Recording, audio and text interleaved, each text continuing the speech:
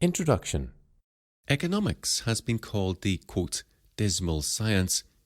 This is, in a sense, odd, since it affects us all in the most direct and pervasive manner, and, as a result, arouses some of the most heated arguments and angry emotions that modern man experiences. And it has no claim to be a science, at least not in the modern sense, that is, an exact science, as we shall see. Nonetheless, it is not difficult to understand why the subject has attracted this opprobrious appellation, which seems to be so universally affirmed by the general population. In spite of the fact that economics affects us all vitally and is of the very greatest concern to us in every detail of our lives, the subject has suffered badly at the hands of professional economists. It seems always to be hedged about with ideas and arguments that are difficult to understand and that professional economists seem reluctant to explain in clear terms, assuming, of course, that they understand the arguments themselves and are not just repeating parrot fashion the ideas of the latest school of economic mumbo-jumbo. Whenever one hears economists talking on the radio or television or reads about the subject in the paper, one is faced with an endless and bewildering mass of statistics, equations and arguments, or perhaps just assertions masquerading as arguments that are hard to make sense of. It is, therefore, to some extent what economists have done to economics that has turned it into a dismal science. On top of this, however, economics seems inevitably to be linked with politics, and hence with the tedious and inane propaganda peddled by politicians who seem unable to answer a simple question in a direct manner. It is, perhaps, the association of economics with this latter fact as much as anything else that has rendered the subject so odious to the general population. Politicians so often hide behind a misleading screen of economic, quote, doublespeak, end quote, when they know that to answer their critics honestly would make them unpopular and possibly even unelectable. As a result, economics is abused by politicians and misunderstood by the general public. This may be reason enough for a book that attempts to explain to those who have not been initiated into the abstruse craft of modern economics how the economy functions, what is wrong with the way it functions, and what should be done to reform it. But why, it may be asked, do we need a book purporting to explain these matters from a specifically Christian perspective? Why do Christians, of all people, need to understand how the economy works and how it should be reformed? There are a number of answers to this question. First, as already stated, economics affects us all.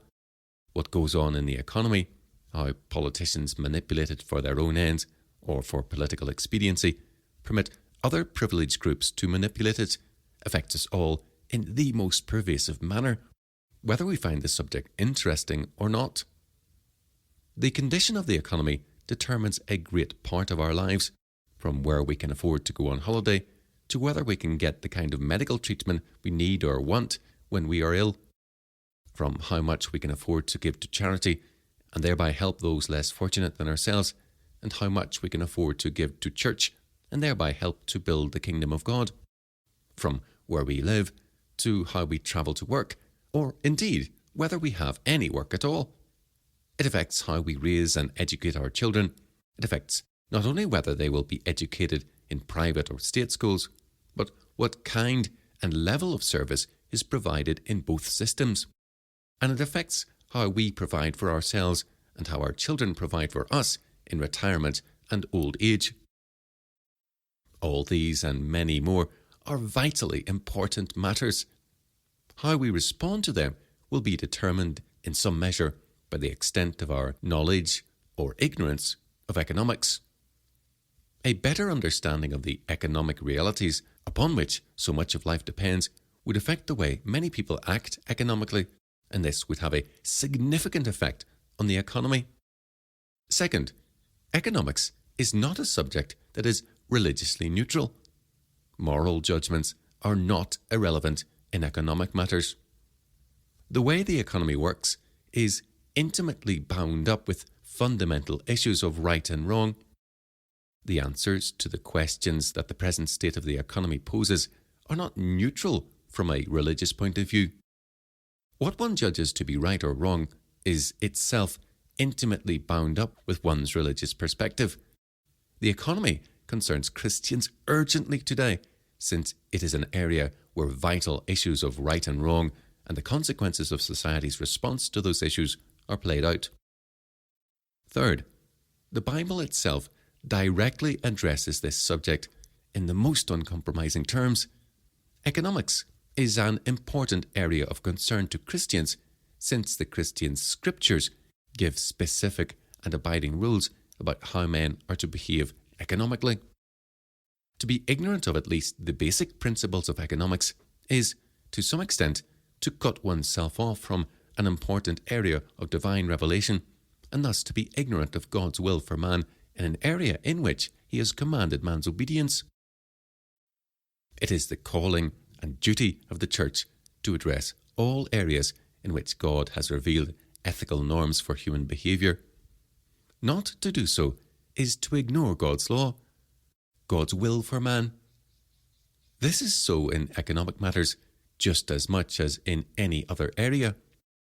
Immoral economic behaviour must be addressed and challenged by the Church, no less than immoral sexual behaviour. God has given laws to mankind governing both realms of activity. It is important that the Church should teach God's law for economic behaviour and call society back to obedience to those laws when it departs from them. It is necessary, therefore, that the Church should bring the moral teaching of the Bible to bear on the economic issues that face modern society. If Christians are to do this effectively, however, they must be informed. Ignorance of the economic realities upon which so much of life depends will vitiate the Church's ability to speak prophetically in this area and call the present generation back to faithfulness to God's word. Fourth, the future of our culture and of our civilization is also vitally affected by economic issues. A political system that systematically penalises the kinds of economic activity that lead to capitalisation and economic growth will obviously have far-reaching effects on the general standard of living enjoyed by society. But it will also affect the long-term future of society by effectively making the civilizing process itself impossible to sustain on a scale that would support the kind of culture and welfare that we have come to expect in the West. The effect of unleashing such a system on a culture can be seen from the history of the Soviet Union. Not until the early 1950s did the peasants of Soviet Russia attain the standard of living they had enjoyed under Tsarist rule in 1913. And this is no apologetic for Tsarism. The systematic enforcing of socialist economics on Russia led to a drastic decrease in standards of living, and this was in spite of the massive Western aid that was poured into Russia after the revolution, and the fact that Russia is a country rich in natural resources. Socialist economics, to put the matter succinctly, cripples economic growth and retards the technological advancement of civilization, which, on the physical level, is made possible only by capitalization, that is, economic growth, on the scale that has been observed in Western Christendom since the Reformation. And of course, such capitalization was itself historically only made possible in the West because of the adoption of a Protestant worldview and the subsequent rationalization of economic activity in accordance with the Protestant ethic. As British culture increasingly moves away from the kind of political and economic system that made modern Western civilization possible to a system that has already demonstrated its inability to advance civilization and its inevitable link with economic crisis and decapitalization, society will begin to decline economically. This has already happened in many ways. In spite of the attempt to create an, quote, enterprise culture, unquote, under a conservative government in the 1980s, Britain is now intimately involved with and committed to membership in a pan-European superstate that is socialist through and through, and, in order to achieve its goals, is strangling the nation economically. As a result, the nation is slowly but systematically being reduced to economic servitude by means of bureaucratic legislation passed in Brussels, to which the British government must yield. What is not so obvious is the fact that, as the worldview that in the West made cultural advancement possible, that is, the Christian worldview, declines, the kind of culture that previously characterized British society will also disappear. We are already in a process of transition from a Christian culture to a, quote, post-Christian, end quote, that is, neo-pagan culture.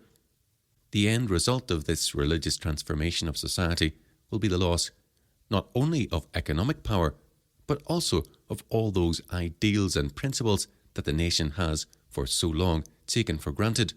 For example, justice, the rule of law, the right of private ownership, freedom of movement, and, ultimately, freedom to practice a Christian way of life in its fullness.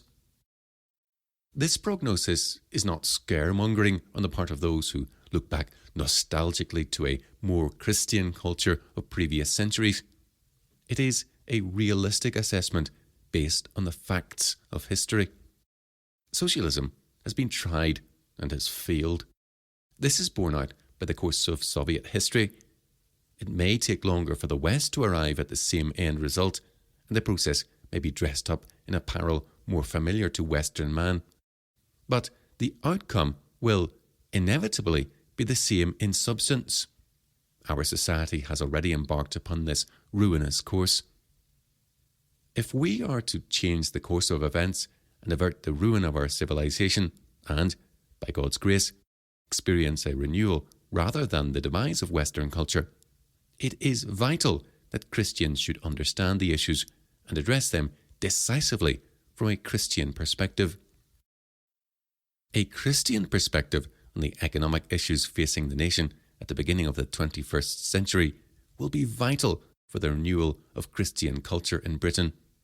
Of course, economics is one issue among many, but it is an important issue and it must be addressed if we are to be delivered from the dark age that, without a revival of Christian civilization in our land, looms large before us.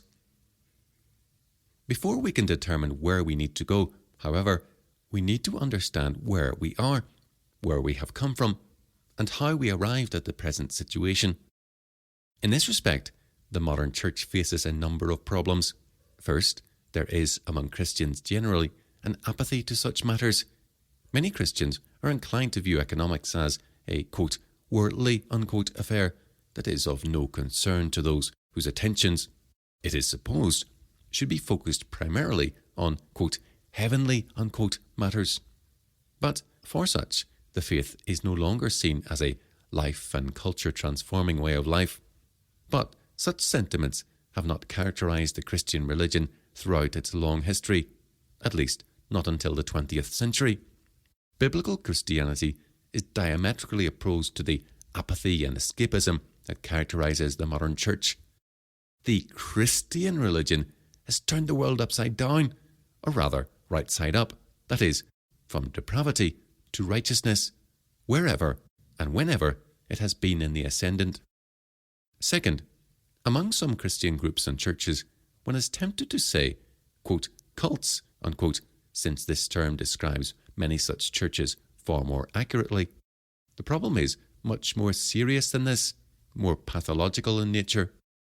Pietism, which sees the Christian faith purely in personal terms, that is, which sees Christianity as relevant only to one's private life and perhaps one's family, though even this is usually restricted considerably, and which regards the corporate or public aspect of the faith as confined purely to the church as an institution, has provided a theological rationale in the 20th century for the apathy mentioned above. For those who embrace pietism, such apathy is not merely an acceptable attitude to, quote, worldly, unquote, matters. It is the only acceptable attitude in their view. Pietists are convinced, it would seem, that their pietistic perspective has has been the norm throughout the long history of Christendom. This is peculiar, since all of Christian history points to the opposite conclusion. Throughout the 2 millennia of its history, the Christian Church has demonstrated that the Christian faith is a culture and nation-transforming, indeed a world-transforming religion that addresses every aspect of human life and culture. This peculiar blindness to the facts of Christian history can be explained, however. The Church in the 20th century has, by and large, abandoned the study and application of Christian history. Yet, the problem amounts to more than ignorance of Christian history. Such ignorance is part of a much larger problem, namely the Church's failure to understand its calling in the world. Pietism rendered the Church of the 20th century impotent and irrelevant at a time when the Christian gospel in its fullness, that is to say, the whole counsel or word of God, not simply the truncated message peddled by modern evangelicalism, needed to be heard desperately. The modern Church's failure to articulate and proclaim the comprehensive claims of the Christian faith to a society gripped by a revival of paganism more virulent than it has been for over a millennium is itself a major cause of the decline of Western culture and, as part of that general decline, of Western economics also. A pietistic imitation of the Christian faith may have seemed attractive to many in the genteel culture of a largely Christianized Victorian England, but it is no match for the resurgent paganism that threatens to destroy Christendom at the beginning of the 21st century. For that, the real thing is needed. This pietism is pathological for another reason, however. In spite of the aloofness that pietists try to create in their personal lives, the results of pietism are anything but unrelated to the world of everyday affairs. Pietists seek to be otherworldly to such an extent that they are not concerned with banal and unspiritual subjects such as economics, about which the Christian scriptures have so much to say. They see no need to develop a Christian perspective on social issues because these are, quote, worldly, unquote, whereas the faith, or so it is thought, is above the world and unrelated to such issues. But this attitude succeeds only in creating a vacuum. Even pietists must live in the real world and think about and act in terms of the everyday social, economic and political issues that face us all. Hence, without a well thought out Christian perspective on these issues, pietists unwittingly imbibe the worldly attitudes around them. Because they believe these issues are neutral from a religious perspective, they do not stop to consider whether their views are Christian, whether or not they conform to biblical principles. They simply imbibe the views of the world around them unwittingly. In doing so, they become perpetrators of the very worldliness they think and claim they have escaped by devotion to a purely personal or church-oriented faith. Thus it is that the Church, by its apathy and pietism, has become an avenue by which British culture has been repaganized. Wherever the Church leaves an intellectual vacuum, that is, wherever it asserts that a given sphere of life is religiously neutral, some other ideology will be imbibed to fill that vacuum by non-believers and believers alike. That ideology in the 20th century was secular humanism, and it prepared the way for the repaganizing of Western society. But the problem does not stop here. Third, when the Church is challenged over its apathy, it so often responds by merely regurgitating the latest secular humanist sentiments in the dress of Christian language, thereby baptizing, as it were, utterly unbiblical and unchristian ideals. Thus, in the 20th century, the Church, because it did not develop a biblical perspective on economic and social issues, ended up espousing socialist ideas and principles, insisting that these are Christian ideals and principles simply because good intentions have been imputed, though often incorrectly, to those who developed or popularized socialist ideology. But good intentions do not guarantee that a man will hold to biblical principles.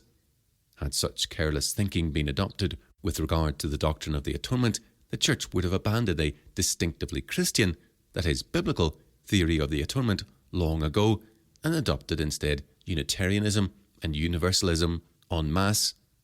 The Christian faith demands, however, as vigorous an application of biblical principles to social, economic, and political issues as it does to theological issues such as the atonement. Only as this is done will the Church be able to articulate a distinctively Christian voice on these issues, as opposed to the old and worn-out secular humanistic answers dressed up to look Christian.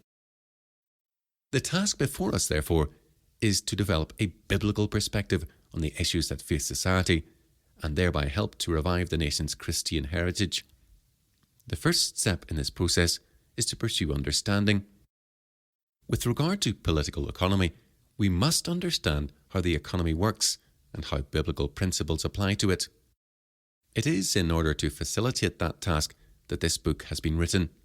It is offered in the hope that it will help to give the Church a clearer vision of where we are, how we got here, and what we should do if the economy is to conform to Christian, that is, biblical, principles and ideals. In conclusion, it should be mentioned that economic injustice perpetrated by the modern state is not the only kind of problem facing modern Western society. A sense of balance is therefore called for. Far more serious abuses of power are tolerated and supported by most Western states than those arising from government control and government regulation of the economy. Compared to state-legalized, and in many cases tax-funded murder of thousands of unborn human beings every year, economic injustice pales into insignificance. The gravity of this obscene offence gives it a singular priority over mere economic matters in the reformation of society. However, economics is the subject under consideration here, not abortion. Nonetheless, the following 2 points are relevant to our discussion of economics. First, abortion is not totally without relevance to the economic growth and prosperity of the nation, since a society that is declining in population, or even just reproducing itself numerically, has to allocate a greater proportion of its resources to care of the elderly and welfare generally than a comparable society with a growing population. Such welfare is unproductive in general terms, and the greater the degree to which society has to channel its economic resources into it, the less it has to invest in the creation of wealth, to capitalize itself, and thus generate the kind of economic prosperity that would enable it to fund welfare more effectively. Second, we must not underestimate the significance of economic decline as an aspect of the judgment that God visits upon a society that tolerates practices such as abortion and refuses to acknowledge Him as Lord, worshipping the creature rather than the Creator. Romans 1, verses 18 to 31. Chapter 1. Economics and Economic Disciplines. Section 1. Definition of economics. Economics is the study of the management and productive use of scarce resources with alternative uses. The word economics is derived from the Greek word oikonomia, meaning the management of a household, husbandry, or thrift. This word is itself formed from the combination of two other Greek words, oikos, meaning house, and nemo, meaning to distribute or to manage, and oikonomos was the manager of a household or estate, a steward or administrator. Economics, therefore, deals with the stewardship of scarce resources. Section 2. Various kinds of economic study. Economists today generally distinguish between various kinds of economic study. There are textbooks dealing with subjects such as macroeconomics, microeconomics, development economics, econometrics, positive economics, normative economics. International trade, though often considered as part of macroeconomics, also tends to be treated in a somewhat specialist way, as if it constituted a form of economic activity, governed by principles quite different from those of domestic trade. Macroeconomics is concerned with an overall view of the economy and therefore deals with economic activities in terms of large aggregates.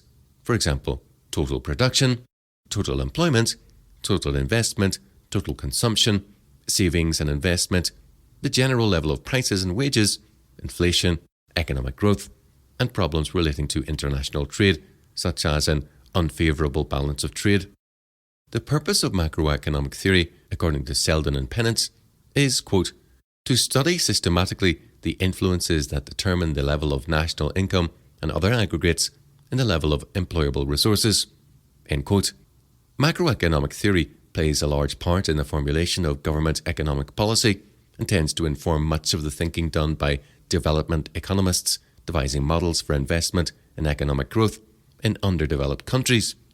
Microeconomics, by contrast, studies the economic actions of individuals and particular groups of individuals, particular firms and businesses, the fluctuation in prices between various goods and services, and the factors determining the allocation of resources to particular industries.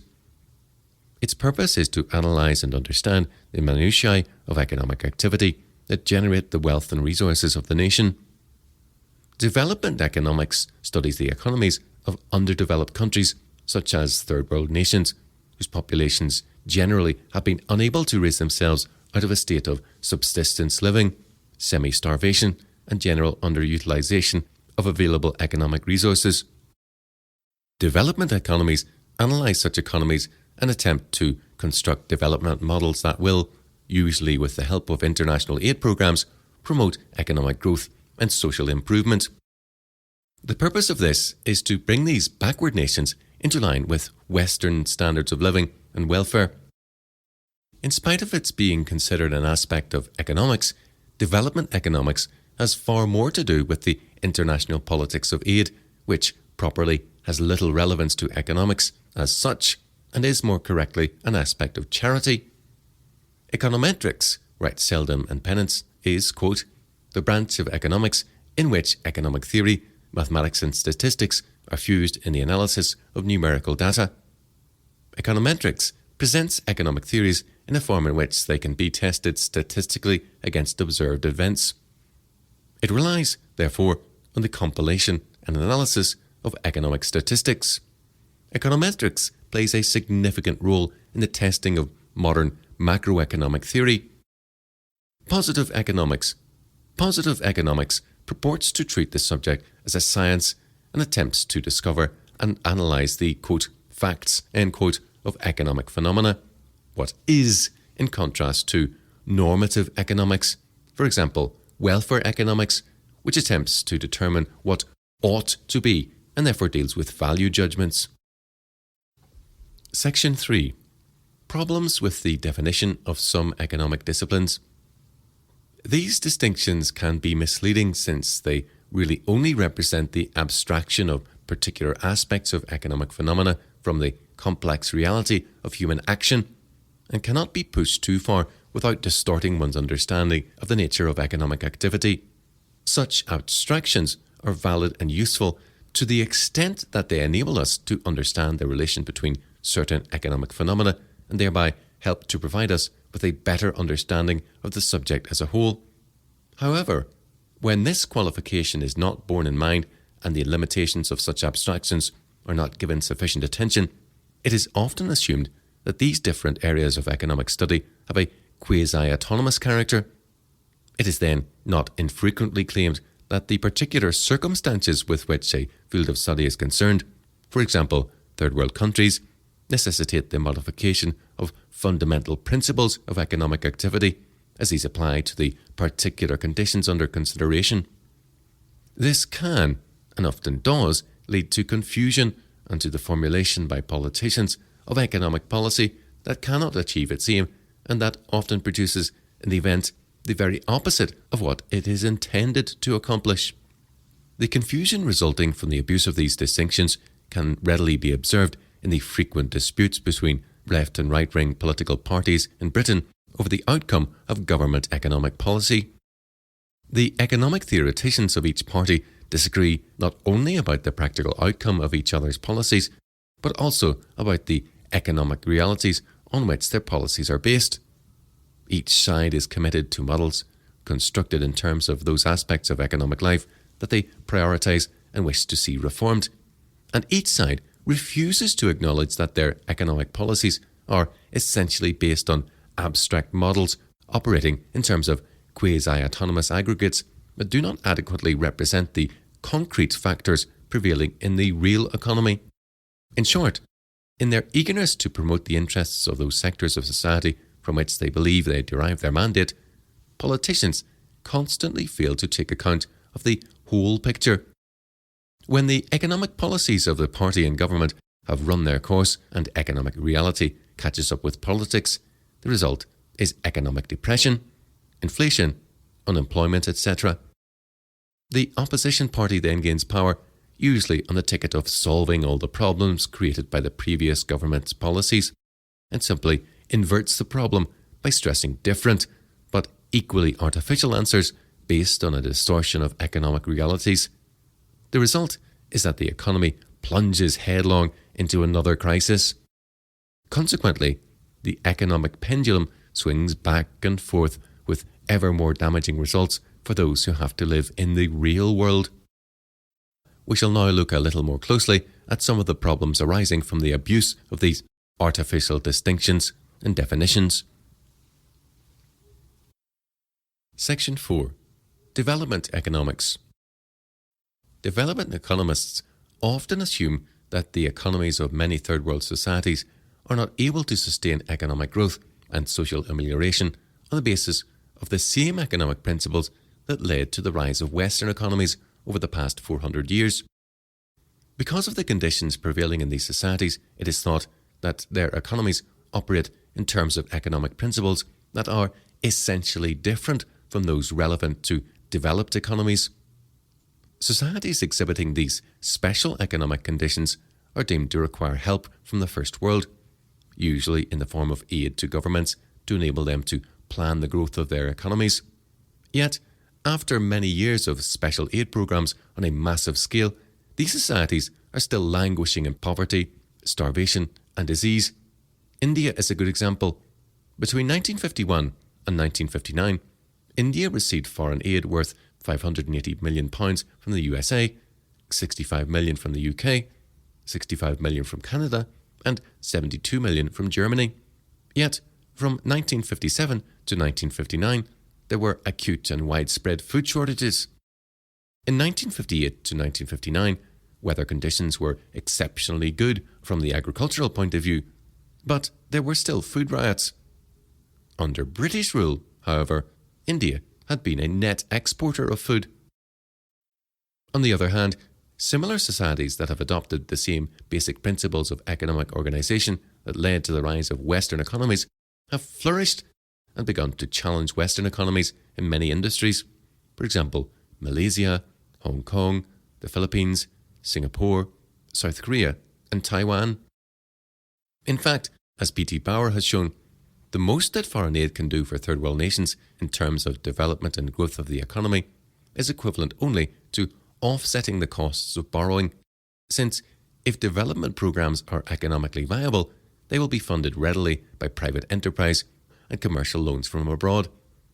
At worst, however, aid can lead to the fossilization of government economic policies that create disinvestment and thus cripple industry. This is because, by the very nature of the case, aid tends to be offered to nations whose governments have already demonstrated their inability to safeguard the social conditions necessary for economic growth and social amelioration. There are, in particular, a number of serious problems arising from government-to-government aid programs based on models that do not require the creation of the same economic conditions that led to economic prosperity in the developed world. A. Such aid primarily supports governments and the policies those governments choose to pursue, not the poor, who may not benefit at all from these policies. P.T. Bauer points out that, quote, much spending undertaken or directed by government and termed investment does not represent capital formation on any sensible interpretation, but is merely spending on various activities and projects deemed useful to the government and its agents. And aid brings about a host of repercussions which adversely affect the basic determinants of development and are likely far to outweigh any benefit from aid. Usually countries receiving aid are poor precisely because the policies pursued by their governments create economic impoverishment. Aid given to such governments tends to increase governmental power and control over society, and thus helps to prolong the very problem it is ostensibly aimed at eliminating by helping to reinforce the kinds of policies that created the problem in the first place. Many third world governments have persecuted some of the most productive groups in their societies. Communist governments in the third world nations, for example, which are hostile to the idea of private capital accumulation because it is considered a, quote, capitalist, unquote, way of life, tend to punish prudent economic activity, often very severely. Under the Mengistu government in Ethiopia, saving money from the sale of the proceeds of past harvests and investing it in future food production was called, quote, capitalist accumulation, end quote, and made a, quote, crime against the people, end quote. Earning a living by transporting food to districts where it was needed was considered, quote, exploitation, unquote, and was punished by confiscation, imprisonment, and even execution. Saving food from good harvests for droughts and bad seasons has also been punished with mass executions. Aid given to such governments does nothing to benefit the poor, who are denied the economic means necessary to improve their conditions by the government, and helps to promote the kind of economic policy that have led to the decline of these economies in the first place. Aid in such cases actually helps to prolong the misery of such economically impoverished nations and helps to create the desperate economic conditions that are then deemed by development economists to necessitate further injections of aid. B. Aid given to government also fosters the adoption of political rather than economic means of social amelioration, since it provides immediate resources for short-term social amelioration in the form of state subsidies, grants, and welfare, but without requiring the fundamental reforms necessary to sustain economic growth in the long term. This leads to the increasing politicization of life, which encourages people to divert their time, resources, and energy away from productive economic activity towards securing favourable treatment from government, for example, state subsidies, the granting of licenses and monopolies, imposition of tariffs on imports that compete with domestic industries, discriminatory tax concessions, all of which have detrimental effects on the economy. P.T. Bauer states the problem clearly. Quote, foreign aid has thus done much to politicise life in the third world, and when social and economic life is extensively politicized, who has the power becomes supremely important, sometimes a matter of life and death.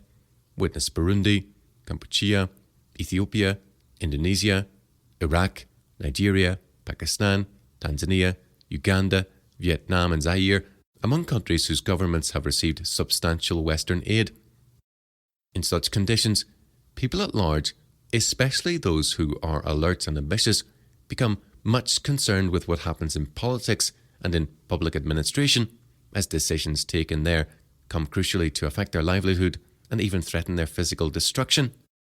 People divert their resources and attention from productive economic activity into other areas, such as trying to forecast political developments, placating or bribing politicians and civil servants, operating or evading controls. They are induced or even forced into these activities in order either to protect themselves from the all-important decisions of the rulers or, where possible, to benefit from them. This direction of people's activities and resources must damage the economic performance and development of a society, since they depend crucially on the deployment of people's human, financial, and physical resources. End quote. Thus, foreign aid given to third world governments, because it provides much of the funding necessary to effect this politicization of life, initiates, or at least helps to sustain, a cycle of events that is extremely damaging to the whole economy and hence to real economic growth and social amelioration in the long term for the majority of the population. The effects of aid, when misdirected in this way, are also often detrimental to those minorities and groups that do not have the political muscle to secure favourable treatment by the government in office. Those with access to political power use that power to better their own conditions by granting favourable concessions, privileged status, and access to government funds for themselves, for their own class, ethnic group or tribe, and by penalising and disadvantaging other groups, for example by restricting opportunities for skilled work and reserving entrance into monopoly trades for members of the privileged groups. Those groups that are not able to control the policy and machinery of state, which are often the most economically productive groups in society, are disadvantaged and become second-class citizens. Foreign aid given to third world governments, since it helps to provide the funding necessary for such policies to be pursued, is essentially irrational from an economic point of view and therefore detrimental to economic growth and social amelioration in the long term. For the same reason, it helps to institutionalize prejudice and injustice. Foreign aid, therefore, can, and often does, promote economic backwardness. Aid given to governments often finances policies that frustrate the efforts of many to improve their social conditions. It also leads many to pursue political measures as a means of social amelioration, when, in the absence of such politicised aid, they would be forced back upon economic measures to better their conditions, which would be more desirable and able to produce the required long-term results. The political road to social amelioration is thus not only economically irrational, but, from the human point of view, cruel, since it cannot be sustained when the aid runs out and tends to discourage the kind of real economic reform needed to create the conditions necessary for the development of a productive economy that would sustain long-term social amelioration. Furthermore, aid given to governments that pursue such policies tends to strengthen and consolidate their hold over society and free up other resources for irrelevant and unnecessary prestige and showpiece projects, and even for the machinery of oppression. A good example of this latter point was the Mengistu regime in Ethiopia, which, whilst most of the rural population was in the grip of severe starvation and receiving massive aid from the First World, spent 35 million on a colour television system for its capital and millions more on a whiskey gala. At the same time, it conducted a civil war in 12 of the country's 14 provinces. Section 5. Macroeconomics and Microeconomics. A similar kind of distortion of economic reality can occur when macroeconomic theory is divorced from consideration of the concrete, everyday economic decisions and actions taken by people on the microeconomic level. For instance, we are told by Selden and Pennant that, quote, macroeconomics has its own rules because aggregate economic behaviour does not compare to the total of individual activities, end quote. This statement shows a confused understanding of economic reality. It is to say that the whole is not the sum of its parts. The economy, however, is precisely the sum of all individual economic activities. Even taking account of the fact that the economic actions of individual people, firms, and businesses are often influenced and regulated by government policy, aggregate economic behaviour must compare with the total of individual economic actions. Aggregate economic behaviour is the total of individual economic actions. Such an artificial dichotomy between macroeconomics and microeconomics is confused and misleading. Besides, it is an almost meaningless use of language to say that aggregate economic behaviour does not compare with the sum total of individual economic activities. The latter phrase is simply another way of defining aggregate economic behaviour. Macroeconomic models developed on the basis of such a fallacy can only lead to economic delusion. When such models are adopted by governments as a rationale for the formulation of policy aimed at controlling the economy in terms of government plans for national aggregates, they invariably lead to serious problems for many of the individuals, firms, and industries that comprise the economy. And it is the latter that generate the wealth and resources for economic growth, not government policy, however much politicians would like us to believe otherwise. Such a confused understanding of economic reality lies at the root of many of the problems faced by the economies of both developed and underdeveloped nations today. To the extent that government economic policy is informed by such spurious macroeconomic notions, it is simply out of touch with reality. The result is economic schizophrenia and, in the end, ruin for the economy. The use of macroeconomic theory increased after the publication of John Maynard Keynes's General Theory of Employment, Interest and Money in 1936. Keynes, in effect, inverted the economically sound procedure of basing theory concerning the behaviour of economic aggregates on a thorough analysis and understanding of microeconomic factors. Instead, he made microeconomics dependent on macroeconomic theory. Macroeconomics has gained importance with the rise of government regulation and control of the economy, since ostensibly it is able to provide theoretical justification for such controls. However, government's macroeconomic policy is usually achieved at the expense of the individuals, firms, and businesses operating on the microeconomic level, who have to make a profit, or perhaps even just survive, while juggling the regulations, avoiding the pitfalls, and suffering the handicaps and penalties thrown in their way by politicians seeking to manipulate the economy for political ends and taking their advice from tenured academics and economic gurus sitting in ivory towers. When government macroeconomic theory and policy are seriously out of touch with the realities prevailing on the microeconomic level, as they usually are, to varying degrees, the result is the business cycle, that is, the constant swing between booms, periods of high inflation, easy credit, and the growth of a debt-based economy, imprudent investment, excessive and unsustainable business expansion, and often wild speculation, and slumps, periods of recession, widespread business failures, bankruptcy, high levels of unemployment, and the decline of standards of living generally. The problem with this kind of macroeconomic theory is that it abstracts general concepts such as the level of prices and total employment from the concrete microeconomic realities upon which they rest, and assumes that they are controllable by governments in such a way that the knock-on effects of such controls on the microeconomic level can be contained and channeled to the desired ends. But this fails to take account of the fact that aggregate economic activity is a result of millions of individuals making subjective evaluations of the economic choices before them in accordance with their own particular needs and desires. In order to control the aggregate economy successfully, therefore, the government would have to be able to understand the motives, priorities, and intentions of the whole population and predict people's reactions when faced with a series of possible, but as yet unrealized, economic conditions. There is, quite obviously, no way that such information can be made available to a central authority directing the economy, and even if it could, it would be impossible for finite human beings to make sense of it, so vast would be the task. In other words, it would require omniscience.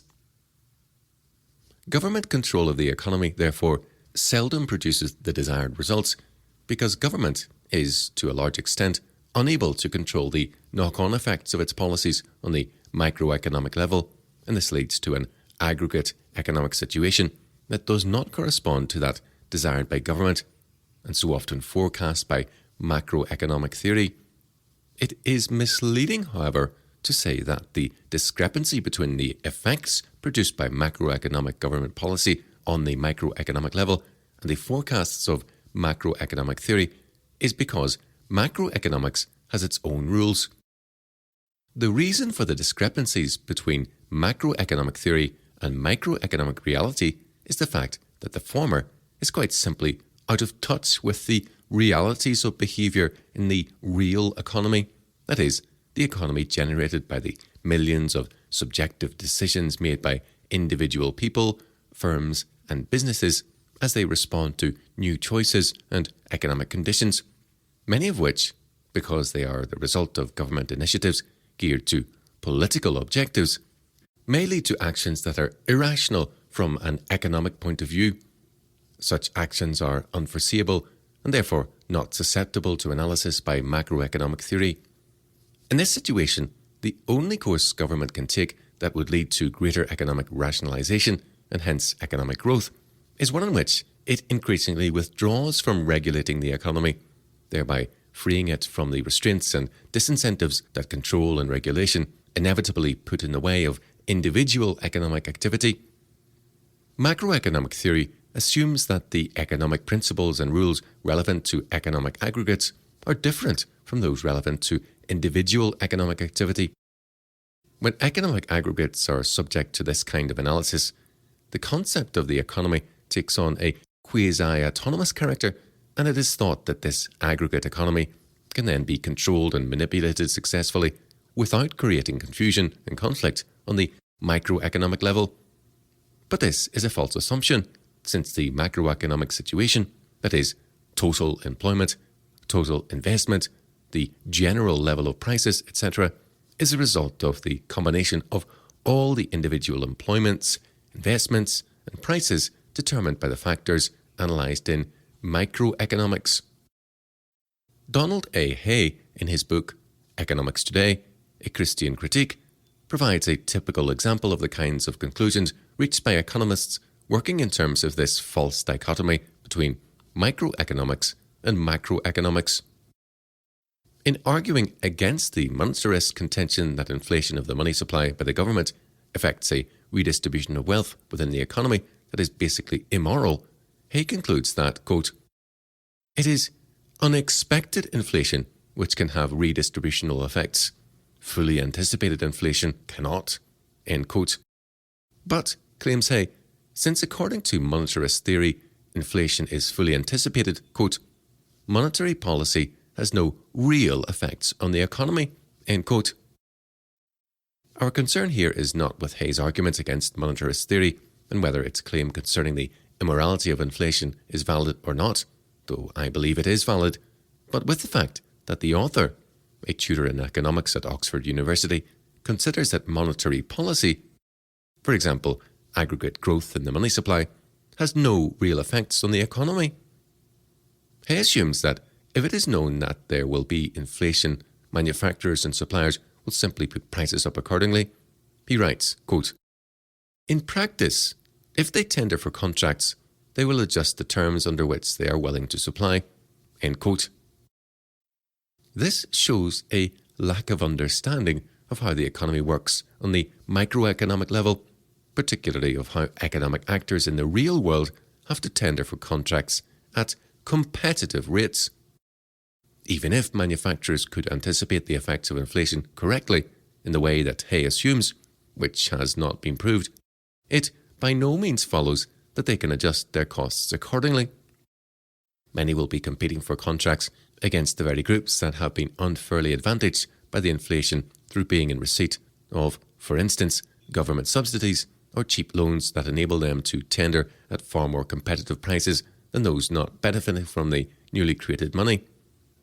This means that even if those firms not in receipt of government grants or cheap loans are aware of the effects of inflation, they cannot compete and put up their prices, but can only compete by not putting their prices up, or by not putting them up in line with inflation. Perhaps it would be better if academics who are inclined to make such sweeping claims were to try earning a living under such conditions before they glibly brush aside the plight of many of the firms and businesses that have to compete against those who receive the newly created money. Being able to anticipate inflation and being able to avoid its consequences are two very different things. A basic distinction one would have expected a lecturer in economics at Oxford University to have appreciated. Such reasoning is naive and economically unsound. Hay contends that evidence of the redistributive effects of inflation is generally unsubstantial. He does, however, consider that those on welfare benefits and low-income groups may be affected. Since he thinks that inflation does not affect the economy, this implies that the spending power of such groups is irrelevant for the economy, which is far from being true. Even here, however, those considered to be affected by inflation are arbitrarily confined to a narrow income group. This assumption is quite false. On the contrary, inflation affects all individuals and groups that do not have the political muscle to secure the benefits of inflation, that is to say, to ensure that they are the ones who receive the newly created money. Those who are members of groups that can bargain successfully for pay increases commensurate with inflation, for example, labour and professional unions are able to benefit at the expense of those who do not have the power to command increases in pay, either personally or through the representation necessary to bargain with the government. This includes many of those self-employed people and small businesses that have to compete against industries and firms subsidised by inflation. The fact that these people may be quite aware of what inflation is doing to their income does not help in any way to compensate for the loss of purchasing power that they have to bear as a result of inflation. The knock-on effects of inflation affect a great many such people who are vital economic actors and upon whom the welfare of the economy depends every bit as much as those with bargaining power and political influence, and who have, as a proportion of the workforce, increased considerably since the early 1970s. By analysing economic phenomena in this way, without taking care to stress the limitations of such an abstract approach, economists create confusion and mislead politicians into thinking they can manipulate the macroeconomic factors for their own ends without throwing into confusion the factors involved on the microeconomic level, which are responsible for real economic behaviour and hence economic growth and decline. In other words, it gives them leave to manipulate the economy as if overall economic performance can be determined from above by political policy. Such control from above affects the economy greatly, but seldom for the good, since it rarely produces the anticipated results. The effect of policies based on this artificial distinction between macroeconomics and microeconomics and the construction of aggregate models that do not adequately relate to the concrete economic circumstances under which the economy works is that the economy runs into difficulties and becomes even more difficult to control by political fiat. A graphic illustration of this last point on the 16th of September 1992, quote, Black Wednesday, unquote, as it was subsequently called, when sterling plunged into a nosedive on the currency markets, and all attempts by the Chancellor of the Exchequer, Norman Lamont, to stop its decline by the use of draconian measures failed miserably. The Bank of England announced a minimum lending rate of 12%. This had the desired effect of pushing up the commercial bank's base rates accordingly, and it was also announced on the same day that interest rates would rise another 3% on the following day. These measures proved useless against the real economy, however, since the exchange value of sterling continued to fall below its permitted ratio within the ERM, European Exchange Rate Mechanism. The Chancellor came down to earth with a bump, eventually suspending sterling within the ERM and cancelling the interest rate increases on the following day. It was estimated that during the period in which sterling came under pressure on the currency markets until its suspension as a member of the ERM, the Bank of England lost half its foreign currency reserves trying to push up the value of the rapidly devaluing British pound. This incident represented the complete failure of one of the main planks of the government's macroeconomic policy, namely membership of the ERM, which was in effect a trial mechanism for the creation of a pan-European supercurrency under the de facto control of the Bundesbank. Macroeconomic theory only has meaning and value when it is grounded in a thorough analysis of microeconomics, that is to say, when it is based on a proper understanding of the subjective and decentralized nature of economic activity in the real world. Macroeconomic models of the economy that fail to take account and operate in terms of microeconomic factors, when used as the basis for government policy, can be and have been extremely damaging for the economy as a whole, including the many individuals and the businesses they own or work for, which produce the wealth of the nation.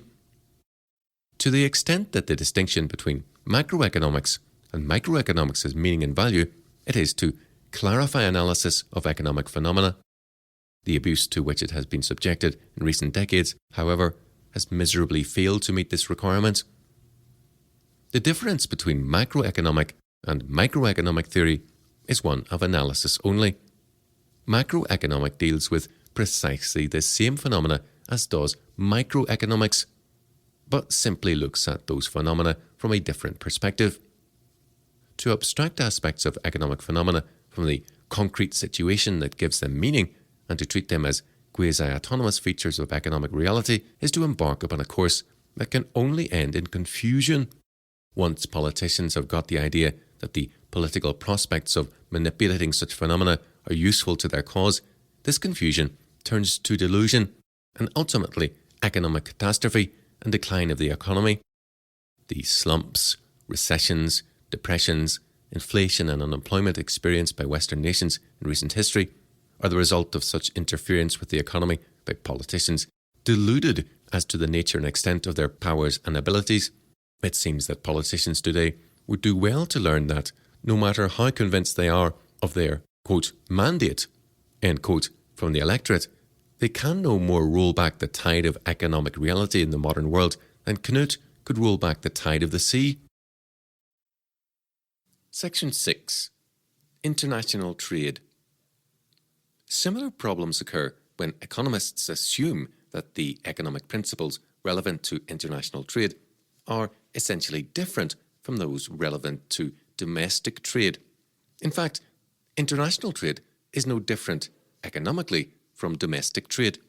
The problems associated with the former are political in origin, yet the idea that international trade poses special problems for the economy and thus necessitates special consideration by politicians has persisted. One of the most pertinacious manifestations of this mistaken notion is the almost ubiquitous obsession with the balance of trade among both politicians and economists. At times, this obsession seems almost pathological in nature. If ever there was a political neurosis, this is it.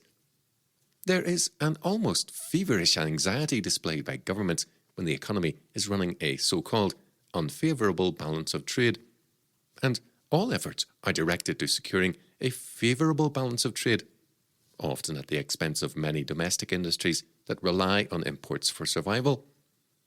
But from an economic point of view, there is no such thing as a favourable or unfavourable balance of trade. Moreover, the term balance of trade is ill-defined and misleading. In the strictest sense in which it is used in reference to trade in visibles, or even trade in visibles and invisibles, but excluding those elements of the economy analysed in the capital account table of the balance of payments, it is of course true that a nation may have imported more than it has exported, that is, that it may have imported more than it has exported of certain kinds of goods and services. But to call this an, quote, unfavourable, end quote, balance of trade, or even a, quote unquote, deficit, is misleading, since it implies an undesirable state of affairs that governments deem within their mandate to rectify by means of economic intervention, or even by direct political fiat. Such deficits will be balanced by credits in other sectors of the economy, for example, foreign investment in the British economy, which is classed as a credit item in the capital account table of the balance of payments. The exclusion of the latter from the assessment of what is best for the political economy by government is a political decision. In terms of Britain's overall trading relationship with the rest of the world, however, foreign investment in British industry is important, and it is misleading to assess the nation's foreign trade without taking this into account. Just as goods and services can be exported to foreign consumers, investment opportunities in British industry can be made available to foreign investors. Such investments are a vital part of British trade with the rest of the world. A favourable or unfavourable balance of trade is thus entirely a political phenomenon, and the attempts of governments to remedy so-called unfavourable balances through the imposition of trading restrictions, tariffs, and currency regulations are made not to maximise economic efficiency, but to protect uncompetitive domestic industries and trading groups whose interests government is particularly sensitive to. In other words, the difficulties and problems normally associated with the balance of trade are problems relating to government manipulation of the economy for its own advantage, and the advantage of those industries that employ large numbers of workers whose employment prospects are deemed to count in terms of votes at general elections. From the economic point of view, there cannot be a favourable or unfavourable balance of trade, but there can be a balance of trade that, due to its composition, is deemed unpropitious by politicians and government bureaucrats with certain misguided ideas about what kinds of industry are good for the domestic economy. For example, politicians generally seem to think that it is better for the economy to export the products of heavy and manufacturing industry, visibles, rather than those of the financial and service industries, invisibles. It is thought that the former create greater employment for the domestic economy, and that, if the government is to stay in office, it has to develop policies that will benefit the employable population. This usually means that manufacturing industry and other visibles are favoured at the expense of the financial and service industries. However, this is an erroneous way of assessing the needs and well-being of the domestic economy. The assumption that the domestic economy will be in trouble and that there will be greater unemployment if heavy and manufacturing industry decline has not been proved. On the contrary, with the growth of the financial and service industries and the decline of manufacturing industry, along with increased exports of the former and less imports of the latter, the domestic economy can still flourish, other things being equal, for example, provided there is no counteractive government intervention in the economy. Since specialisation and division of labour would be enabled to find its most natural and therefore its most efficient level under these conditions, the result would be a growth in the creation of wealth in the domestic economy. The popular conception that the financial and service industries tend to concentrate wealth into the hands of a few, whereas heavy and manufacturing industry disperse it more evenly throughout society, is entirely false. The notion is based partly on a superficial assessment of the effects of the location of industries and partly on the propaganda put out by socialist political parties, industrial pressure groups, and labour unions seeking political advantages for their own industries at the expense of others. In fact, the contrary is the case in some measure where industry involves unionised labour blocks, as much of British industry does, since large labour cartels benefit closed shop labour and penalise those who do not have access into the restricted areas of work for the privileged. By contrast, the financial and service industries, being less dominated by unionised labour, tend to be far less irrational economically, since they provide greater opportunities for self-employment and the creation of small, decentralised businesses, more competition, which benefits the consumer, and access to employment by those denied work by union labour cartels. Myths about heavy and manufacturing industry being necessary for a viable domestic economy have helped to produce an inefficient economy interference. International trade and division of labour has been one of the casualties generally have, as a result, been impeded considerably. Manufacturing industries with law and the commensurate political muscle associated with them have been able to intimidate governments into rigging international trade in their favour to the disadvantage of the majority. In the ethos created by such industries, which, through their propaganda, help to mould and inform the opinions of the general public, the financial and service industries seem less essential to the overall conditions necessary for the growth of the economy. Therefore, consideration of these industries features less in the formulation of government policy and informs the voting intentions of the population less than does that of manufacturing industry. The fact that domestic manufacturing may be vastly uncompetitive and economic, and therefore that greater efficiency and thus growth of the economy could be achieved by importing such products, is a secondary matter on the next election. In the political ethos of our age, with its idolatry of the crassest form of democracy, is to stay in power, no matter how much they may be willing to sacrifice progress for the sake of votes from employees of large domestic manufacturing industries, have been led to believe that their only hope of employment is in government investment in heavy and manufacturing industry. The result of government policy informed by such views is that tariffs and import quotas are placed on products manufactured in foreign countries, and this damages not only foreign economies through restricting their sales outlets in those industries in which they excel, but also the domestic economy by benefiting industries that are uncompetitive and wasteful. That is to say, it leads to a less efficient use of capital in the domestic economy than would otherwise be the case. Any supposed unfavourable balance of trade is thus a political concept. An unfavourable balance of trade in a particular industry or group of industries domestic economy by the government for consideration if the government's prospects of re-election are to be prioritised. Policies aimed at any such supposed unfavourable. First, is it in terms of Britain's overall trade with the rest of the world to export more than we import? The absurdity of the balance of trade fetish now becomes apparent. In fact, we can only export if we also import. Importing and exporting is simply trading over a national boundary, which is apolitical. Just as there is no point in selling the domestic economy if you do not wish to, so also there is no point in selling goods and services abroad if we do not wish to buy foreign goods and services. When a British manufacturer wishes to export his goods, those abroad intending to purchase them have to obtain sterling to pay for the goods. This means that some of those holding sterling have to be prepared to exchange their sterling for foreign currency. They will only do this if they believe that they can use foreign. If they are denied the right to spend their foreign currency in this way, they will stop holding it, and those wishing to purchase British goods will be unable to obtain sterling with which to trade, and therefore we cannot export more than we import, although we can import more of certain types of goods than the government and domestic manufacturers of those goods would like us to import. Two-way thing, whether at home or abroad. Each party benefits, each party gains something, and the use of a common medium of exchange, money, or of several mediums, foreign currencies, to make trade easier and more rational does not alter this basic fact of economic life.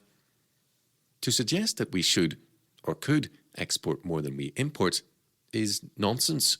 As we shall see, the argument that exchange rates could be fixed at levels that would help the British population really want to export more than it imports.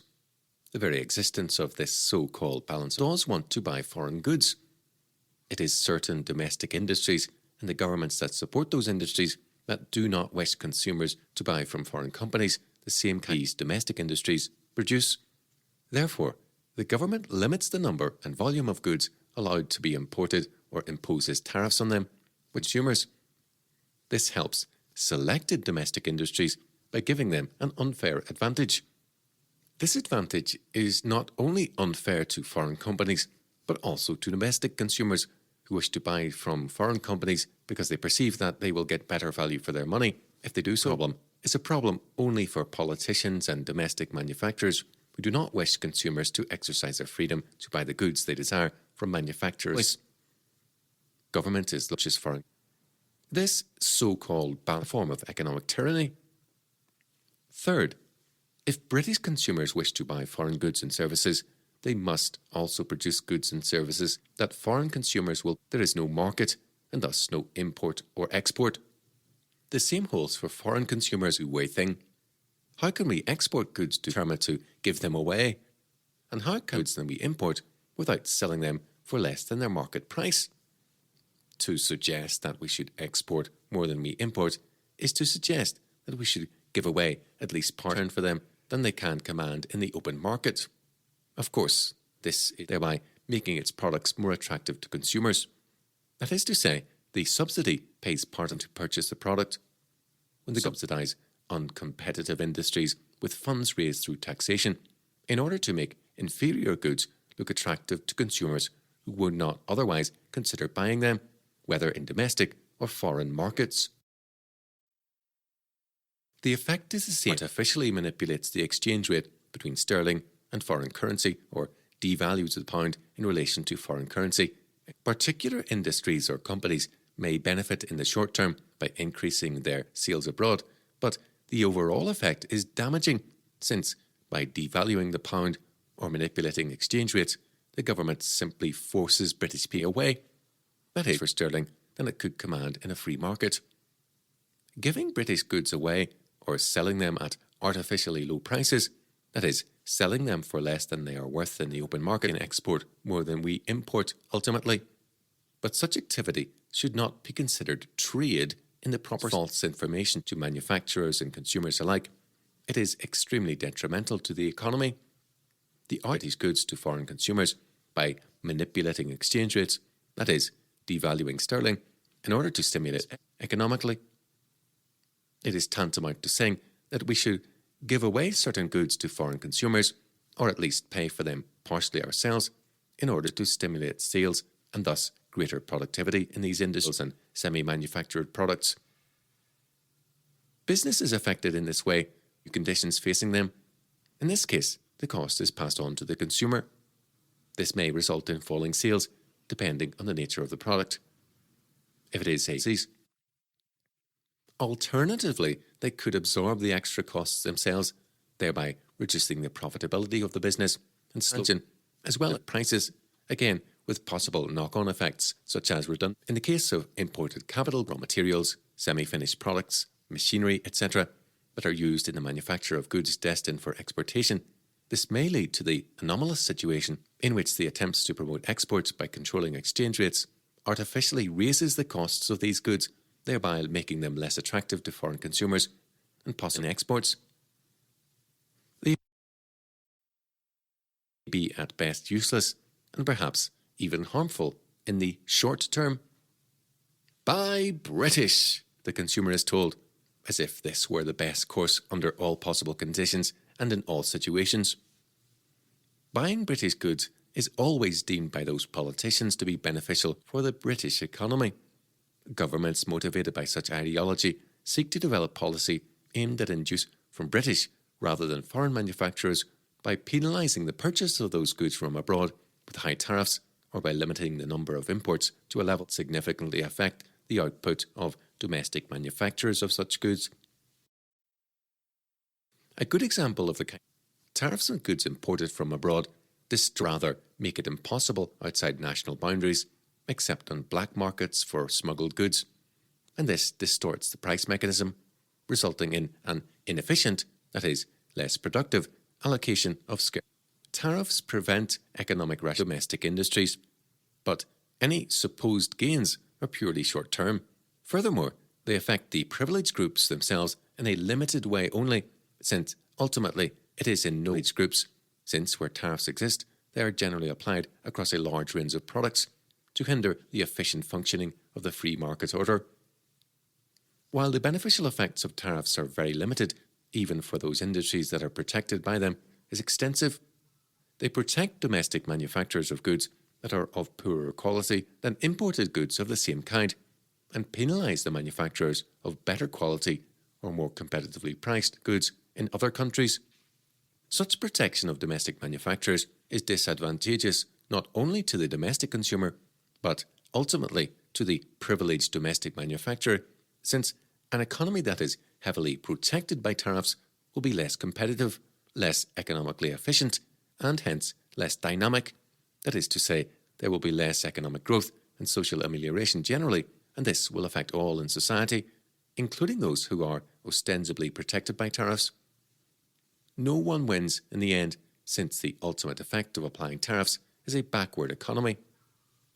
A pertinent example of the consequences of such measures is the price of food in Britain since its entry into the EEC. Food far more expensive than they need be, since the sale of much cheaper food is penalised by heavy tariffs if it is imported from non-European Union countries. When tariffs are combined with the subsidising of exports, the problems are only exacerbated. The domestic consumer again loses out. Not only is he denied the right taxpayer, he also has to help pay the different subsidy systems are inextricably linked, the one in the other, as nations in turn retaliate against subsidies with tariffs.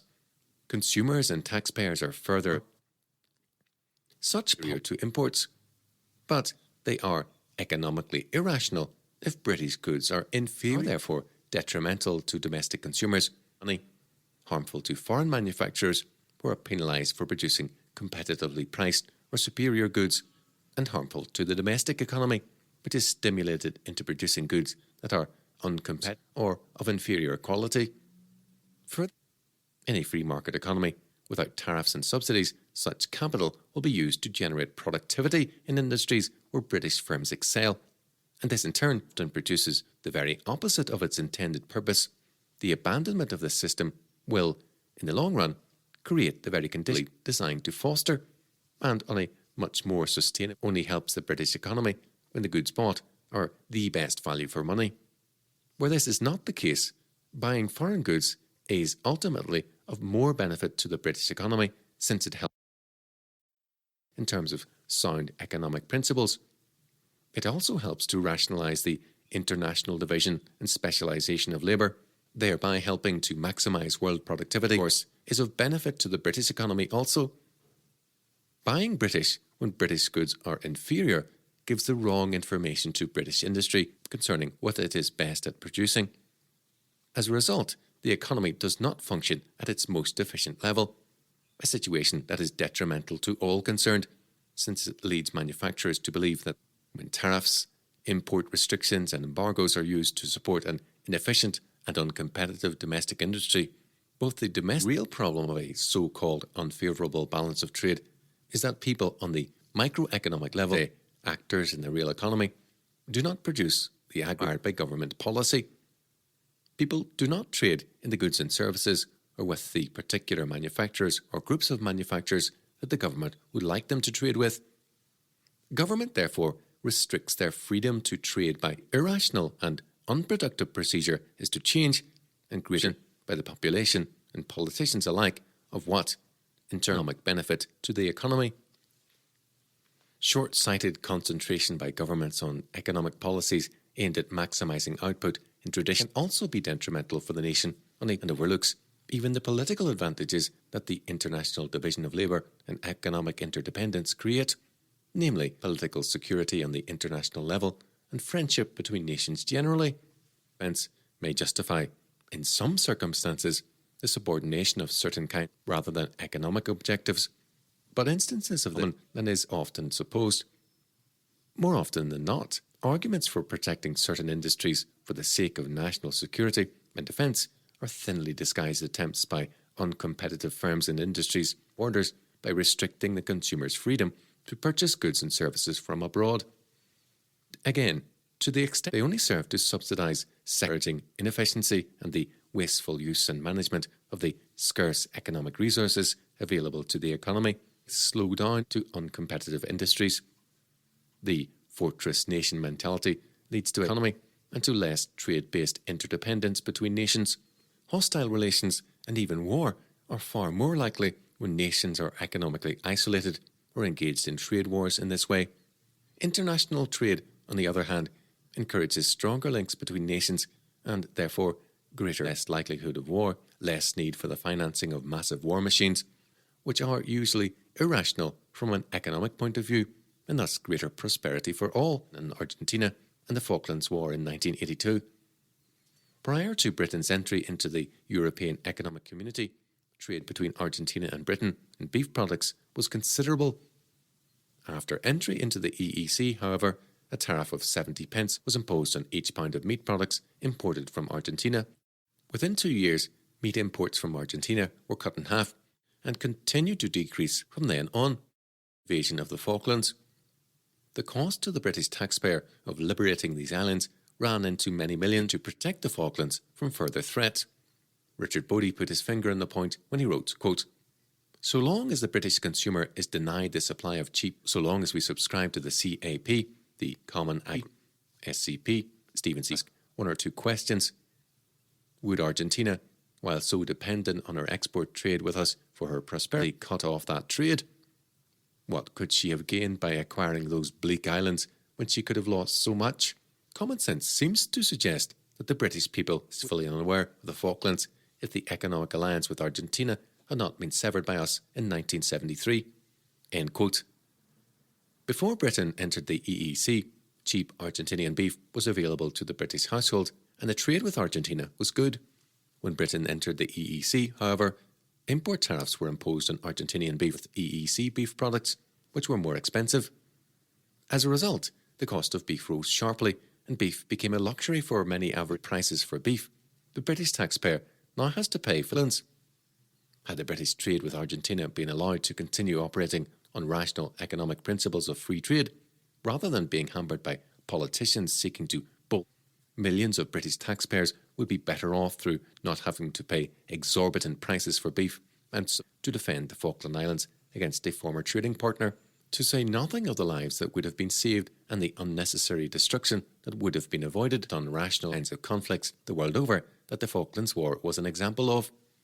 This is in stark contrast to the creation of political power blocks aimed at establishing confederations of states, which tends to aggravate hostility and mistrust between nations and, as a consequence, has a negative effect on world peace. International free trade, on the other hand, helps to promote and safeguard world peace across national frontiers, and it is on this account that special characteristics are involved, which cause it to differ from trade within national boundaries." End quote. The special characteristics and problems of international trade are not economic in nature, but entirely political. To treat them without making it clear that these are political problems that are economically irrational in nature is misleading. It gives the impression that there are economic problems associated with international trade that necessitate government management in this area. In fact, all the distinctive characteristics of international trade, as compared with domestic trade, are political in nature, and most of the problems involved in trading with foreign countries are created by government interference and mismanagement. Quite simply put, a national boundary, legal phenomenon, and awareness of the differences is essential if we are to have a proper understanding. Those relevant to international trade are no different from those relevant to domestic trade. Problems associated with the former are political in origin, yet the idea that international trade necessitates special consideration by politicians has persisted. One of the most pertinacious manifestations of this mistaken notion is the almost ubiquitous obsession with the balance of trade among both politicians and economists. Obsession seems almost pathological in nature. If ever there was a political neurosis, this is it. There is an almost feverish anxiety displayed by governments when the economy is running a so-called favourable balance of trade and at the expense of many domestic industries.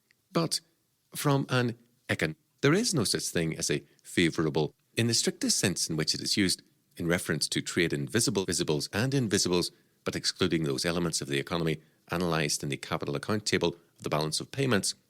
It is of course true that a nation may have imported more than it has exported, that it may have imported more than it has exported of certain kinds of goods. But to call this an, quote, unfair of trade, or even a, quote unquote, misleading, since it implies an undesirable state of affairs that governments deem within their mandate to rectify by means of economic intervention, or even by direct political fiat.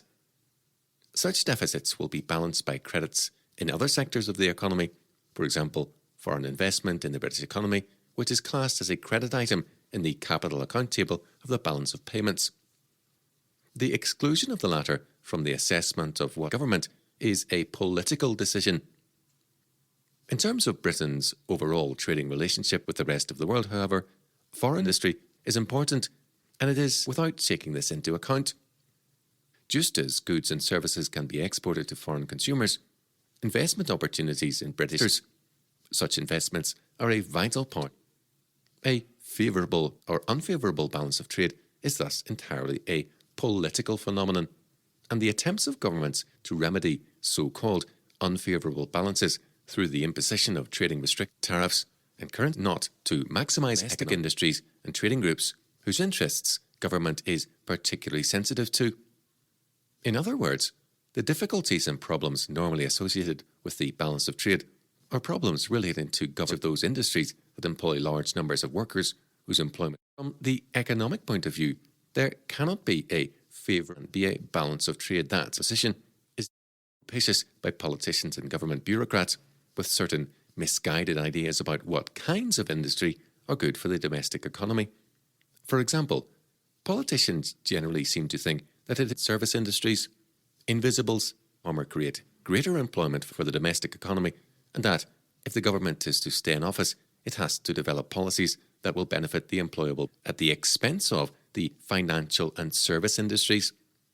However, this is an erroneous way of assessing the needs and well-being of the domestic economy. The assumption that the domestic economy will be in trouble and that there has not been proved. On the contrary, with the growth of the financial and service industries and the decline of manufacturing industry, along with increased exports of the former and less imports of the latter, the domestic economy can still flourish, other things being equal.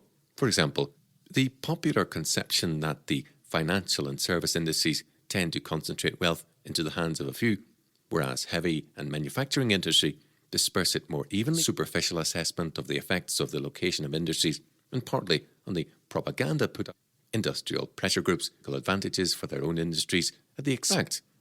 The contrary is the case in some measure where industry involves unionised labour blocks, as much of British industry does, tells benefit closed shop labour and penalise access into the restricted areas of work. The result is greater unemployment for many for the sake of secure employment for the privileged. By contrast, the financial and service industries, being less dominated by unionised labour, tend to be far less, provide greater opportunities for self-employment and the creation of small, decentralised businesses, more competition, which benefits the consumer, and access to employment by those denied work by union labour cartels. Myths about heavy and manufacturing a viable domestic economy have helped to produce an inefficient economy hampered by political interference. International trade and division of labour has been one of the casualties, and the growth of the economy and progress generally have, as a result, been impeded considerably.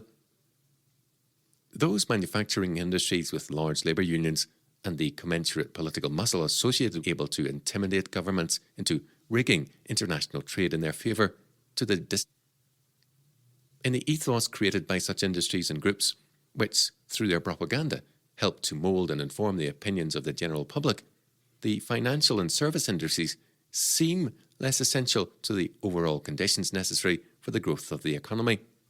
Therefore, consideration of these industries features less in the formulation of government policy and informs the voting intentions of the population less than does trade. The fact that domestic manufacturing industry may be vastly uncompetitive, irrational, and therefore that greater efficiency and thus growth of the economy could be achieved by importing such products is a secondary matter to governments who always have an eye on the next election. In the political ethos of our age, with its idolatry of the crassest form of democracy, the first principle of government is to stay in power, no matter how much they may talk of progress. Therefore, governments are usually willing to sacrifice progress for the sake of votes from manufacturing industries and people who have been led to believe that it is in government investment in heavy and manufacturing industry.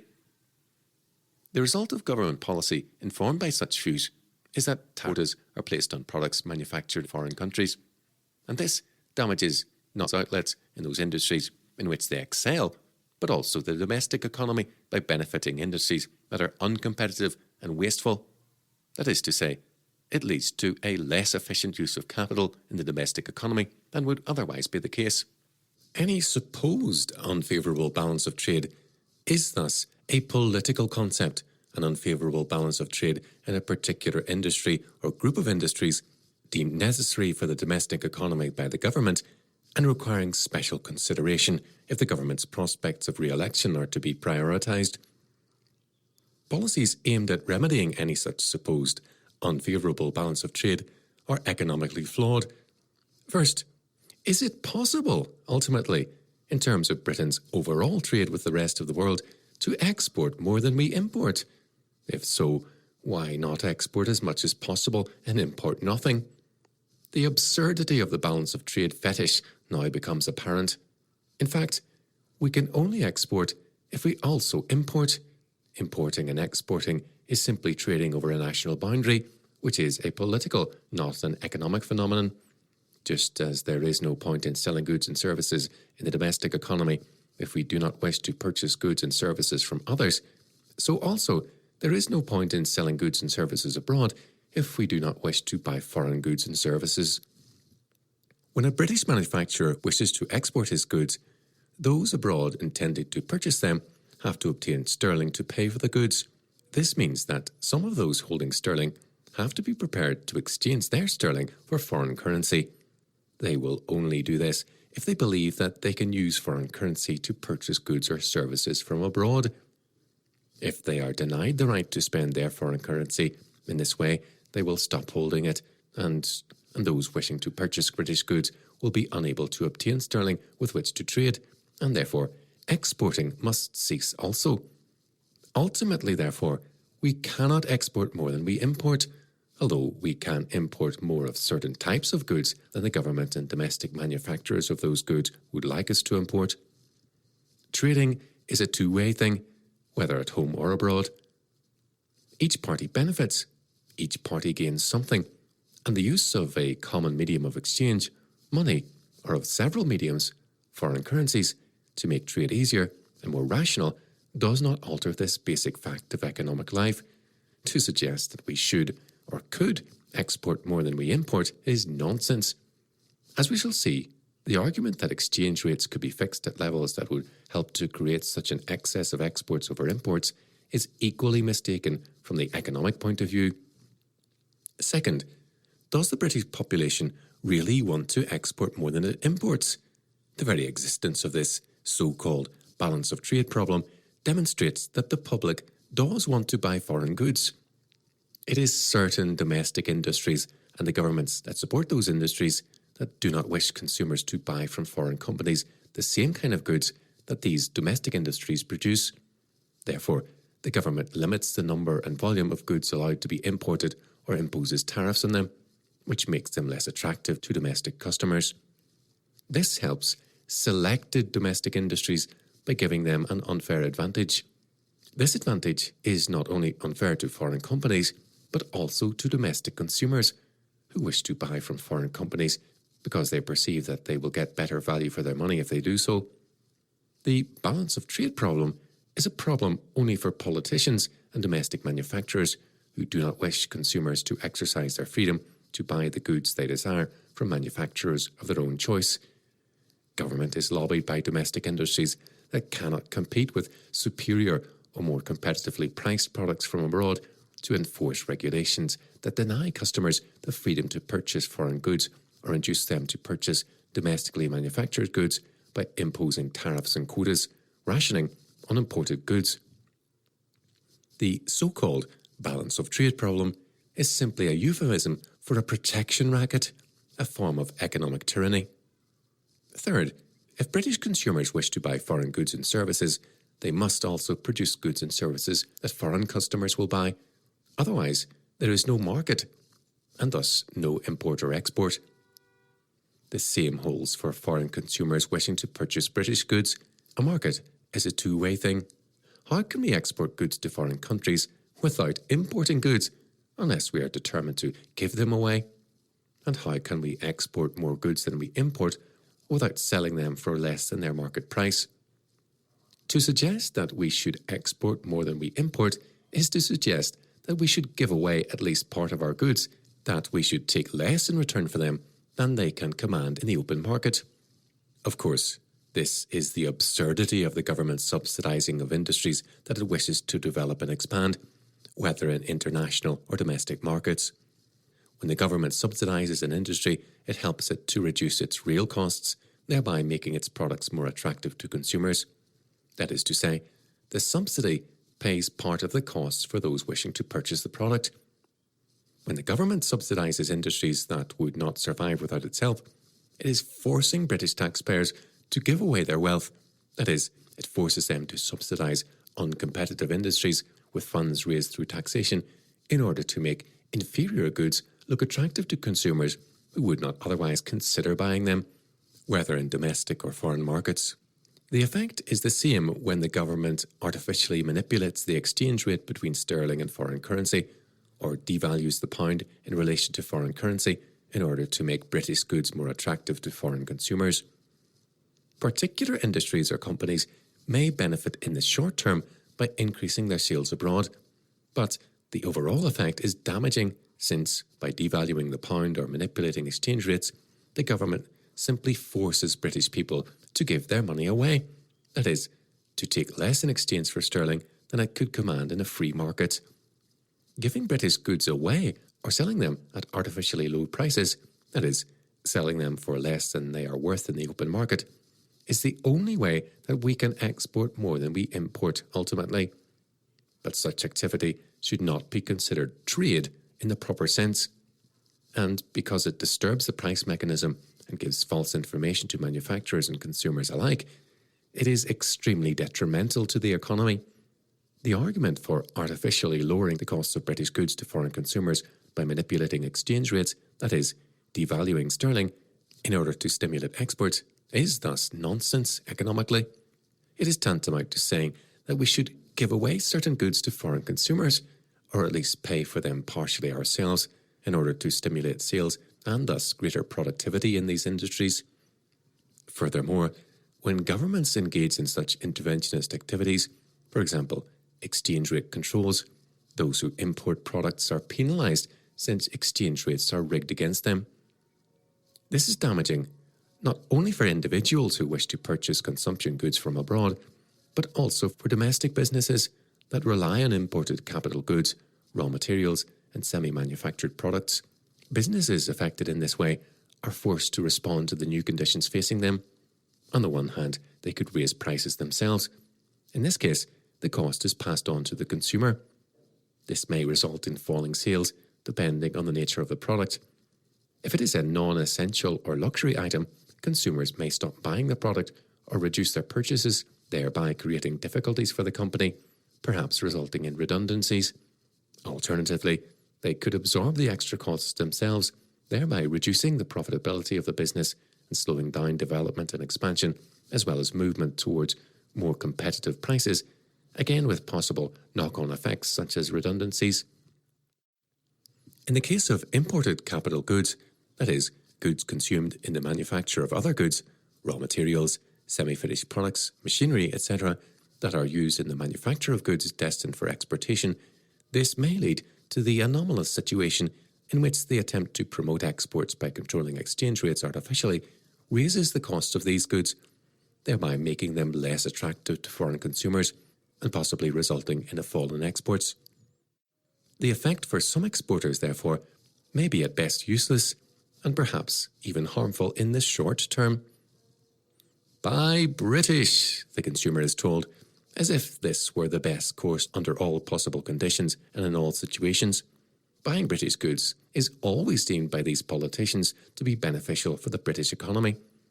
Governments motivated by such ideology seek to develop policy aimed at inducing the public to buy certain goods from British rather than foreign manufacturers by penalising the purchase of those goods from abroad with high tariffs, or by limiting the number of imports to a level that will not significantly affect the output of domestic manufacturers of such goods. A good example of the kind of damage done by such policies is the effect on the economy of import tariffs. Tariffs on goods imported from abroad destroy competition, or rather, make it impossible outside national boundaries, except on black markets for smuggled goods, and this distorts the price mechanism, resulting in an inefficient, that is, less productive, allocation of scarce resources. Tariffs prevent economic rationalisation and thus hinder economic progress. The rationale, ostensibly, is to protect domestic industries, but any supposed gains are purely short-term. Furthermore, they affect the privileged groups themselves in a limited way only, since ultimately it is in no one's interests, including such privileged groups, since where tariffs exist, they are generally applied across a large range of products to hinder the efficient functioning of the free market order. While the beneficial effects of tariffs are very limited, even for those industries that are protected by them, the disruption and damage they cause in the wider economy is extensive. They protect domestic manufacturers of goods that are of poorer quality or more expensive than imported goods of the same kind, and penalise the manufacturers of better quality or more competitively priced goods in other countries. Such protection of domestic manufacturers is disadvantageous not only to the domestic consumer, but ultimately to the privileged domestic manufacturer, since an economy that is heavily protected by tariffs will be less competitive, less economically efficient, and hence less dynamic. That is to say, there will be less economic growth and social amelioration generally, and this will affect all in society, including those who are ostensibly protected by tariffs. No one wins in the end, since the ultimate effect of applying tariffs is a backward economy. A pertinent example of the consequences of such measures is the price of fruit in Britain since the entry into the EEC.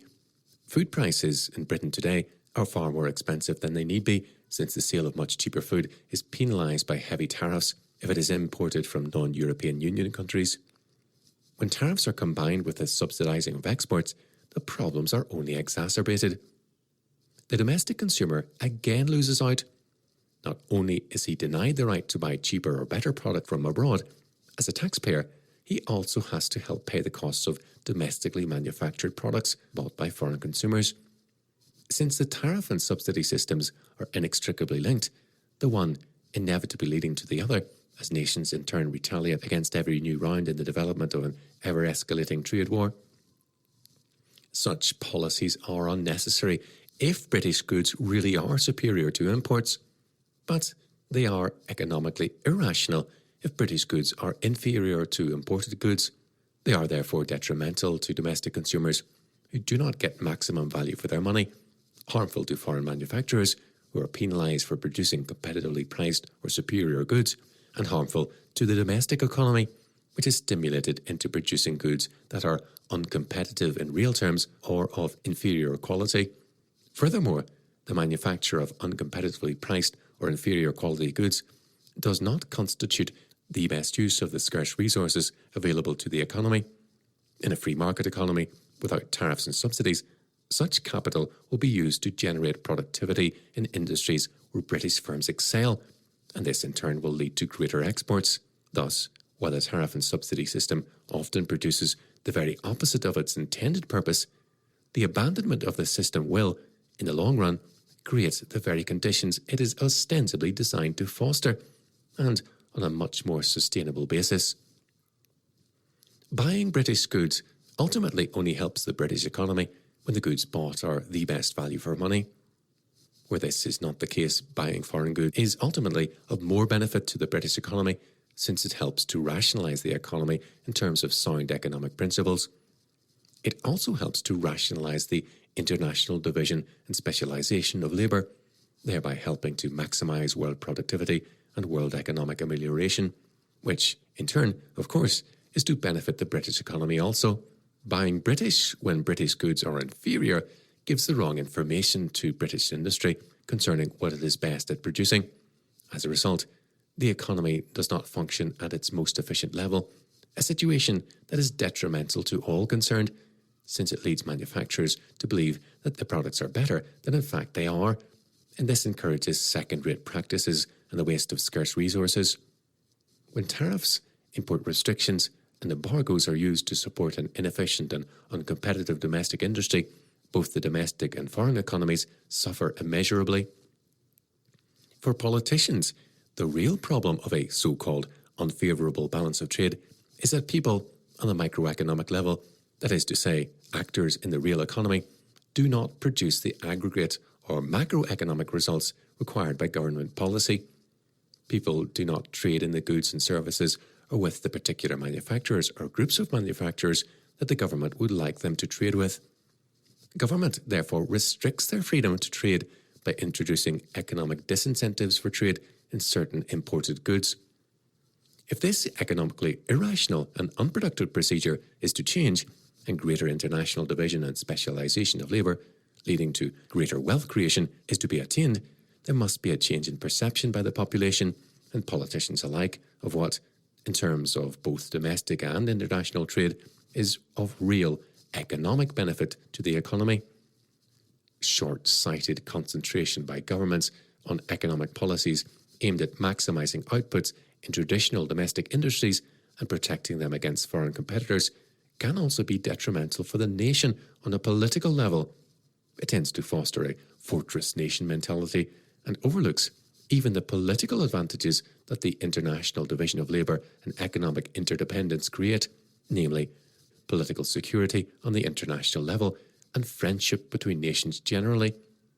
Matters of national security and defence may justify, in some circumstances, the subordination of certain kinds of economic interdependence and free trade between nations to rational, political, rather than economic objectives.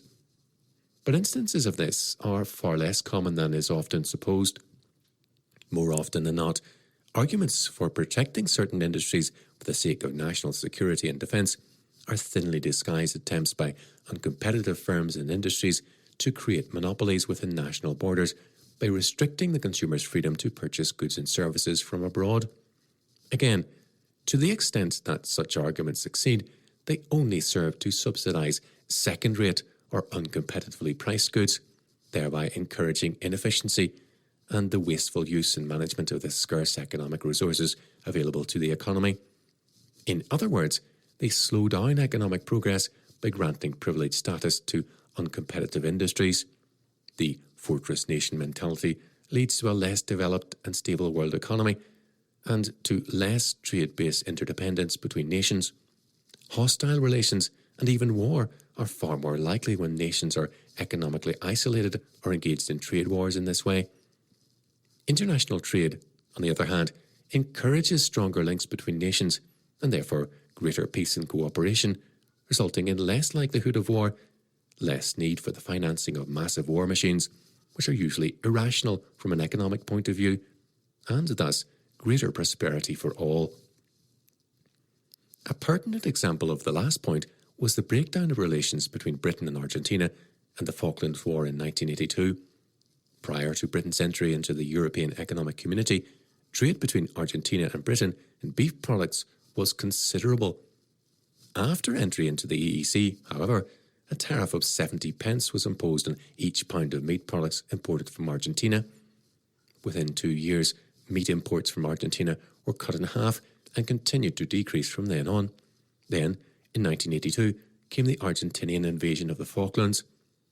The cost to the British taxpayer of liberating these islands ran into many millions, and it costs millions each year to protect the Falklands from further threat. Richard Bodie put his finger on the point when he wrote, quote, "So long as the British consumer is denied the supply of cheap beef from Argentina, which means so long as we subsidise the CAP, the Common Agricultural Policy of the EEC, and so long as the British taxpayer has to pay these massive sums of money to ward off the Argentinians, we are entitled to ask one or two questions. Would Argentina, while so dependent on her export trade with us for her prosperity, have deliberately cut off that trade? What could she have gained by acquiring those bleak islands when she could have lost so much? Common sense seems to suggest that the British people would have remained blissfully unaware of the Falklands if the economic alliance with Argentina had not been severed by us in 1973. End quote. Before Britain entered the EEC, cheap Argentinian beef was available to the British household and the trade with Argentina was good. When Britain entered the EEC, however, import tariffs were imposed on Argentinian beef in order to keep prices in line with EEC beef products, which were more expensive. As a result, the cost of beef rose sharply, and beef became a luxury for many average households. On top of having to pay vastly inflated prices for beef, the British taxpayer now has to pay for the defence of the Falklands. Had the British trade with Argentina been allowed to continue operating on rational economic principles of free trade, rather than being hampered by politicians seeking to bolster the EEC's Common Agricultural Policy, which is irrational from an economic point of view, the Falklands War would most likely not have been fought. Millions of British taxpayers would be better off through not having to pay exorbitant prices for beef and substantial tax sums to defend the Falkland Islands against a former trading partner, to say nothing of the lives that would have been saved and the unnecessary destruction that would have been avoided. International free trade based on rational economic principles is a bulwark against the kinds of conflict the world over that the Falklands War was an example of. This is in stark contrast to the creation of political power blocks aimed at establishing economically self-sufficient states and federations of states, which tends to aggravate hostility and mistrust between nations and, as a consequence, has a negative effect on world peace. International free trade, on the other hand, helps to promote and safeguard world peace and world and national economic stability. According to B.V. Marshall, quote, "International trade involves the exchange of goods and services across national frontiers, and it is on this account that special characteristics are involved which cause it to differ from trade within national boundaries." End quote. The special characteristics and problems of international trade are not economic in nature, but entirely political. To treat them as economic problems, or even to deal with them under the discipline of economics without making clear that these are political problems that are economically irrational in nature, is misleading. It gives the impression that there are economic problems associated with international trade that necessitate government management in this area. In fact, all the distinctive characteristics of international trade, as compared with domestic trade, are political in nature. and most of the problems involved in trading with foreign countries are created by government interference and mismanagement. Quite simply put, a national boundary is not an economic phenomenon, it is a political phenomenon, and awareness of the difference is essential if we are to have a proper understanding of economic reality. The economic principles relevant to international trade are no different from those relevant to domestic trade. Section 7. Economics as a Science. The growth of the exact sciences over the past 200 years and the attendant status that these disciplines have achieved in both the academic and non-academic world has fostered among many of the practitioners of the social sciences the desire to mimic the methods of exact science. To a large extent, this may have been motivated by the desires of sociologists to attain the same kind of respect and social adulation that is heaped upon scientists in modern Western society. Whether this is so or not, the social sciences generally are still not taken seriously as sciences by the vast majority of people. The exception to this are psychiatry, which has been able to hitch a ride on the back of medicine, and certain branches of economics that attempt to deal with their subject matter in a precise mathematical fashion. The value of presenting economic principles and theories in terms of mathematical formulas, however, has been considerably overestimated. It is generally thought that mathematics, the purest of the sciences, is able to provide mankind with certainty, a prize that man has always shown himself most eager to obtain, and for which he has been prepared to expend the greatest efforts. This has been, and continues to be, a potent manifestation of fallen man's basic idolatry of the created order. Having denied the God of Scripture, the creator of all things, and thus man's ultimate certainty, that is, the light without which nothing else can be understood, and therefore whose existence must be presupposed in all human thought if it is to be meaningful and according to truth, man seeks in the created order some other ultimate certainty of principle upon which to base his life. Science, that is to say, the exact sciences, particularly mathematics, has, in our time, provided mankind with its idol. Modern man's faith in mathematics as the source of ultimate certainty is very much in evidence in Western culture, and the idea that if something can be proved mathematically, it must of necessity be true is a common notion. In the popular mindset of our day, even an argument purporting to prove or disprove the existence of God mathematically carries far more weight than any other form of argumentation. Mathematics deals with certainties, or so it is generally thought. The practitioners of the exact sciences have become the priests of our technocratic society. Therefore, if an academic discipline is to find the unquestioning acceptance among the general public that its practitioners wish it to achieve, and of course, the attendant social status for themselves as the guardians of the knowledge it represents, it must be considered among the exact sciences, and this is accomplished by adopting the methods of the exact sciences. The problem with this is that the methods of the exact sciences are inappropriate to the social sciences, since what is studied in a discipline such as economics is not constant relationship between physical properties, but the subjective decisions and choices of millions of individuals reacting to the conditions facing them in diverse and unpredictable ways. It is not possible to quantify and measure such phenomena in the way that it is possible, for instance, to quantify and measure the properties of a gas.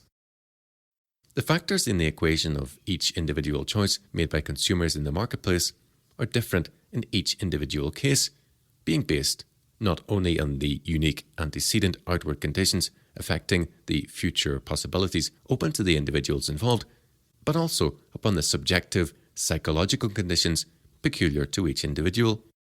Such phenomena, either individually or in the aggregate, are not susceptible of rational mathematical analysis. Theories regarding the outcome of changes occurring in the economy, which is simply the total of all these individual subjective choices, cannot be tested or predicted in the way that, say, the strength of an iron girder can be tested and its performance, when placed under a given amount of stress, predicted. Mises writes, quote, "Technology can tell us how thick a steel plate must be in order not to be pierced by a bullet fired at a distance of 300 yards from a Winchester rifle. It can thus answer the question why a man who took shelter behind the steel plates of a known thickness was hurt or not hurt by a shot fired.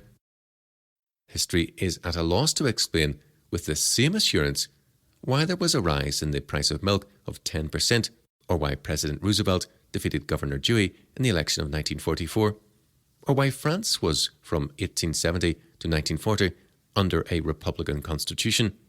Such problems do not allow any treatment other than that of understanding." End quote. In other words, history is not an exact science and can never be turned into an exact science by the amassing of statistical data relating to historical events. The attempts to turn economics into an exact science by the use of economic statistics is equally unsatisfactory. Yet increasingly, economists have sought to present the discipline in terms of the methodology of the exact sciences. The use of mathematical language, therefore, has become a prominent feature of modern economics. This is not to say that the use of all mathematical formulae in economic theory is necessarily illegitimate, but it is to warn against placing too much confidence in the use and value of such methods. In fact, the most that mathematics can achieve in economic theory is to provide the discipline with a kind of shorthand and algebraic method of stating economic theory. Nonetheless, the use of such a shorthand, though not illegitimate per se, is not essentially part of the process of economic reasoning and can only have meaning for those who have learned the notation involved. That is to say, it can, of itself, make no contribution to our understanding of economic phenomena. The value of the use of mathematics in economic theory is limited to that of condensing logical theory into algebraic representations. In spite of this, the use of mathematics in economic theory has increased, and the attempts to gain scientific status for the discipline has continued. Econometrics, for example, is an attempt to turn what is essentially a social, and thus far from exact, science into an exact science. The dictum, quote, "science is measurement," end quote, have led the proponents of econometrics to conclude that if economics can be turned into a quantitative discipline through the analysis of statistics, its theories can be tested like the theories of any other exact science.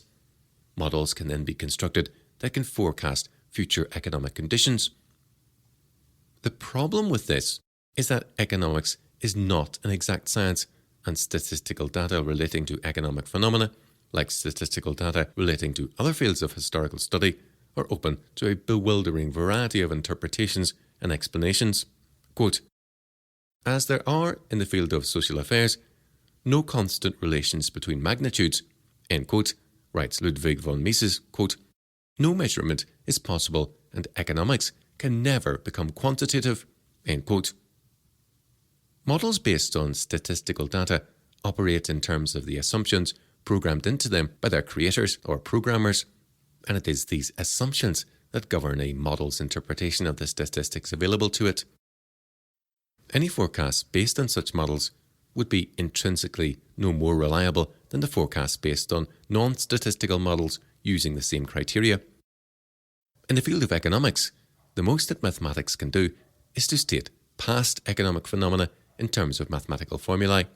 Thus, as Mises has written, quote, "If a statistician determines that a rise of 10% in the supply of potatoes in Atlantis at a definite time was followed by a fall of 8% in the price, he does not establish anything about what happened or may happen with the change in the supply of potatoes in another county or at another time. He has not, quote, measured, unquote, the, quote, elasticity of demand, unquote, of potatoes. He has established a unique and individual historical fact. No intelligent man can doubt that the behaviour of men with regard to potatoes and every other commodity is variable. Different individuals value the same things in a different way, and valuations change with the same individuals with changing conditions." End quote. It is not possible, therefore, for econometrics to provide us with the kind of information, viz., constant relations between economic phenomena, necessary to construct models of the economy that will forecast accurately the economic conditions resulting from, say, changes in government monetary or fiscal policy.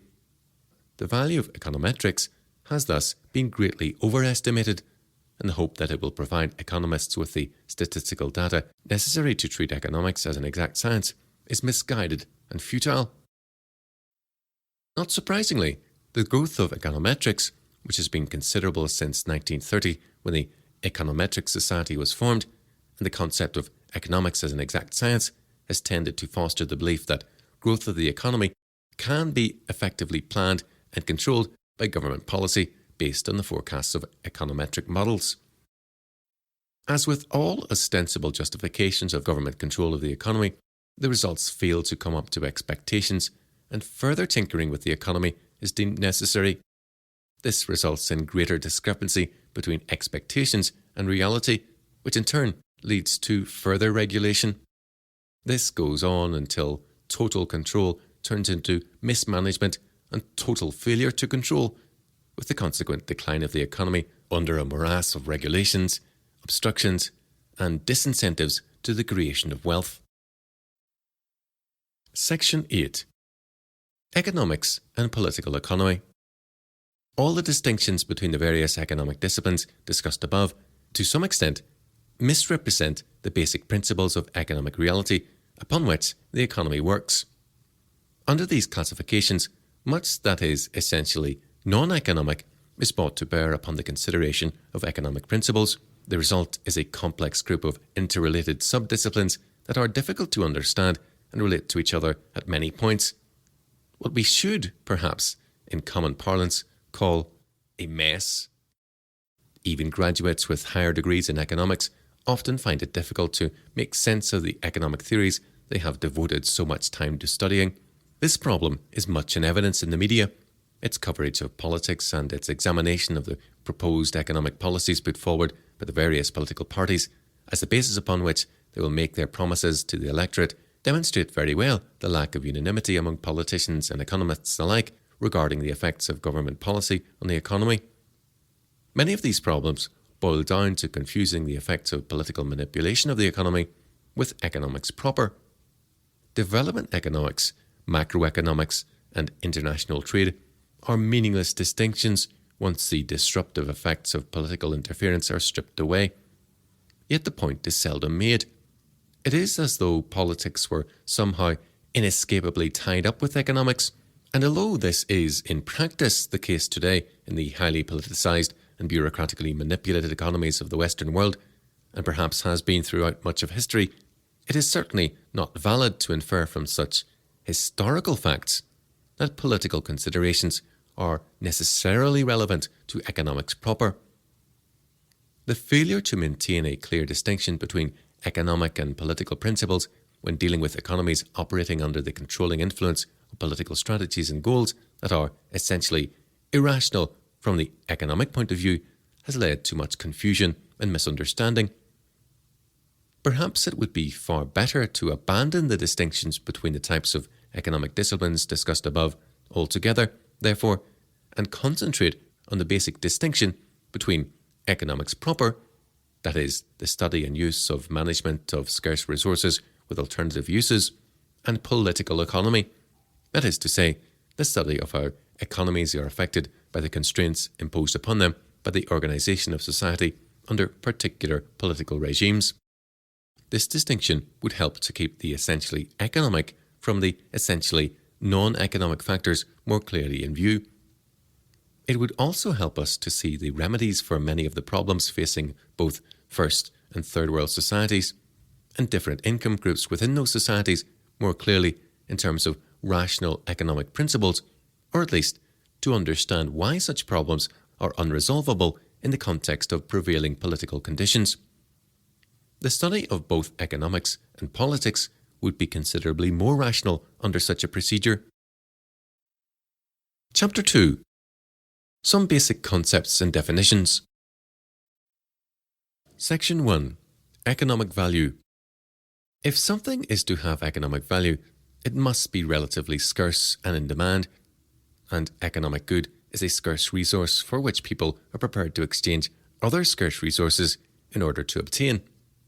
If a good is in abundant supply, it is worth nothing economically. It is free.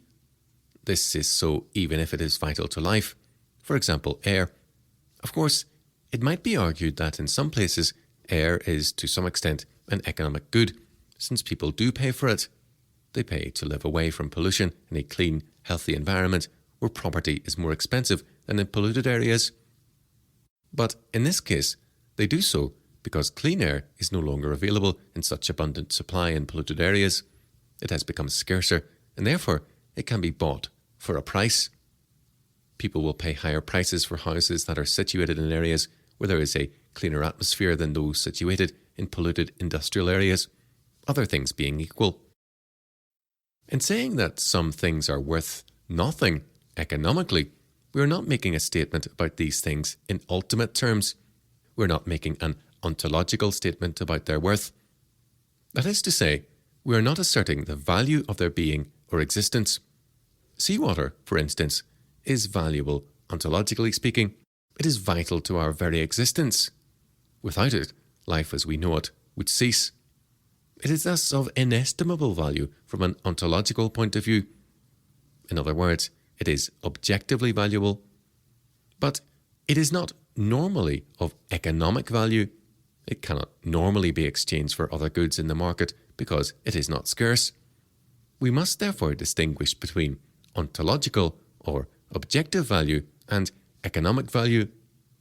Economic value is based upon one's valuation of a good's worth in a specific situation and for a specific end, viz., exchange for other goods in a market. Economic value is a subjective phenomenon, that is, it depends on an individual's estimation of a good's worth in exchange for other goods. It arises out of one's personal assessment of a good's ability to satisfy or lead to the satisfaction of a want for which one is prepared to exchange other scarce goods. Hence, one must ask the question, is it worth my while to part with a piece of gold for a bucket of seawater? Both are ontologically valuable, both are made by God and are good, but seawater is not normally of any economic value. Section 2. Markets. In a market economy, people exchange economic goods to their mutual advantage. Each party to the exchange values what he receives from the other more than what he exchanges for it. Both come off the better. If a man exchanges a pig for a cow, it is because he values the cow more than the pig, and vice versa.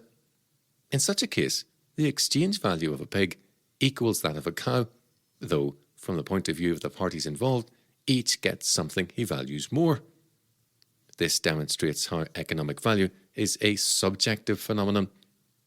The effect of everyone's exchanging goods in a market, however, is to establish exchange rates, that is, market prices. Thus, a market is, quote, a group of buyers and sellers who are in sufficiently close contact for the transactions between any pair of them to affect the terms on which the others buy or sell, end quote.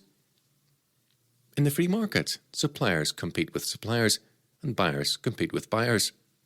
Suppliers do not compete with buyers. Theoretically, as this process of competition and exchange takes place, prices stabilise at a level where supply is equal to demand, and the whole supply of a good is purchased by those wishing to acquire it at that price. Economists call this equilibrium price. Although in most markets, the existence of equilibrium is a hypothetical situation that will never be attained perfectly, there is a tendency towards equilibrium in the free market, other things being equal. The free market works to the mutual advantage of all. It is a mechanism for harmonizing interests. Although it is true that there is a conflict of interests between suppliers and consumers, because suppliers naturally want the highest price they can get for their goods, and consumers wish to acquire the goods at the lowest price possible. The market works to mitigate this conflict of interests. Competition for custom between suppliers reduces prices, which is to the advantage of the consumer, while the constant bidding of consumers against each other for goods raises prices, which is to the advantage of the supplier. The market order thus reduces the conflicts of interest between suppliers and consumers to the benefit of all. The concept of the market as a mechanism for harmonizing economic interests, therefore, is not predicated on the idea that there is a natural harmony of interests between suppliers and consumers. There is not. Rather, there is a natural conflict of interests which the market mitigates so that each party benefits from the exchange. Both parties are forced to offer their goods at a rate of exchange that is to their mutual advantage. Far from creating opportunities for exploitation, therefore, as it is often thought, the free market order reduces exploitation by allowing competition to temper the interests of suppliers and consumers.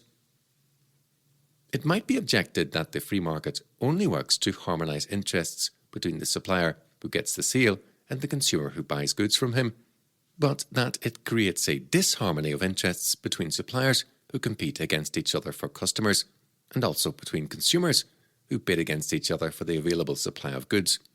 This has led some to view the free market economy generally in a critical light and to assert that free markets are detrimental to the poorer classes in society, the rich being able to obtain all their needs via their market, while the poor are left without enough economic power to bid against the rich.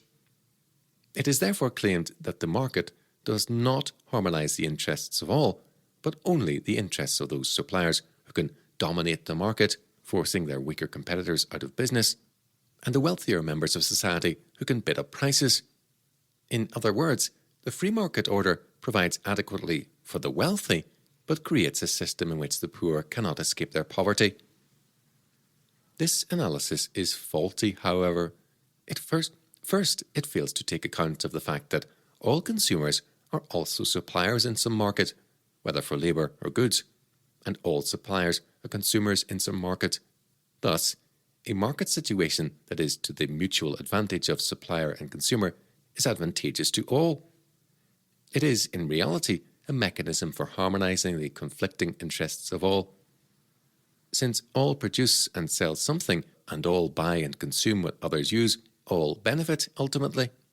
Second, the more demand there is for a good, that is, the more consumers bid against each other for the available supply of a good, the more entrepreneurs will be induced to find new ways of meeting that demand. The existence of mass demand, that is, of an increase of consumers bidding against each other for goods, creates the necessary conditions for mass production, which leads to a greater supply of goods being made available at prices that more people can afford. A free market order is therefore to the advantage of all consumers as consumers and all suppliers as suppliers. Furthermore, the same conditions of mass demand provide more opportunities for new suppliers to enter the market, thereby creating more opportunities for employment, and this in turn leads to lower prices since a greater supply of goods is made available on the market. In a free market economy, therefore, production and distribution occur together. It is the failure to understand that production and distribution in a free market economy are complex, interdependent processes taking place between all people at all times, and hence that the free market order is advantageous to all, that has led to an economic analysis based on the idea that free markets are disadvantageous to all but the few who are able to exploit the rest of society economically. In this analysis, production and distribution are artificially abstracted from each other and from the reality of the conditions that prevail in the market economy. It is then assumed that production can be organised more efficiently and, quote, fairly, unquote, that is, in a way that can be of benefit to the poor as well as the wealthy, if it is separated from distribution. This is a fallacy, however. The false abstraction of these economic factors from the reality of the situation that prevails in a productive market economy distorts one understanding of how wealth is created. At the bottom of socialist economic theory, this kind of thinking is at work. When an economic system is organised around this fallacy, the result is the decline of productivity and decapitalisation, and ultimately the failure of economic activity based on the division of labour. Before this latter occurs, however, the system is abandoned and a de facto market economy takes its place, even where this is formally illegal. A good example of this last point was the Soviet Union, where black markets were common and even encouraged by some governments. Even formal allegiance to such a system has now been abandoned by some of the former Soviet nations. The free market economy, because it harmonizes the interests of suppliers and consumers and creates more opportunities for employment, maximizes productivity, and, consequently, works to the mutual advantage of all concerned. The only real alternative, ultimately, is subsistence living, a condition that is only too real for many in advanced socialist, communist, and ex-Soviet states. Section 3. Money. In the market economy, people buy goods and services by exchanging them for other goods and services. This can be done in two ways. A. Through barter, in which the actual goods to be sold are calculated in value against the goods to be bought. This is the commodity that is considered the most marketable good. That is acceptable to the greatest number of people in exchange for the greatest and most varied number of goods. If a sheep fits this description, the medium of exchange will be a sheep.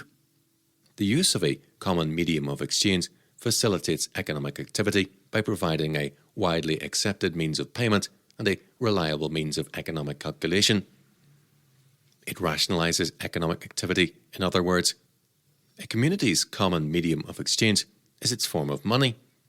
Simply put, money is the most marketable good. Historically, certain goods became established more than others as common media of exchange because they have certain qualities that facilitate their use as such. There are 4 essential qualities that a good needs if it is to function effectively as money. It must be A.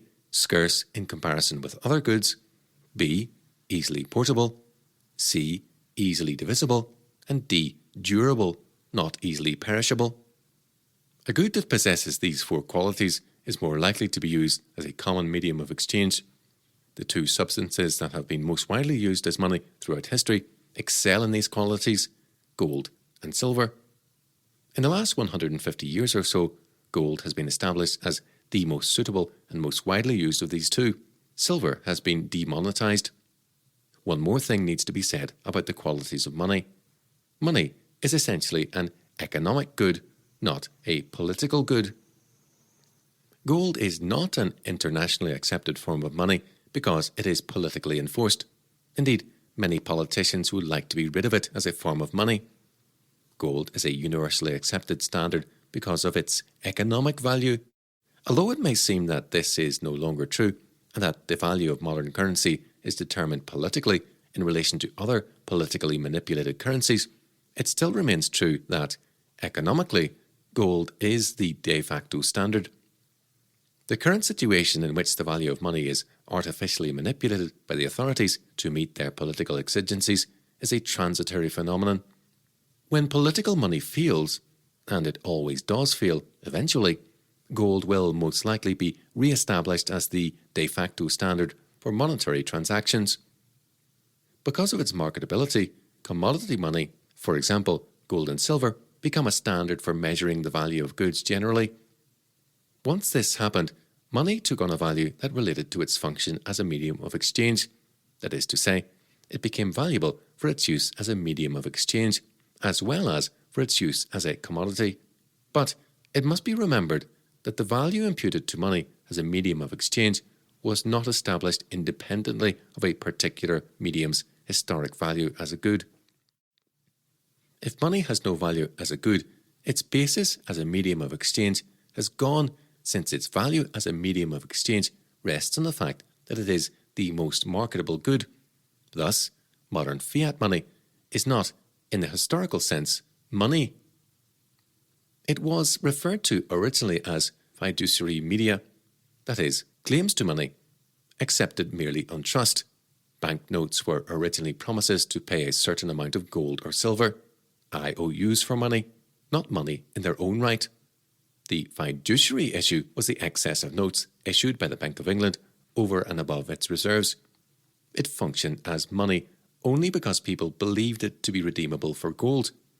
Similarly, coin that today functions as a medium of exchange but is of little value itself, materially worth less than its face value, is called, quote, token money, unquote, and not considered legal tender over a certain amount.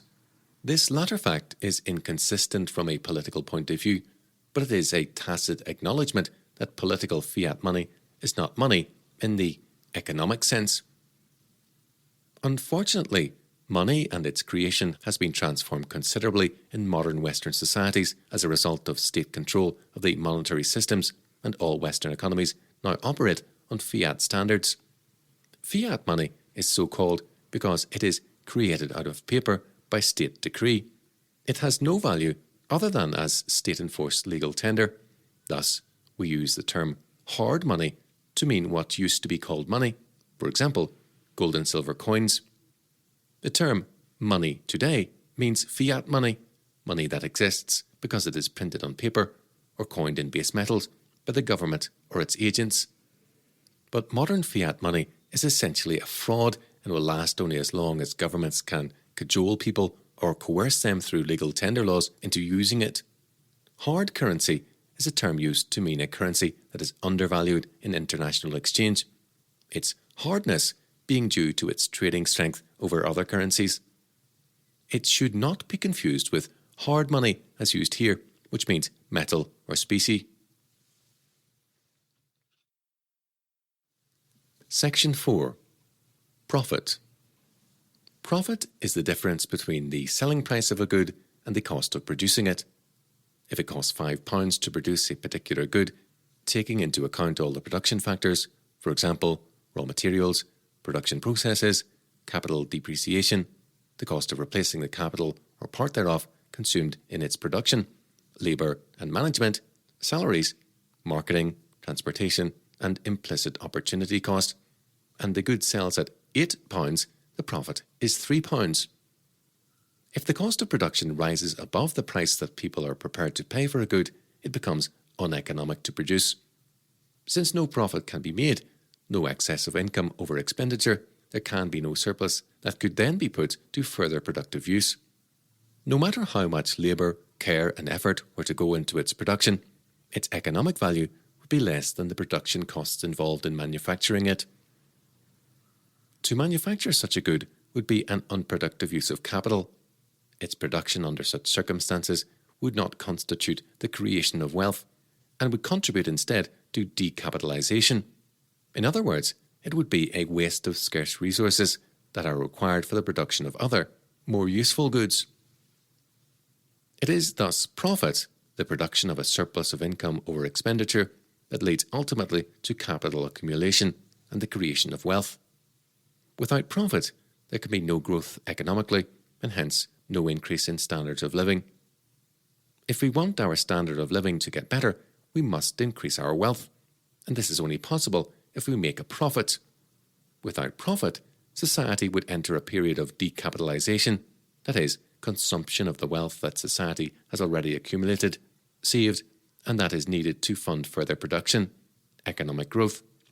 Hence, there would be a lowering of the standard of living and eventually shortages and poverty as there was in the USSR. Ultimately, we should reach the archetypal, profitless mode of existence, subsistence living. Profit is, therefore, vital to economic growth and social betterment. If we want better healthcare, better housing, a better environment, better amenities, a better standard of living generally, we must make a profit. These things can only be produced by the creation of wealth, and without profit, this is impossible. Profit is vital to our economy and to our lives. The only alternative to an economy based on profit is subsistence living. Those who think profit is evil or incompatible with the Christian virtues should consider the plight of the poor populations of India, Africa, South America, and other third world countries, especially those that have had least contact with Western societies, and observe what subsistence living is all about. That is the alternative. The choice before us in terms of the economic organization of a society is a simple one: productivity and profit, or stagnation and subsistence living, with all that implies. For example, poor healthcare, disease, bad housing, insufficient resources to cope with even the slightest emergencies, basically a hand-to-mouth existence. Without profit, there would be no way of helping others, since one's means would be sufficient only for oneself and one's immediate family. If Christians want to be in a position to help others, to provide charity, and we must assume that they do, since this is a command of Christ, they must make a profit. Even charity, therefore, which is a biblical requirement, necessitates an economy based on profit. Section 5. The price mechanism and economic calculation. Prices perform an essential function in the economy. Without prices, economic calculation becomes impossible. The price mechanism provides three essential pieces of information. A. How much it costs to produce a good or supply a service. B. How much people are prepared to pay for it. And thus C. Whether the manufacture of a good or supply of a service is a productive use of capital. In other words, the price mechanism tells us whether the manufacture of a good constitutes the creation of wealth or the waste of scarce resources. This principle holds good for all production in all societies, including communist and socialist state-controlled economies. Socialist and communist economies are wasteful and less productive economies because they have corrupted the price mechanism, which provides manufacturers and service providers with information about how much goods and services are worth, that is, how much people are prepared to pay for them, and therefore whether it is worth manufacturing and supplying such goods and services. Without the price mechanism, it is not possible to engage in rational economic calculation, and therefore it is not possible to maximize productivity. The result of the destruction or corruption of the price mechanism is that society engages in uneconomic and unproductive enterprises that lead to the decapitalization of society through the waste of scarce resources needed for the creation of wealth. Instead of the creation of wealth and prosperity through economic rationalization, society enters a period of economic stagnation and increasing poverty. Witness the former Soviet nations, which are now abandoning their previous socialist economic strategies and attempting to promote a market economy. Yet, at the same time, they are seeking help from the West by asking for favoured trading terms, an anomaly few seem to recognise. This analysis of profit and the price mechanism and their role in the economy is based on an assessment of the economic value of goods and services offered for sale in the market. It does not presuppose that economic value is the only kind of value that people appreciate or impute to goods. One may wish to use one's wealth to create a picture that, due to its poor quality, is of no economic value whatsoever. One may derive great pleasure from doing this and from admiring the fruits of one's efforts. The picture may be of great personal value to its creator. Similarly, an object may have little economic value, yet have great sentimental value. These kinds of value are just as valid as economic value, and no criticism or depreciation of such is here intended. But they are not relevant to an understanding of economics. We must distinguish between economic value on the basis of which wealth is created and other kinds of value that are not based on economic considerations. Section 6. Supply and demand. As we have seen, people compete against each other to obtain scarce goods that are in demand. The scarcer a good is, the higher its price will be. The less scarce it is, the lower its price will be. If a good is in short supply, those who wish to purchase it will bid against each other for it. The more plentiful a good is, the less people will bid against each other for it, and the more suppliers will compete against each other by reducing prices in order to obtain sales. Supply and demand for a good are thus regulated by the price mechanism. When the price mechanism is allowed to function properly, for example, without government or state interference, it will tend to establish an equilibrium between supply and demand. That is to say, at a given price, the whole supply of a certain good will be purchased by those who wish to acquire it. When supply rises above demand, prices will fall, since suppliers will compete with each other by offering lower prices, thereby attracting more customers and increasing demand. There will thus be a tendency for equilibrium between supply and demand to be re-established at a lower price. When supply falls below demand, prices will rise, since consumers will bid against each other for goods in short supply, thereby limiting the number of people who are prepared to pay the higher price. There will be a tendency for equilibrium between supply and demand to be re-established once again at a higher price. If the price of a good in short supply is kept artificially low by state regulation, for example, the result will be a shortage, since the supply will be exhausted before all those wanting to purchase the good at that price are able to obtain it. For example, meat in Soviet Russia. This may lead to economic stagnation due to the undervaluing and thus wasteful use of scarce resources needed for use in more essential or more productive industries. If the price is kept artificially high by cartels and trade agreements, state-imposed tariffs, union-imposed minimum wage agreements in closed-shop industries, etc., the result will be a glut, since only a limited number of people wanting to purchase the good will be able to afford it. For example, diamonds, EEC food mountains, unemployed labour, etc., again leading to economic stagnation through the waste and underutilisation of scarce resources needed for the creation of wealth. Section 7. Capital. Suppose someone were shipwrecked and washed ashore on a desert island with no possessions or provisions.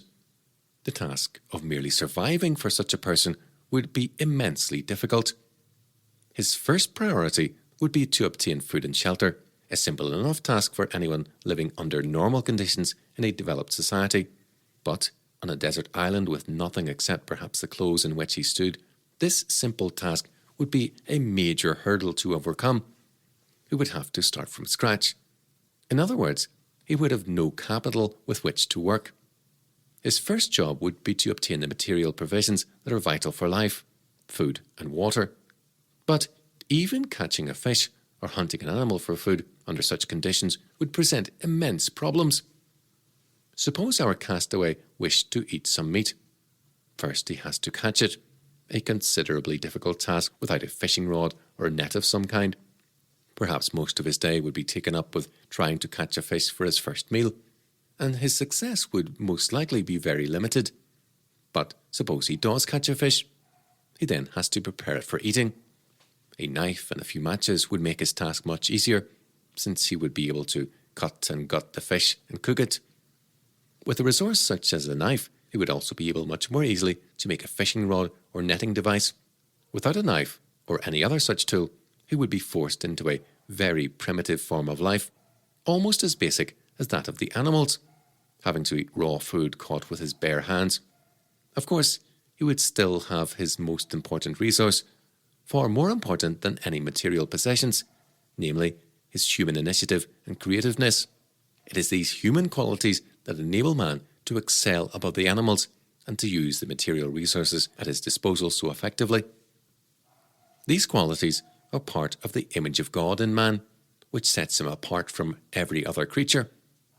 Nonetheless, without capital, resources such as tools or materials from which he can make tools, his task would be very difficult, and his standard of living would be that of abject poverty. Even Robinson Crusoe lived a life of considerable ease compared with our castaway, since he had a vast amount of capital in the form of provisions from the ship with which to work.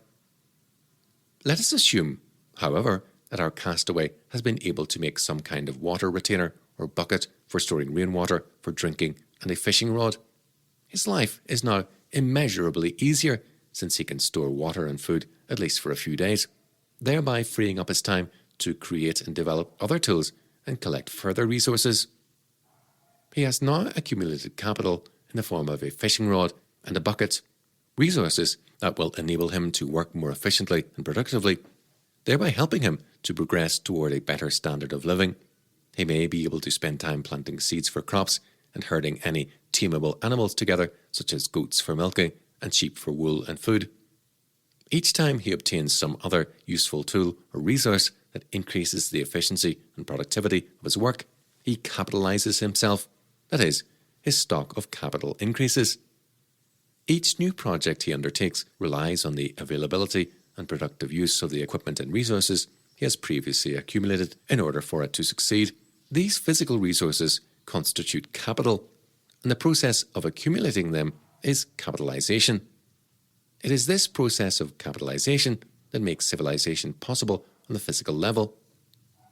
Of course, as we have seen, this process can only take place where there is the initiative and creativeness to utilize the available physical resources. The animal kingdom is not characterized by capital accumulation in the way that human society is generally. Capital is thus the result of the creative combination of two more basic factors, raw materials and labour. Suppose now that a second castaway is washed up on the island without possessions or provisions. He is immediately able to benefit from the capitalised form of living that the first castaway has developed. Through cooperation and the division of labour, both are able to accomplish more than they could on their own. The second castaway offers to work by catching fish with the first castaway's fishing rod in return for supplying him with some of the fish he catches. This frees up more time for the first castaway to develop other skills and projects. Being able to use the fishing rod means that the second castaway does not have to spend all his time looking for food and can therefore accumulate other resources and develop tools and skills not presently available to the first castaway.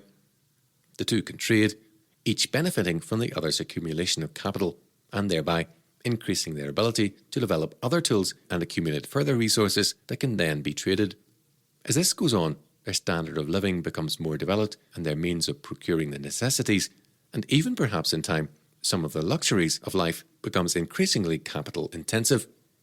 Eventually, they develop a standard of living that is vastly superior to that endured by the original castaway when he was first washed ashore. This higher standard of living is only made possible through the accumulation and productive use of capital, material resources such as raw materials, tools, and semi-manufactured goods to facilitate further production, leading to a greater stock of material resources, a higher standard of living, and the possibility of further capitalization and progress. This process of capitalization is also greatly enhanced by the division and specialization of labour. The existence of capital and the process of capitalization is a basic fact of human life. Civilization is impossible without it. Men would simply die unless they were prepared to capitalize themselves to some degree. Productive work is essential to human life, and this is true psychologically no less than physically. The idea of an idyllic society where men have all their needs and desires provided for them without the necessity of work and where play is all that occupies their time is a denial of the role assigned to man in the created order by God. It has never existed and was not a feature of man's life in the Garden of Eden prior to his fall into sin, and, moreover, never will. Societies that rely on only a minimal amount of capitalization are backward cultures characterized by subsistence living. If society is to have a high standard of living, it must pursue the process of capitalization. In this sense, all societies are capitalist to some degree, even socialist and Marxist societies, since they rely on the use of capital to further economic and social development.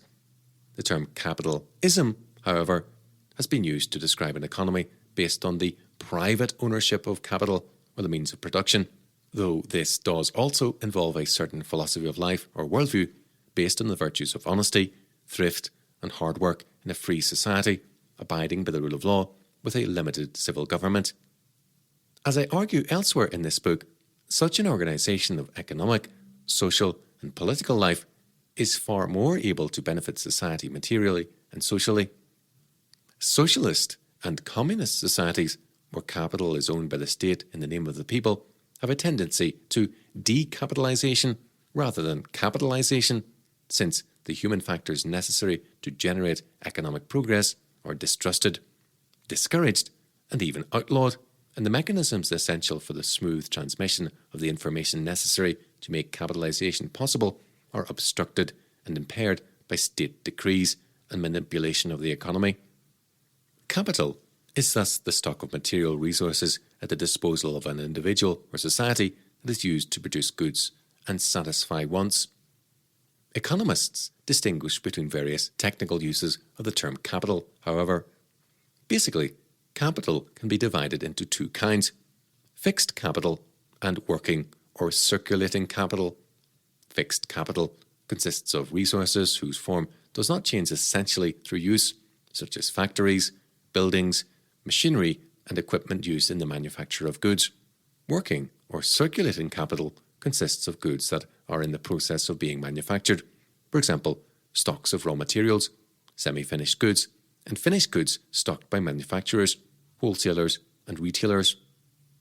A third category, specific capital, refers to goods and resources that can only be used for the purpose for which they were originally designed.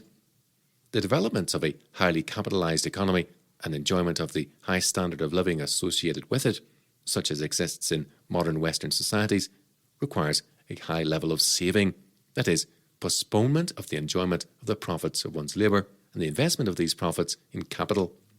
It is such investment that facilitates greater productivity, which in turn leads to higher standards of living. A highly capitalized economy is characterized, therefore, by investment, whereas a highly uncapitalized or decapitalized economy is characterized by the immediate consumption of profits. Obviously, total postponement of the enjoyment of the fruits of one's labour is not possible, since a certain amount of consumption is necessary for life to continue. Likewise, no society totally consumes the products of its labour immediately, but to the extent to which saving and investment are prioritised over immediate consumption will determine the level of capitalisation and hence the level of economic progress and general standards of living enjoyed by a society. It is the process of saving that provides the resources necessary for investment in capital. In a society with a highly developed monetary system, savings will be accumulated and measured in the economy's medium of exchange. Money can be lent out at interest to those wishing to obtain funds to purchase capital. Consequently, the availability of capital in a highly developed society is linked to the financial sectors of the economy. This has led to various investment and money-related uses of the term capital. Long-term capital is a term used to denote money invested in securities and bonds, that is, interest-bearing financial claims, and in shares in companies. These are long and medium-dated investments. The market for such investments is called the capital market and consists in institutions such as the joint stock and merchant banks, issuing houses, the stock exchange, building societies, and insurance companies. The capital market is the market for long and medium-term loans.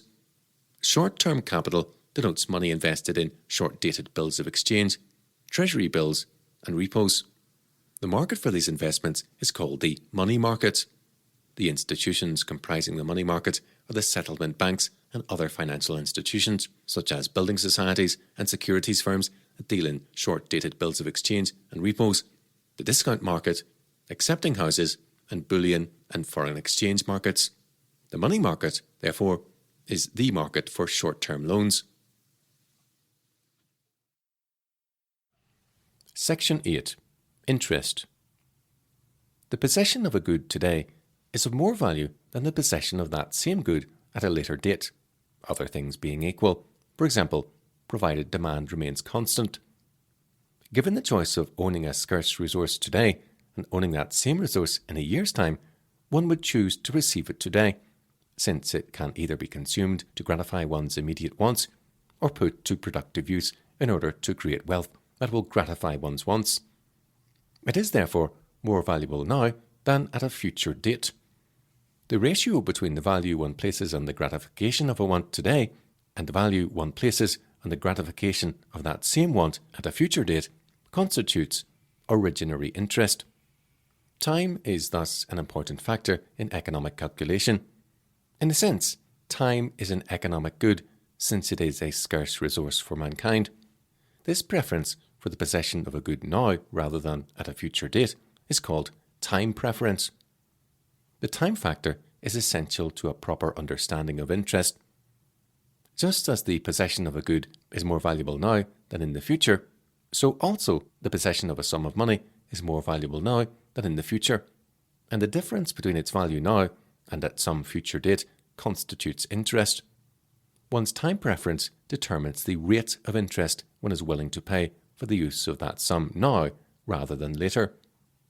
If an individual sets a high premium on the future, if he is concerned about providing and planning for his future rather than consuming his resources in order to gratify his immediate wants, he will demand less interest for deferring the gratification of his wants than the one who sets a high priority on the immediate gratification of his wants.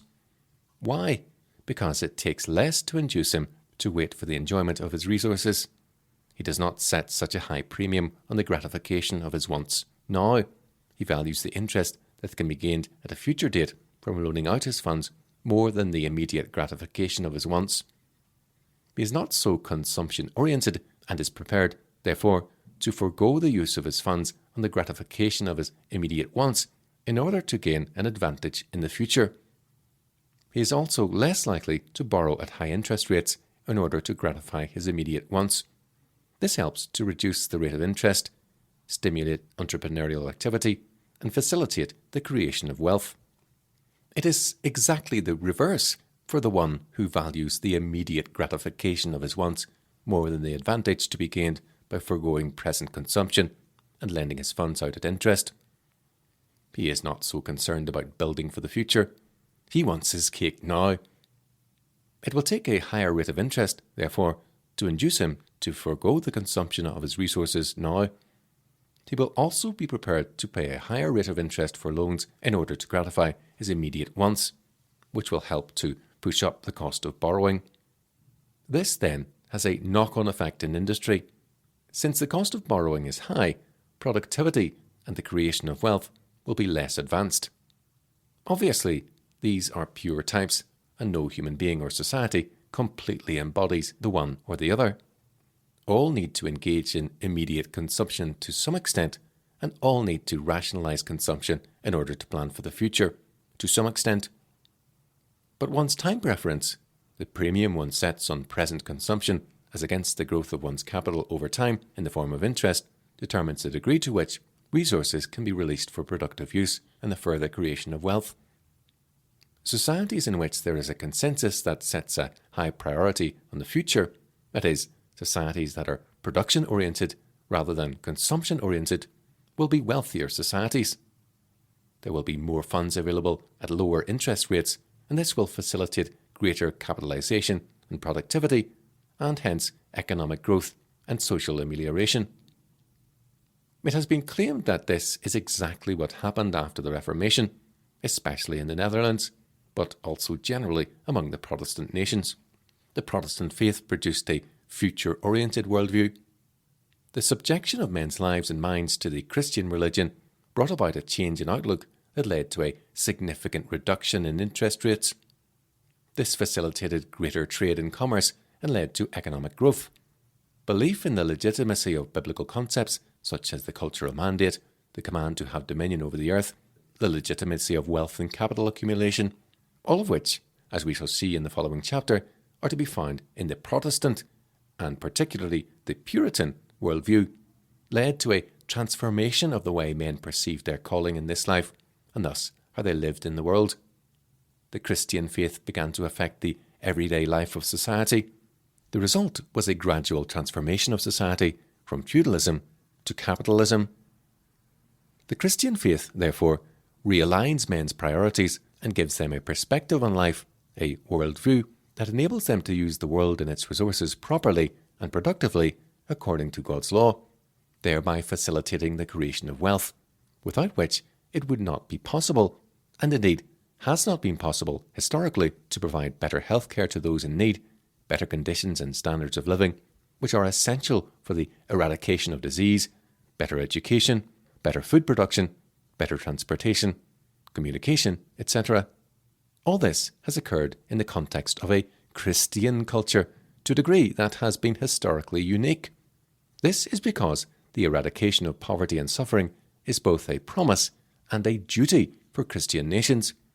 Deuteronomy 15 verse 4, Luke 4 verses 18 and 19, and the pursuit of economic growth and social amelioration by legitimate means, both encouraged and blessed by our merciful God.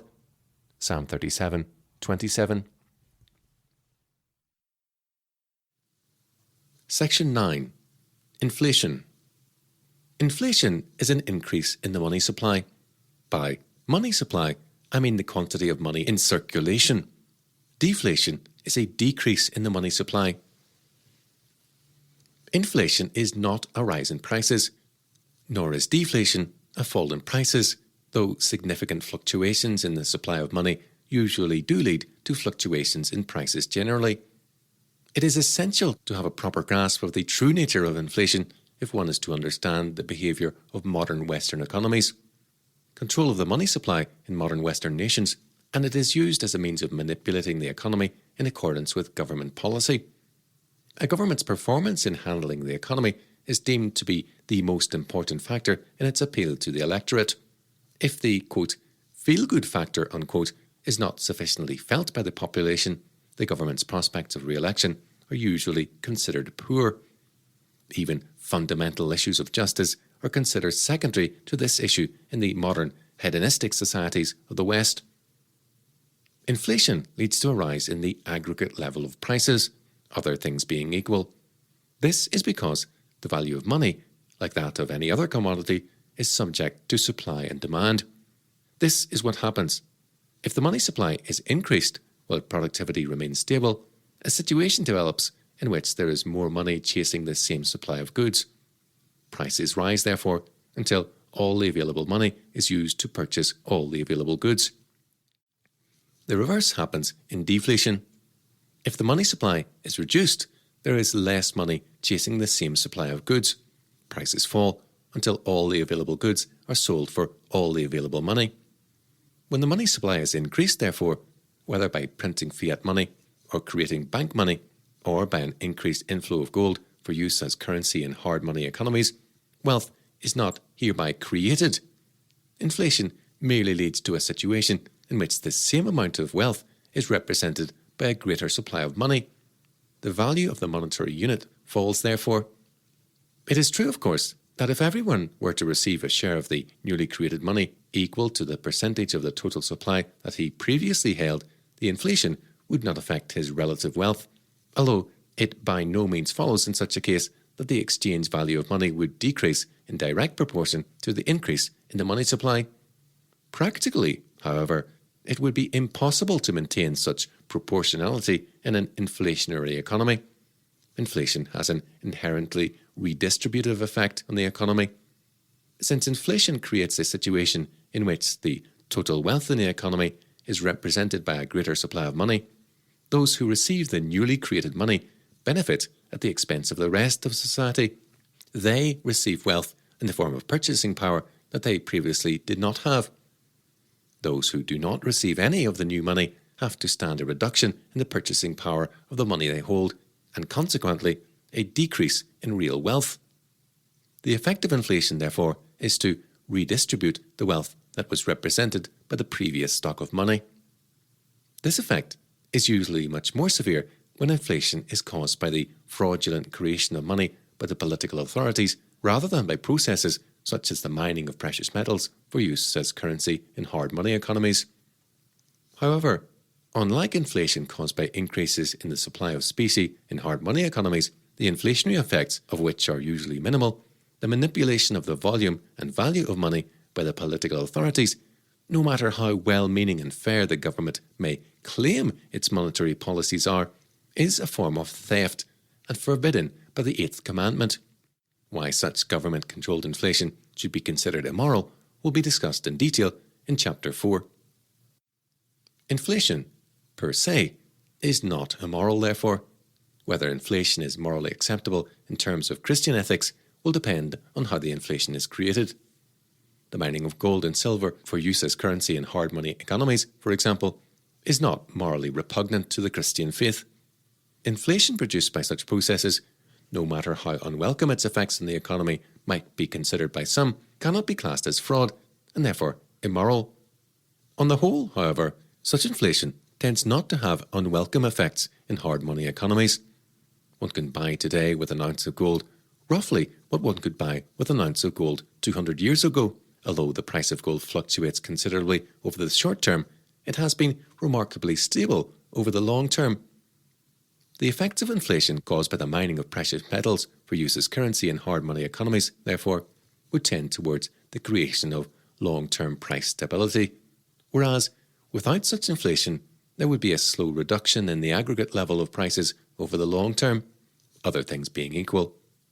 However, this is largely a hypothetical scenario, since historically, European rulers have constantly debased their coinage over the long term, which has, of course, resulted in a continual rise in the aggregate level of prices throughout much of our history. Government-generated inflation based on the issue of fiat currency and inflation caused by debasement of the coinage and fractional reserve banking practices are an entirely different matter.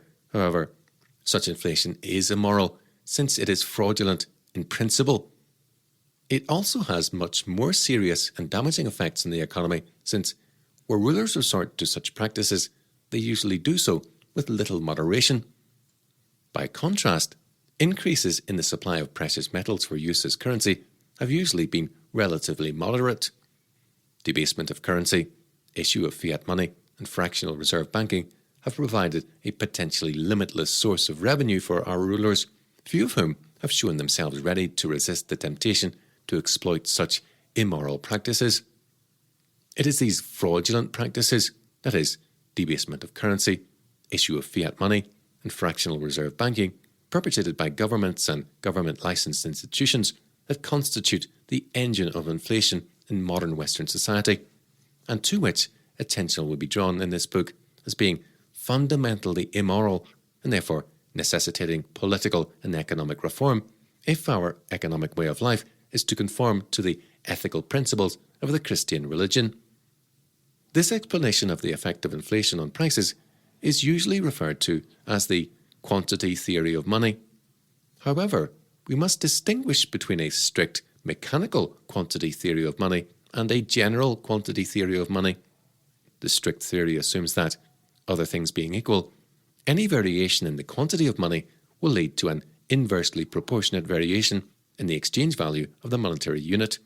In other words, it assumes that there is a strict proportional relation between the supply of money and the level of prices. If the supply of money is doubled, therefore, it is assumed that prices will double. But this is not necessarily so. There are a number of arguments that can and have been raised against this theory, some of which are based on misconceptions of the theory itself, coupled with an inadequate understanding of the economic realities on which it rests. Nevertheless, there are legitimate criticisms of the theory, usually to be found among those who have defined and developed the theory more correctly. The basic problem with this strict formulation of the theory is that it fails to take account of the fact that economics deals primarily not with mathematical models that operate according to fixed laws, but with individuals who make subjective evaluations of their economic situation and the goods and services they wish to exchange in the market. All kinds of considerations affect one's assessment of the value of a good, including the exchange value of money. Higher prices may, and often do, affect one's economic priorities. The fact that an individual has received an increase in income commensurate with the level of inflation, increase in money supply, does not mean that he will be prepared to pay a proportionately higher price for a particular good that he has been accustomed to buy. Inflation affects more than the relation between the supply of money and the level of prices. It affects the demand for goods also, and this leads to a change in buying patterns. It may also affect an individual's time preference. For example, the prospect of a sustained period of inflation that would wipe out a person's savings might induce him to stop saving and start consuming his capital, or even begin borrowing in order to gain some advantage from inflation. If this were to happen on a significant scale, the demand for certain goods and assets that will keep their value over the long term, would increase, while the demand for others, for example, investments and financial services linked to saving, would decrease. Furthermore, if enough people stop saving and start spending their savings in order to avoid the devaluation of savings that inflation produces, or even start borrowing more in order to take advantage of an inflationary boom, prices generally may rise faster than inflation. That is, expansion of the money supply. Economists call this phenomenon an increase in the velocity of circulation of money. Inflation affects a great many variables within the economy that fluctuate according to individual, subjective assessments of priorities in changed economic conditions. The price of all goods will not rise proportionately, therefore. Some may not rise at all, and others may rise far in excess of the level of inflation. For example, while the growth in the money supply, AM4, for the year ending April 1988 was 16.9%, this is the official Bank of England figure, the price of housing in London, and then later throughout the country, rose far in excess of this. At the same time, the prices of many other goods, notably those that the government includes in the retail price index, did not rise nearly as much. Even if everyone were to receive a share of the newly created money commensurate with the percentage of the total supply that he previously held, the fact that his income had risen proportionately with inflation, and therefore that his relative wealth had been unaffected, does not mean that the exchange value of money would fall in exact proportion to the level of inflation. The increase in the money supply would still, most likely, lead to a significant change in the conditions of demand. This would affect buying habits, and there would, consequently, be a disproportionate rise in the prices of individual goods. In other words, there would not be a uniform rise in prices, and the new state of equilibrium would embrace far more than a general rise in prices. The overall configuration of market conditions would be different. This new situation would certainly be reflected in the prices of goods and services offered for sale in the market, but it would be impossible to predict precisely how and to what extent the price level would be affected. That would demand an exhaustive knowledge of each individual's physical resources, as well as his economic priorities, how they changed over time and in relation to inflation, and what new considerations would determine his future economic priorities, since all these factors are the source of changed buying patterns. In other words, it would require exhaustive knowledge of both the distribution of wealth throughout the economy and the state of mind of every individual in the economy and how his state of mind affected the use of his wealth. It is not even possible for men to understand their own minds much of the time, and when asked for a reason, people often do not know themselves why they have acted in a certain way. How then could a central authority determine to what extent inflation would affect prices according to a crude and simplistic mathematical model? However, in criticizing this strict formulation of the quantity theory, we must not throw the baby out with the bathwater. As a general theory explaining an inescapable fact of life, it holds good, although there is no fixed ratio between the money supply and price levels. Increases in the supply of money generally lead to increases in the aggregate level of prices, other things being equal, not because there is any mechanical relation between the two, but because individuals compete against each other in the market to obtain economic goods, and any increase in their purchasing power will lead them to bid up the price of goods offered for sale. How much they will be prepared to bid up the prices of individual goods, however, will depend not merely on their increased purchasing power, but also on the extent to which this increased purchasing power has affected the balance between other subjective economic considerations. Inflation, therefore, leads to an overall alteration in market conditions that is reflected in, among other things, the prices of goods and services offered for sale. Assuming that all the money circulating in the economy will be used to purchase all the available goods, an increase in the money supply will lead to an aggregate increase in the level of prices, other things being equal. But not all goods will rise proportionately. Some prices may rise more than others, some may not rise at all, and some prices may even fall. To summarize, we can illustrate this general theory by the following examples. A. In a growing economy with a stable money supply, prices will steadily fall, other things being equal, since money is needed to finance the production and purchase of new products and services, and this must necessarily come from the existing stock. Since the same supply of money is chasing a greater supply of goods and services, prices generally must fall. B. In a growing economy with a level of inflation that is proportionate to the increase in productivity, prices generally will remain stable, other things being equal. The supply of money is increased in line with the demand for money. In this situation, wealth is being distributed to those who receive the new money, irrespective of the fact that prices are stable. This is what monetarists aim for, but what is theoretically desirable is not always practically attainable, as the Thatcher government discovered in the 1980s. It is extremely difficult to create this kind of situation because of the factors mentioned above regarding the subjective and unpredictable nature of economic activity. C. In a growing economy with a level of inflation in excess of increased productivity, prices will rise generally, other things being equal. Since the supply of money has increased over demand for money, prices will rise until a new equilibrium has been established. Obviously, this also constitutes the redistribution of wealth to those who receive the new money. This expansion of the general quantity theory of money is necessarily simplistic. Its simplicity, however, does not undermine its validity.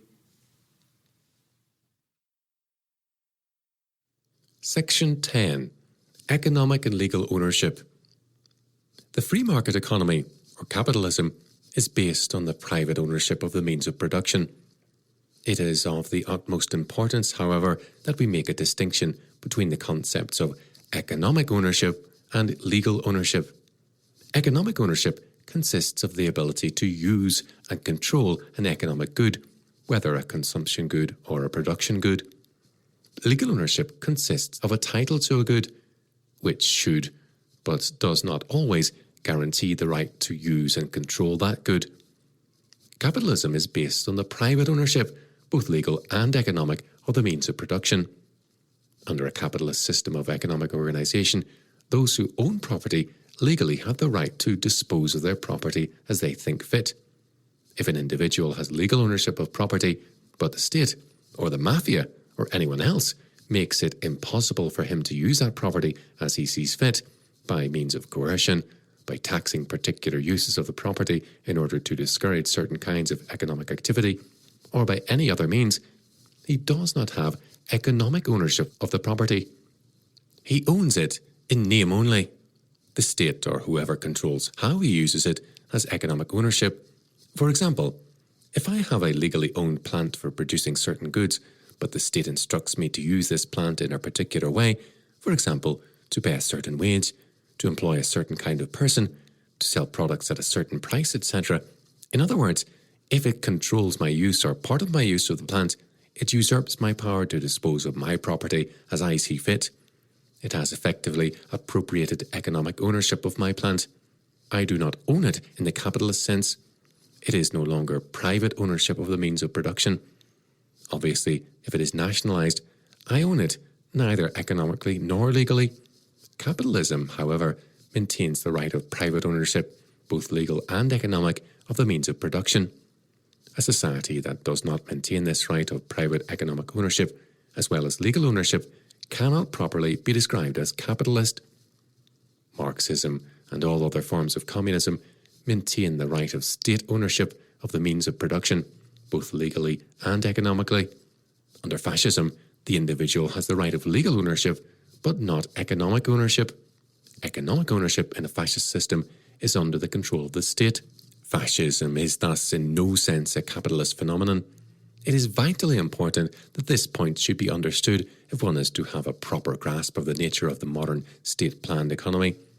By leaving legal ownership in the hands of private citizens while acquiring economic ownership for itself, a fascist state gives the impression to those outside that it is an economic order based on private ownership of the means of production, that is, that it is capitalist. But this is not so. F.A. Hayek's book, The Road to Serfdom, published in 1944, was written in order to expose this fallacy.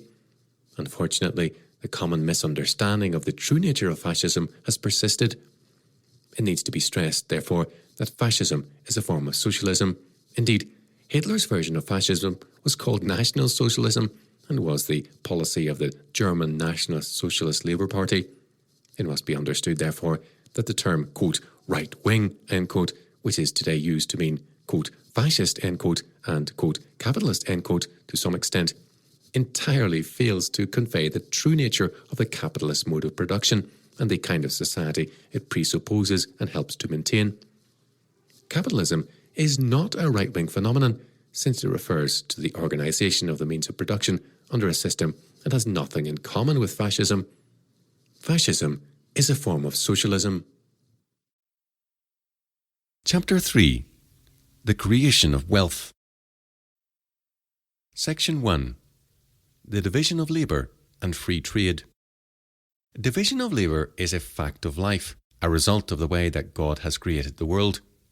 The principle of the division of labour is thoroughly biblical. It is a creation fact, a manifestation of the symbiotic nature of the whole creation. Mankind was created male and female. The division of labour is fundamental to the nature of human life. Man cannot escape the necessity of the division of labour if he is to fulfil his calling as God's image-bearer and vicegerent on earth. Adam required, quote, an help meet for him, unquote, in his creation mandate. The human race was not complete without the creation of woman. Genesis 2, verses 18 to 24. Division of labour is present in and basic to the whole creation. We shall be dealing with one aspect of it, however, namely the division of labour in the field of economics and the creation of wealth. The creation of wealth through economic rationalisation is only possible on the basis of the division of labour. If everyone were to provide for his own needs by himself without utilising the work and skills of others in mutual cooperation, civilization could not advance very far. Everyone would spend his time feeding and clothing himself, and perhaps his family, though, of course, the very existence of the family constitutes a basic and vital division of labour, and such provisions could exist only on the most basic level, subsistence living. If someone were particularly good at something, some form of manufacturing process such as building houses for instance, he would not have sufficient time to develop his skills because of the need to secure other provisions in areas where he has less skill. Providing for his basic existence would absorb most of his time. Without someone to provide for his food and clothing and generally take care of his other needs, he would not have the time and energy to develop his particular architectural skill. But if A is good at building houses and B is good at farming, their skills can be harmonised to achieve greater efficiency and therefore greater productivity in both industries. The former, A, spends more time building houses and, as a result of concentrating his time and efforts on this form of industry, increases the productivity of his skill, rather spending time on other things which he does not do as well and which other people can do more skillfully. The latter, B, likewise increases his productivity by concentrating his skills on the farming industry. Even if A is better at building houses and farming than B, it is still advantageous for A to specialise in that industry in which he has the greatest specialisation and productivity, let us say construction, leaving B to concentrate on what A does less well, farming, since under these conditions, total productivity will be maximised. Division of labour leads to more productivity and a higher standard of living, since more skilled labour can be given to each specialist occupation. The result is the creation of wealth.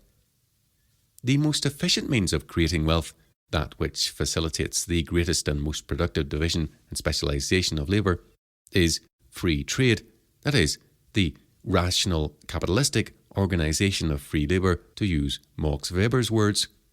Slavery, for example, is an inherently less rational form of economic enterprise than trade based on free labour. Free trade harmonises and promotes the interests of all. It is important to grasp this fact. Free trade is about promoting and advancing our own interests by promoting and advancing the interests of others with whom we trade for goods and services. Division of labour and free trade work to harmonise the interests of everyone. Section 2. Moral and legal predictability in the market order. The creation of wealth, therefore, depends on the division of labour and men's willingness to trade to their mutual advantage. When such trade takes place between a small number of people, barter trading may suffice, but as society becomes increasingly complex, a common medium of exchange and various other institutions are needed in order to facilitate the development of an efficient and stable economy. Greater economic rationalisation leads to economic growth and rising standards of living. Economic institutions become more complex and economic actors and procedures become more interdependent. In turn, the rising standard of living helps to stimulate the development of civilization generally. The development of such a free market society, however, requires a high degree of moral and legal predictability. It is only worth trading with others if the parties involved can trust each other, not fearing that they will be swindled. At least, there must be a degree of confidence that, if they are swindled, there is sufficient legal backup to make sure that the offender is caught and made to pay restitution. The correct functioning of all human relations requires a moral and legal foundation. Without this moral and legal foundation, economic activity based on the division of labour in a free society becomes useless. Robbery and cheating are then the only means of economic amelioration. As we shall see, it is significant that this kind of society has only developed to an advanced stage within a specifically Christian cultural setting. What I have been describing so far is capitalism, that is, private individuals using their skill and resources in order to exchange the fruit of their labour with others to their mutual advantage. This kind of trade is based on a desire for profit, quite obviously, but it is not based on the desire for profit at any expense or by any means. Capitalism, that is to say, assumes that business will be done honestly and that each party will be trustworthy in their dealings with each other. In other words, it assumes moral and legal predictability. It assumes that honest contracts can be made between free individuals and that infringements of such contracts can be dealt with by the legal authorities. Capitalism, therefore, is private ownership of the means of production and distribution in a free society where economic activity takes place on the basis of a moral code enforceable by the magistrate or civil government. Section 3. Economic rationalization. This means that the raw desire for profit at all costs and by any means is not what characterizes capitalism. What characterizes capitalism is economic rationalization, that is, the subordination of the profit motive to a particular means of acquisition based on the mutual advancement of all parties involved and the growth of that means of social amelioration through the virtues of honesty, thrift, and hard work. This is precisely what Max Weber argued in his famous essay, The Protestant Ethic and the Spirit of Capitalism.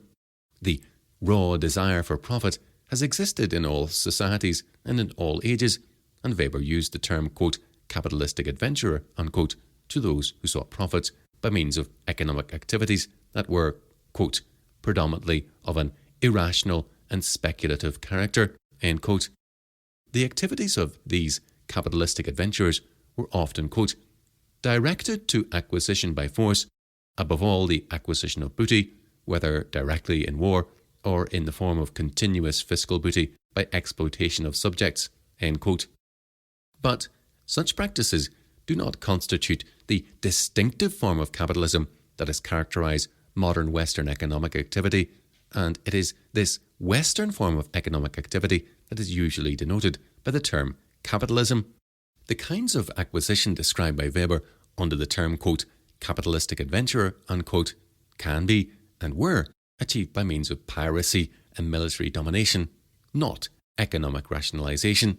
Indeed, this kind of capitalism can be observed in the policies of even modern Marxist and socialist states, for example, Germany under Hitler, the USSR, and a host of other Soviet satellites and Third World regimes which repudiated Western capitalism as described by Weber.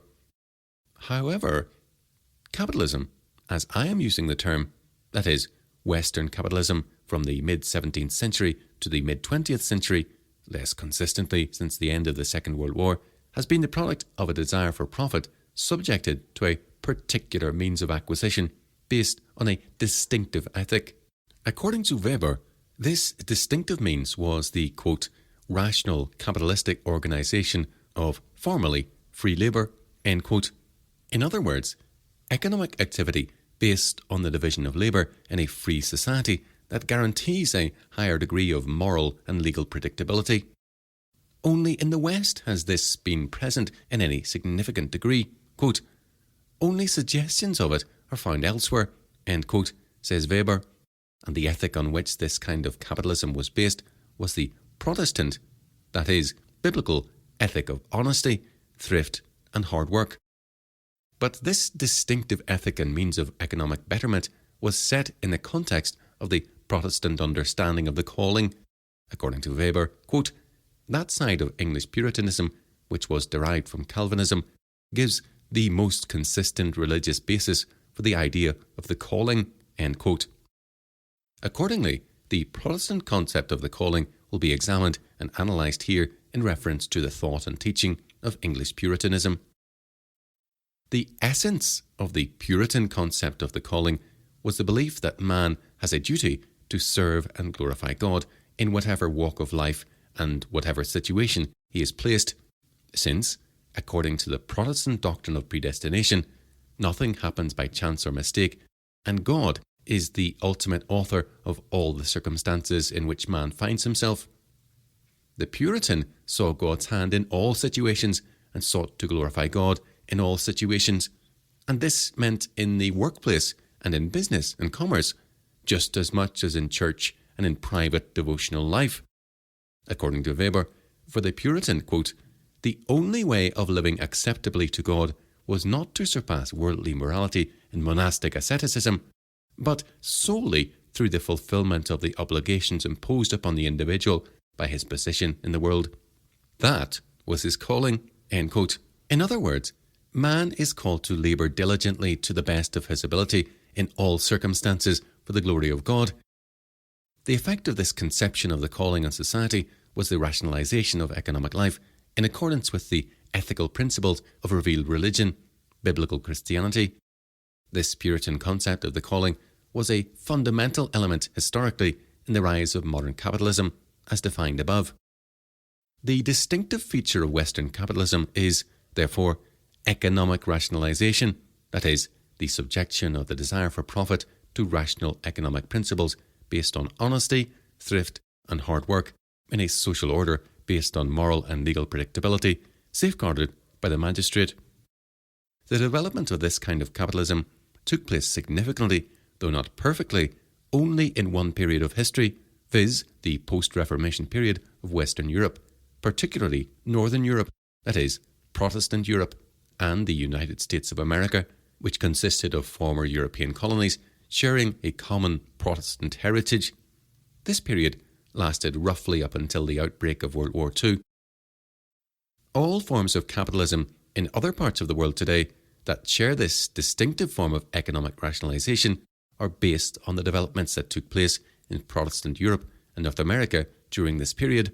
That is, they are imitations of Western economies. An essential ingredient for the development of this kind of capitalism, though not the only one, was, as Weber has shown, the Puritan understanding of the calling and the, quote, worldly asceticism that accompanied it. Weber argued that the Puritan morality, or, quote, worldly asceticism, as he termed it, and the Puritan view of one's calling in life were important elements historically in the development and expansion of Western capitalism. The Puritan concept of the calling was essential to the worldview that produced the kind of morality that made the development of modern Western capitalism possible. Section 4. Puritanism and Capitalism. This thesis of Weber's has not gone unchallenged. Indeed, debunking Weber has become rather popular among some left-wing sociologists and economists. This being the case, it will be instructive to look a little closer into the connection and illustrate the Weber thesis from an actual Puritan document that typified, probably more than any other, Puritan thought and practice, the Westminster Confession of Faith and Catechisms. Capitalism, as it has been defined above, can be seen quite clearly in Puritan thought, not as systematically developed and stated as I am presenting it here, but it is there nonetheless. For the Puritans, again, citing Weber, quote, the campaign against the temptations of the flesh and the dependence on external things was not a struggle against the rational acquisition, but against the irrational use of wealth, end quote. As we shall see, it is precisely the irrational use, that is, consumption of wealth, rather than the rational acquisition of wealth that characterizes socialism. Consequently, in the long term, socialism leads to the decapitalization of society and to reduced standards of living. This is in stark contrast to capitalism, which leads to capitalization generally and to economic growth and social amelioration for the whole of society. Weber goes on to say, on the side of the production of private wealth, asceticism condemned both dishonesty and impulsive avarice. What was condemned as covetousness, mammonism, etc., was the pursuit of riches for their own sake, for wealth in itself was a temptation. But here asceticism was the power, quote, which ever seeks the good but ever creates the evil, end quote. What was evil in its sense was possession and its temptations. For, in conformity with the Old Testament and in analogy to the ethical valuation of good works, asceticism looked upon the pursuit of wealth as an end in itself as highly reprehensible, but the attainment of it as a fruit of labour in a calling was a sign of God's blessing. And even more important, the religious valuation of restless, continuous, systematic work in a worldly calling as the highest means to asceticism, and at the same time the surest and most evident proof of rebirth and genuine faith, must have been the most powerful conceivable lever for the expansion of that attitude toward life, which we have here called the spirit of capitalism, end quote. The picture Weber paints of the Puritan is a very austere one, and doubtless there was an austerity to the Puritan ethic. However, many have considerably overemphasized this austerity, at least as a general characteristic of Puritanism.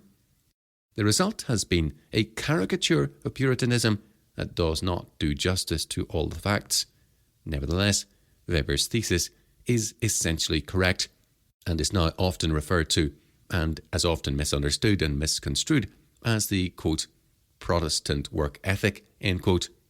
This work ethic was a vital ingredient for the success of modern Western-style economies. The positive attitude of the Puritans towards the acquisition of wealth by lawful means can be seen quite clearly in the Puritan teaching on the 8th commandment. According to the Westminster Shorter Catechism, quote, the 8th commandment requireth the lawful procuring and furthering the wealth and outward estate of ourselves and others, end quote. Question 74, answer. The larger catechism expands on this, and in what it says, we can see many of the elements of economic life that have been mentioned above. Quote, question 141. What are the duties required in the 8th commandment? Answer. The duties required in the 8th commandment are truth, faithfulness, and justice in contracts and commerce between man and man, rendering to everyone his due, restitution of goods unlawfully detained from the right owners thereof, giving and lending freely according to our abilities and the necessities of others, moderation of our judgment, wills and affections concerning worldly goods, a provident care and study to get, keep, use and dispose these things which are necessary and convenient for the sustentation, support of our nature, and suitable to our condition, a lawful calling and diligence in it, frugality, avoiding unnecessary lawsuits and suretyship for other like engagements, and an endeavour by all just and lawful means to procure, preserve, and further the wealth and outward estate of others, as well as our own. End quote. The Catechism is essentially capitalistic in its understanding of the economic function of man's life. It promotes private ownership of property, including the means of production and economic rationalization based on the Christian virtues of honesty, thrift, and hard work in a morally upright social order protected by the magistrate. Here, the getting and keeping of wealth is encouraged as long as it is rationalized according to the moral teaching of the Christian faith. This means that wealth is not simply to be acquired for its own sake or purely out of a desire to consume it in the satisfaction of one's own desires and lusts. That is rather a feature of socialism, as we shall see. To seek wealth for its own sake, or merely for oneself, is wrong because the whole of life, including one's economic life, should be lived for the glory of God. To seek wealth for its own sake, or merely for oneself, is wrong because the whole of life, including one's economic life, should be lived for the glory of God. What the Catechism advocates is the use of lawful means of economic acquisition and good economic management to further one's own interests and the interests of others in a life of service to God in a particular calling, in such an order we can help each other to preserve and better our own economic conditions and that of our neighbour. And this is precisely what the capitalist mode of production is all about, namely, promoting our own interests by promoting the interests of others. For the Puritans, there was nothing inconsistent with the getting and keeping of wealth and serving God according to his will. Acquiring wealth lawfully is a means of serving God according to his will. Man can give thanks to God for his wealth and enjoy it, knowing that it comes to him as God's blessing. It is the fruit of a life dedicated to God's glory and service in a particular calling, which is of benefit not only to oneself, but also to one's neighbour, with whom one trades. This is the biblical position, and we are told quite clearly in the Bible that the Lord delights in the prosperity of his people. Psalm 35, verse 27. Weber saw the Puritan element in the capitalist mentality.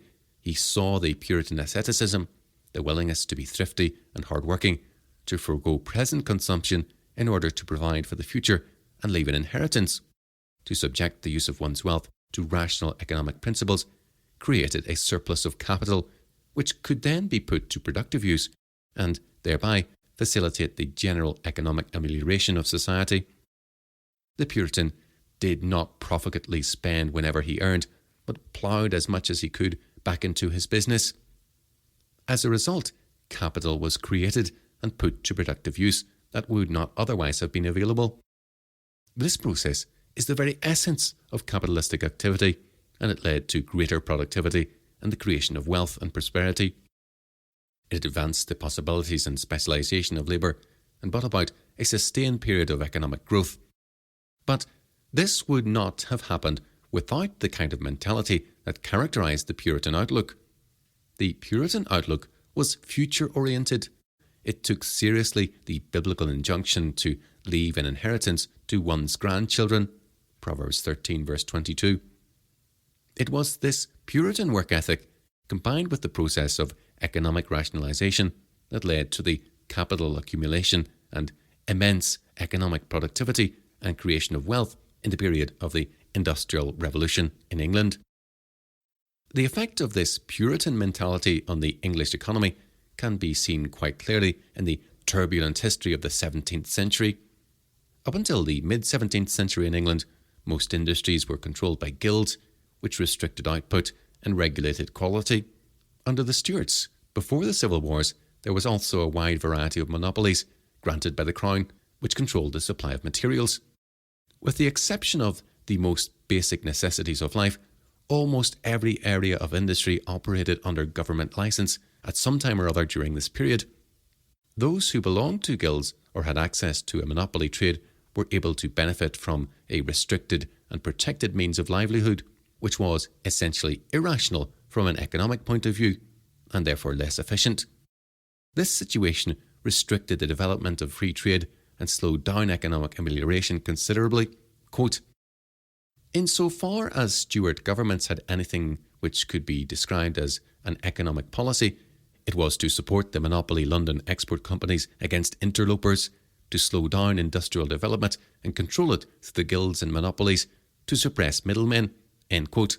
Thus, quote, "During the general slump of the early 20s, quote, England was left saddled with a rigid, oligopolistic, high-cost economy ill-fitted to cope with a competitor, the Dutch, who throve on low costs, adaptability, and up-to-dateness."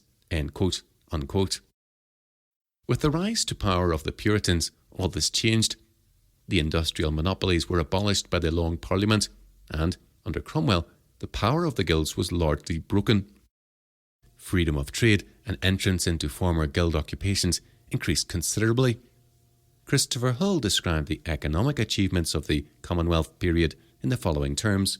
Quote, "Employers and entrepreneurs were freed from government regulation and control in various ways. Attempts to supervise quality of manufacture and to fix prices were abandoned. Industrial monopolies were abolished. Greater freedom was established in relations between employers and workmen. The government stopped trying to regulate wage rates, to compel employers to keep their employees at work in time of slump. Taxation became regular, if heavy, and, except under army rule, it was controlled by representatives of the taxpayers. Henceforth, employers were limited in expanding or contracting their business solely by economic considerations. Quote, "The relation between masters and servants," end quote, wrote Clarendon nostalgically, what was, quote, "dissolved by the Parliament that their army might be increased by the prentices against their master's consent," end quote. The Act of 1563, insisting on a 7-year period of apprenticeship, was not enforced. The Commons Law, so favourable to absolute property rights, triumphed over the prerogative courts, end quote. These measures were part of an extensive rationalisation of economic life that greatly facilitated productivity and led to the creation of wealth rather than the control of wealth, which was what essentially characterised Stuart economic policy. Cromwell also successfully crushed the socialistic movements that began to appear at this time, the Diggers, which was a proto-communistic movement, and the Levellers, which was not really a communistic group so much as a moderate democratic group. The Commonwealth represented in a very real sense, therefore, the beginning of both the Industrial Revolution, which is usually dated from about the middle of the 18th century, when technical improvements in industry began to appear much more rapidly, and the British Empire, which would not have been possible without the wealth generated by the Industrial Revolution. Section 5. Investment and Capitalisation. Let us now pursue the mechanics of the capitalist mode of production a little further. Suppose someone were living at the beginning of the Industrial Revolution and practicing a traditional craft or trade as a means of livelihood, making cloth, for instance. After his needs are taken care of, he has some excess income left over. Over a period of years, he is able to save this excess income, perhaps even lend it out at interest, until he has accumulated a substantial sum of money. He can now consume this wealth directly by purchasing a very expensive luxury item that he has always admired and desired, and that is handmade and therefore produced in very small quantities. Alternatively, he can forego the use of this luxury item and use the money to buy a power loom, which is able to produce more cloth at a cheaper price than his old hand loom. He then sells the cloth he has made and makes a little more profit. He ploughs this profit back into his business, that is, he uses it to purchase more capital equipment, and each month his output increases, and, of course, his profits increase also. As a result of the use of the power loom, productivity increases, and as more cloth becomes available on the market, prices fall. The cost of clothing then falls. The product becomes available to more people at a price they can more easily afford, which further stimulates productivity and increases profits.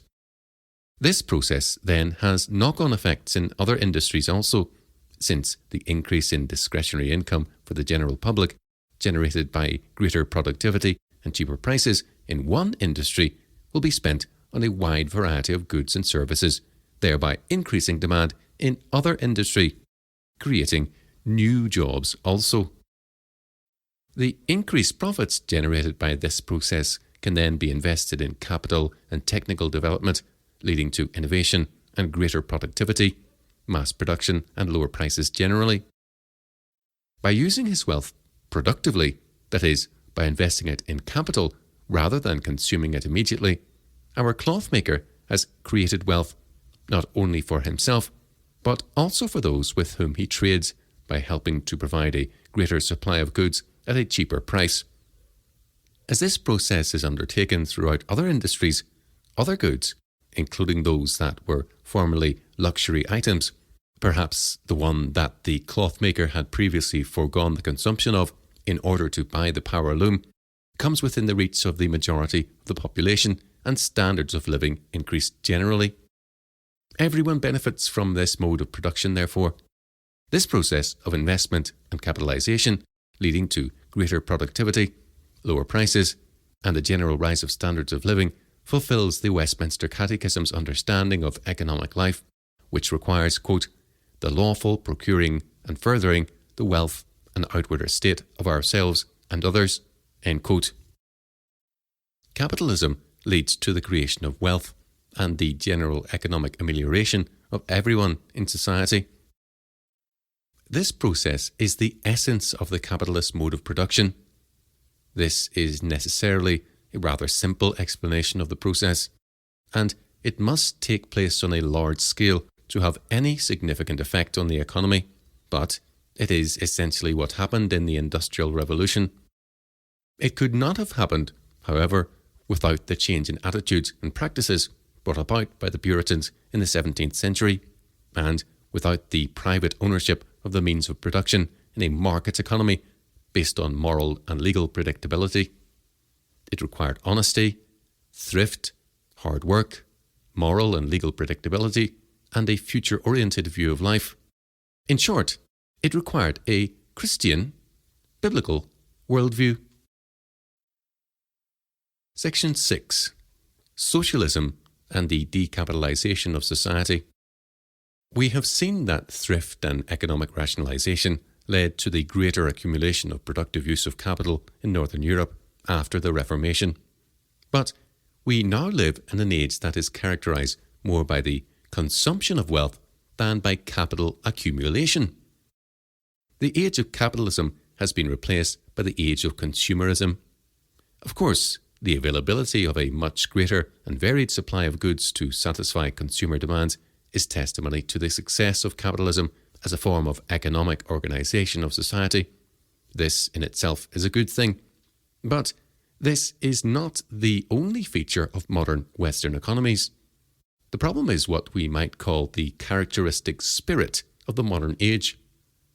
In the sphere of economics, this characteristic spirit, which is political in nature, has supplanted the ideals upon which Western capitalism was based. Our society today is slowly but surely moving towards a form of political organization in which the economy is dominated and controlled by political rather than rational economic criteria. This political system, if it is allowed to function unfettered according to its characteristic spirit, that is, centralized political control of human activity, what used to be called slavery, will lead ultimately to the consumption of the vast capital base that has been built up in previous centuries. Why? Just as capital accumulation, economic rationalization, and the productive use of wealth are distinctive features of Western capitalism, the irrational use of wealth and the wasteful consumption of capital are distinctive features of socialism, and the 20th century was the century of socialism. It is the rise of this socialist worldview and government management of the economy according to socialist principles that has, over the past 50 years or so, led to the present state of economic irrationality in the British economy. Although the Thatcher government of the 1980s was considerably less socialist than the left-wing and centre parties in Britain, it needs to be recognised that it was still, essentially, a socialist government. Of course, it must be acknowledged that the implementation of the Thatcher government's policies did lead to some significant reforms and, to some extent, helped to move economic thinking away from socialist ideals. And doubtless, any government must go slowly in seeking to reform the economy. But the true nature of conservatism is not capitalistic necessarily. Even if the Thatcher government did try, in some measure, to move towards capitalism, the effect of the 12 years of the Thatcher government was that the nation moved towards the grand socialist debacle more slowly than it would have done under the policies of either the Liberal Democrat or Labour parties. But moved towards that debacle it surely did, and with a relentless illogicality that confuses and dismays, as can be seen from the current state of the nation's involvement with the grandest and most wasteful policy of economic irrationality in the history of the modern world next to communism, the European Union. Unless this trend is reversed, the kind of steady economic growth and social amelioration that we have come to expect and take for granted in the West will become a thing of the past. We must now consider the irrationalities of socialist economics. The rest of this chapter will deal with the problems of economic calculation and capital consumption under socialist management of the economy, and the characteristic spirit of socialism as compared with capitalism. The following chapter will deal with the central banking system, which is at the heart of the socialist economic machine, A. Economic calculation under socialism. Under socialism, with its reliance on government-controlled and government-financed industries, subsidies, production quotas, import tariffs, wage and price controls, tax penalties and handouts to favoured groups, regulation of economic activity generally, and, with all these factors, a good deal of legal unpredictability, it becomes impossible to calculate rationally to the degree necessary to maintain the use of capital at its maximum productivity. Since socialism, by means of these policies, ruins the price mechanism, or at least significantly hinders its proper functioning, time, money and scarce resources get sidetracked into unproductive or less productive uses. The waste resulting from this situation is over and above the amount of taxpayers' money that is squandered by left-wing governments and councils. The result is, at best, a fall in the rate of economic growth, or stagnation, and in extreme socialist countries, even a reverse, a decline in productivity and standards of living, that is, decapitalization. Socialism has reversed the trend towards economic rationalization that Weber described in his essay. The motivation behind this mentality is twofold. First, there is the desire to cushion people from the realities of life in the real world. Life in the world as God has created it and providentially governs it. It is an attempt to enable people to run away from their responsibilities into the arms of the benevolent state. Socialists want an easy ride on easy terms, social security and living provided on a plate by the paternalistic state. Second, socialists are often motivated ideologically by envy of others. They see others who are more wealthy, who have a better standard of living, and they cannot bear it. They are gripped with envy. They therefore support those who promote policies aimed at appeasing their envy, at taking from the rich to give to the quote-unquote poor, so-called. They want what they do not have. They therefore insist that the state take steps to provide them with it, and with the general standard of living they desire, or at least, feeling this, make sure that no one else is allowed to have such a standard of living. The capital base of the nation, which took centuries to build up, has been plundered in order to pay for this envy-driven redistribution of wealth within society. This has been accomplished through legalized theft on a grand scale by the state. Income tax, sales tax, VAT, tariffs, control and expropriation of private property, inheritance tax, capital gains tax, company tax, graduated income tax, and fraud on a scale by means of government-generated inflation controlled through the central banking system. All this has been done in the name of, quote, social justice, end quote. In reality, however, this amounts to little more than the politics of envy. B. Capital consumption. The onslaught of socialism in this way, however, has also changed the way that those who have capital use it. Socialism has made the capitalist mode of living increasingly difficult. It confiscates and taxes away all it can of the profits that private individuals and companies make. By doing this, it takes away the motivation to use one's wealth productively.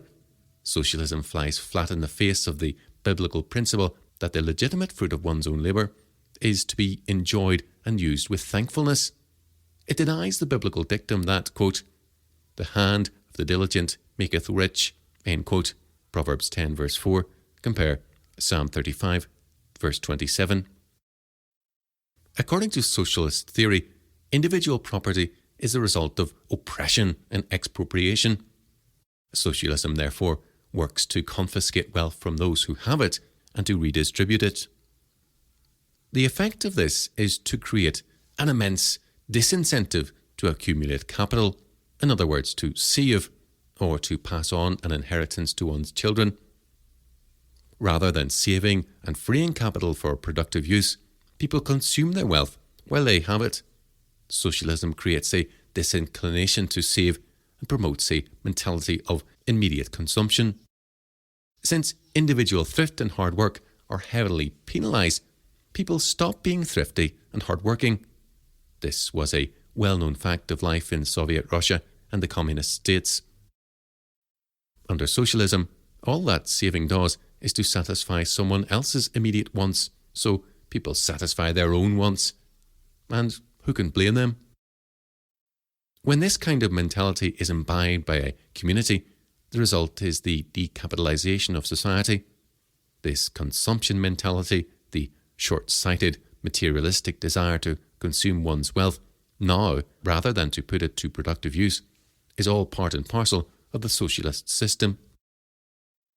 Materialism, in the sense that the term is used today, that is, ever-increasing greed for more consumption goods that one cannot afford unless one squanders one's resources wastefully, is a feature of socialism, not capitalism. Socialism leads to irrational economic policies aimed at appeasing a population that has swallowed a social ethics based on envy. As a consequence, it retards capitalization and eventually leads to decline, economic stagnation, and even decapitalization.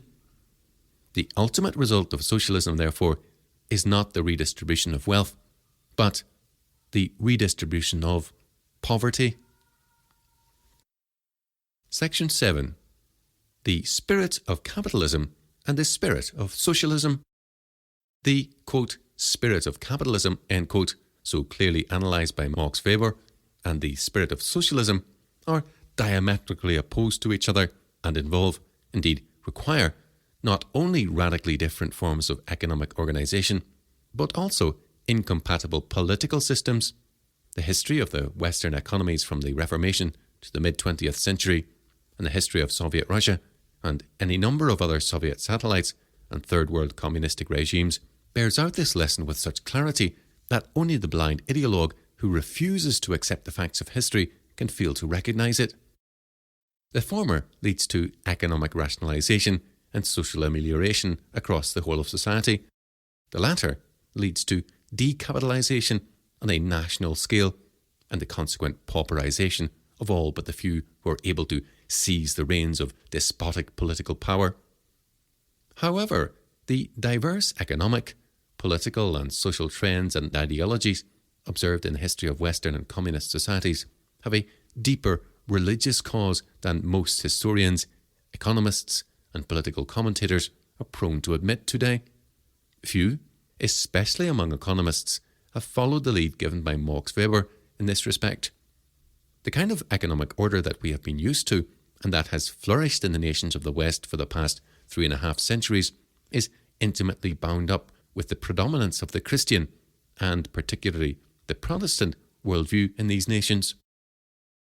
It was a Christian cultural matrix that gave birth to the modern world with its scientific and economic achievements, its high view of progress, and the insistence on the necessity and value of man's bettering his conditions in life.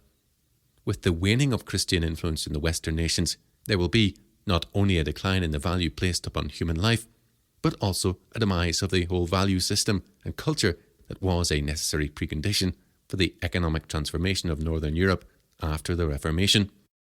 Perhaps technological progress will continue, although even this is by no means certain. But to what ends it will be directed and who will benefit from it will be determined by the kind of moral or amoral values that inform the culture in which such technological improvements occur. In a culture that has a pagan view of life and a pagan view of justice and mercy, it is doubtful whether the term progress will have the same content that it has had for a predominantly Christian culture.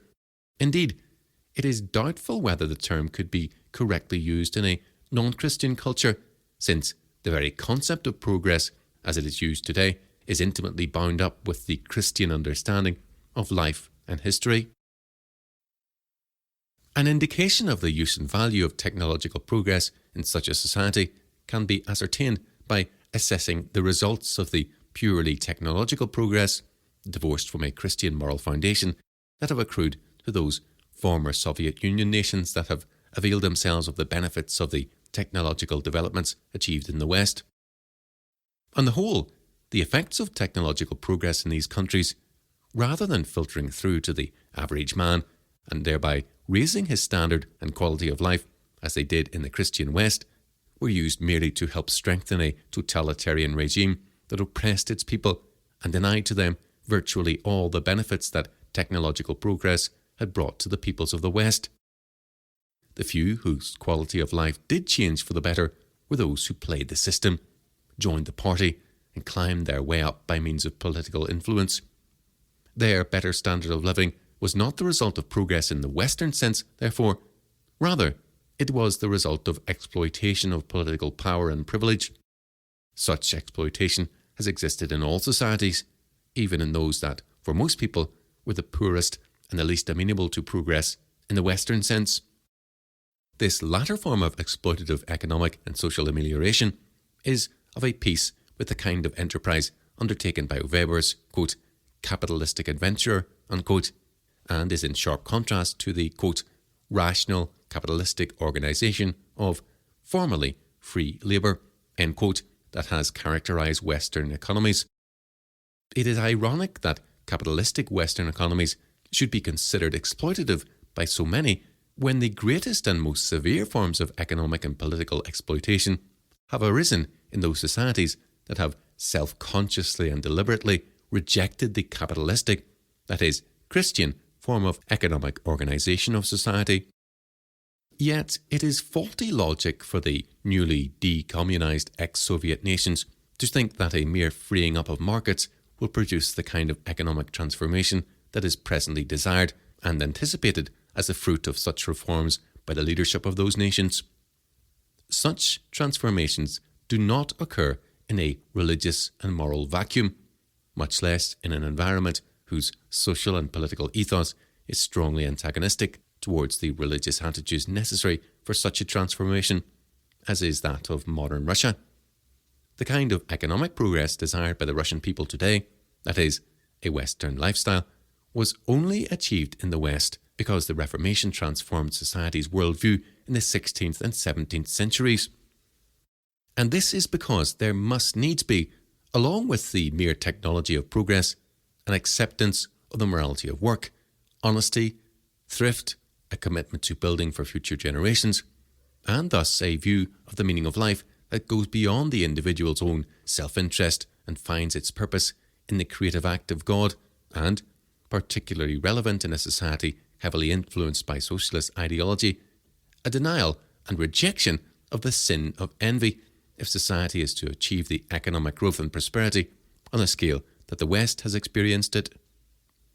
Such were the virtues that, for example in England, where the Christian understanding of the meaning of life and work was able to flourish, made Western economic prosperity possible. The economic factors were necessary also, of course, but without these fundamental religious and moral foundations, it is doubtful that the outcome would have been the same. As Weber pointed out in his essay, The Protestant Ethic and the Spirit of Capitalism, the basic element of the capitalist mode of production were already in existence before the Reformation, but not until after the Reformation, when the Protestant ethic and doctrine of calling had transformed the everyday lives of ordinary people, did the spirit of capitalism begin to transform the economic landscape of Northern Europe. The dramatic growth of the Western economies in the 2 centuries following the Reformation was totally without historical precedent. It has been estimated that total economic output during this period doubled. In the 18th century, this rate of growth increased considerably, with the more advanced economies such as Britain growing by a full percentage point each year. By comparison, between AD 500 and 1500, the economies of Western Europe grew, on average, only by 1/10 of a percentage point per year.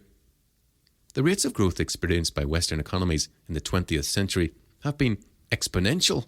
Paul Ormerod states that, quote, the Western economies grew as much in percentage terms between 1950 and 1970 as they did between 500 and 1500, and given the much higher base at the start of the 1950s, the absolute increase in the volume of goods and services produced was enormously greater. This kind of growth was not a feature of Soviet Russia. According to G. North, quote, Naum Jansi in his book Soviet Industrialization 1928 to 1952, 1961, reveals how Stalin used growth figures as propaganda devices. setting goals for the 5-year plans, themselves propaganda devices more than planning tools, so high that no economic system could have produced the anticipated results. It was growth for the sake of growth. The actual per capita output of consumer goods did not significantly increase until the mid-1950s. Only in 1952 did wage rates reach the level that Tsarist Russia had attained in 1913. End quote. The Soviet economy, dominated by political control and lacking freedom of any kind, except perhaps on the black markets, was incapable of producing the kind of economic growth and social amelioration that has characterized the economies of Protestant Europe. The two systems of economic organization are radically different in spirit and produce an enormous disparity in general standards of living. Unfortunately, under the aegis of the European Union, the economies of Western Europe are now moving closer to the spirit that characterized the socialist economies of the Soviet Union. And this is happening at the very time when socialism has been proved incapable not only of delivering economic growth on the magnitude experienced under capitalism in the West, but of even maintaining general standards of living much lower than those of contemporary Western nations. Only a return to the Christian spirit of capitalism, that is, the subordination of the acquisitive impulse, the profit motive, to rational economic principles based on the Christian ethic, will save the nations of the West from the irrational economics of socialist ideology and the inevitable economic decline that is the lot of nations that are seduced by the siren songs of a fairer society and greater wealth for all that socialism offers. Chapter 4. The Banking System. Section 1. Definition and relevance of the banking system. The best definition of the modern banking system I have seen was that given by R.S. Sayers, quote, "Banks are institutions whose debts, usually referred to as, quote, bank deposits, end quote, are commonly accepted in final settlement for other people's debts," end quote. This is a precise definition of the modern banking system as far as it goes. However, in order to understand the banking system and how it affects the economy, we need to understand the mechanism by which the bank's debts come to be accepted in final settlement of other people's debts. Furthermore, the relevance of this subject is far wider than the practice of banking itself. Given the importance of the role that banks play in the modern economy, it is essential to a proper understanding of how the economy works as a whole that one has a proper grasp of the basic principles upon which the modern banking system operates. In order to gain an understanding of this, we need to go back to the birth of modern banking in the 17th century. Before doing so, however, it will be instructive to look briefly at the biblical teaching on just weights and measures in order to gain a proper moral perspective on the issue of currency debasement, which is at the heart of the modern banking system.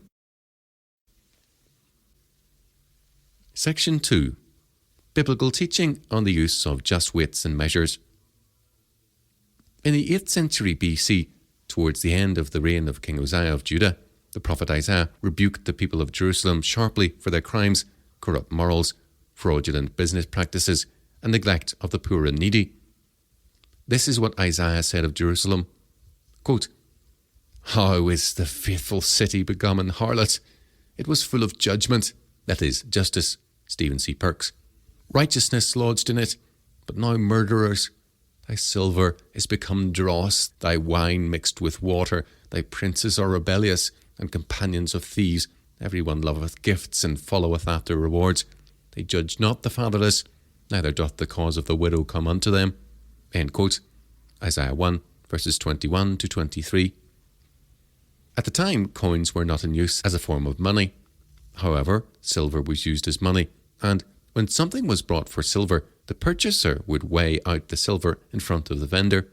Compare Genesis 23, verse 16, Jeremiah 32, verse 9. In this way, small bars or ingots of silver would be used as a medium of exchange. When Isaiah says, quote, "Thy silver is become dross," end quote, he was referring to a process whereby base metals, for example tin, were mixed with the silver. thereby decreasing the silver content of the metal, while at the same time increasing the total number of ingots that could be produced. When this was done, the appearance of the ingot would be that of silver, even though a percentage of it was tin, which is a less valuable metal than silver. This debased ingot could then be passed off as pure silver in exchange for goods and services. By mixing tin with silver in this way, the debaser could increase his money supply and buy goods and services cheaper than he could were he to pay them with pure silver. The one receiving the money would most likely not be able to tell the difference between pure silver ingots and debased ingots containing tin. The Bible is very strict about the use of fair weights and measures. Here are some of the laws covering weights and measures. Quote, "Ye shall do no unrighteousness in judgment, in meat yard, in weight or in measure. Just balances, just weights, a just ephah, and a just hin shall ye have. I am the Lord your God, which brought you out of the land of Egypt. Therefore shall ye observe all my statutes and all my judgments, and do them. I am the Lord." End quote. Leviticus 19 verses 35 to 37. Quote, "Thou shalt not have in thy bag divers weights, a great and a small. Thou shalt not have in thine house divers measures, a great and a small. But thou shalt have a perfect and just weight, a perfect and just measure shalt thou have, that thy days may be lengthened in the land which the Lord thy God giveth thee. For all that do such things, and all that do unrighteously, are an abomination unto the Lord thy God." End quote. Deuteronomy 25 verses 13 to 16. These laws forbid fraud. When tin is mixed with silver and then made into ingots of a particular weight, the silver content is less than it appears to be. The weight of silver contained in a given bar is less than the total weight of the bar. To use these debased ingots as a medium of exchange under the pretense that they are pure silver is fraud and a direct breach of God's law. Such practices are unacceptable to God. Quote, "A false balance is an abomination to the Lord." End quote. Proverbs 11 verse 1. What Isaiah condemns in chapter 1 verses 21 to 23, therefore, is precisely the same phenomenon as the debasement of coinage. Such fraud is immoral and forbidden by God's law, whether it is practiced by individuals or by governments. Section 3. Inflation and the debasement of currency. We are led to believe today that inflation is a general and sustained rise in the level of prices. This is not so, although inflation usually leads to rising prices. Inflation is an increase in the money supply. An increase in the money supply in turn causes prices generally to rise, other things being equal. When inflation is caused by the debasement of monetary metal or by counterfeiting of any kind, it is a direct transgression of God's law, as stated in the 8th commandment, and further expounded in Leviticus 19 verses 35 to 37 and Deuteronomy 25 verses 13 to 16.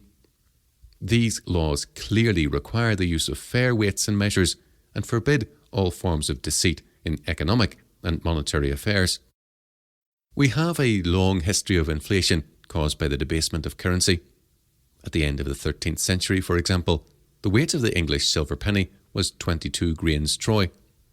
By the beginning of the 17th century, it had fallen to 7 3/4, a reduction in weight of nearly 65%. For a government with sufficient power to enforce its will, debasement of coinage has always been an easy and favourite method of meeting unforeseen financial liabilities.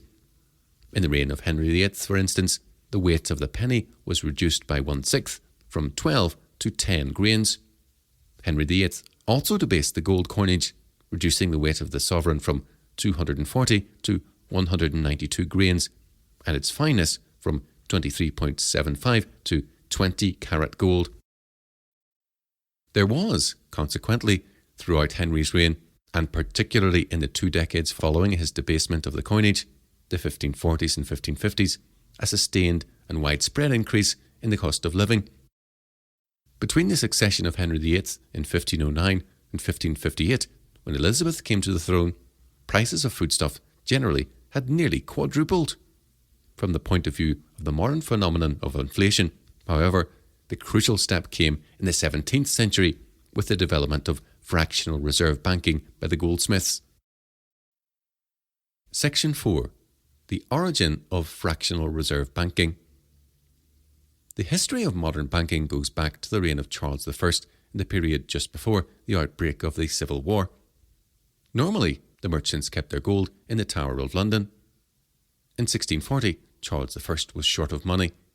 He closed the mint and seized £20,000 of merchants' bullion in the Tower, agreeing to return it only when he had extracted a forced loan of £40,000 from its owners on the security of the customs. Naturally, confidence in the Tower as a place of safe deposit was destroyed by this, and the merchants and moneyed men looked elsewhere for a safe place to store their money. This business fell to the goldsmiths, whose strong rooms offered relative safety from such political outrages. As bankers, the goldsmiths developed a number of important techniques for transferring money and creating credit within the economy. The first of these was the banknote. When someone deposited his money with a goldsmith for safekeeping, he was issued with a receipt for the said amount. It soon became apparent that it was much easier to pay for goods and services by handing over these receipts than by withdrawing gold or silver from the goldsmith's strong room, which would then be redeposited with another or even the same goldsmith. Consequently, these receipts, or quote, running cash notes, end quote, as they were called, began to circulate as money. They were essentially claims to a given amount of money deposited with a certain goldsmith, bearing a promise to pay the bearer on demand the sums specified on them. As the use of these running cash notes increased, they were issued in standard units such as £5 and £10. These notes were the forerunners of the modern banknote. A second development in banking practice came when it was realised that payments could be made without the use of banknotes either. A letter instructing the goldsmith to pay out a certain amount of gold or silver from one's own stock to a third party was all that was needed. If the one to whom the payment was to be made already had a deposit with the same goldsmith as the one making the payment, or was prepared to make a deposit with the same goldsmith, the money could be transferred by simply debiting one account and crediting the other. This kind of transaction was the forerunner of the modern cheque. These early cheques were in circulation in the latter half of the 17th century, but they really came into more extensive use after the Act of 1708 limited the issue of banknotes by banks other than the Bank of England. The third and most important development came when the goldsmiths began the practice of fractional reserve banking.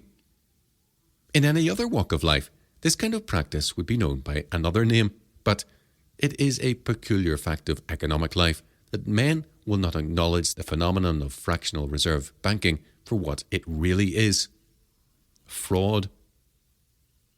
Only a certain proportion of the gold and silver deposited with the goldsmiths was, at any one time, being withdrawn and used in circulation as cash.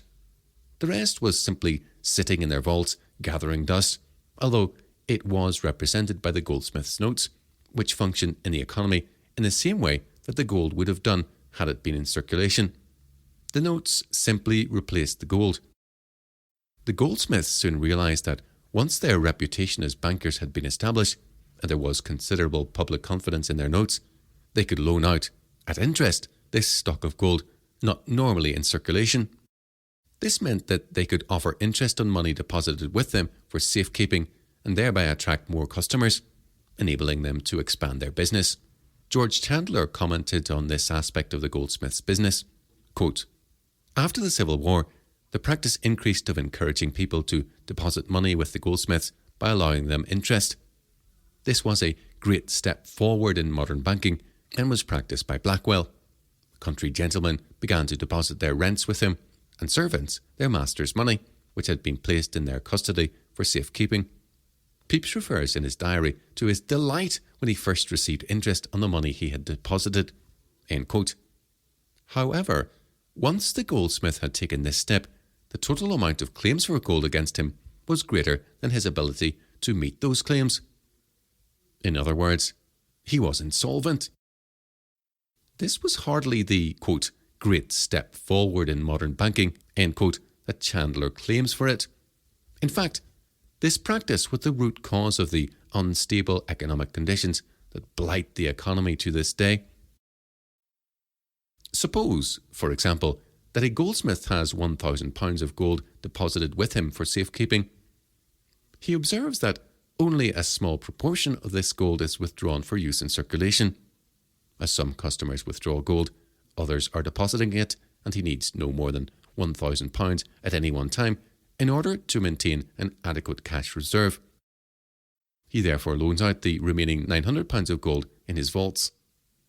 The important point to grasp here is that although this gold was not previously in circulation as gold coin, it was nonetheless represented by running cash notes or receipts to the value of £900, which functioned in the economy in the same way that the gold would have functioned had it been in circulation. The goldsmith has now loaned out the £900 of gold previously kept in his vaults, which was represented by these notes.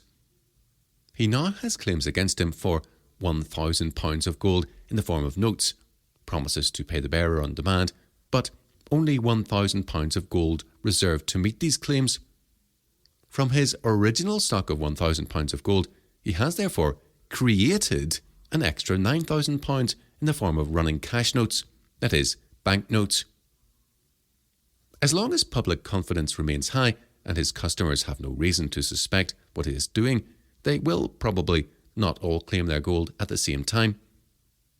But the goldsmith's ability to create money does not stop here.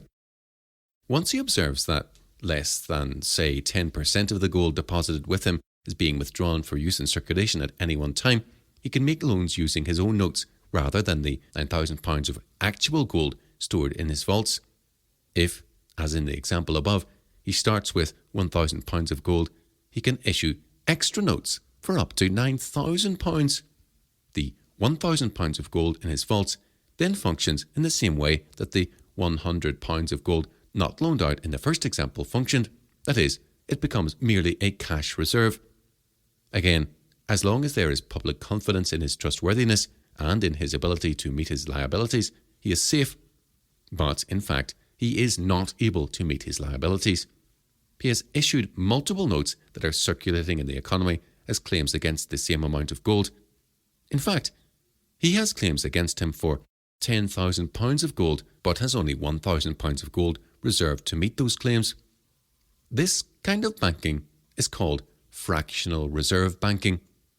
The amount of gold reserved for meeting the goldsmith's liabilities represents only a fraction of the total claims for gold against him in the form of notes. The goldsmith is able to meet only a fraction of his liabilities, therefore. He has created notes containing a promise to pay the bearer on demand a certain sum of gold or silver, but he is unable to honour that promise. He has up to 9 times more liabilities than he is able to meet. Section 5. Problems with the fractional reserve system. There are a number of important criticisms to be levelled against the fractional reserve system. In the first place, this kind of banking practice is quite obviously fraudulent because up to 90% of the goldsmith's notes are bogus claims. If everyone holding these notes were to claim their gold at the same time, the goldsmith, unable to meet the demand, would be declared bankrupt.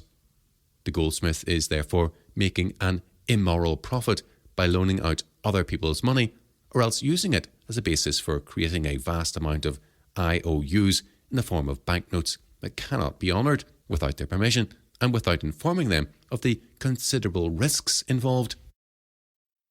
When confidence in the goldsmith fails, the holders of these banknotes will attempt to claim their gold, but not everyone will succeed in doing so before the goldsmith is declared insolvent, and hence a large number of people will be defrauded of what rightfully belongs to them. The action of everyone trying to claim their gold at once is called a run on the bank. The first recorded incident of such a run on a bank occurred in 1667, following the defeat of the English fleet by a Dutch squadron in the Medway and the bombardment of Sheerness. The Immoral profits made in the form of interest by this kind of banking cannot be construed as a legitimate reward for the taking of risks involved with lending money. This is not to say that lending money at interest is wrong per se. The fact that people value present economic goods more than they do the same goods at a future date makes interest inescapable. Lending money at interest is a legitimate practice since the Bible allows men to charge interest, though not in all circumstances. The point to note about the fractional reserve banking system is that the goldsmith, in effect, loans out money that he does not have.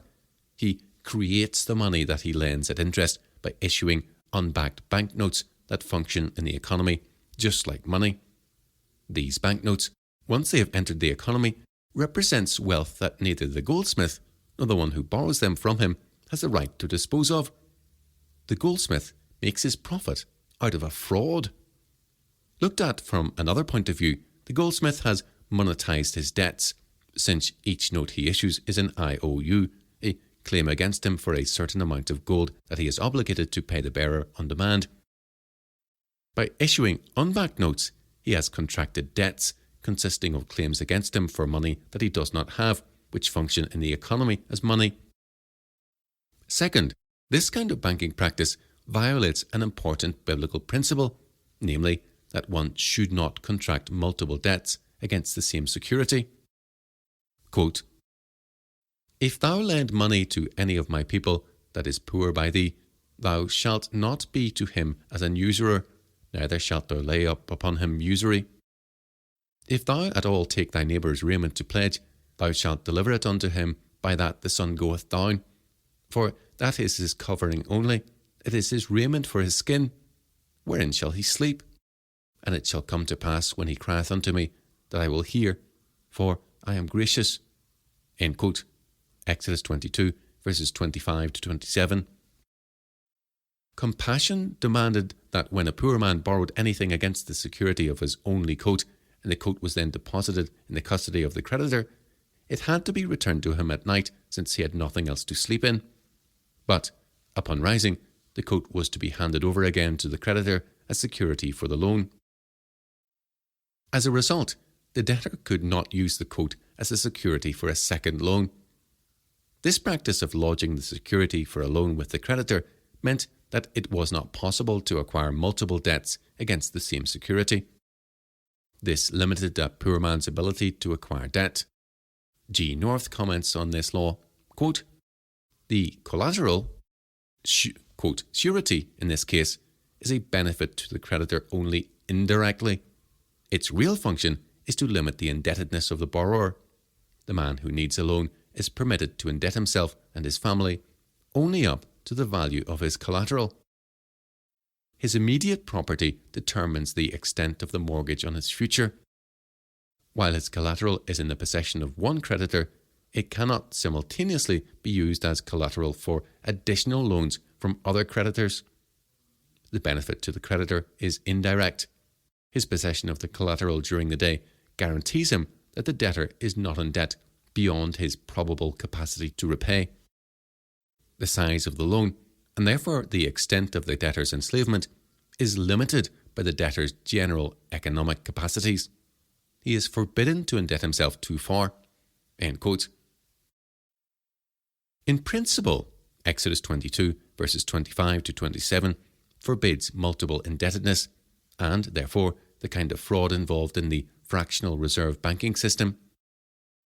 When a goldsmith issues claims in the form of notes or creates demand deposits that can be drawn upon by cheque, he creates debts, claims against him for gold. If the gold stored in his vaults covers only a fraction of these liabilities, he is multiply indebted and unable to honour fully his promise to pay out on demand the gold deposited by his creditors, should they all exercise their right to redeem their notes or withdraw their deposits at the same time. Fractional reserve banking is therefore, in principle, a transgression of the law governing debt in Scripture. Third, this kind of banking is also a debasement of currency and inherently inflationary. The goldsmith has increased the amount of money in circulation. Though a large percentage of his banknotes are not backed by gold, They still function in the economy as money because the unsuspecting public believes them to be redeemable for gold, and therefore people are willing to use them as a medium of exchange. As these unbacked notes filter through into the economy, the value of money falls, other things being equal. This is because the value of money, like that of any other good, is subject to supply and demand. Goods that are scarce are more valuable than those that are available in more abundant supply. When the supply of money is increased, its value per unit falls because it is then less scarce. By issuing unbacked notes, the goldsmith has increased the amount of money in circulation, but he has not increased the amount of wealth within the economy. He has simply brought about a situation in which the same amount of wealth is represented by a greater supply of money. But the goldsmith has increased the purchasing power and thus the wealth of those who borrow from him by issuing them with unbacked notes. This increase in wealth for those who borrow and spend into circulation the newly created money is offset by a decrease in the wealth of the rest of the money-holding population. Those who do not borrow the unbacked notes still have the same amount of money, but once the inflation has run its course in the economy, with the consequent effect this has on the aggregate level of prices, their money is worth less in terms of the goods it will buy, purchasing power. The goldsmith, by inflating the money supply, does not create more wealth. What he does is to redistribute it to those who borrow his newly created banknotes. This is quite unjust. It is, in reality, a form of theft. The goldsmith has not broken into anyone's house and stolen their goods, but he has, nonetheless, defrauded others by debasing the currency. This is what happens. Inflation of the money supply leads to an aggregate rise in the level of prices, other things being equal, though there is a time lag during which the effects of the inflation slowly filter through into the economy. Initially, the demand for certain goods increases while the supply remains unchanged. Prices rise, therefore, until supply once again meets demand. Those who are forced to pay higher prices for these goods then raise the price of the goods and services they sell in order to maintain their income in real terms. This process is eventually repeated throughout the whole economy. But not everyone is able to do this, at least not on a level that would make up for the loss of purchasing power caused by the debasement. This is because inflation affects a redistribution of wealth within society to those who initially have access to the new money and away from those who do not. The effect of an aggregate rise in the level of prices will be to price some consumers out of the market for certain goods. For example, in an inflationary economy, those on fixed wages will have to pay higher prices for the essentials of life. This will affect their discretionary income and therefore their overall standard of living. They will have to cut back on the amount of money they spend on non-essential goods in order to allocate funds to essentials, the prices of which, as a result of inflation, have risen, even though their own incomes have not risen accordingly.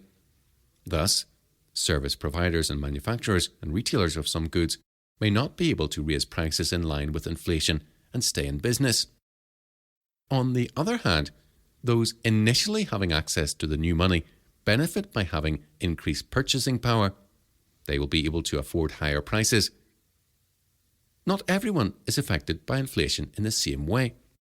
Some service providers and manufacturers will benefit from this. That is, they will experience a boom. Inflation affects an overall reconfiguration of market conditions. Although there is a rise in the aggregate level of prices, it is not an even rise. Not all prices rise together or to the same extent, and some may not rise at all.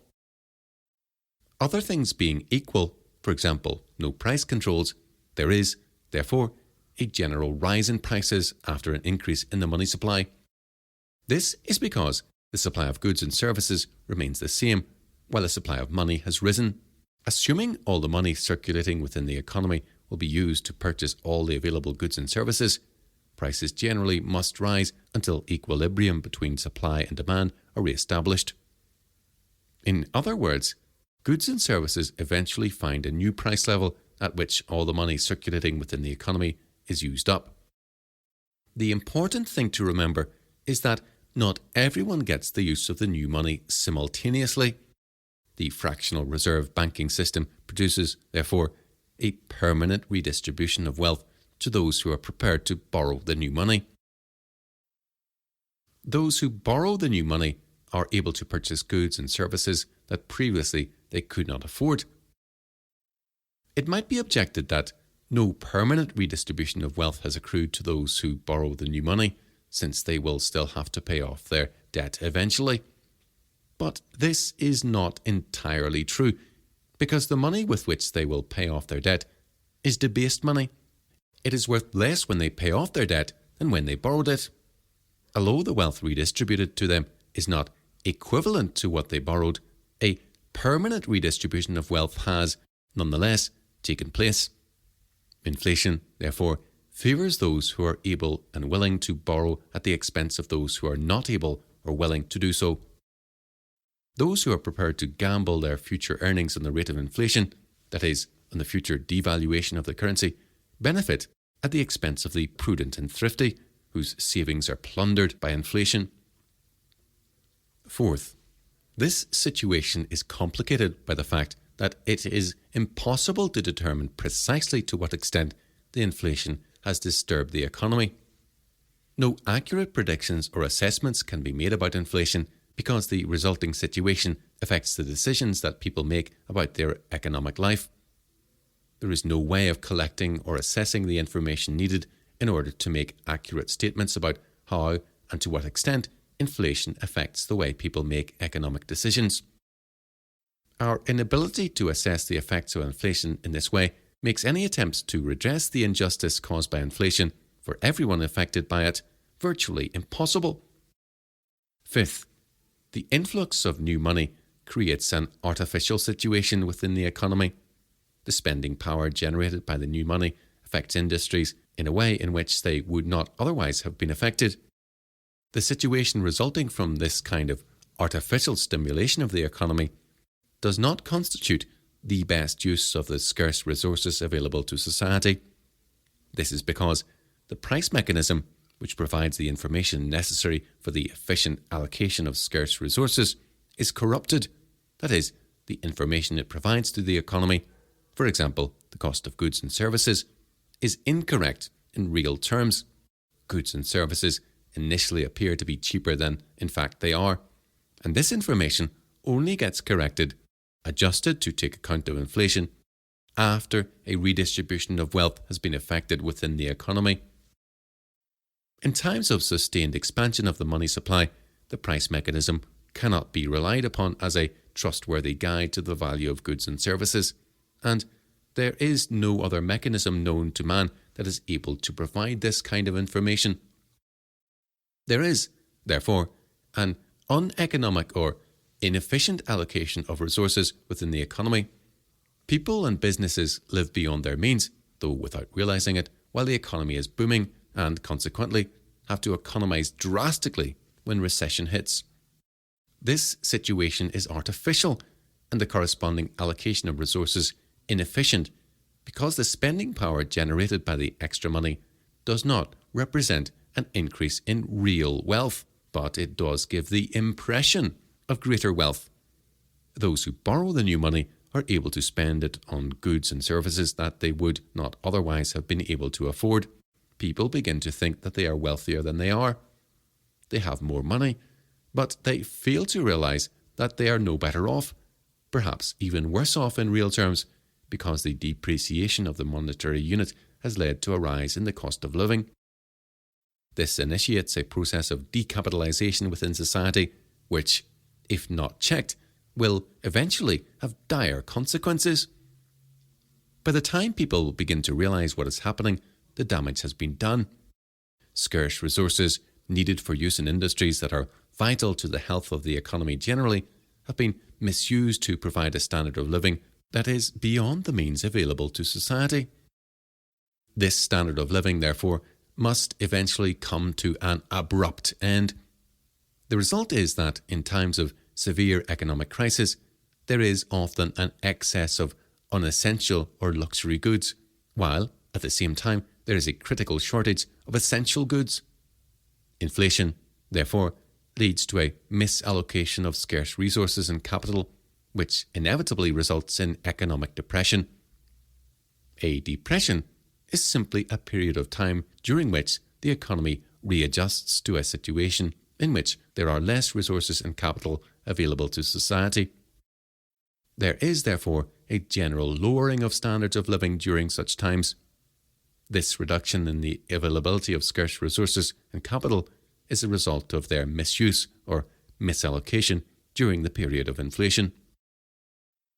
The monetary authorities can for a time avoid recession by continuing to inflate the money supply, but the rate of inflation increases exponentially with every new injection of money into the economy. A slump is postponed for a time, but eventually the consequences become more serious and destructive for the economy. In severe inflation such as that experienced by the Weimar Republic early in the 20th century, the economy eventually experiences a crack-up boom, that is, demonetization of the currency and the development of a barter economy. Wherever this kind of banking practice is allowed to continue, society will not be able to escape the continuous cycle of booms and slumps, that is, the business cycle, which characterized so much of 20th century economic life. These criticisms are equally applicable to the modern banking system. They have been explained in terms of the practices of the goldsmiths because this provides a much simpler model with which to work. Section 6. The modern banking system. The modern banking system, though more complicated, is not essentially different in principle from that practiced by the goldsmiths. The most important difference lies in the role that the Bank of England and the Treasury play in the economy. The Bank of England was established as a joint stock company in 1694 by Act of Parliament. The purpose of the bank from the beginning was to finance government borrowing and manage government debt. The government's need for money in this instance was occasioned by war with France. The whole of the bank's original capital of £1,200,000 was to be loaned to the government at a yearly return of £100,000, that is, 8% on the loan per annum plus a £4,000 per annum management fee. In return for the loan, the subscribers were granted a charter authorising them to act as a joint stock company with limited liability under the name of, quote, the Governor and Company of the Bank of England, end quote. The bank was permitted to issue, quote, sealed bills, unquote, to the value of its original capital, to receive deposits, deal in bullion and commercial bills, and make secured loans. Over and above the issue of sealed bills, however, the bank issued cashier's notes. These cashier notes were the equivalent of the goldsmith's running cash notes and the forerunner of the modern Bank of England note. The decision to have running cash notes printed with blanks for names, amounts, and the cashier's signature was taken on July 31st, 1694, only a few days after the bank began trading.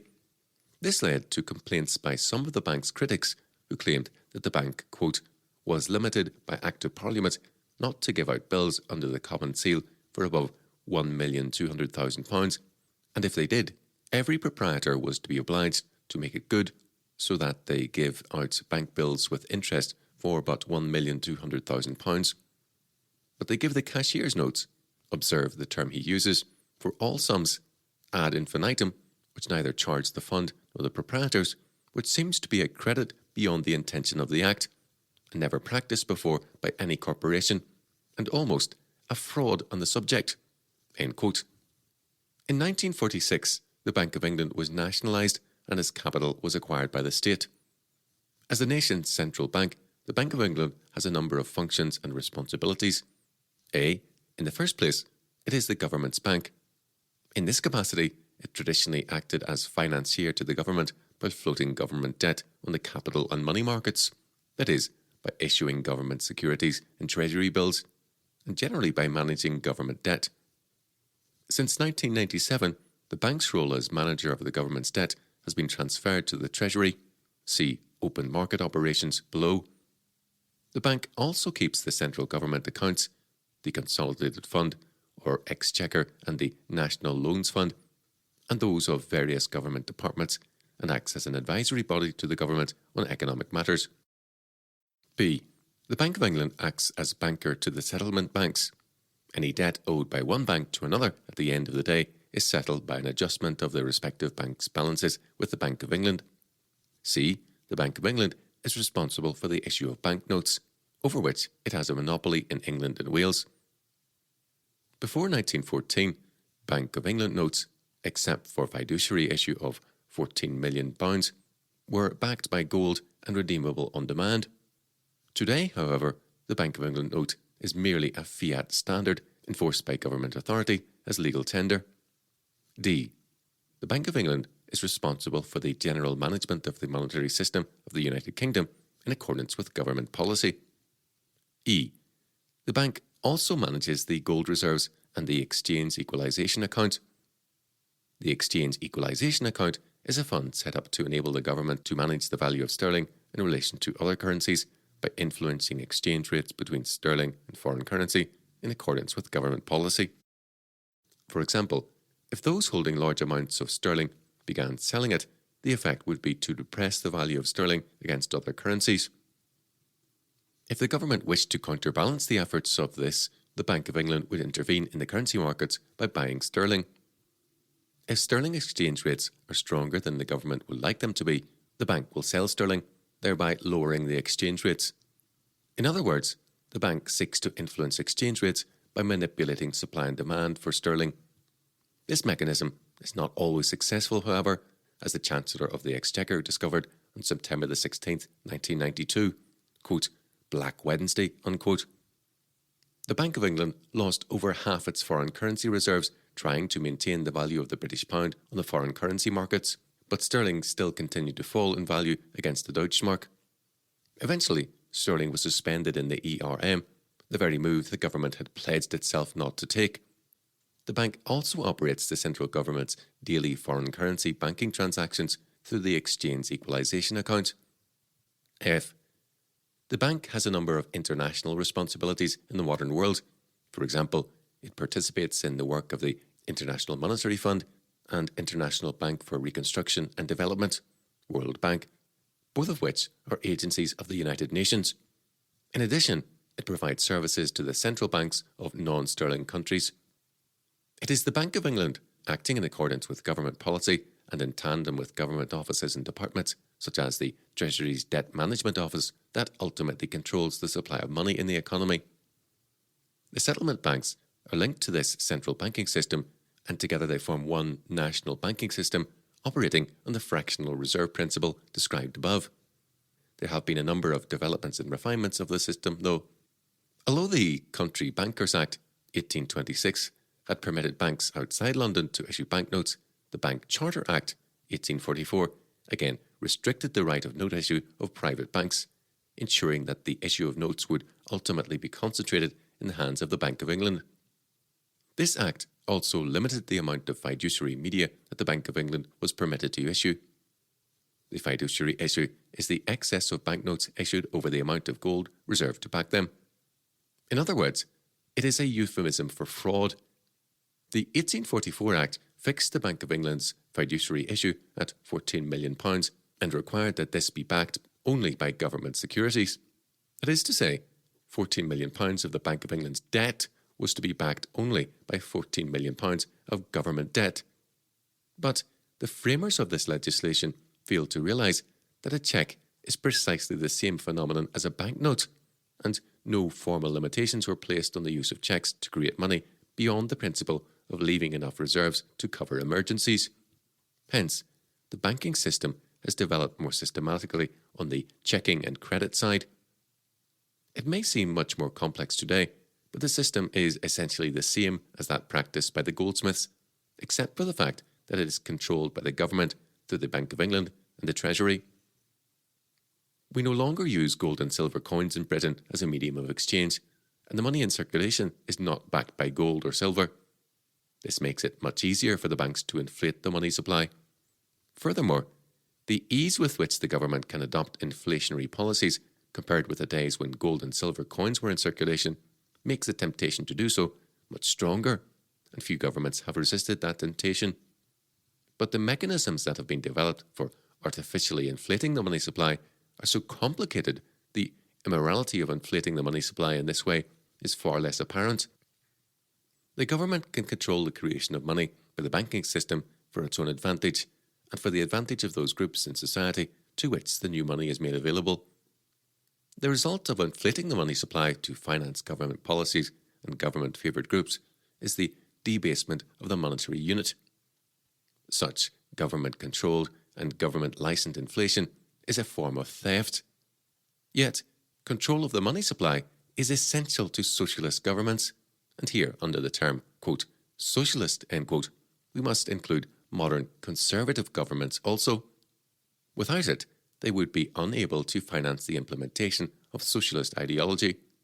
With it, they can promote and control the redistribution of wealth within society as a means of implementing party ideology. Modern British governments, both Labour and Conservative, have discouraged the use of gold as money between 1939 and 1979. Even the holding of gold as a form of money was illegal. VAT was charged in the purchase of gold bullion in coin between 1975 and January 2000, and, with the exception of British-denominated coin, capital gains tax is payable on its sale. This is because gold is an economic money, but politicians want political money that they can create and control. The government is able to achieve this in two ways. First, through the creation of fiat money, that is, money created by government authority alone. This consists of the token coin and banknotes that we usually refer to as cash. This currency is no longer backed by gold or silver. The Bank of England note is a fiat standard, that is, printed money regulated by the Treasury, enforced as legal tender by government authority, and backed only by government debt, government bonds and treasury bills. Secondly, through the Bank of England, the government is able to control the creation of bank money by the banks. This is money that exists in the form of bank deposits, subject to withdrawal by cheque, but not backed by cash. This kind of money exists only as numbers in bank accounts. Because it is transferred by cheque, it is never redeemed for cash, that is, currency. Banks receiving cheques drawn on other banks put them through the clearing system, in which cheques drawn on the various banks are offset against each other. Any money owed by one bank to another at the end of the day is settled by an adjustment to the respective bank's balances at the Bank of England. No cash changes hands. Consequently, there is far greater scope for the banks to create money and fraudulently redistribute wealth within society with this kind of banking system. The government uses this banking system to monetize its debt, the effect of which is to inflate the money supply. In fact, the creation of government debt is one of the principal causes of expansion of the money supply. Since 1997, a number of changes have been introduced in the way the government delegates management of the monetary and banking system. Some activities that were previously functions of the Bank of England have been transferred to other government agencies. These changes will be explained below. The system as a whole works as a government-controlled monopoly. That is, it is a government-licensed and government-regulated banking system. Although the banks are not owned or run by the government, they are subject to government control and regulation. With the exception of building societies, which are subject to supervision and control by the Building Societies Commission, and the foreign banks of other EU member states, which are subject to their own country's authorisation practices, no one is permitted to accept deposits from the public in the UK as part of a deposit-taking business, that is, banking business, without authorisation from the Financial Services Authority, FSA, which is responsible for prudential supervision of the banks. Thus, although the banking system in the UK is not owned by the government, it is regulated by the government and subject to the controls exercised by the Bank of England and the FSA in accordance with government policy. In this system, bank money has the same relation to a bank's reserve assets that the goldsmith's notes had to the gold stored in its vaults. Thus, the means that the government uses to control the creation of bank money function by regulating the ratio between the bank's reserve assets and the volume of bank money in circulation. There are 5 chief means available to the government that it can use to control the money supply. These are A. The minimum reserve asset ratio or liquidity ratio. Prior to 1997, the Bank of England could require the banks to maintain a certain ratio between their eligible reserve assets, or liquid assets, and their bank deposits, bank money. Eligible reserve assets included cash reserves and balances with the Bank of England, Treasury bills, money at call with the London money market, commercial and local authority bills eligible for rediscount at the Bank of England, company tax reserve certificates, and government securities with less than a year to maturity. By altering the reserve asset ratio, the Bank of England could control the amount of bank money in circulation. If it increased the ratio, the banks were forced to reduce the amount of loans they could advance to their customers, thereby reducing the volume of bank money in circulation. By decreasing the ratio, it empowered the banks to increase advances to their customers, thereby increasing the volume of bank money in circulation. When these bank loans are spent in the economy and then redeposited in the banks, they add to the bank's reserve assets, thereby enabling the banks to advance more loans to their customers and expand the volume of bank money in circulation further. The government can also facilitate inflation of the money supply by increasing the reserves held by the banks without reducing the minimum reserve asset ratio. For example, if the government decides to increase significantly the amount of money it borrows by issuing treasury bills, short-dated government IOUs that are sold and circulated prior to maturity at a discount, there will be an expansion of the money supply to the extent that the bills are bought by the banking sector. This is because treasury bills are considered very liquid and form an important part of the bank's reserve assets. An increase in the purchase of these bills by the banks will increase the bank's reserve assets, since, although the banks will have to reduce their balances at the Bank of England in order to pay for them initially, this money, once it is spent into circulation by the government, will be redeposited in the banks, thereby restoring the bank's balances with the Bank of England once more. The bank's balances at the Bank of England will ultimately remain unchanged, therefore, but they will have a larger holding of treasury bills and thus more reserve assets on the basis of which they can expand the money supply by advancing loans, bank money, to their customers. Provided the sale of treasury bills does not represent an increase in government debt, but simply the renewal of existing debt as it matures, their purchase by the banks will not affect the overall reserve asset ratio of the banks, and thus there will be no expansion of the money supply. The sale of treasury bills to the general public and non-banking firms, the quote, non-bank private sector, end quote, will not affect the money supply in the same way that their sale to the banking sector would. When treasury bills are sold to the non-bank private sector, they will be paid for by cheques drawn on the bank accounts of those who purchase them. This will reduce the bank's balances with the Bank of England. Once the government spends into circulation the proceeds of the sale of these bills, however, the money will be deposited in the bank accounts of the recipients, and the bank's balances with the Bank of England will be restored to their previous level. There will be no change ultimately in the cash reserves held by the banks. An increase in the purchase of treasury bills by the non-bank private sector, therefore, will have a neutral effect on the money supply to the extent that it represents an increase in government debt that is not taken up by the banking sector, since the non-bank private sector cannot use treasury bills as a basis for making multiple loans to the public, thereby expanding the money supply. An increase in the purchase of treasury bills by the non-bank private sector would be deflationary to the extent that it was accomplished by a decrease in purchases by the banking sector while the overall volume of bills remained constant. The effect of decreasing the minimum reserve asset ratio or of increasing the bank's reserve assets is to set in motion a process of multiple credit expansion, that is, creation of bank money. This process works in the following way. Assume there is a reserve asset or liquidity ratio of 10%. As a result of an increase in its reserve assets, Bank A makes a new loan of £100 to Mr. Smith, who spends it on goods bought from Mr. Jones. Mr. Jones then deposits the £100 in his account at Bank B. Bank B retains 10% of this deposit, £10, as a reserve, and lends out the remaining £90 to Mr. Brown. Mr. Brown buys £90 of goods from Mr. Green.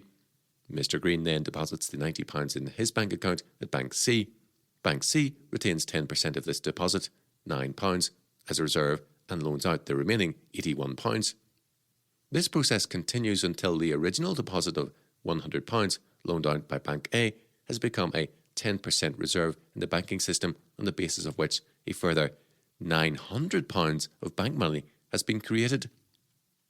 Long and medium-dated government securities, bonds, are not considered liquid until they are near maturity, and therefore sale of these securities to the public by the government is neither deflationary nor inflationary.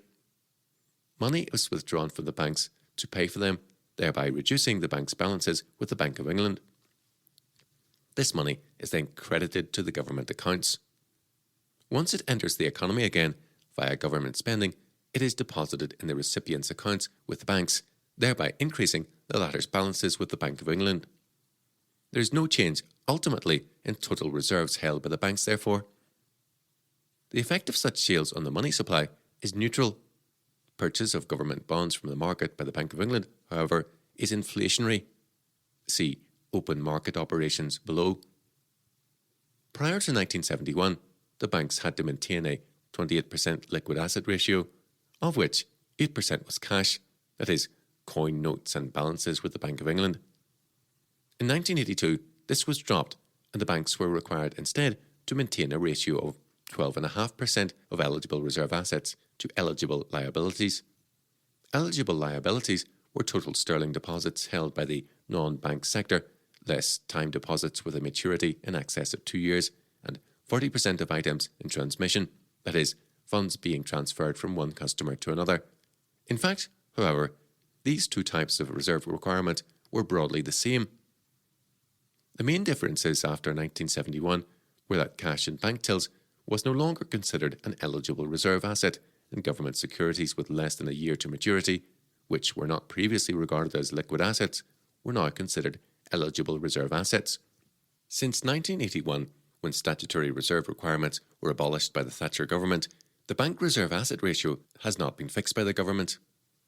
Between 1981 and 1997, the bank's liquidity position was supervised on an individual basis by the Bank of England, quote, prudential control, unquote, and government concentrated on interest rates as a major means of controlling the aggregate level of prices, although the Thatcher government continued to set targets for growth of the money supply until 1985. In 1997, the new Labour government transferred prudential control of the bank liquidity from the Bank of England to the Financial Services Authority and gave the Bank of England, quote, operational, unquote, freedom to set the rate of interest independently of government. The government, however, sets an, quote, inflation target, unquote, that is, a price inflation target, which the bank must achieve by controlling interest rates.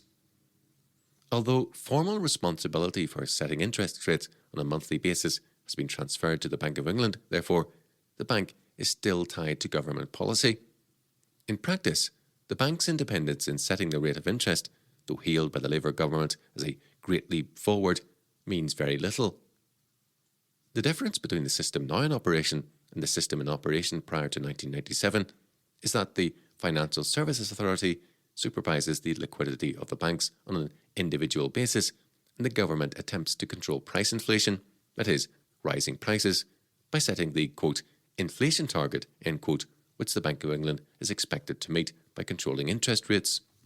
B. The bank rate. Before October 1972, or minimum lending rate between October 1972 and March 1997, or repo rate after March 1997, in order to explain how the modern interest rate system works, it will be helpful to explain how the system operated prior to 1997. The old bank rate, or minimum lending rate, was the rate of interest at which the Bank of England provided cash to the discount market by rediscounting first-class commercial bills, treasury bills, and British government stocks with 5 years or less to maturity, or by lending against their security. Prior to 1997, the discount market was a group of firms, most of which were authorised banks, and all of which were members of the London Discount Market Association that traded in such short-dated bills and had a direct dealing relationship with the Bank of England. The minimum lending rate was made effective through open market operations. Since interest rates generally were kept in line with the minimum lending rate, any increase in the latter would lead to a falling in borrowing from the banks and a decrease in the volume of bank money in circulation. The minimum lending rate was always a penal rate of interest, 0.5% above the average discount rate for Treasury bills, rounded up to the nearest 0.25%. Although the Bank of England could not legally require the banks to change their base rates in line with the MLR, it could induce them to do so. If the banks failed to follow the lead given by the Bank of England, they would be penalised economically. The minimum lending rate was formally abolished in 1981. Nevertheless, the Bank of England's policy towards the discount market, though more flexible, did not essentially change. The rate at which it would rediscount bills or lend against their security to the discount market was no longer officially announced or made available to the public. But the mechanism worked essentially in the same way. Thus, although officially there was no minimum lending rate, there was a de facto penal rate of interest at which the Bank of England would act as, quote, lender of last resort, end quote, to the discount market. Since August 1981, however, when the minimum lending rate ceased to be continuously posted, it has been invoked on 6 separate occasions, once in 1985, once in 1990, and 3 times in 1992, and once in 1993. Abolition of the minimum lending rate simply meant, therefore, that the Bank of England usually preferred to act as, quote, lender of last resort, end quote, by rediscounting bills rather than by lending money to the discount houses, and that the rate at which it would rediscount bills or lend against their security was not continuously posted or made available to the public. By 1997, the number of discount houses had declined considerably, and in March 1997, the Bank of England declared itself ready to enter into a direct dealing relationship with a much wider range of financial institutions than previously represented by the discount houses. For example, banks, building societies, and securities firms, provided certain supervisory and functional criteria are met. Firms that have a direct dealing relationship with the Bank of England through the discount market are now called, quote, counterparties, end quote, by the bank. Since 1997, the bank has also expanded the range of instruments with which it will work in the money market. The bank now deals in, quote, repos, end quote. Repo is short for, quote, sale and repurchase agreement, end quote. A repo is an agreement by one party, quote, to sell bonds or other financial instruments to another party with an agreement to repurchase the equivalent securities in future under a formal legal agreement, end quote. The range of instruments in which the bank will now deal includes repos in British government debt in sterling and foreign currency, eligible bank bills, eligible local government bills, and euro debt. The repo rate, the interest rate on repos, is broadly equivalent to the old minimum lending rate. The repo rate is set monthly by the Monetary Policy Committee. C. Open market operations. This is the sale or purchase of Treasury bills and government securities on the open market and operations in the repo market by the Bank of England. Open market operations will be explained here, first in terms of the system that operated prior to 1997. A number of changes have been introduced since 1997. These changes will be explained below as part of an ongoing evolution of the system operating prior to 1997. Before 1997, when the Bank of England increased the sale of long and medium-dated government securities, money would be withdrawn from the banks to pay for them. This had the effect of reducing the bank's balances with the Bank of England. If this caused the bank's balances at the Bank of England to fall below what was considered to be a safe level, the banks would be forced to call in loans to the discount houses, which obtained short-term loans from the banks in order to finance their business. Quote, money at call with the discount houses was the main reserve that banks drew upon when they were short of cash, because it was the most liquid form of money market loan and could be withdrawn at a few hours' notice. Banks were required by the Bank of England to keep deposits with the discount houses of at least 2.5% of their eligible liabilities. The discount houses, unable to get funds from the banks, then had to apply to the Bank of England as, quote, lender of last resort, end quote, either to rediscount bills or borrow money against their security at the minimum lending rate. Under these conditions, the discount houses were said to be, quote, in the bank, end quote. If the minimum lending rate had gone up, the discount houses were forced to increase the rate of discount on bills, that is, reduce the price at which they tender for bills. This increase in the rate of interest on bills was then passed on to the banks in two ways. One, if the banks were unable to replenish their balances at the Bank of England sufficiently by calling in loans to the discount houses, they would sell commercial bills and treasury bills back to the discount houses in order to obtain funds, but at a reduced price, making the sale less profitable.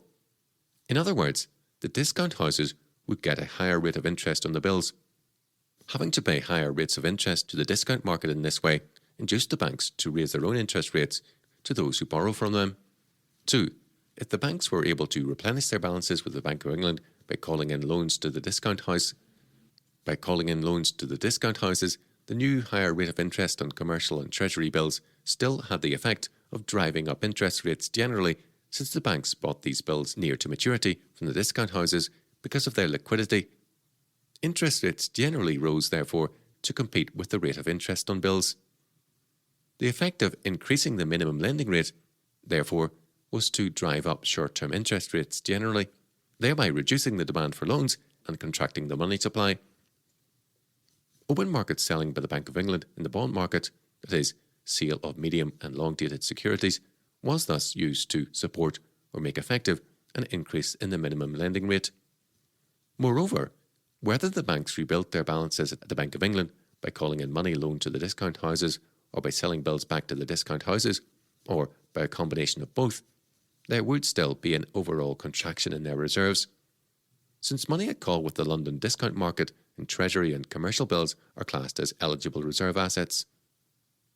If the banks were already operating at the limit of their eligible reserve asset ratio, they would be forced to reduce advances to their customers, thereby contracting the volume of bank money in circulation. Open market buying in the bond market by the Bank of England has the reverse effect.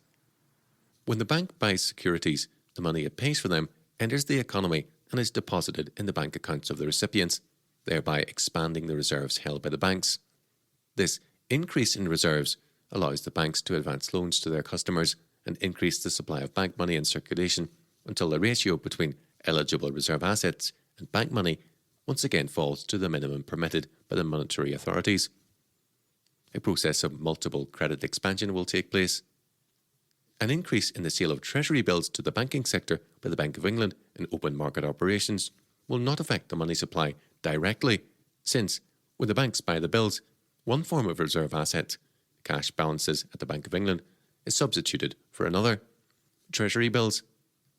It will, however, lead to a rise in the rate of interest on treasury bills, since the increased supply of bills will depress their market price. That is, the lower price paid for the bills means that the holders of the bills will receive a higher rate of return when the bills mature. A rise in the rate of interest on treasury bills will cause short-term interest rates generally to rise in order to compete with the rate on treasury bills. Open market selling by the Bank of England in the bill market, therefore, was also used to support a rise in the MLR. Increasing the rate of interest will have an indirect effect on the money supply by reducing the demand for borrowing. The sale and purchase of treasury bills and government securities on the open market by the Bank of England is really a kind of fine-tuning that the bank uses in its ongoing everyday work of managing the government's debt and controlling interest rates on behalf of the government. The real significance of open market operations for the expansion or contraction of the money supply must be seen, therefore, in the greater context of overall monetary policy. Compare minimum lending rate above and funding below. When a new issue of government bonds was made, only a proportion of the issue was sold immediately to the public. The remainder of the issue was taken up by the issue department of the Bank of England, which sold them gradually over the following months. This continuous release of government bonds via the stock market was referred to as the, quote, tap, end quote. Treasury bills are issued partly by tender and partly on, quote, tap, end quote. The tap bills were taken up by government departments with money in hand, including the issue department of the Bank of England and the Exchange Equalisation Account, and by certain overseas monetary authorities. Issues of treasury bills sold to the public are by weekly order or by weekly tender. Any bills not bought by the public were bought by the discount houses. The Bank of England could always ensure that the discount houses had enough cash to purchase the Treasury bills allotted to them in the weekly tender by lending to the discount houses or rediscounting bills. This was how the bank acted as lender of last resort. This mechanism ensured that the government could always borrow as much as it needed from the market. By lending to the discount market or by rediscounting bills, the Bank of England was lending indirectly to the government by creating the cash to enable the market to fund the exchequer through the purchase of Treasury bills.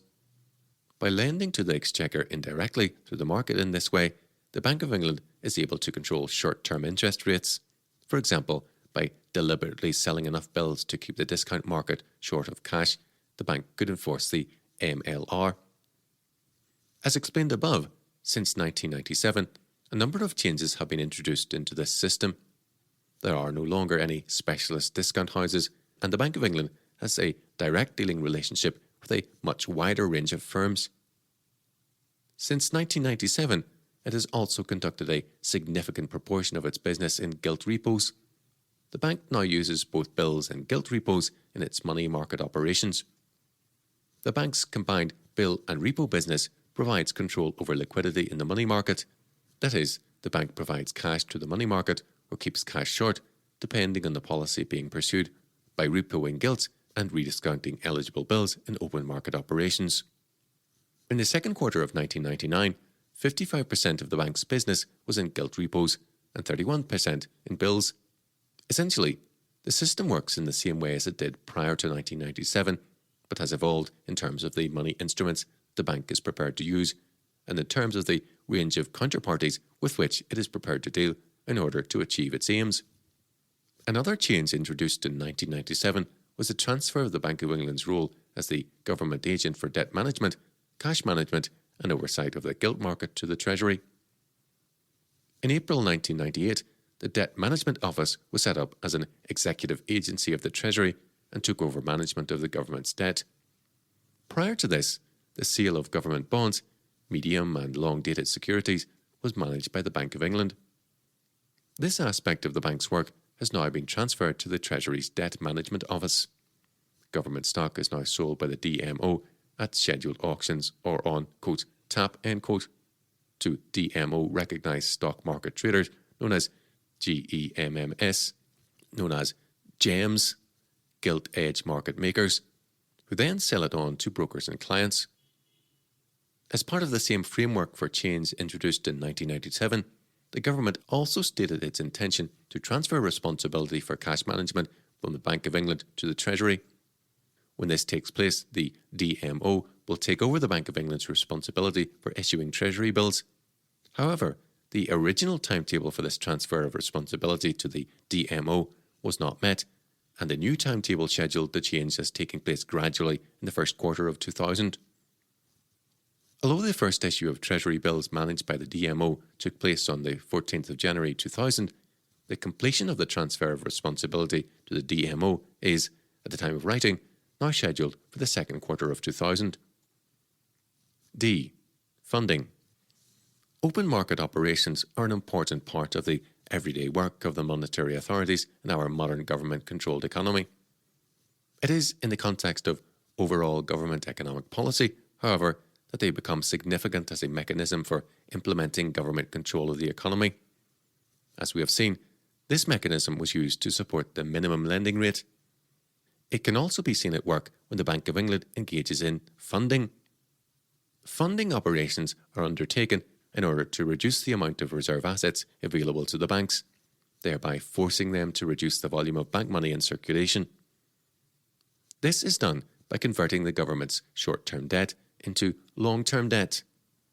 The selling of more long and medium-dated bonds, coupled with a reduction in the sale of Treasury bills, which are short-dated and thus very liquid, has the effect, over a sustained period, of withdrawing Treasury bills from circulation and replacing them with bonds that are less liquid.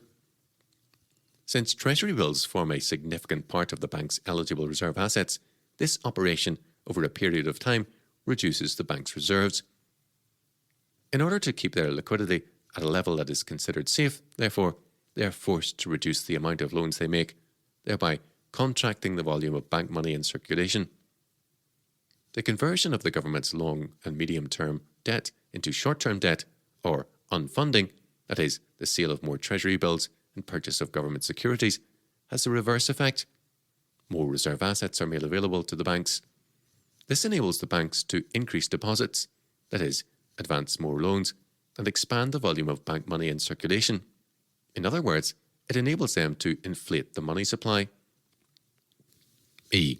Special deposits. Since 1958, the Bank of England has had the right to require the banks to hold special deposits with it, equal to a given amount of their total deposits. These special deposits, which were first used in 1960, earned interest at the Treasury bill rate, but they could not be withdrawn and were thus completely illiquid. By requiring these special deposits, the Bank of England effectively freezes part of the bank's reserves. This forces the banks to cut back on loans to their customers, thereby contracting the money supply. When special deposits are released or unfrozen, the effect is reversed.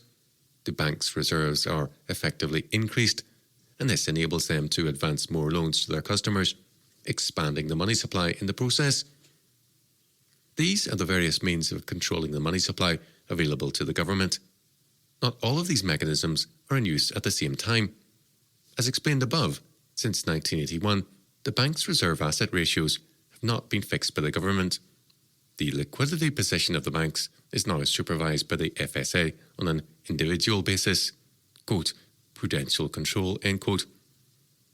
The government no longer seeks to control growth of the money supply directly. Instead, it seeks to control the effects of monetary inflation, that is, rising prices, by setting an inflation target, that is, a price inflation target, which the Bank of England is responsible for meeting through its control of interest rates. This has an indirect effect on the money supply. By controlling the cost of borrowing, that is, interest rates, the Bank of England affects the demand for money and therefore the amount of bank money that is ultimately created by the banks by advancing loans to their customers. This means, however, that the potential for expansion of the money supply by the banks is far greater now than it has ever been. Of course, the governments cannot demand that banks increase advances to their customers, nor can government insist that people make use of the credit facilities offered by the banks. Growth of the volume of bank money must be initiated by individuals and companies who wish to borrow from the banks.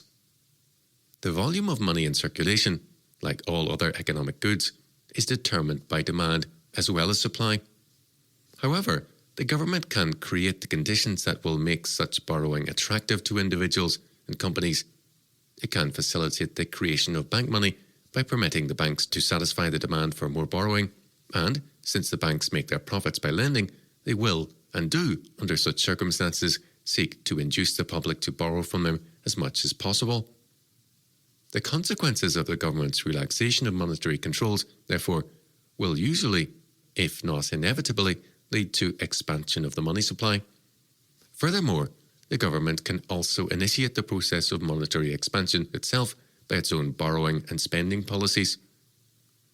It is sometimes claimed by economists that in the modern economy, the government and the Bank of England do not and cannot control growth of the money supply, which is said to be endogenous. That is, it is argued that the size of the money supply is determined by the demand for money, not by the monetary authorities. The money supply is said to be exogenous if it is fixed by the monetary authorities. However, growth of the money supply can be described as endogenous in the UK today because restrictions on the bank's ability to create bank money are much less stringent now than they have ever been before. The monetary authorities no longer set money growth targets and concentrate instead on interest rates as a means of controlling the aggregate level of prices. The only direct control over bank lending is now prudential control, which restricts the bank's ability to expand the money supply by creating bank money much less rigorously than the previous statutory reserve ratios did. Under the present system, the argument that the government cannot control growth of the money supply because the money supply is endogenous is tantamount to saying that the government cannot control growth of the money supply because it does not attempt to control growth of the money supply. Instead, it attempts to control rising prices. That is, it sets a price inflation target that the Bank of England has to meet by controlling interest rates, which affect the money supply indirectly by influencing the demand for money. The modern banking system is thus far more complex than that practiced by the goldsmiths, but it is essentially based on the same principle: the fraudulent creation of money, monetization of debt. Despite the disclaimers issued by Prime Ministers, Chancellors of the Exchequer, and any number of government spokesmen, it is the government, through its banking and monetary policies, that is ultimately responsible for the expansion of the money supply, that is, inflation in modern Britain. The significance of the changes initiated in 1997 to the way the banking system works is not very great in terms of the overall effect on the government's management of the economy. The new framework introduced in 1997 by the Labour government means that some of the tasks formerly undertaken by the Bank of England on behalf of the government have been transferred to the Treasury. Although the Bank of England has, quote, operational, end quote, independence from the government in setting interest rates, it is still constrained by its responsibilities to meet the government's price inflation target. The banking system has been modernised, but not essentially changed in principle. It remains a government-licensed and government-controlled monopoly. Section 7. How the government benefits. A chief beneficiary of this banking system is the government itself, since it is able to use the system to help it fund its policies and extend its influence and control over the economy. Those to whom the government allocates the wealth it is able to expropriate from the nation via the banking system also benefit, although who these are will vary depending on which party is in power. Under traditional socialist governments, direct government subsidies have been used to benefit privileged groups and industries, usually unionised and manufacturing industry. This, in turn, helps to keep non-unionised labour and small private firms under control by making it difficult for them to compete on fair terms with nationalised industries and government-sponsored and government-subsidised firms. The growth of nationalised and unionised industry is a result. Conservative governments tend to favour private enterprise, since they generally discourage the creation of government-subsidised industries, at least relatively in comparison with traditional socialist governments. Under conservative governments, therefore, the growing money supply tends to be tapped more by those who are prepared to finance business by borrowing at artificially low rates of interest from the commercial banking system. This tends to encourage the expansion of private enterprise. In either case, the creation of a boom leads ultimately to recession. Government bureaucracy, of course, is also a prime beneficiary of this system, since the continual expansion of government control over society means the continual expansion of government departments and the creation of new departments. This vast growth of government administration, that is, government control over our lives and society, is not cheap. The expanding civil service has become a major, quote, industry, end quote, in our society, to use an inappropriate term, since it is not industrious, that is, productive, in the economic sense of the term, consuming a vast amount of the resources generated by the productive sectors of the economy. Total government expenditure in 1993 accounted for over 43% of the GNP. Government has been able to grow to this enormous size in a relatively free society because it has been able to expropriate the wealth of the nation. Although the greater part of the funds expropriated from the nation by the government is raised by taxation, and increasingly by indirect taxation, taxation alone, because of its unpopularity, is not able to provide the modern state with all the resources it requires without risking the government's rejection at a general election. The mechanism that the government uses to fund the shortfall between what it raises in taxes and what it wishes to spend works through its monopolistic control of the fractional reserve banking system.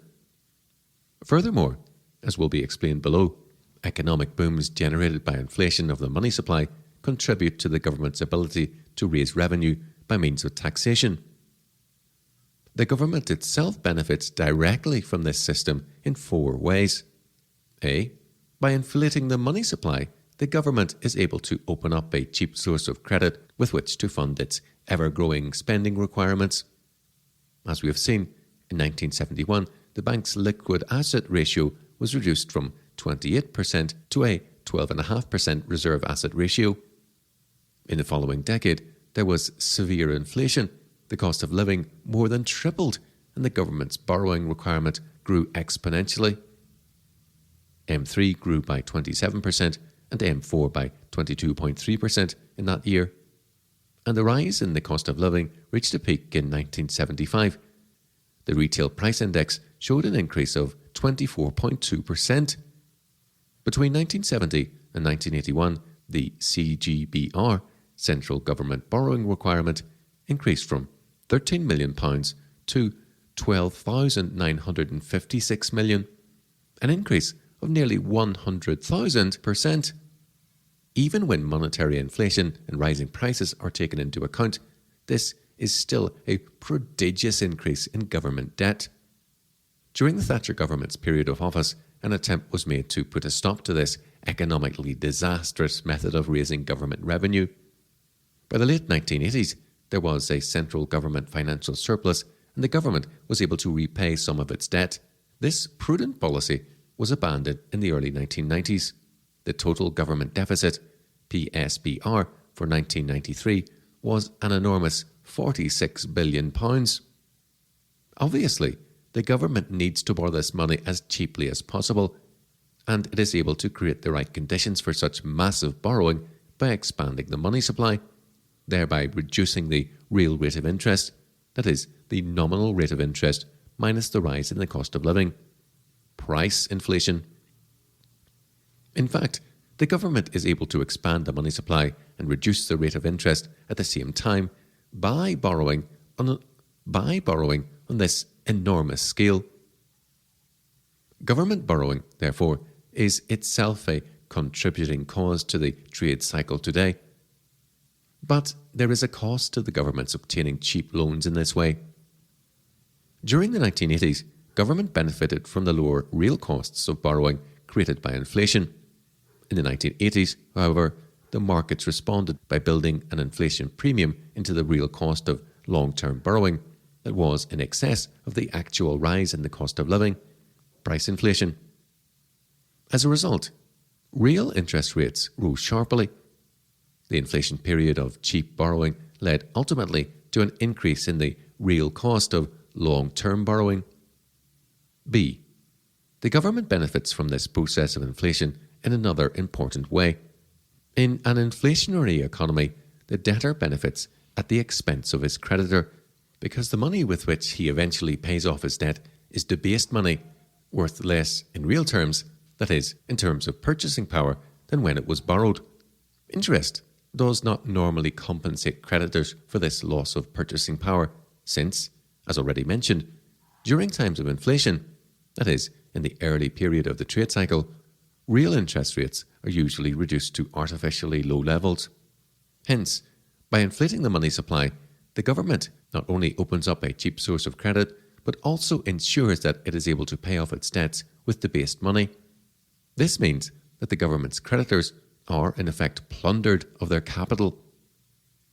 In the case of creditors holding government bonds that never mature, this situation is much worse. War loan securities are a good example of this. These were issued in 1917 at 5% and converted in 1932 to 3.5%. As a result of inflation and higher interest rates since World War II, holders of these bonds lost out significantly between 1948 and 1981. Inflation wiped out the value of the yield in the bonds for investors who held on to them, and higher interest rates, relative to pre-war rates, reduced their market value so that investors who sold their stock had to bear capital losses. During this period, the government, in effect, plundered, in one way or another, the resources of those who invested in these war bonds. C. Another way in which the government benefits from this banking system is its ability to increase tax receipts in a booming economy created by inflation.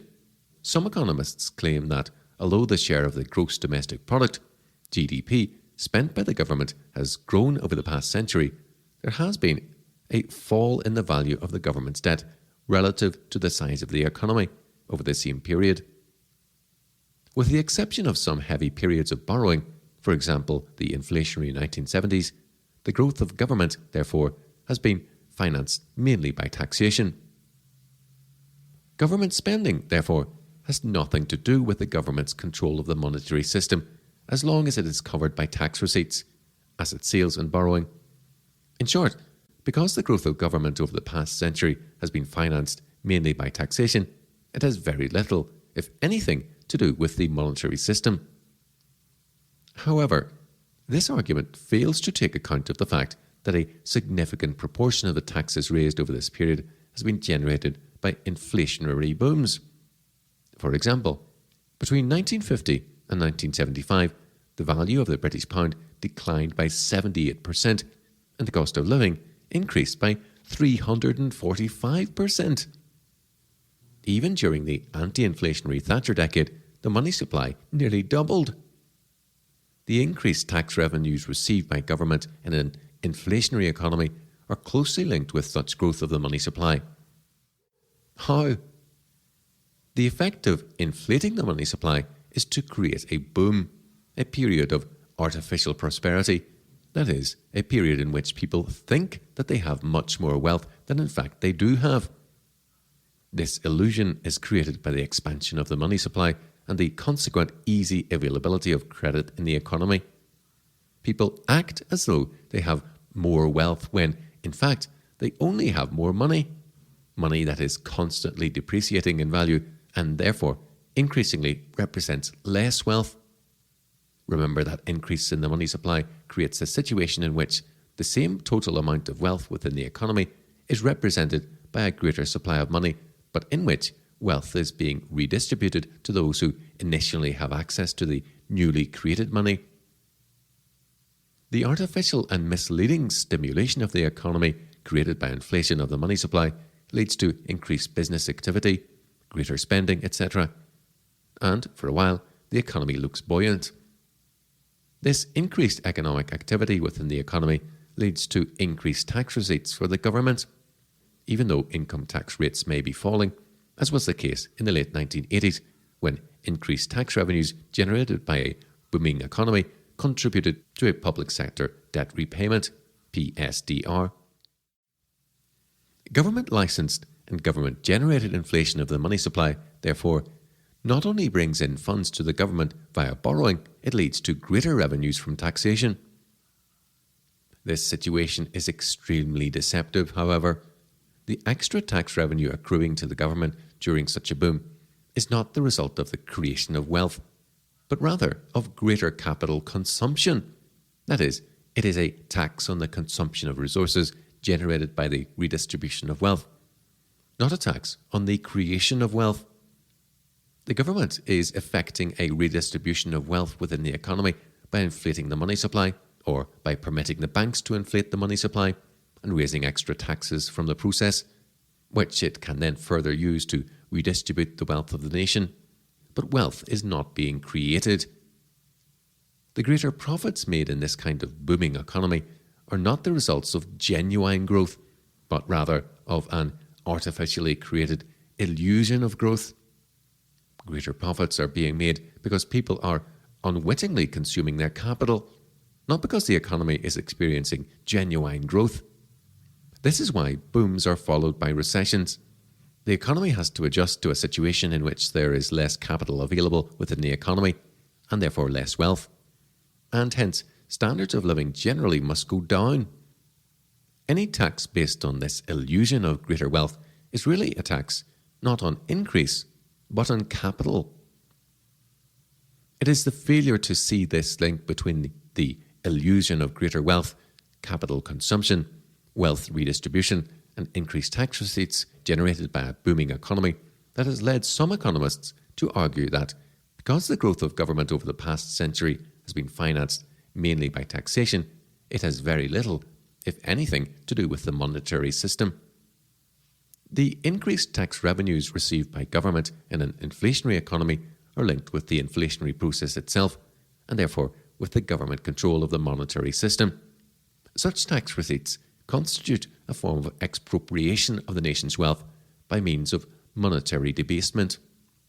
The government further benefits from this system because it is able to use the system to exert a controlling influence over the economy, and government control over the economy has contributed significantly to government control over society generally. As a result of its exploitation of the monetary and fiscal systems, government has become the chief economic actor in the economy. What other industry can spend 43% of the GNP and is thus able to influence and control the economy in accordance with its own policies? Taken together, the monetary and fiscal systems provide the state with enormous power over society. Government not only raises funds cheaply, pays off its debts with depreciated money, and taxes the wealth of the nation, it also becomes a major influence in our lives and acquires considerable control over society generally through the spending power that it can exert on the economy. The effects of such government influence on the economy are extremely damaging. For example, large sectors of the economy become dependent on the government, and the more dependent the economy is on government, the more government is able to influence the economy for its own purposes. These purposes may be politically rational, for example, the creation of an enormous military machine by the Soviet Union, or the creation of government-sponsored and subsidized jobs on a massive scale by socialist governments in Western countries. But economically, they are extremely debilitating, as was evident in Soviet Russia by the shortage of basic foodstuffs. Such problems are endemic in government-controlled economies to a greater or lesser degree. The effects of government influence on the British economy are not as extreme or severe as the effects of government interference in the economies of the Soviet countries were, since the British government's control of the economy is not nearly as total as was the state's control over the economies of the Soviet nations. But there are effects, with the result that the economy is sluggish and inefficient, and British standards of living are lower than they otherwise would be. Examples of this effect can be seen in Britain in the nationalised health service, which lags behind privately funded systems in societies with enterprise economies that are more developed than the British economy, and in the state education system, which also lags behind the private systems both in Britain and in other countries with more fully developed enterprise economies. Government today has massive spending power at its disposal, which it is able to use to influence the economy and thereby exercise greater control over society. And such influence and control is always achieved at the expense of individual freedom. We have also seen that total government expenditure in 1993 accounted for over 43% of the GNP. If the proportion of the GNP spent by the government continues to grow at the rate that it grew in the 20th century, the kinds of economic catastrophe experienced in Soviet Russia will become more commonplace in British society and, doubtless, with the forming of the European Union in Europe generally. The provision of government-funded services that are free or virtually free at the point of delivery effectively prices private competitors out of the market, destroys consumer choice, at least for the average person, and creates uncompetitive and second-rate monopoly industries that are seldom good value for the money spent on them and serve the interests of those employed in them rather than the general public, which ultimately pays for them. Such government influence in the economy cripples private enterprise and holds down general standards of living.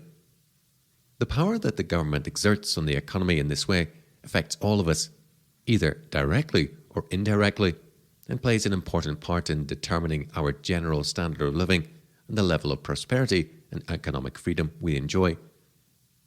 Government manipulation of the economy through government-created and government-licensed expansion of the money supply is a means of taxing the nation's capital, of expropriating the private wealth of the nation by borrowing at artificially cheap rates of interest and repaying government debt with devalued money, and by creating an illusion of wealth and prosperity on the basis of which government can then increase its tax receipts. These methods of raising government revenue are fundamentally unjust and contribute significantly to the growth of government control over our lives and society. Government manipulation of the economy in this way is, quite simply, immoral. It is a form of theft and forbidden by the law of God.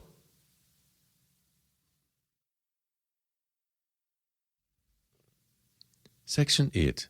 The money supply and the retail price index. The retail price index is not a reliable indication of the rise in the aggregate level of prices. It is an index of price increases for certain goods. What goods are included in the retail price index is a political decision. The government tries to keep certain goods out of it because they give a more realistic indication of what the government is doing to the money supply.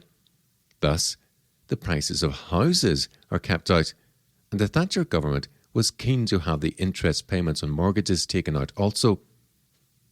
This was because the increase in house prices during the late 1980s gave a more realistic indication of the inflation figures, that is, expansion of the money supply. But house prices should feature in the British Retail Price Index, even if they do not feature in the price indexes of other countries, since Britain is, or at least was during the Thatcher government's term of office, a big house-buying nation, compared with most European countries.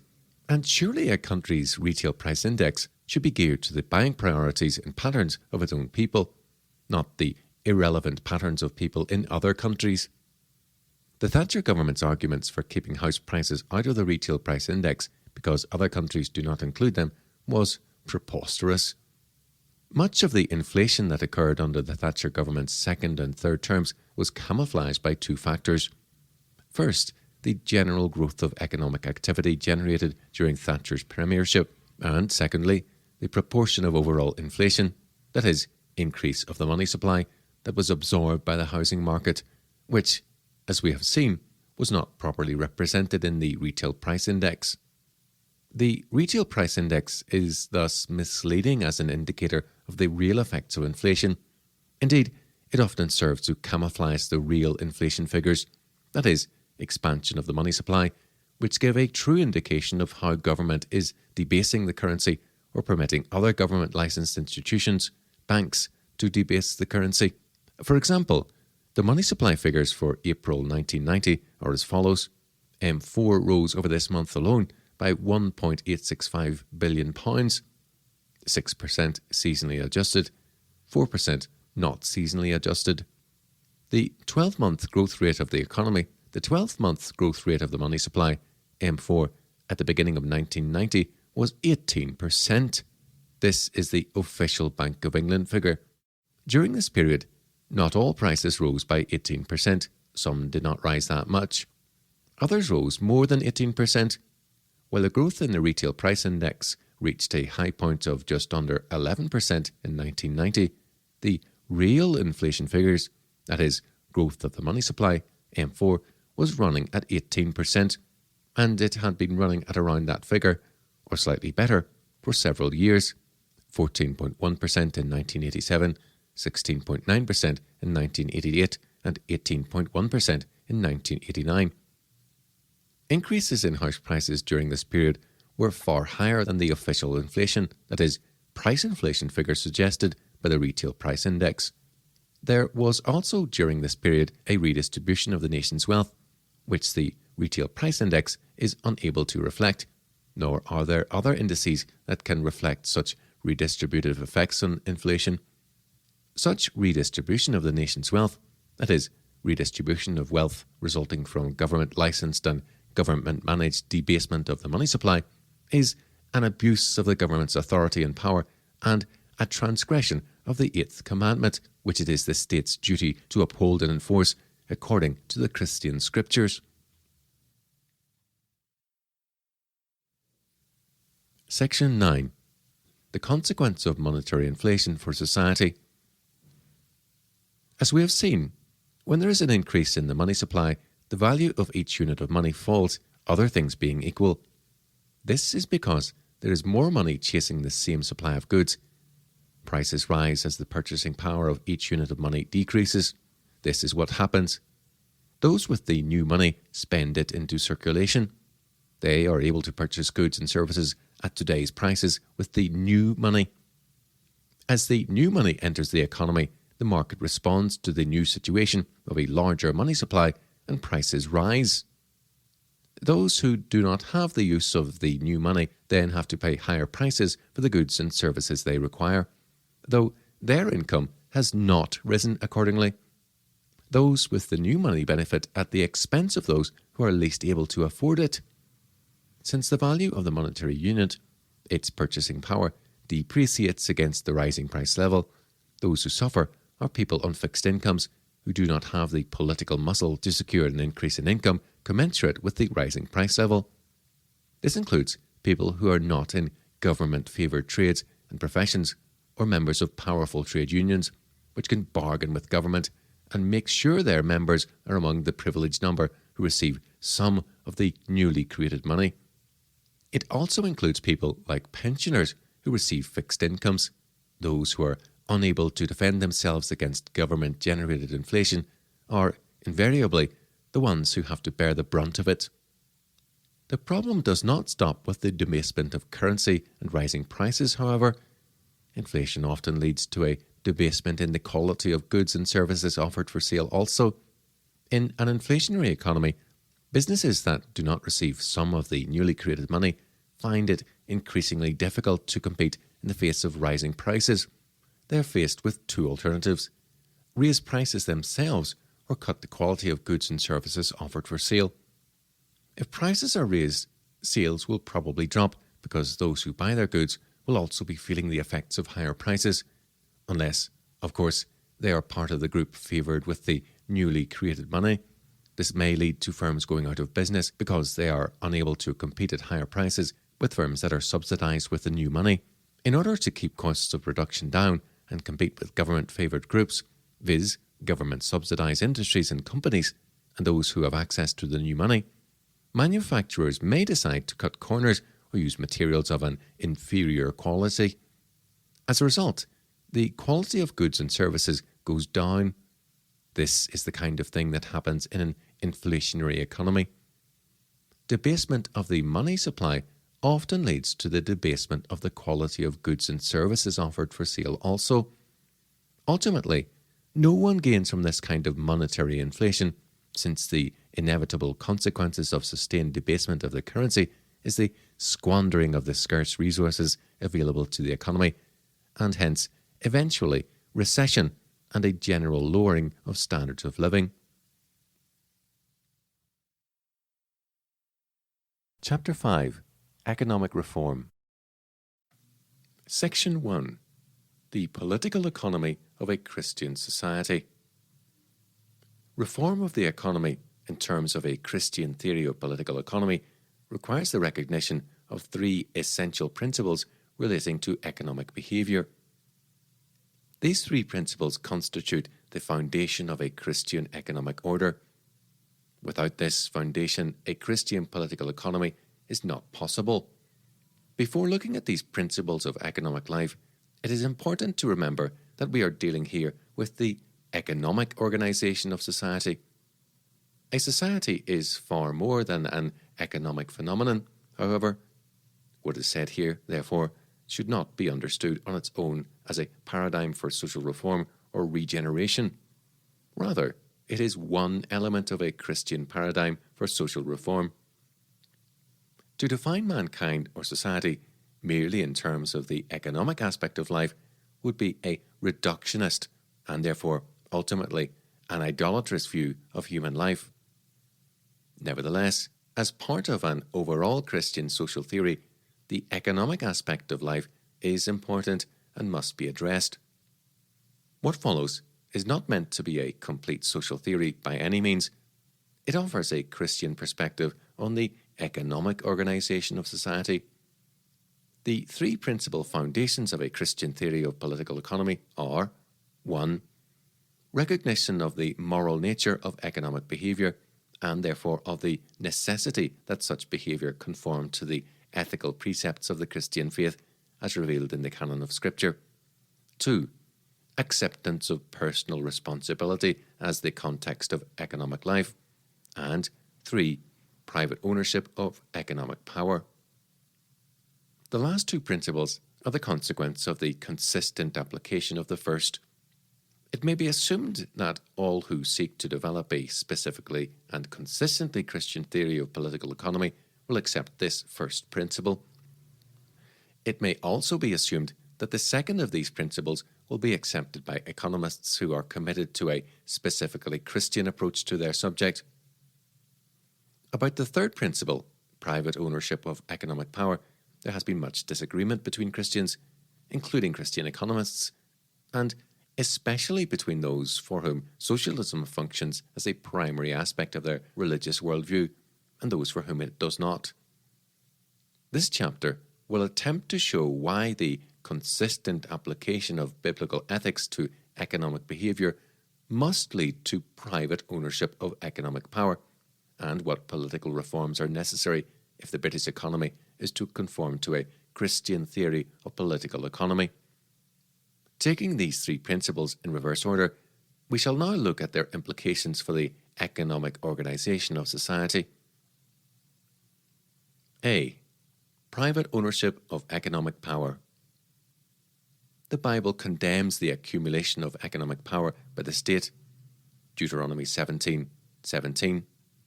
Instead of economic power being concentrated in the hands of the state, the Bible teaches that economic power should be vested primarily in the family and the individual, and the state is required to protect the private ownership of economic power by its enforcement of the Eighth Commandment, quote, "Thou shalt not steal," end quote. The state is permitted to collect taxes only for the specific purpose of enabling it to pursue its God-ordained function as a ministry of public justice, that is, for the purpose of funding the administration of the state. Romans 13:1-7. It is this principle of private ownership of economic power that constitutes the basic economic framework of a Christian theory of political economy. This restriction on the state's authority to concentrate economic power into its own hands, and the stress on its duty to protect and preserve the economic power of the individual and the family, has far-reaching consequences for the economic organisation of society. Private ownership of the economic power requires private ownership of the means of production, distribution, and exchange of economic goods and services. Private ownership of the means of production necessitates the privatisation or eradication of nationalised industries and the cessation of government economic controls over these and other industries. Private ownership of the means of distribution requires that there be no minimum wage laws or wage and price controls, rationing, government subsidies, government-imposed restrictive practices, import and export quotas and controls, tariffs, and state-controlled or enforced wealth redistribution programs. It also means there should be no state-controlled or state-assisted welfare and education programs or services. Private ownership of the means of exchange requires the abolition of state-owned mints and state-enforced fiat money. It also means that there should be no state-enforced controls on currency exchange rates or restrictions on the exchange of specie into foreign currency and vice versa. No state controls on the volume and value of the money in circulation, and that free coinage and banking practices should be permitted. That is, there should be no state-imposed license requirements and controls on entry into the economic enterprise of banking and minting coin other than those required by the administration of public justice. That is, for example, fair weights and measures. B. Personal responsibility. What has been described above would be called today a free enterprise or free market economy. That is, a society in which there is freedom from government direction and control in the economic decisions that people make. A Christian economic order, however, requires more than the mere application of the mechanisms and technology of free enterprise. The Christian theory of political economy does not presuppose that mere freedom from state control and access to free market economic technology, for example, the availability of technological improvements in industry, or of highly developed financial institutions and methods of payments, greater economic rationalization, etc., can, on their own, produce economic growth and the general social amelioration that economic growth makes possible. Nor does it suppose that a policy of laissez-faire on its own will produce a Christian economic order. The Christian theory of political economy recognizes that the most important economic resource is human initiative. Where this is lacking or is socially prohibited in some way, economic growth and general social amelioration will be limited. Economic growth, therefore, requires a social order in which the Christian virtues of honesty, hard work, and thrift are accepted and prized, and in which personal initiative and effort are rewarded without social disapprobation being shown to those who succeed. This requires a society in which envy is not accepted as a legitimate response to the success of others, or at least a society in which envy is not institutionalized as virtue by politicians who are eager to appease the envy of voters by promising punitive social controls over the wealth and freedom of those who succeed in business. Of course, this means also, and inevitably, a social order in which personal failure is shouldered by the individual and not imputed to other individuals, groups, or society as a whole. That is to say, the Christian theory of political economy requires a social order in which both the freedom and the responsibility of the individual, as well as the necessity of honesty, hard work, and thrift, are recognized as essential to a sound economy, and, moreover, in which these ideals are prized above the mere acquisition of material things. Private ownership of the means of production and distribution is widely recognized as an essential feature of capitalism. Quote, private ownership of the means of production has been a classic definition of capitalism vis-à-vis socialism, but a Christian, that is, a biblically informed theory of economic organization of society, requires more than this. It requires private ownership of the means of exchange, as well as private ownership of the means of production and distribution. The reasons for this will be explained below. C. The ethical foundations of a Christian political economy. The epistemological and ethical foundations of a Christian theory of political economy should be explicitly articulated and provide the intellectual, moral, and economic framework within which the Christian economist seeks to understand his subject. It is in the context of these epistemological and ethical guiding principles that the Christian economist must seek to develop norms for economic behavior. This intellectual, moral, and economic framework is a theonomic framework. That is to say, it is a framework that seeks to explicate the precepts of God's law as they apply to economic behavior in the modern world, and thus provide ethical criteria for assessing different types of economic behavior and economic policy. Christ said, quote, "If ye love me, keep my commandments," end quote, John 14:15. And the Apostle Paul taught us that, quote, "Love worketh no ill to his neighbour." Therefore, love is the fulfilling, that is, the keeping, of the law, end quote, Romans 13:10. The Christian economist seeks to show us how we can love God and our neighbour in the way we behave economically, and what kinds of economic activity are prescribed by God's law. It is this explicitly biblical, epistemological, and ethical perspective, along with the biblical concept of private ownership of economic power and the Christian ethic of personal responsibility, that constitutes a distinctively Christian theory of political economy. This theonomic framework accounts for the Christian view of the role of the state. In the Christian perspective, the state's authority over the individual and society is limited. But this limitation is of a specific nature. It is not libertarian in nature. The state is there to protect and preserve the moral environment in which the individual, the family, church, and society generally can function obediently in response to God's revealed will for and calling upon mankind. Without the preservation of moral and legal order, sin would reign unchecked in society, and rational economic activity would become impossible. The state, thus, has a vitally important, God-ordained role to play in society, without which it is not possible for a free market economy to function properly. As a ministry of public justice, it creates the social order necessary to enable the free market to flourish. By establishing justice, it enables the law-abiding citizen to go about his business with confidence in the legal and moral predictability of the market order, lack of which would render national economic behaviour according to the fixed moral standards of the Christian religion impossible.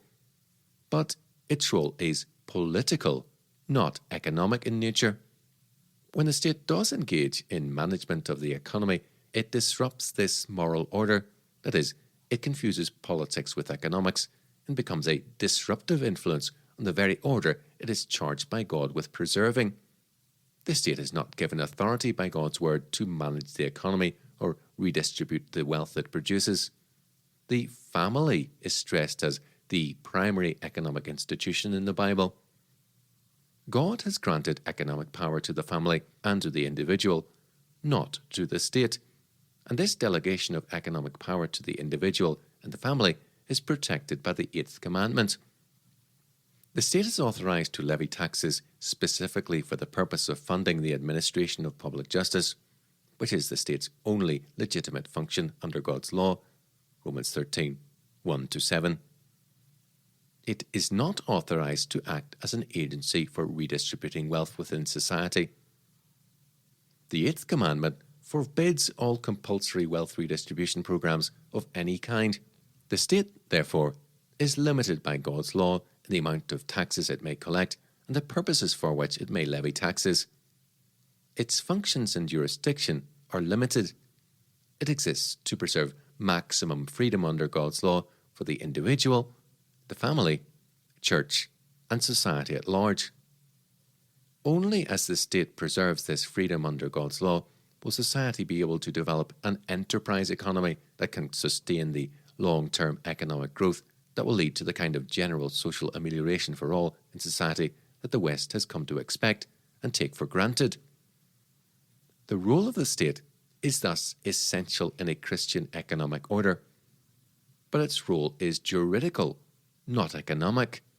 It exists to preserve legal and moral predictability and accountability within society as a whole, and within the economy as an essential part of society, so that society can flourish. The Christian theory of political economy sets forth, therefore, a form of economic organization based on private ownership of the means of production, distribution and exchange, and the Christian virtues of honesty, hard work, thrift, and personal responsibility in the context of a free society abiding by the rule of law with a limited civil government appointed to administer public justice according to the general principles of equity laid down in God's law. If our economy is to conform to a Christian model of economic organization, therefore, a far-reaching program of economic and political reform must be implemented. It is to such a program of reform that we shall now turn. It must be recognized, however, that economic reform on its own cannot create a Christian economy, much less a Christian society. Unless people are prepared and willing to behave in a Christian, that is, a biblically informed way when they engage in economic activity, no amount of political reform will produce a Christian economic order. Reform of social structures on its own cannot redeem society from sinful behaviour. Nevertheless, social structures, from the context of all human activity, including economic activity, and if such activity is to conform to Christian ideals, these social structures must also conform to Christian ideals. The rest of this chapter will be occupied with delineating the kind of structural reforms that are necessary if our society is to conform to the Christian theory of political economy. Section 2. Abolition of legal tender laws. As we have already seen, money can be defined simply as the most marketable good. Men should be free to trade in whatever medium of exchange they choose, whether gold, silver, or Stilton cheeses. The function of the state in this area, as a ministry of public justice, is to police weights and measures and to enforce legally binding contracts between individuals who have freely entered into those contracts. This is the limit of the state's God-ordained role in economic affairs. Romans 13, 1-6. Thus, if two parties freely choose to enter into a legally binding contract for the supply of certain goods in exchange for a given amount payable in a nominated medium, for example gold or silver, the function of the civil government is to enforce that contract should either party default or commit fraud by supplying something other than that specified in the contract, whether faulty goods or payment in a debased medium of exchange. Banknotes promising to pay the bearer on demand a given sum must be fully redeemable in the specified medium. If the bank fails to redeem its notes or tries to suspend payment, the state should step in and force the bank to meet its obligations. If the bank is unable to do this, it must be declared bankrupt, the receiver called in, and possibly its shareholders required to reimburse their creditors and make restitution to those holding the banknotes. Equally, the coining of money that is debased, that is, worth less than its face value in terms of weights and fineness, must be punished and restitution made to those holding such currency. Commercial contracts freely entered into, specifying settlement of account in gold, silver, or even cornflakes, would be equally valid from a legal point of view. It is not the function of the civil government to establish and maintain a common currency of the realm, whether based on gold, silver, or any other standard, and pass laws making that currency legally binding upon creditors in settlement of debt. Its obligation in monetary affairs is simply to police weights and measures, punish fraud, and ensure that legally binding contracts are fulfilled faithfully according to the terms of agreement on both sides. If a party agrees to pay a given sum of gold or silver in exchange for goods and services, he is legally obligated to honour that agreement in the nominated medium of exchange. If he wishes to settle his account in a currency other than that stipulated in the agreement, and the vendor refuses to receive payment in the medium offered, the state must ensure that the original terms of the contract are honoured. The state does not have the moral authority to pass legislation that standardises a particular medium of exchange as currency of the realm, obliging all creditors within its jurisdiction to accept that medium in the settlement of debt. For the state to create and maintain such legal tender and enforce its use in society is an abuse of its God-given authority and power and an attack on the individual's freedom under God's law. In a society basing its monetary transactions on just weights and measures and legally binding contracts, and where the government's role in the economy is limited in the way described above, there might, theoretically, be multiple currencies or mediums of exchange in use.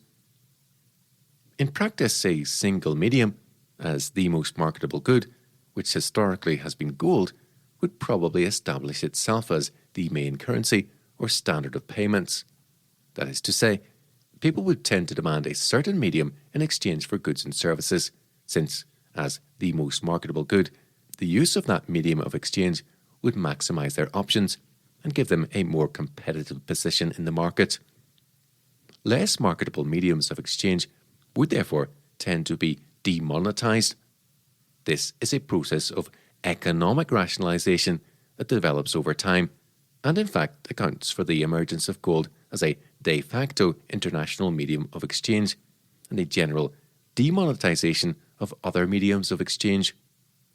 Given the economic conditions described above, therefore, gold would most likely become the common medium of exchange and payments would be settled either in gold coin, checks drawn on gold accounts, or by means of gold instruments, that is, claims to gold and promissory notes redeemable in gold on demand, banknotes, etc.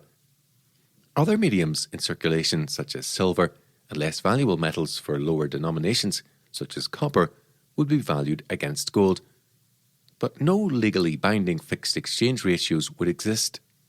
Thus, the situation that existed in Britain prior to 1914, when the face value of silver coin was greater than the value of its metal content, and between 1914 and 1920, when silver coin was undervalued and worth more than its face value, would be avoided.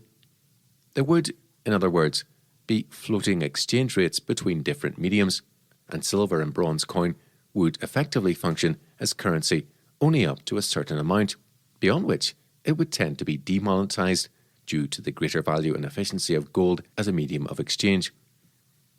Gold would probably function as the de facto standard. This does not mean that gold should be made a legally binding standard of payments enforceable by legal tender laws. The establishment of government mints and a central bank to regulate and control the issue of money in terms of an official gold standard. The only monetary standard enforceable by the state should be that of honesty. Parties to economic transactions would be required by law to honour the terms and conditions of contracts and agreements freely entered into, and governments would be obligated to enforce such contracts and agreements by bringing to justice those who fail to fulfil the terms and conditions of their contracts. As regards everyday cash transactions, the agreement to exchange goods and services for a given amount in a particular medium of exchange would constitute a contract, and should either party subsequently be found to have reneged on his contractual obligations by supplying goods and services other than those agreed upon, or by paying for them with debased money, he would be liable to prosecution. Banknotes offered in exchange that banks failed to redeem would, however, be considered a breach of contract on the part of the bank that issued them, not the holder. Likewise, debased coin passed on to the unsuspecting public would be considered fraud on the part of the agency that minted it. Only by limiting the government's role in monetary affairs to the task of enforcing legally binding contracts and policing weights and measures shall we be able to regain our economic freedom, since governments passed legal tender laws in order to enable the state to control the creation, volume, and value of the money in the economy. Governments demand such powers ultimately in order that they might be able to expropriate the nation's wealth for their own purposes, for example, in order to redistribute the nation's wealth. Such government-created and government-controlled legal tender, whether it is based on a gold standard or a fiat paper standard, involves the curtailing of the individual's freedom and usually the plundering of his economic resources by the state. This is theft by government decree and thus economic tyranny.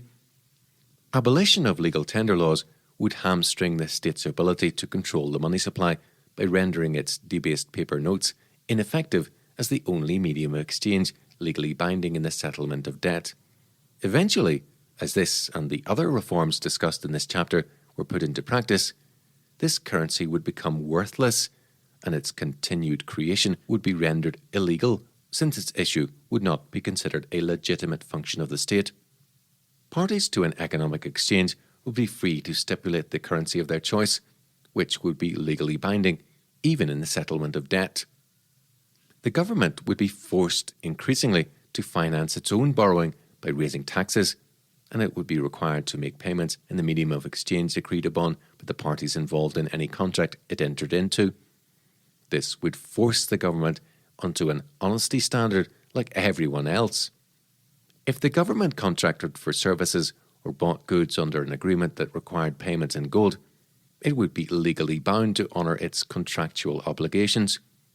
Since governments should not be immune from the law, any failure on the part of the government to make payment in the medium of exchange agreed upon in a government contract would render it liable to prosecution, and bankrupt governments would be forced to resign from office and make restitution to their creditors.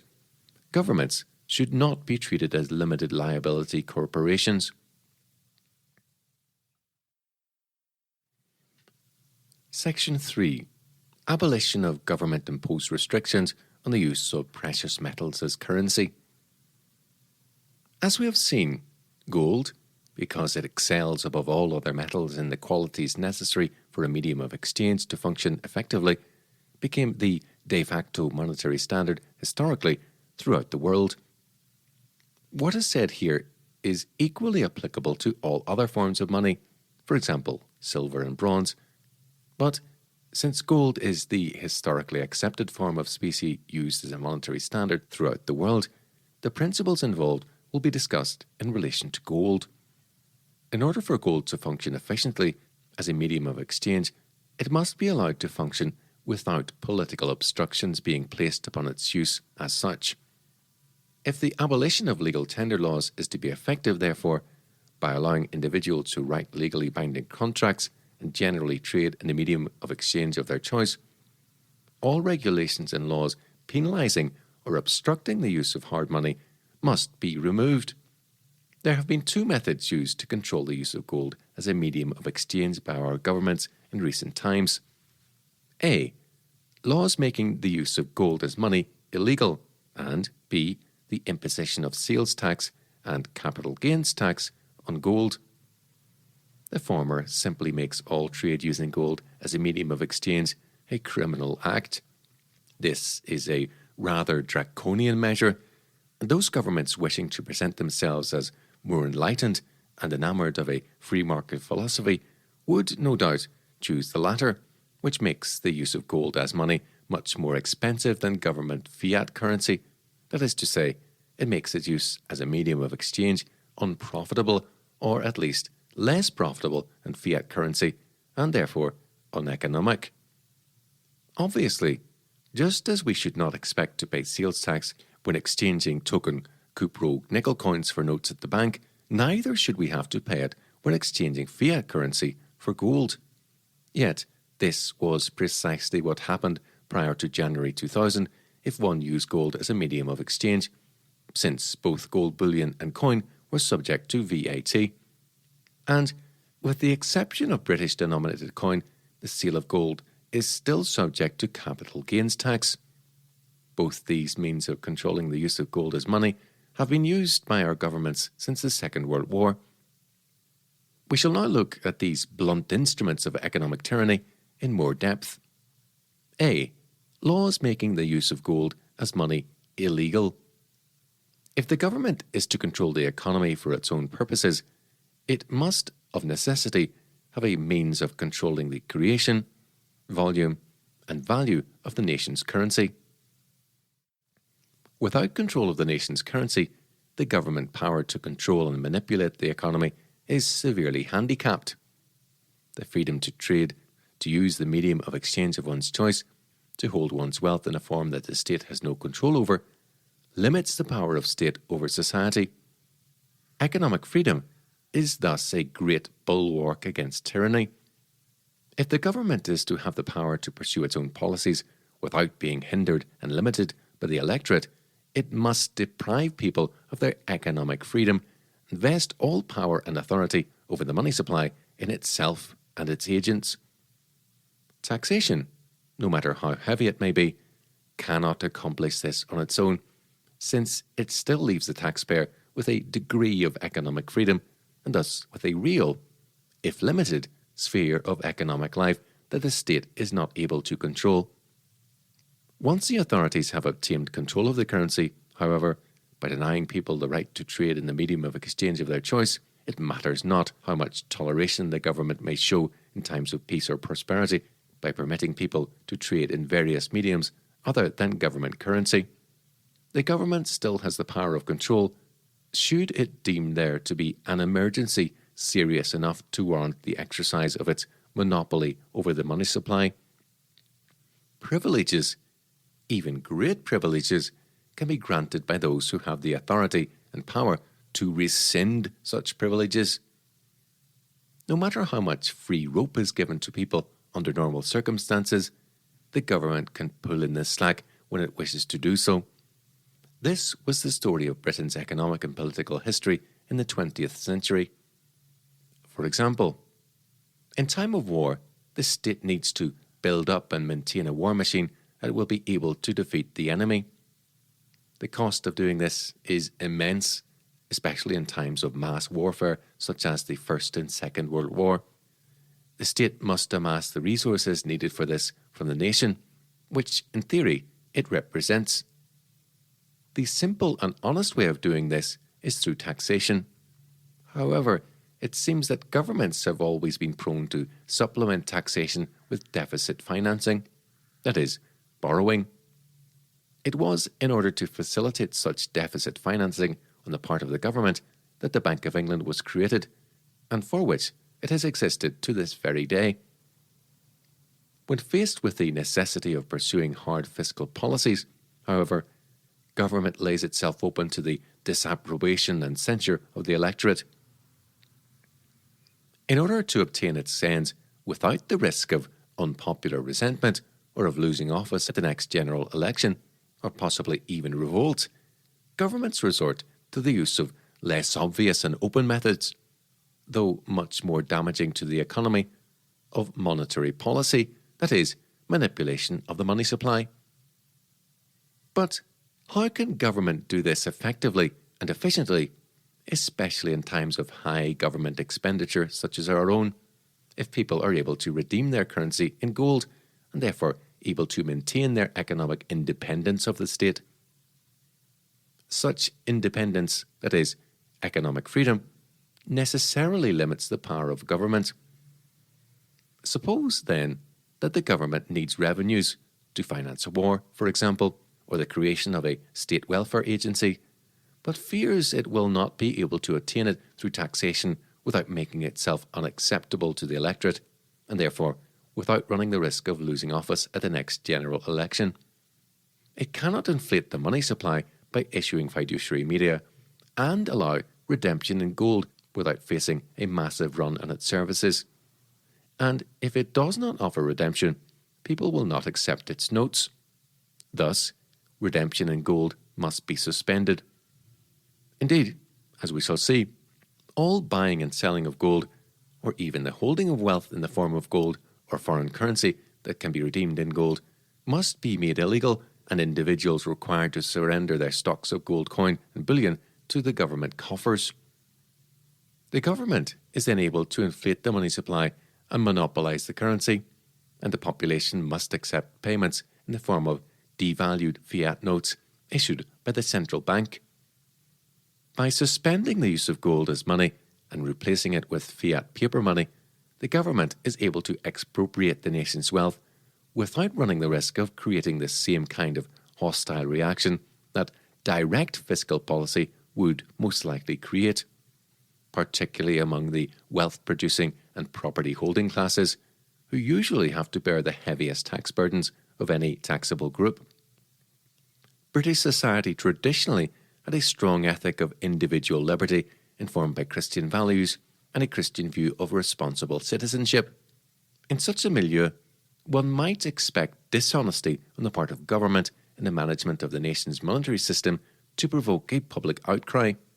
But it seems Christian ideals have long since ceased to have any place in our greedy and envy-ridden socialist society. Nonetheless, for government to raise revenues through the monopolizing and debasement of currency, rather than by means of honest fiscal policy, is deceitful and constitutes a form of theft on the part of the very institution whose purpose and duty is to uphold justice, protect the innocent, and punish wrongdoing. It is economic tyranny. The individual's rights and freedoms are outlawed, and his livelihood becomes dependent on a state-managed economy. His economic prosperity, his opportunities for work, perhaps even his right to work, become inseparably tied to government economic and social policy. Economically, he is no longer free. He has become enslaved to the state. Most people, of course, are unaware of what is happening.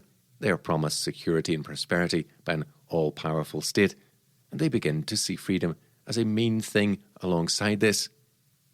Once they are hooked on such propaganda, this whole totalitarian ideology becomes reinforced throughout society and institutionalized.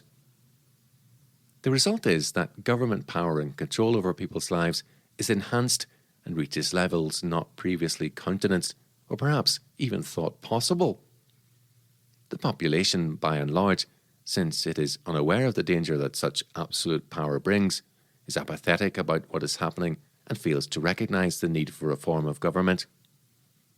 People see only the promises that governments make, promises that are impossible to keep, though few politicians will admit it. Indeed, the very failure of government promises is used in propaganda as an argument for the extension of governmental power and the creation of more state controls and regulations, and motivated only by self-interest. The masses swallow this ideology without scrutinising its contents. The nation's ability to reassert its freedom is vitiated, and it is unable to respond effectively to tyranny on the part of the government. Far greater power accrues to governments that are prepared to pursue such methods than that accruing to governments determined to finance their policies by means of direct fiscal measures. A government that has to raise vast amounts through taxation is subject to the willingness of the people to accept its dictates and must always carry the people with it. Otherwise, revolt is possible. This restraint is absent, to a large extent, for a government that is prepared to finance its policies by means of monetary expansion, since it always has at its disposal the whole wealth of the nation, and need not go to the people to raise funding for its policies by means of taxation. The modern state has effectively taken control of the nation's wealth by taking control of the volume and value of the currency in circulation, which it is able to debase for its own ends whenever it deems necessary to do so. In 1939, the government of Great Britain was able to raise the funds necessary to finance its total war machine by means of powers that extended to legalisation, requiring the British people to surrender all gold coin, bullion, and foreign currency in their possession to the Treasury. By means of the same legislation, the government was able to take control of securities payable in foreign currencies. On the 24th of August 1939, the Emergency Powers Defence Act 1939 was passed. This enabled the government to make defence regulations in accordance with the purposes set forth in the Act. On the following day, the Defence Finance Regulations were made. These regulations stated that, quote, 4. 1. Every person in whose case the following conditions are fulfilled, that is to say, A. That he is or has, at any time since the 3rd day of September 1939, been in the United Kingdom, or, being a corporation, he is or has, at any time since the 3rd day of September 1939, been resident in the United Kingdom, and B. That he is entitled to sell or to produce for sale of any gold, shall offer that gold or cause it to be offered for sale to the Treasury or to a person designated by the Treasury for the purposes of this regulation at such a price as may be determined by or on behalf of the Treasury, providing that the preceding provisions of this paragraph shall not impose upon any person an obligation to offer any gold for sale or to cause any gold to be offered for sale, if and so long as he is, in respect of that gold, exempted from this regulation by the Treasury or by a person so designated. 1a. Where a person has become bound under paragraph 1 of this regulation to offer or cause to be offered any gold for sale, and has not done so, the Treasury may direct that that gold shall vest in the Treasury, and it shall vest in the Treasury accordingly free from any mortgage, pledge, or charge, and the Treasury may deal with it as they think fit. But the Treasury shall pay to the person who would, but for the discretion, be entitled to possession of the gold, such price in respect thereof as may be determined by or on behalf of the Treasury. End quote. These regulations similarly required all residents and corporations of the United Kingdom to sell their foreign currency to the Treasury or its designated agents at a price determined by the Treasury, and to assign all rights to credit and bank balances payable in foreign currency to the Treasury or its designated agents, again with the Treasury determining the sum payable as consideration for the assignment of the rights to itself. Securities payable in certain foreign currencies were also covered by these regulations and had to be registered with the Bank of England, the Treasury having the power to vest in themselves and pay for them in sterling. In other words, all residents of the United Kingdom holding gold in the form of coin or bullion were required to sell it to the Treasury or its agents at a price to be determined by the Treasury or its agents. Monetary transactions in gold were outlawed by this legislation, and even the holding of gold, except with the permission of the Treasury, was forbidden. All residents of the UK were required to surrender all wealth in the form of gold coin or bullion to the Treasury in order to enable the government to fund the war effort. They were also denied the freedom to trade in any currency that kept its value against the debased fiat money issued by the Bank of England, since they also had to surrender foreign currency. The Act under which these regulations came into force was related to the war effort, being the Emergency Powers Defence Act 1939. After the end of World War II, however, the government, wishing to maintain this policy of outlawing the use of gold as money by the British people, could hardly maintain it under emergency powers taken in the state of war. The 1939 regulations were therefore superseded by the Exchange Control Act 1947. This enabled the government to continue its monopolistic control of the gold supply in time of peace. Section 1 of the Act prohibited anyone in or resident in the United Kingdom from purchasing, borrowing, selling or lending, either in or outside the United Kingdom, any gold or foreign currency form to anyone other than an authorised dealer, and required anyone who did purchase or borrow gold or foreign currency from an authorised dealer to comply with such conditions regarding its use as the Treasury may impose upon it.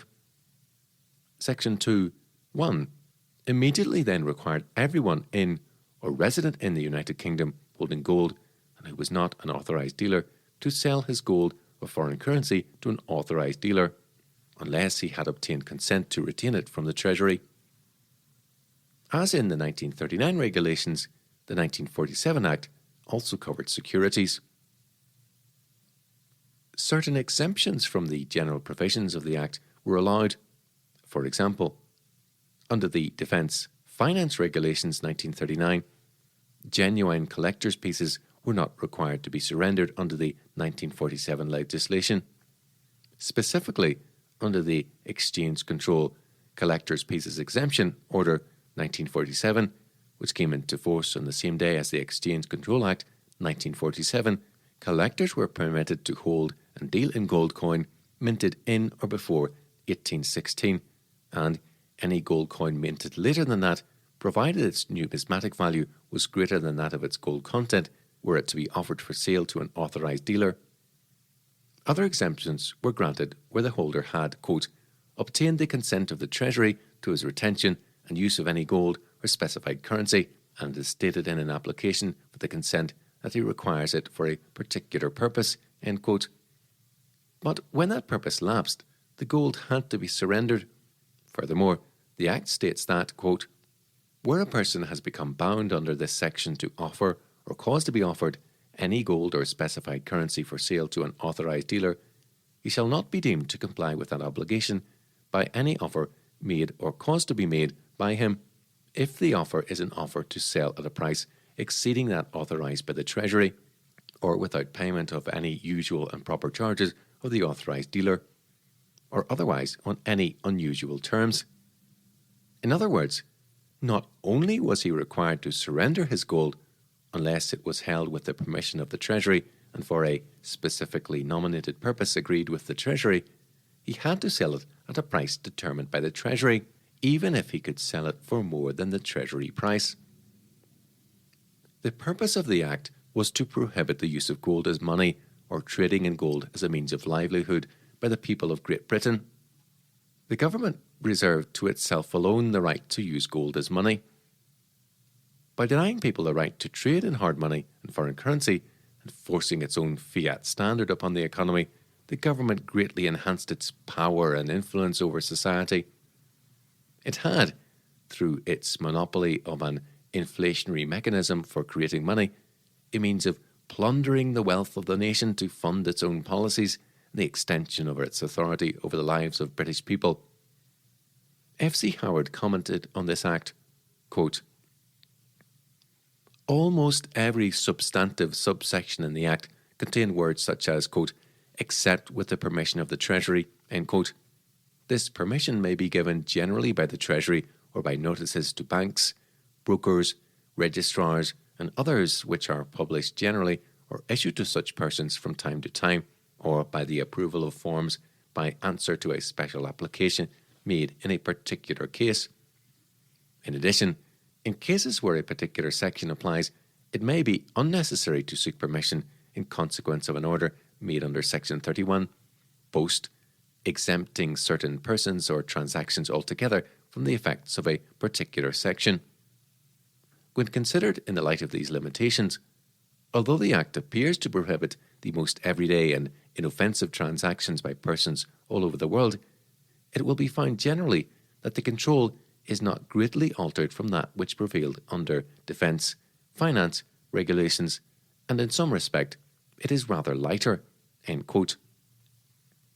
That the draconian measures implemented in time of war under emergency regulations should be enacted as permanent legislation after the cessation of hostilities, notwithstanding that the controls established may be eased from time to time under certain circumstances, and, after all, they may just as easily be enforced again, is a sobering example of the growth of government control over people's lives and of the acceptance of the ideology of state regulation of society, totalitarianism, over the past 50 years.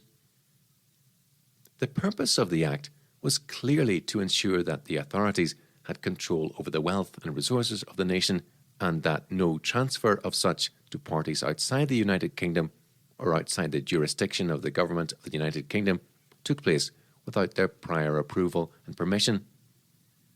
Without this kind of power and influence over the economy and over the lives and actions of those normally resident in Britain, the grand plans of the socialist regime that inherited the power of government after the end of World War II would have been impossible to implement. In 1966, the Exchange Control Collectors' Pieces Exemption Order 1947 was replaced by the Exchange Control Gold Coins Exemption Order 1966, number 438. This allowed dealing in gold coins minted in or before 1837, and the holding of up to 4 gold coins minted after 1837, provided they were in the holder's possession on or before 26th of April 1966. Other than this, the order stipulated that any resident of the United Kingdom needed permission to, quote, 1.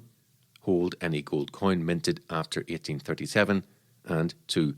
Buy or borrow or sell or lend any gold coin minted after 1839, 1837, unless he is selling to an authorized dealer in gold or a trader in coin, as defined in Statutory Instrument No. 2042 of 1949, or to a coin dealer specifically authorized by the Bank of England. End quote. This order was revoked in 1971 by the Exchange Control Gold Coins Exemption Order 1971, number 516, which enabled all gold coin to be freely bought, sold, and held. The holding of gold coin after this date was not subject to restrictions, but permission was required for certain purchases and sales between 1975 and 1979. These regulations related to coins obtained by collectors. As far as bullion was concerned, residents of the United Kingdom, except for authorized dealers, were not allowed to hold bullion. In 1979, the exchange control restrictions were fully suspended, and the 1947 Act itself was repealed in 1987. During the period 1939 to 1979, the use of gold as money was prohibited to the British people. This was Britain's greatest and most sustained period of socialist experimentation. With the election of the Thatcher government in 1979, the socialist experimentation began a brief decline.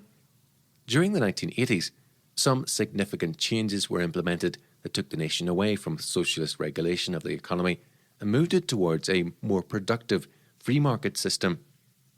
Unfortunately, the radical reform programme initiated by Thatcher was first weakened and eventually abandoned by the subsequent Conservative government. Under John Major, the Conservatives failed to build on the gains achieved in the 1980s, and the Major government's pro-European Union stance, followed by an even more pro-European Labour government elected in 1997, means that a move back towards socialism is now underway, only this time the regime will be directed by a grand euro bureaucracy administered from Brussels. B. The imposition of sales tax and capital gains tax on gold. With the suspension of the exchange control restrictions in 1979 and the repeal of the 1947 Exchange Control Act in 1987, government control of the use of gold as money was not at an end, however, even if dealing in gold was legitimised. In 1975, VAT had been imposed on the purchase of gold, although after 1979, people were allowed to trade in gold, to buy and sell gold, and to hold savings in the form of gold coin and bullion. The incentive to do so was greatly vitiated by sales tax, which effectively made the cost of using gold as a medium of exchange prohibitive economically. The imposition of VAT on gold, coin and bullion, therefore, meant that the use of hard money that was free from political manipulation continued to be restricted. The individual was still denied a medium of exchange that was impervious to government policy aimed at redistributing the nation's wealth. This continued until January 2000, when VAT ceased to be payable on gold coin and bullion in the European Union. Whichever party is elected to govern the nation at a general election, its first principle of government will be to retain power. It will use the means at its disposal to develop policies geared to enhancing its power and its chances of remaining in power. This inevitably involves control over the money supply, the purpose of which is to bolster government policy, which will be aimed at redistributing wealth to those sectors of the electorate from which the government derives the majority of its support. Traditional socialist governments tend to favour trade unions by means of direct subsidies and grants to nationalised and union-controlled industries, while conservative governments tend to favour private sector business, facilitating the expansion of credit through the mechanism of the banking system. Without a currency that is responsive to government manipulation, it is far more difficult, perhaps impossible in the modern world, to do this. Modern conservative propaganda has promoted the ideology of freedom, free markets, consumer choice and limited government, but the reality is that even for conservative governments, the ability to apply strict controls on the nation's currency is considered an essential tool of government if it is to rule effectively. Inasmuch as this is accepted as political reality by conservatives, their claim to the ideology of freedom, consumer choice, free markets and limited government is disingenuous. While it is true that today the conservatives, in the 19th century it would have been the liberals, can point to the fact that they have promoted this ideology more than any other political party, it is not true that they have made freedom of trade and consumer choice a principle of individual freedom, and this was particularly shown to be the case by their denial of the individual's freedom in the choice of a medium of exchange. Conservative commitment to political control of the nation's currency was testimony to the fact that much of the free trade propaganda was rhetoric. As long as VAT was charged on gold transactions, it was impossible for gold to function as a common medium of exchange. Although those who would use it as such were not legally forbidden to do so, they were penalised economically in such a way that the development of a viable hard money system was rendered impossible. The abolition of sales tax on gold is necessary for two reasons. First, there is an important sense in which sales tax, and this applies to other forms of indirect taxation, is a dishonest means of obtaining revenue. People tend to impute the value of the sales tax to the good being purchased. This is simply because of the waste of effort involved in constantly assessing costs in terms of the value of the good plus sales tax paid to the government for the privilege of buying it. It is a purely analytical calculation that is, at least for the average household or living budget, pointless. The two sides of the equation will still have to be combined, and the total cost will be what is assessed in terms of rational budgeting and affordability of the good under consideration. The tendency is to treat sales tax as part of the cost of the good, which, from the point of view of the consumer, it is. Where vendors simply advertise a sales tax inclusive price for goods, as is the case in Britain for many goods, the sales tax is more easily hidden, being disguised as part of the real cost of the goods, which, in fact, are cheaper than the tax-inclusive selling price. Although there is no official or formal deception involved, and everyone knows that part of the costs they pay for goods and services is tax, the human tendency is to think and calculate in such a way that this fact is obscured. It is precisely this psychological tendency to see the total price paid as the cost of the good or service rather than as cost plus tax that attracts politicians to sales tax. The fact that everyone knows what is happening if they stop to think about it is irrelevant and does not render sales tax inefficient as a political tactic for obtaining revenues. Politicians prefer sales tax because they know that most of the time people will not stop to think about it, at least in most everyday transactions. Sales tax, in spite of the public's knowledge of how it works, is a dishonest tax used by politicians to hide the true rate of taxation and hence the real costs of government policy. Sales tax is also immoral because it is indiscriminate, that is, payable regardless of whether one has an income, a net increase in wealth. Those who make a net loss or live off their savings have to pay just the same as those who make a net profit. This disregards the principle that tax should be paid on the increase. Direct taxation, that is, income tax, is thus a more honest and, from the citizen's point of view, though not from the government, a more rational form of taxation. For the same reason that sales tax is immoral on all goods to which it is applied, it is immoral when applied to a medium of exchange such as gold. But there is a second and much more important reason why sales tax should not be charged on mediums of exchange. The effect of charging sales tax on money is to double the sales tax payable for anyone purchasing goods with that form of money. For example, prior to January 2000, if one wished to purchase goods to the value of £100, the VAT at the current rate in Britain, 17.5%, amounted to £17.50. If one used a medium of exchange such as gold, sale of which by the banks itself attracted VAT at the standard rate, one had to pay £17.50 extra for the £100 of gold obtained for the bank in order to purchase the goods. This made the total VAT payable on the transaction £35, £17.50 paid on the goods themselves, and £17.50 paid on the gold obtained from the bank. The total sales tax was thus 35% on the value of the goods.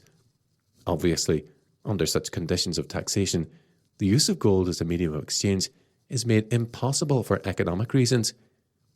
Gold is rendered ineffective as a medium of exchange by VAT, and society is obliged to use the government's privileged fiat currency for its economic transactions. The application of sales tax to money is a form of economic tyranny in which freedom of choice, if exercised in a certain way, is so heavily penalised economically that people are induced to act in the way that the government desires. That is, they are forced, for economic rather than legal reasons, to use only the fiat currency issued by the Bank of England, which the authorities are able to expand and contract as they see fit in conformity with government policy directives.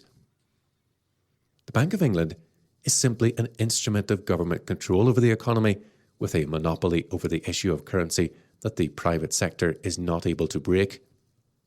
Capital gains tax, where applicable, affects the use of gold as a medium of exchange in the same way and should therefore be abolished for the same reasons. This tax is levied where a person's capital gains in any one year exceeds a certain amount, £6,800 in 1998-99. At present, capital gains tax is payable on receipts from the sale of gold that is not legal tender in the United Kingdom.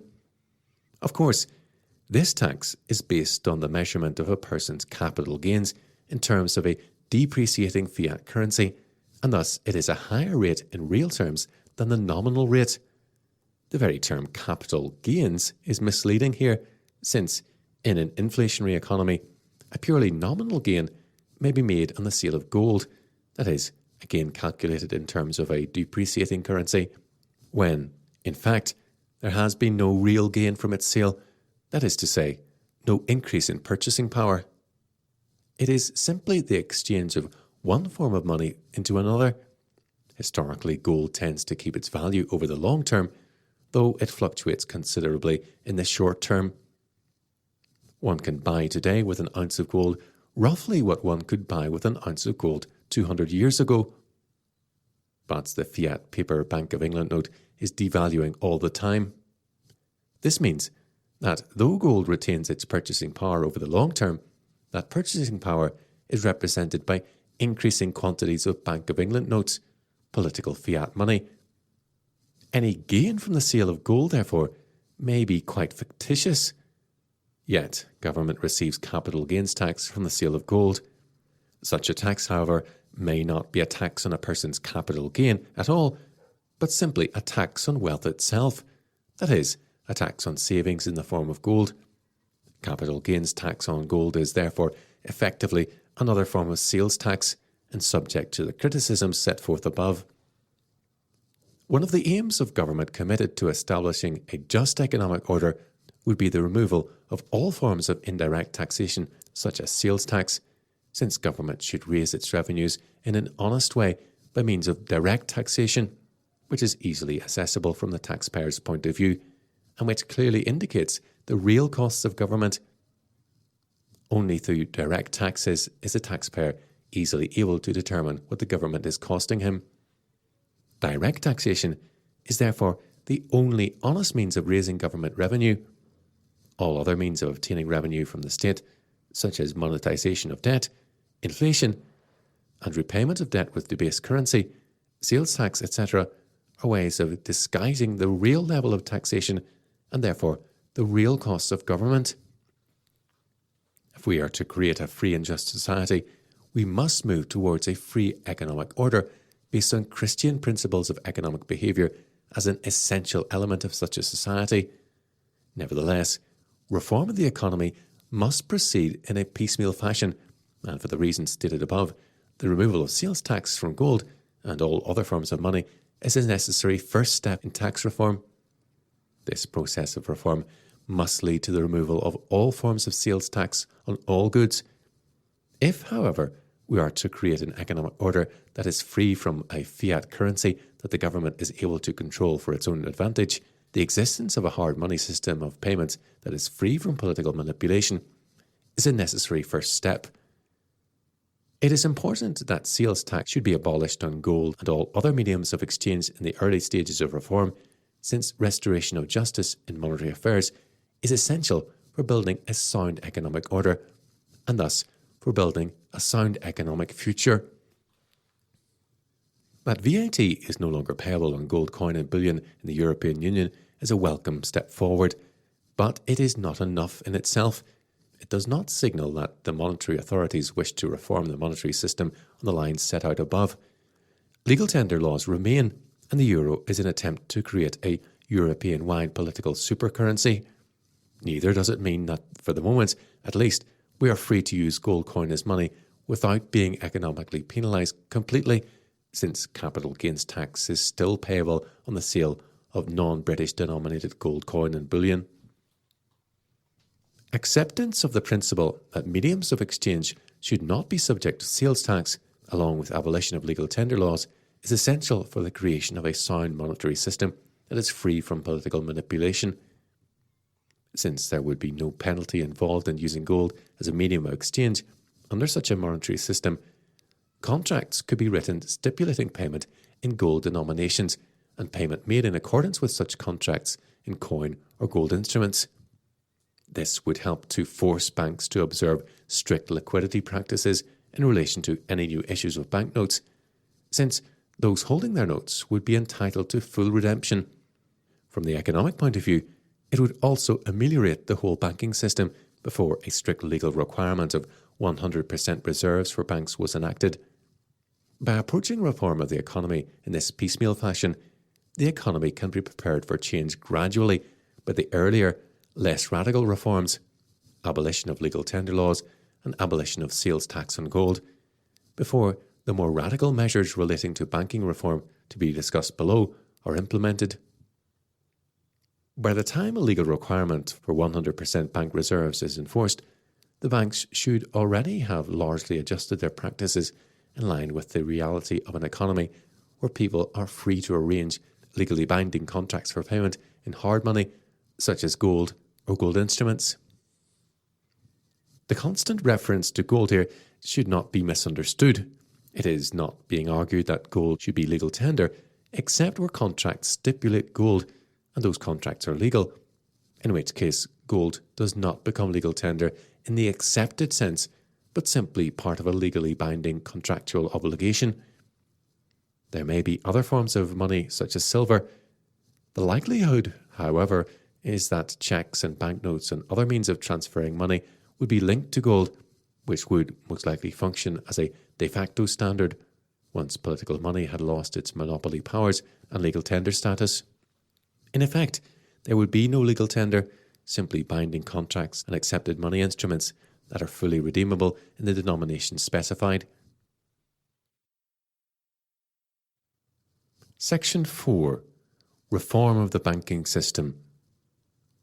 Reform of the banking system is fundamental to any thoroughgoing reform of the economy that aims at eliminating fraud and establishing justice and fair practices in financial affairs.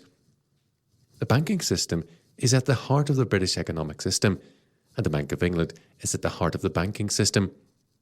If reform fails to penetrate to the foundations of current banking philosophy and practice, it will fail in every respect ultimately, since economic reforms that do not address the central role that the banking system plays in the economy will be superficial and cosmetic. Any good intentions and actual reforms implemented in other areas of the economy will ultimately be undermined if the fraudulent practices upon which the central banking system works are not exposed and brought to an end. It is vital for the long-term economic stability of the nation that the economy should have a sound and just monetary system, and this can only be achieved by bringing the nexus of institutions that presently comprises the banking system into conformity with the principles of honest commerce that are demanded in all other areas of business. There are 3 necessary steps in the process of reforming the modern banking system. A. Abolition of the central bank. B. Reform of commercial banking practices. And C. Regulation and policing of the banking system. In order to minimise as much as possible any shock to the economy that these reforms might create, it would be necessary to put into effect the reforms discussed above first and allow them to begin acting upon the economy. A timetable for reform could then be issued so that banks are prepared for the following reforms in time to start putting their houses in order and to enable them to prepare for further change. By the time the following banking reforms become legally binding, individual banks should already be operating on sound hard money principles.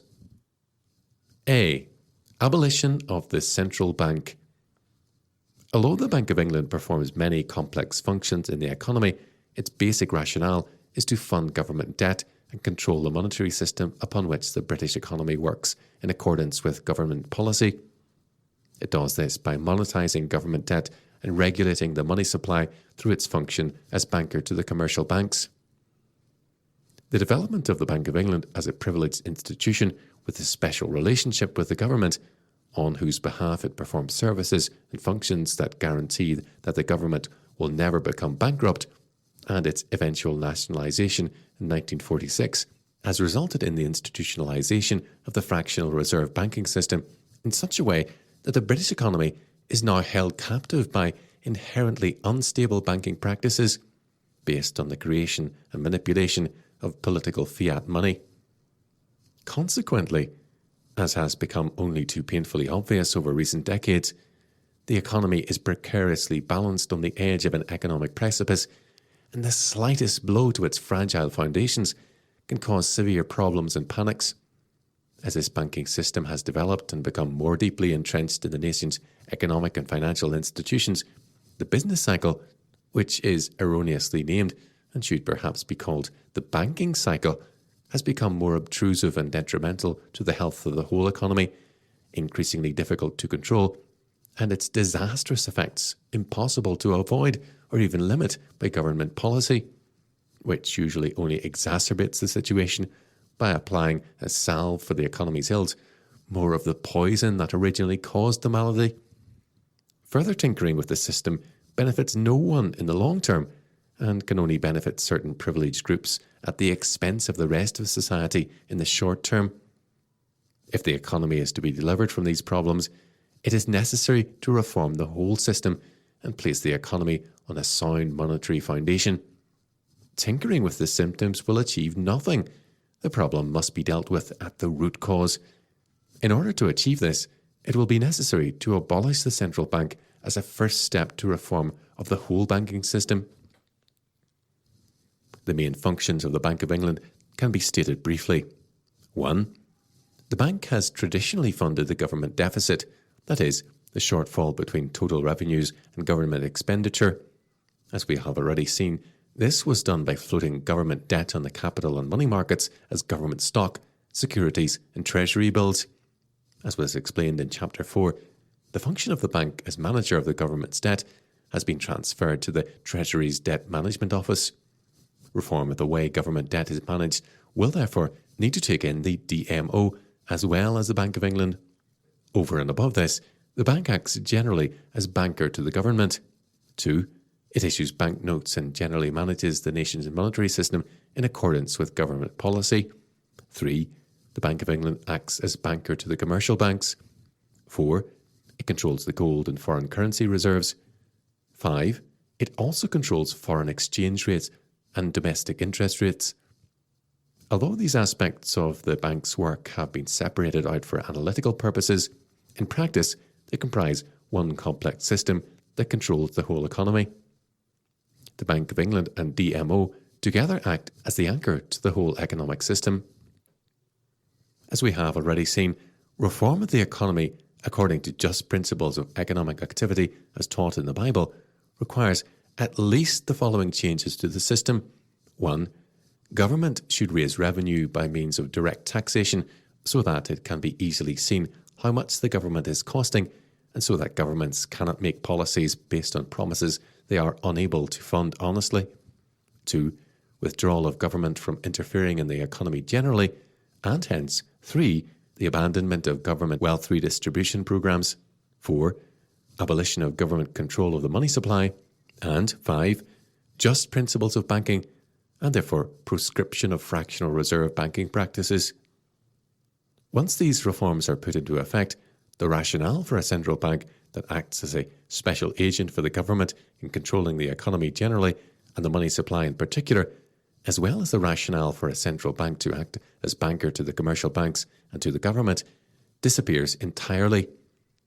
Such reforms would empty the Bank of England's role of any meaning as a national or quasi-governmental institution, whether nationalised or privately owned, with a distinctive function in the economy and a special status, that is, the central bank. It would rightfully place the bank in the same position as that of any other bank, subject to the same laws, constraints and limitations in the interests of fair and just commercial practices that the rest of the business world has to abide by. In short, the implementation of these reforms would render the distinctive functions of the central bank illegal, thereby necessitating its abolition. Under such reforms, a central bank would have no useful or positive role in the economy. The Bank of England, therefore, must be reduced to the status of a private business with the same responsibilities and obligations that are incumbent upon any other joint stock bank. Any claim to be a national bank by such a reformed Bank of England would be purely cosmetic, not legal or economic in nature. Subsequent issues of notes would be required to state the amount and fineness of gold or silver represented by the notes. These notes would have to be fully redeemable in the denomination specified. The Bank of England would have no monopoly of note issue as exists today, and the issue of fiduciary media would be forbidden by law to the Bank of England, as would its issue by any other bank. B. Reform of the banking system. Reform of the present banking system in accordance with biblical principles of just weights and measures requires that the banks be forced to adopt honest business practices. This means that fraud in the form of fractional reserve banking must be made subject to criminal proceedings. As long as banks are able to pursue fractional reserve banking practices legally, the economy will suffer the consequences and damaging effects of the business cycle, that is, periodic recessions and depressions leading to rising unemployment and the general decline in standards of living. It is imperative, therefore, that banking reform should not end with abolition of the central bank, but that it should be pursued vigorously throughout the whole of the banking system. Banks must be denied the legal right to issue fiduciary media, that is, to issue banknotes payable on demand to the bearer in excess of the deposits reserved to redeem those notes. If a bank issues a note promising to pay the bearer on demand a certain sum in gold coin, it must always have in reserve enough gold to meet that and all other such claims.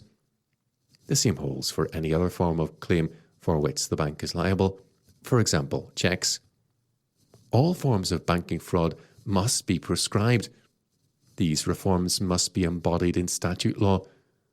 All issues over and above the reserves held by a bank should be punished by the civil authorities and appropriate restitution enforced. The effects of such reforms would be to split banking into two separate kinds of business. 1. Demand deposit banking, and 2. Investments and loans banking. In the first of these, the bank offers a place of safe deposit. In other words, it acts as a security guard for other people's money, for which it charges a fee, bank charges. In the second, it acts as a middleman, somewhat in the same way that a broker acts, between the one who wishes to invest his savings and the one who wishes to borrow to finance a business enterprise, etc. In this kind of business, the bank makes its profits from the difference between the interest charged to the one who borrows from the bank and the interest paid to the depositor who places his funds at the disposal of the bank for purposes of investment. We shall now examine these two sides of legitimate banking business in turn. 1. Demand deposit banking. A demand deposit is a sum of money deposited with a bank that can be drawn upon by means of personal written instruction to the bank, checks, or bank notes, promises to pay the bearer on demand, in other words, IOUs, without advance notice having to be given to the bank. As we have seen, reform of the banking system necessitates the proscription of fractional reserve practices as fraud. It would be illegal, therefore, for a bank to lend out deposits that can be drawn upon instantly in the form of checks or banknotes which function in the economy in the same way that the deposits they represent would function were they in circulation. Likewise, it would be illegal for banks to use such deposits as a reserve for unbacked notes, fiduciary media. Under such conditions, it would not be possible for the bank to make a profit on the demand deposit side of its business except by making a charge for its services. Such charges would be fees for the safekeeping of deposits, whether these deposits are gold bullion, coin, foreign currency, or any other kind of money or goods. Obviously, in such a system, the payment of interest on such deposits, which has become more common recently on certain kinds of personal current account, would disappear also. With current accounts that can be drawn upon by cheque, the payment of charges would be quite simple and pose no problems whatsoever. Charges would be payable, as they are now on trading accounts and some personal accounts. Provided that charges on current accounts are brought in along with the abandonment of fractional reserve banking, this system would be of great benefit to those who use current accounts. Under the fractional reserve system, in which banks can profit from current accounts without making charges, indeed, even while paying out small amounts of interest on them, the advantages to be gained from not having to pay banking charges or from receiving small amounts of interest on current accounts are greatly outweighed by the disadvantages arising from the constant depreciation of the value of the monetary unit, that is, loss of purchasing power, that continuous expansion of the money supply creates. The fractional reserve system enables the banks to make their profits by means of expanding the money supply and redistributing wealth from their creditors to their debtors, taking for themselves a percentage in the form of interest on the loans they advance to their debtors.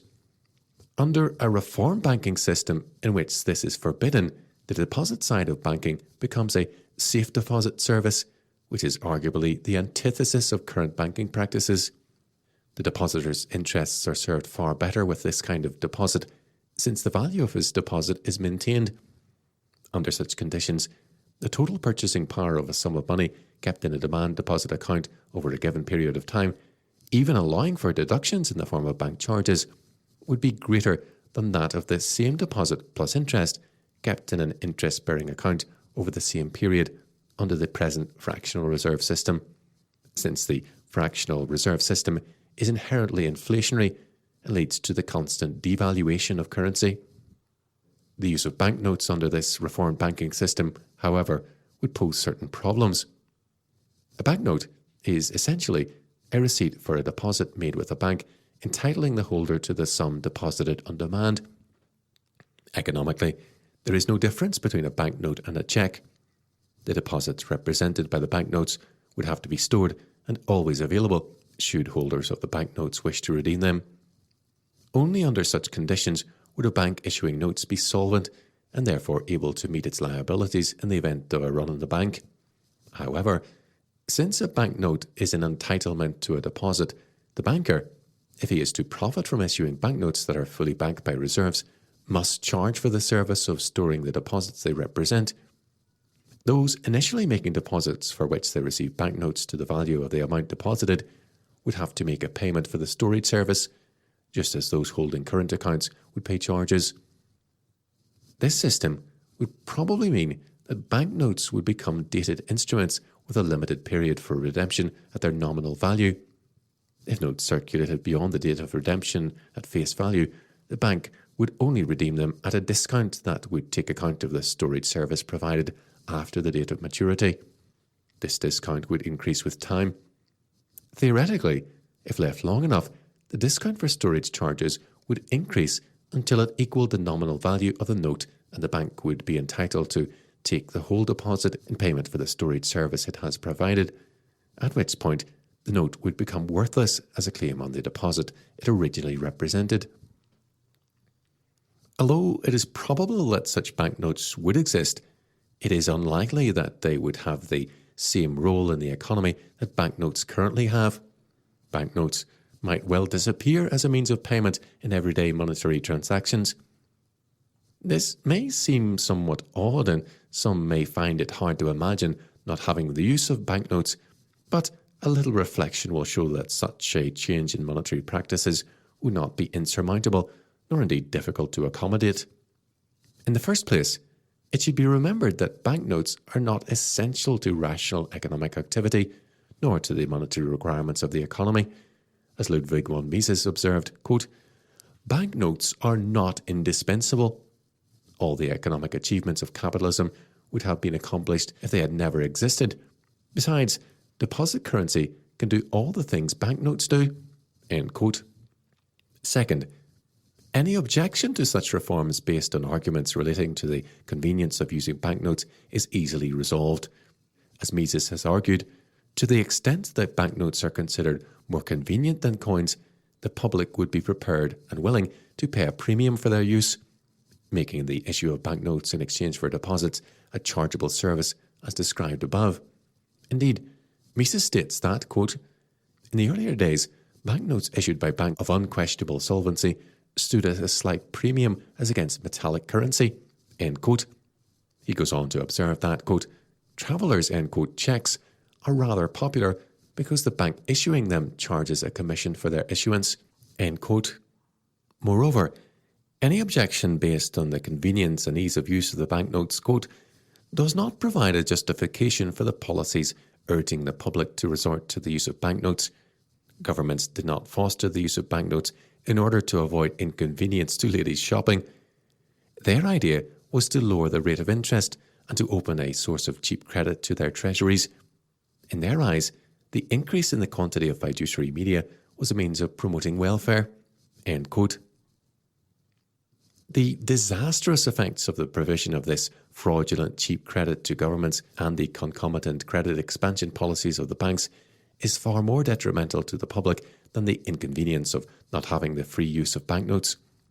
To argue that fractional reserve banking should be tolerated in order that banks might issue notes that are convenient to use without charging for their services is to strain at a gnat and swallow a camel. Third, computerized information technology has already made the use of credit and charge cards very popular, and banknotes have correspondingly ceased to play as important a role in the economy as they formerly did. With the growth of such devices and the introduction of other systems of payment, such as the switch method of accessing current accounts, again made possible by the development of computerized information technology, the use of banknotes has naturally become less frequent in any case. It is not so difficult, after all, then, to imagine an economy with no, or at least very few banknotes in circulation as a means of making everyday payments. Those formerly used to making payments in banknotes, if they did not wish to pay a premium for their use to cover bank charges, would soon adjust to new conditions and methods of payment. Since the current trend is to move away from the use of banknotes and towards, quote, plastic money, end quote, for example, credit cards, bankers' cards, switch-type facilities, the introduction of 100% back demand deposit banking would simply help to establish and encourage the development of a natural process that has already taken place to a considerable extent. The introduction of these reforms into the economy would provide a just and morally acceptable foundation for the growing, quote, plastic money, end quote, industry, which it presently lacks. Under present conditions, the development of computerized information technology in application to the banking and credit systems will open up far more opportunities for manipulation and control of the economy for privileged institutions, that is, governments and banks. These institutions are able to expand and contract the money supply in accordance with their own interests, to the disadvantage of the population generally, while being legally immune from prosecution.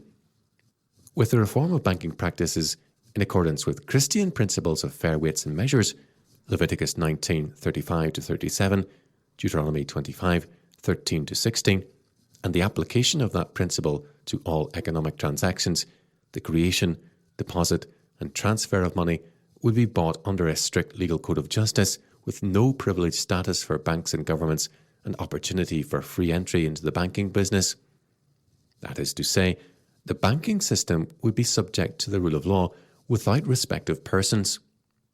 Under such conditions, the application of computerized information technology to monetary affairs and the use of, quote, plastic money, end quote, would be free to develop as far as is practicable, yet remain firmly based on sound moral and monetary principles. An opportunity for legalized fraud would be denied to those using such technology in the banking and credit industries, being inextricably linked to a banking system that operates on the fractional reserve principle. 2. Investments and loans banking. The second kind of banking practiced by the commercial banks under the system of reform set forth above would be investments and loans business. This would be based on time deposit banking, that is, deposits would be subject to withdrawal only after the elapse of a specific period of time for which the deposit is made. Once deposited, the funds would be loaned out by the bank for a specific period of time, the final date for repayment falling due on the date of maturity of the original deposit. Only when the funds are returned to the bank in the form of repaid loans would the depositor be able to withdraw his deposit. Such deposits could not be subject to withdrawal on demand. They would be time deposits. But unlike demand deposits, they would bear interest. The bank would make its profit from the difference between the interest charged to its debtors, borrowers, and that paid to its creditors, depositors. This kind of banking is investments and loans business. It is important that we understand, therefore, that depositors would be investors, and that just as all other investments carry risks, so also there would be a certain degree of risk associated with investment in a time deposit. This risk would be that the bank's debtors, borrowers, may default on repayment of the loan on the agreed date, leading either to later repayment or even cancellation of the debt. In such cases, depositors, investors, could lose the interest or part of the interest on their deposit, or even the whole or part of their investment. For instance, bankrupt businesses severely in debt to the bank may make it impossible for the bank to bear the whole loss associated with that particular loan, and therefore the bank may have to pass on the loss to depositors, either in the form of lower interest rates, loss of interest altogether, or even loss of part or the whole of the deposit. Although this is true theoretically, in practice, the degree of risk associated with investments in loans banking would be considerably reduced over that associated with direct investment in companies and business projects, since loans would be pooled in order to spread risks. And the bank would be expected to bear the greater part of the loss. In practice, any bank that continually made bad loans and then passed its losses on to its creditors would get a bad reputation and soon go out of business. This means that investments in the form of bank time deposits would be relatively safe, but the profits, interest made on such deposits, would be lower than the profits made from direct investments. Those who take the greater risks receive the greater rewards, just as they are also subject to the possibility of greater losses. If no such risk is acceptable in any degree to the depositor, he would have to deposit his funds in a demand deposit account without interest and pay banking charges. These funds would not be loaned out under any conditions and would always be on call in the form of cheques or banknotes, entitling the bearer to redemption on demand. The bank would not be permitted legally to use such funds for loan purposes, and any such practice would be considered fraudulent. On the investment and loan side of its business, the bank would have to arrange its business carefully so that loans fell due for repayment in time for it to meet its own liabilities and contractual obligations to its creditors, depositors. In practice, the bank would pool all deposits of the same date and duration.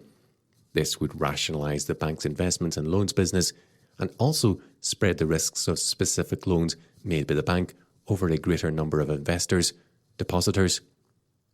If the bank's debtors, borrowers, were to default on repayments, investors might have to wait for repayment, in which case the bank could offer a higher rate of interest for the period of extended credit. The bank would, in turn, require higher rates of interest from the defaulting debtors, assuming that bankruptcies were not involved during the period of extended credit. Strictly speaking, under this kind of investments and loans business, the bank is acting on behalf of its depositors, investors, in a capacity quite different from that of a broker. Although in one sense the bank would be acting as a middleman through which its depositors' funds are invested, it is incorrect to speak of this service as that of a broker. The profit made by the bank, strictly speaking, is not a brokerage, since the depositor, investor, and the borrower have neither a contractual, legal relationship with each other, nor financial, economic responsibilities towards each other. Both deal directly with the bank itself. Thus, a depositor invests in the bank, not the one to whom the bank lends his funds, and the debtor borrows from the bank, not the depositor. The concept of broker works as an analogy for describing the way that investments and loans banking works, but does not adequately define the nature of this kind of business. It is investment and loans banking, strictly speaking, not broking. With investments and loans banking, theoretically, a depositor who found himself in necessity and in need of the money he had invested in a time deposit would have to wait until his deposit reached maturity before he could withdraw his funds. In practice, however, there would be, in a free market economy, be various means of circumventing this situation. Upon depositing his money in an investment and loans account, the depositor would receive a certificate or note indicating the sum deposit and the date of maturity and the interest payable. According to G. North, a depositor who found himself in need of the money he had deposited would have to borrow from the bank and offer this certificate as security. Although this is a possible means of overcoming the problem, it is not the only alternative. These time deposit certificates themselves could be traded at a discount prior to their date of maturity, just as interest-bearing bonds are traded today. Such certificates might even have a limited function as a medium of exchange or a form of near money. The important point is that the deposit represented by a certificate does not become the basis for the creation of multiple certificates, receipts, or promises entitling the holders to the same deposit. In other words, the funds deposited are represented by one claim against them, the certificate of deposit, and the funds represented by that certificate remain a constant factor in the economy. Of course, the bank itself may agree to buy the certificate or trade it on behalf of the depositor, as is common today with stocks and shares.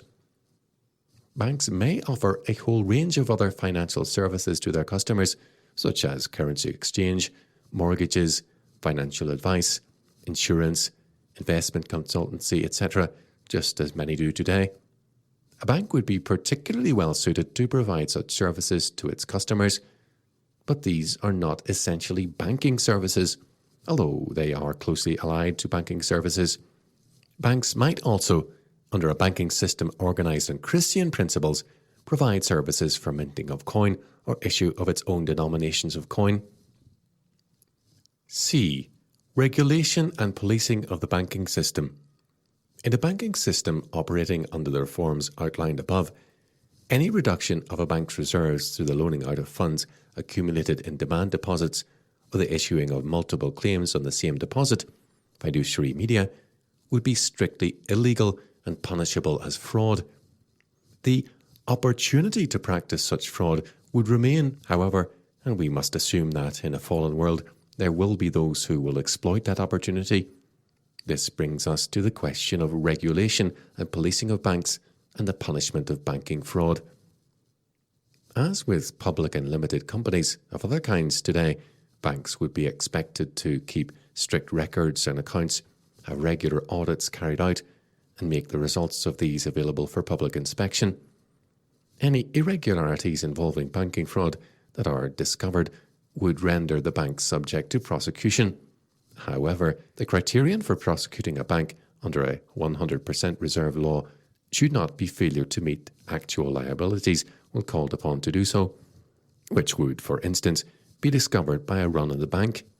Rather, the criterion should be whether the bank is, or has been, at any time insolvent due to the unauthorised loaning of funds in demand deposits or the issue of fiduciary media, regardless of whether the bank has, in fact, failed to honour its liabilities on any particular occasion.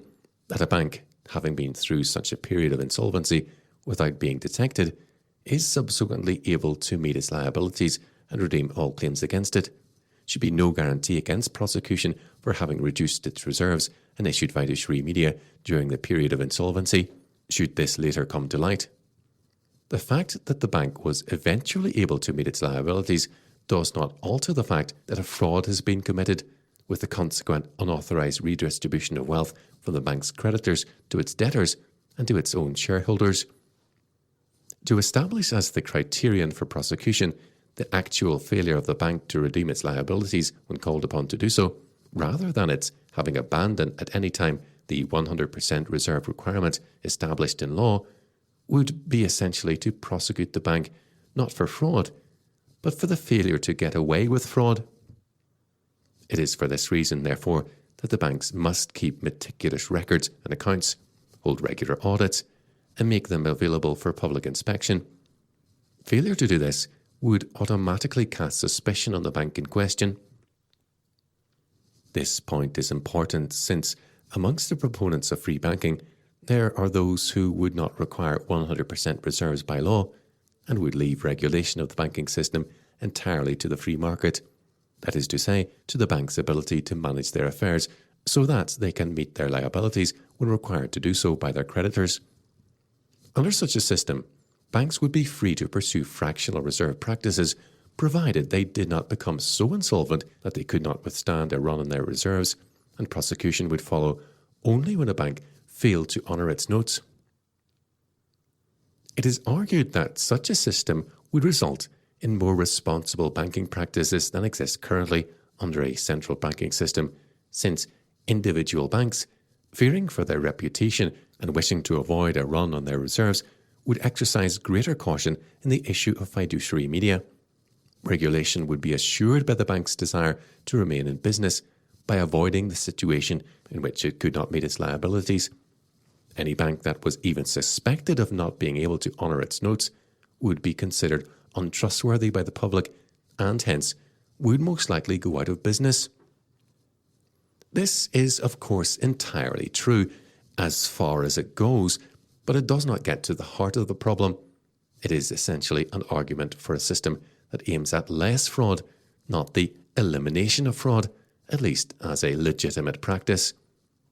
A good analysis of the arguments in favour of this kind of system is provided by V.C. Smith. The rationale of central banking and the free banking alternative.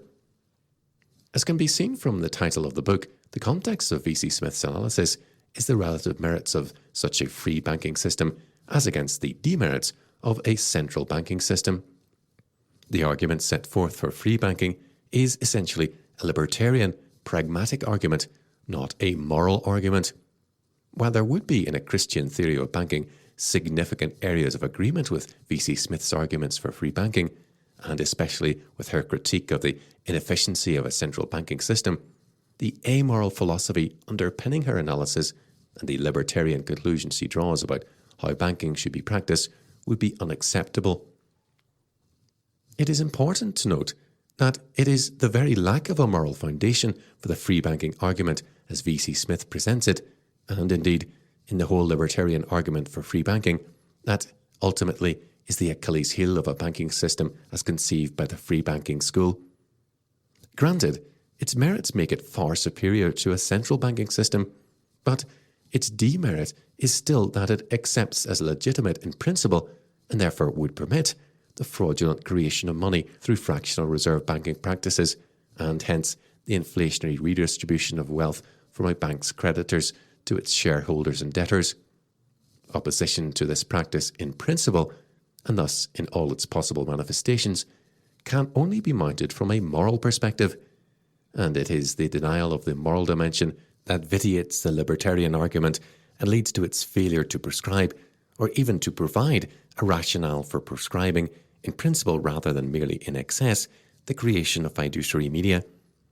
This will become apparent if we look at some of the libertarian arguments for free banking as conceived by V.C. Smith and Ludwig von Mises. Smith defines free banking in the following way, quote, "Free banking," end quote, denotes a regime where note-issuing banks are allowed to set up in the same way as any other type of business enterprise, so long as they comply with the general company law.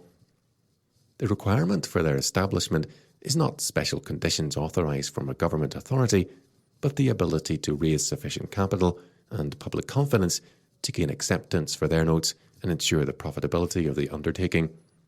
Under such a system, all banks would not only be allowed the same rights, but would also be subjected to the same responsibilities as other business enterprises. If they failed to meet their obligations, they would be declared bankrupt and put into liquidation and their assets used to meet the claims of their creditors, in which case the shareholders would lose the whole or part of their capital, and the penalty for failure would be paid, at least for the most part, by those responsible for the policy of the bank.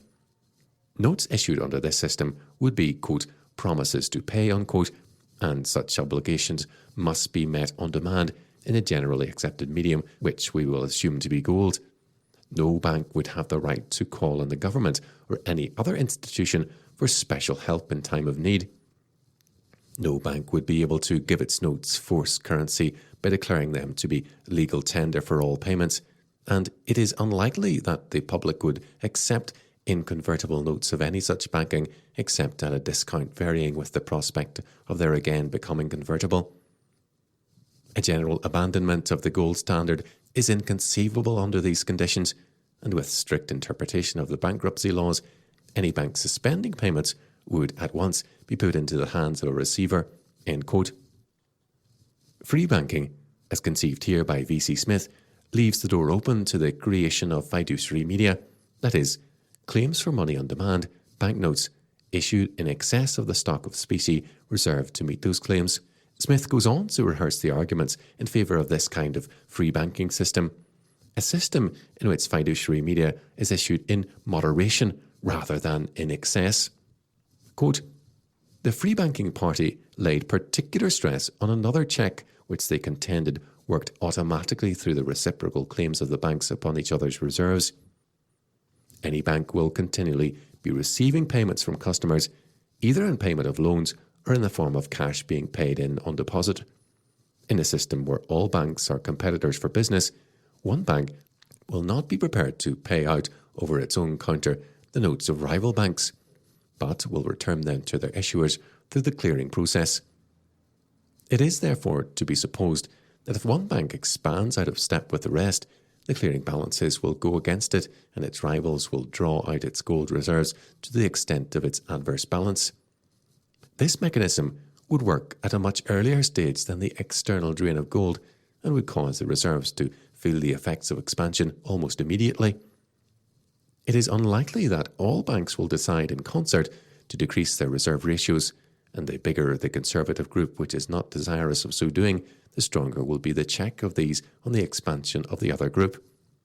A bank which contemplates an expansion has got to take into account not only the direct effects on its reserve ratio, which comes about in the first instance when it increases its issue against the same absolute total reserve as before, but also the indirect effect occasioned by the withdrawal of cash to other banks. The size of the addition it can afford to make to its loans on the basis of a given drop in its service ratio will be correspondingly reduced, and its action will react partly to the benefit of the other banks who secure an accretion to their reserves. While admitting that circumstances may occur in which the majority of the banks are willing to allow some reduction in their reserve ratios, it is unlikely that they will ever risk fluctuations of dimensions anything like as great as those which are viewed with comparative equanimity by the central bank." End quote. The argument here is essentially for a banking system that is likely to have less serious effects on the money supply. The severity of the business cycle would be considerably reduced under such a system, but fractional reserve banking is still accepted as a legitimate practice in moderation. It is only excessive expansion that this kind of free banking mechanism seeks to eradicate, and only when a bank fails to redeem its notes will the receiver be called in. Ludwig von Mises also argued for this kind of free banking system. Quote, "Free banking is the only method available for the prevention of the dangers inherent in credit expansion. It would, it is true, not hinder a slow credit expansion, kept within very narrow limits on the part of cautious banks which provide the public with all information required about their financial status. But under free banking, it would have been impossible for credit expansion, with all its inevitable consequences, to have developed into a regular, one is tempted to say normal, feature of the economic system. Only free banking would have rendered the market economy secure against crises and depressions." End quote. One would not wish to argue with Mises's contention that, quote, "only free banking would render the market economy secure against crises and depressions," end quote, that is, runs on banks and the business cycle, in the context of a comparison of free banking with a state or central bank-controlled banking system. But this particular kind of free banking system, in which there is still the possibility of banks legally creating fiduciary media or expanding credit in the form of bank money, will not protect the economy fully. It simply reduces the extent of the problem. A free banking system is certainly necessary for a sound economic order, but on its own it is not enough. The economy must be underpinned by a legal order that proscribes banking fraud. That is, for example, fractional reserve banking, in principle, and therefore even the, quote, "slow credit expansion kept within very narrow limits on the part of cautious banks," end quote, that Mises' system would permit.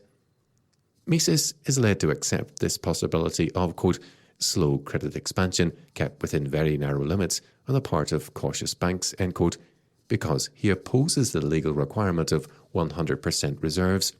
His reason for this is that a legal requirement of 100% reserves by the state establishes a dangerous precedent for state regulation of banking practices that could, in exceptional circumstances, be used to sanction the lowering of the reserve requirement by the state. If the state can require 100% reserves by law, a precedent is set for the state's interference with the banking practice, and it can, when it suits its purposes to do so, lower this legal requirement to 80%, then to 60%, and so on, thereby opening the door to excessive credit expansion with banks legally protected by the state. Mises writes, quote, "If banks are preserved as privileged establishments subject to special legislative provisions, the tool remains that governments can use for fiscal purposes. Then, every restriction imposed upon the issuance of fiduciary media depends upon the government's and the Parliament's good intentions. They may limit the issuance for periods which are called normal.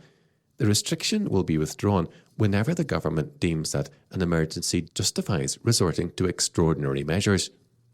If an administration and the party backing it want to increase expenditure without jeopardising their popularity through the imposition of higher taxes, they will always be ready to call their impasse an emergency.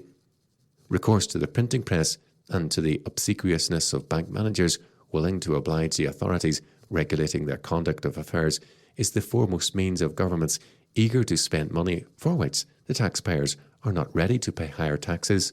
End quote. One can readily appreciate Mises's fears.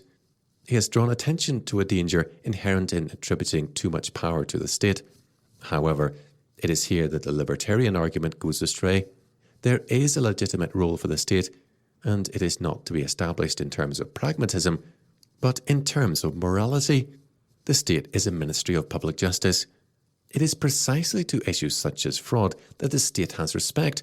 Mises's conclusion that the state cannot be trusted is not valid if the role of the state is restricted to that of a ministry of public justice and the requirement of 100% reserves based on a moral argument, namely the necessity of prescribing fraud, a transgression of the Eighth Commandment, which is always and under any conditions an injustice and a legitimate area for state intervention. But it is precisely the moral dimension that Mises drains out of his analysis. Hence, we are left with the alternatives of either the totalitarian state exercising power without moral authority, or the banks, equally without moral authority, practicing fraud in moderation. Mises chooses the latter, as I should if I had only those options. But these are not the only options available. The state has a legitimate role to play as a ministry of public justice, as a terror to those who practice evil, Romans 13:3 and 4.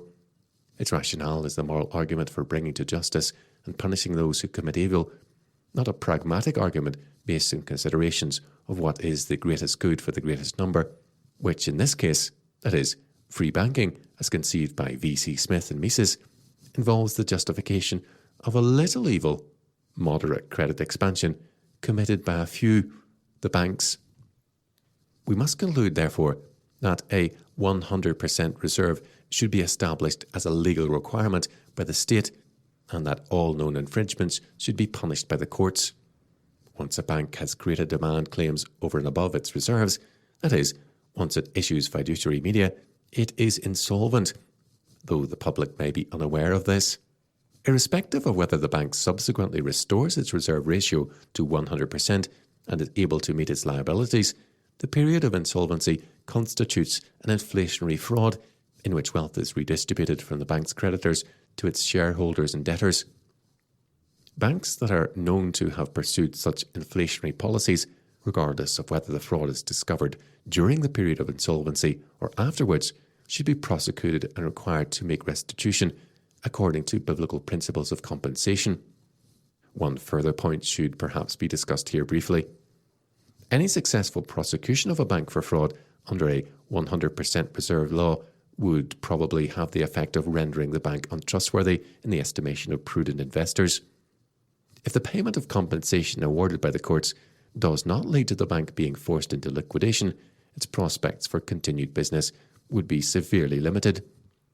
However, in a fallen world where men love sin rather than justice, we cannot assume that such prosecution will always result in a bank going out of business.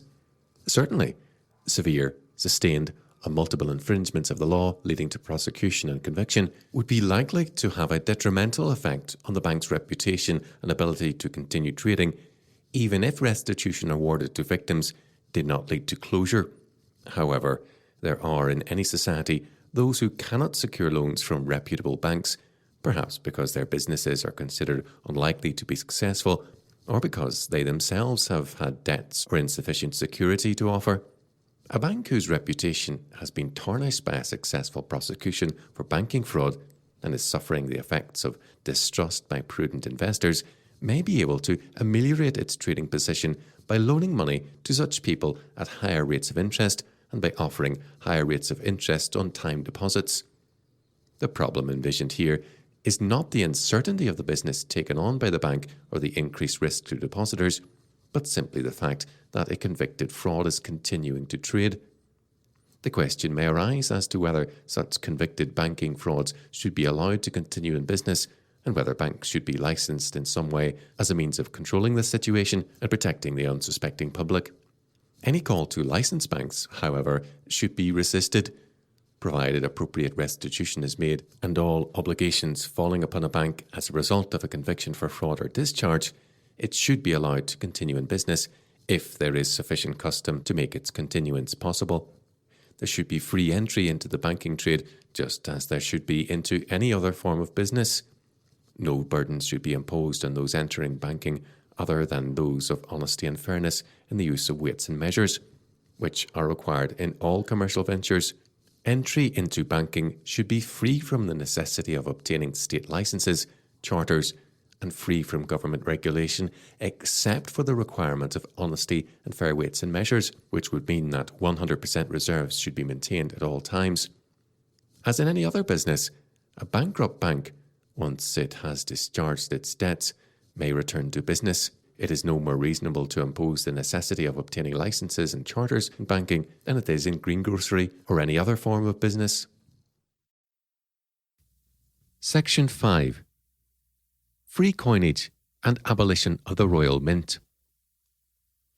Along with abolition of the central bank and the cessation of the printing of fiat paper money by the government or its agencies, it will be necessary to end all government control on coinage. This means that it would no longer be the responsibility of the government to issue coin in any form. The government mint should therefore be closed. This would also mean the end of, quote, coin of the realm, end quote, that is, coin that is intended to function within a particular political jurisdiction as legal tender.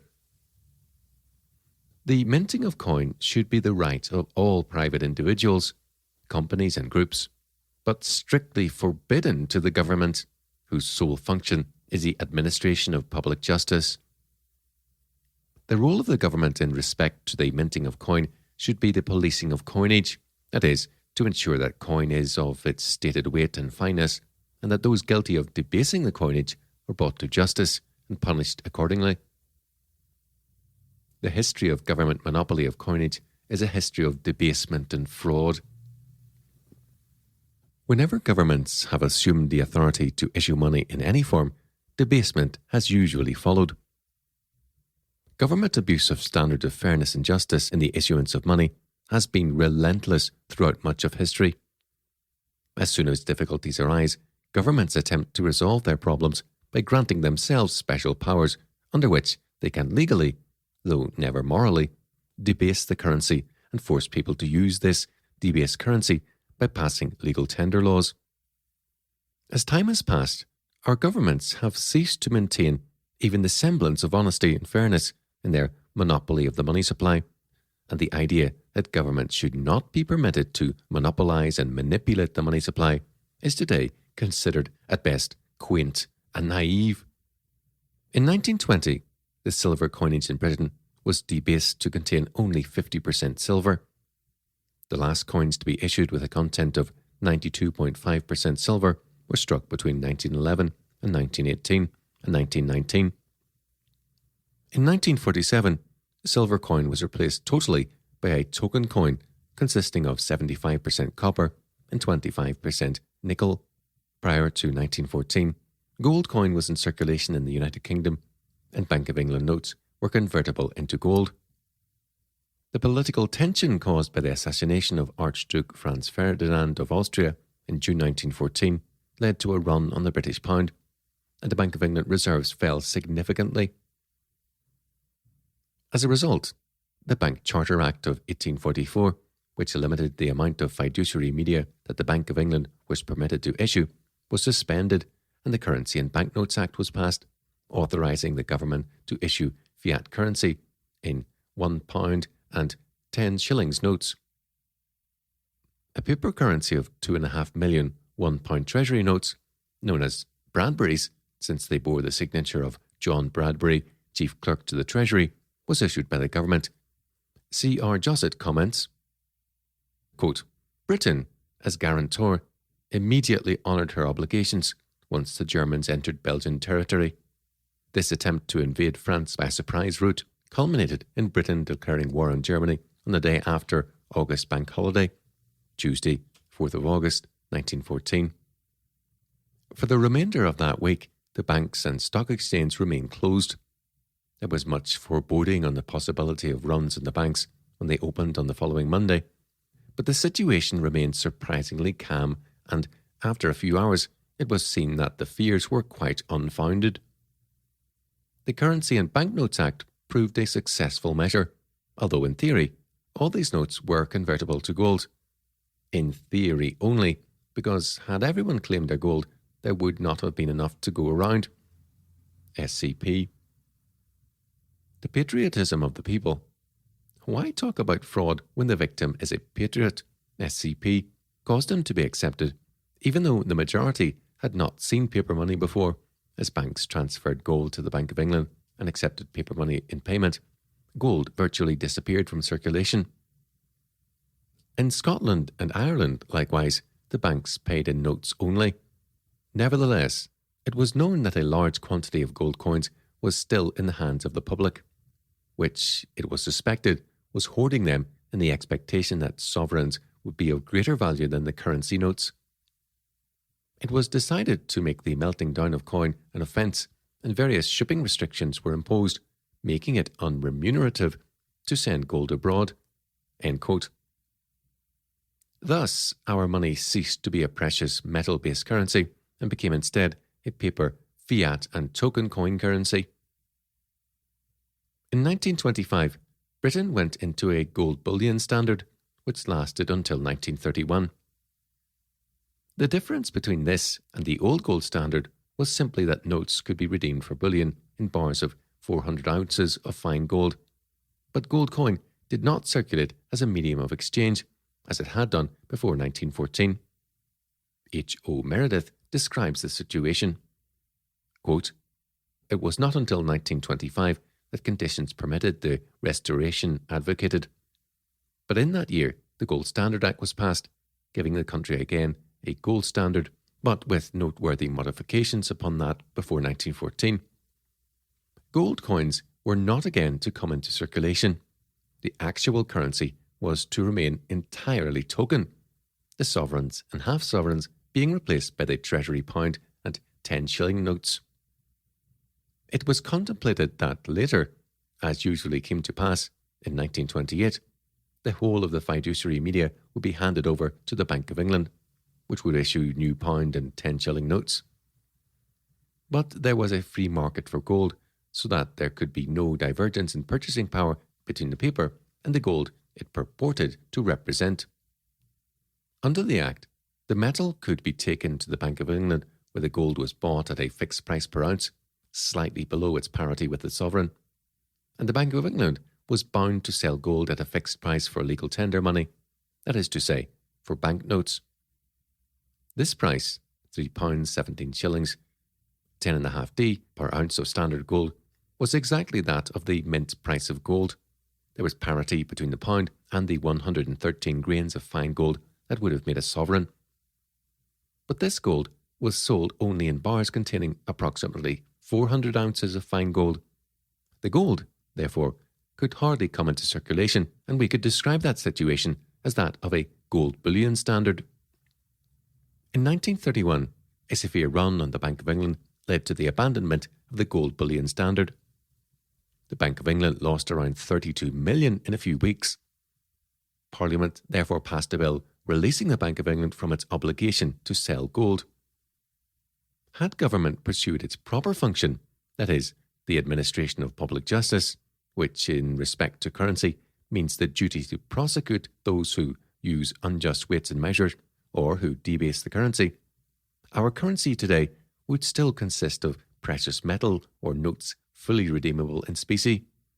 Once government has gained a monopoly control over the currency, however, the temptation to use this monopoly for the government's own ends usually proves irresistible.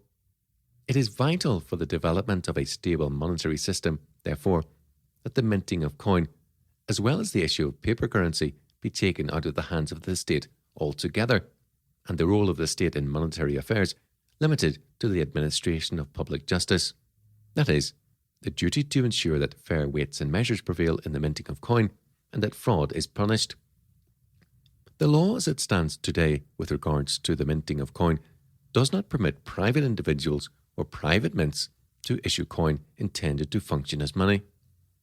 The Coinage Act 1971 states, quote, "No piece of gold, silver, copper or bronze, or of any metal or mixed metal of any value whatever, shall be made or issued except by or with the authority of the mint as a coin or a token for money, or as purporting that the holder thereof is entitled to demand any value denoted thereon."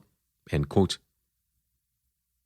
Those who contravene this section of the Act are, quote, "liable on summary conviction to a fine not exceeding £20." End quote. The Act also forbids the melting down or break-up of any coin that is current in the United Kingdom or, quote, "having been current, has at any time after the 16th of May 1969 ceased to be so." End quote. The penalty cited for doing so is a fine of up to £400 or 2 years imprisonment, or both. Both aspects of this law, the outlawing of free coinage and the prohibition on the melting down or break-up of coin of the realm, constitute a fundamental denial of the individual's freedom over his own property. This law denies to the individual the right to dispose of his own property as he thinks fit, and reserves control of the most important form of property in the economy, that is, the common medium of exchange, solely to the government, in order that it might have the ability to debase and expand the money supply for its own ends. Any government that denies the individual's rights of ownership over the money rightfully in his possession, no matter how vociferous it might be in claiming the ideology of freedom, consumer choice, and free markets, has, in principle, ultimately denied the individual's right of private ownership over any and all property, since once the government has a monopolistic control over currency, it is able to control and expropriate the wealth of the nation. No matter what the private individual has legal possession of or title to, the government is able, by means of monetary debasement, to take his wealth from him. It is for this very purpose that governments demand such monopoly of the money supply. To deny the full rights of ownership over the money in one's possession, the right to dispose of it as one thinks fit, to break it up, melt it down, or recoin it, is to deny ultimately man's economic freedom. It is, in principle, to enslave man to the state and an assertion of the power of eminent domain, the doctrine that all property within the nation belongs ultimately to the state, which reserves the right of expropriation. When the conditions are right, governments that do not order their affairs by the light of God's law will, notwithstanding their claims on the ideology of freedom, put this principle into operation for their own ends. If the economic history of the 20th century has taught us anything, it is surely this. It is important, therefore, that the reforms to be implemented in this area, along with the limitation of the state's role in monetary affairs to that of the administration of public justice, should be established in law. Reform must ensure that government mints and government fiat money are declared illegal and abolished, and the right of free coinage recognised in law. As with banks, private mints would be businesses subject to company law in the same way that any other commercial enterprise is. There would be no special privileges granted to mints, no officially sanctioned coin of the realm with legal tender status, and no government-granted monopolies or licenses. Entry into the business of minting coin would be open to all, the only regulations being those respecting the use of fair weights and measures. Coin would have to contain its stated weight and fineness of precious metal. All attempts to debase coinage would be legally defined as fraud, and the perpetrators of such liable to prosecution, and to make restitution to their victims according to biblical principles of justice and compensation. The incentive to maintain fair weights and measures would be provided in the free market by competition. E. L. Hepton Taylor writes, quote, "Any debasement of these private coins would be prosecuted to the limit of the law. Thus, the private mints would find it to their advantage to keep continual watch over each other's gold and silver coins, calling attention to any sign of fraud, by eliminating the present state monopoly of coinage, private competition would act as a safeguard to monetary fraud and the printing of worthless dollar bills. End quote. Section 6. Tax Reform. The growth of government power and influence over the lives of the British people during the 20th century has been immense. This growth of the state has meant the increasing politicisation of society. Along with this, there has been an inevitable loss of individual freedom, the effect of which has been to change the individual's way of life significantly, indeed, to change the essential character of the British way of life nationally.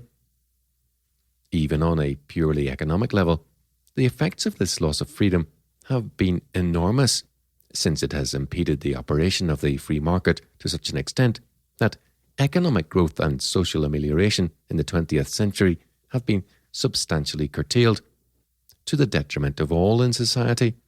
The stifling growth of laws and regulations in virtually all areas of life over the past 50 years is now being supplemented on a prodigious scale by the legislature of the European Union. This growth of government influence over and regulation of life has involved also, and inevitably, the growth of both the bureaucracy and the attendant social services deemed necessary to implement government policies and programmes. All this has to be financed, of course. As a result, by 1993, British government spending accounted for over 43% of the gross national product. The funds needed to finance this massive government bureaucracy and the allied social service industry, both of which are unproductive from an economic point of view, have been raised by means of various forms of taxation and by public borrowing. This places a heavy burden on the productive sectors of the economy, which create the wealth of the nation. Such heavy penalising of economic productivity has had serious consequences for the economy, since its effect is to create a disincentive to create wealth. As a result, instead of pursuing the acquisition of wealth by means of productivity, many turn to political means of acquiring wealth, for example, by seeking to affect government economic policy via the activities of lobbying groups or union representation, the aim of which is to secure government concessions, special privileges, and government subsidies and protection for the companies or industries that are represented by such groups. The purpose of such activities and groups is to control wealth created by others rather than to create wealth. Such measures are inevitably irrational and unproductive from the economic point of view, and in turn require government funding, which has to be raised by taxation and borrowing, monetisation of debt that the latter entails. This further suppresses the incentive to be economically productive and encourages more lobbying for government handouts as a means of acquiring wealth.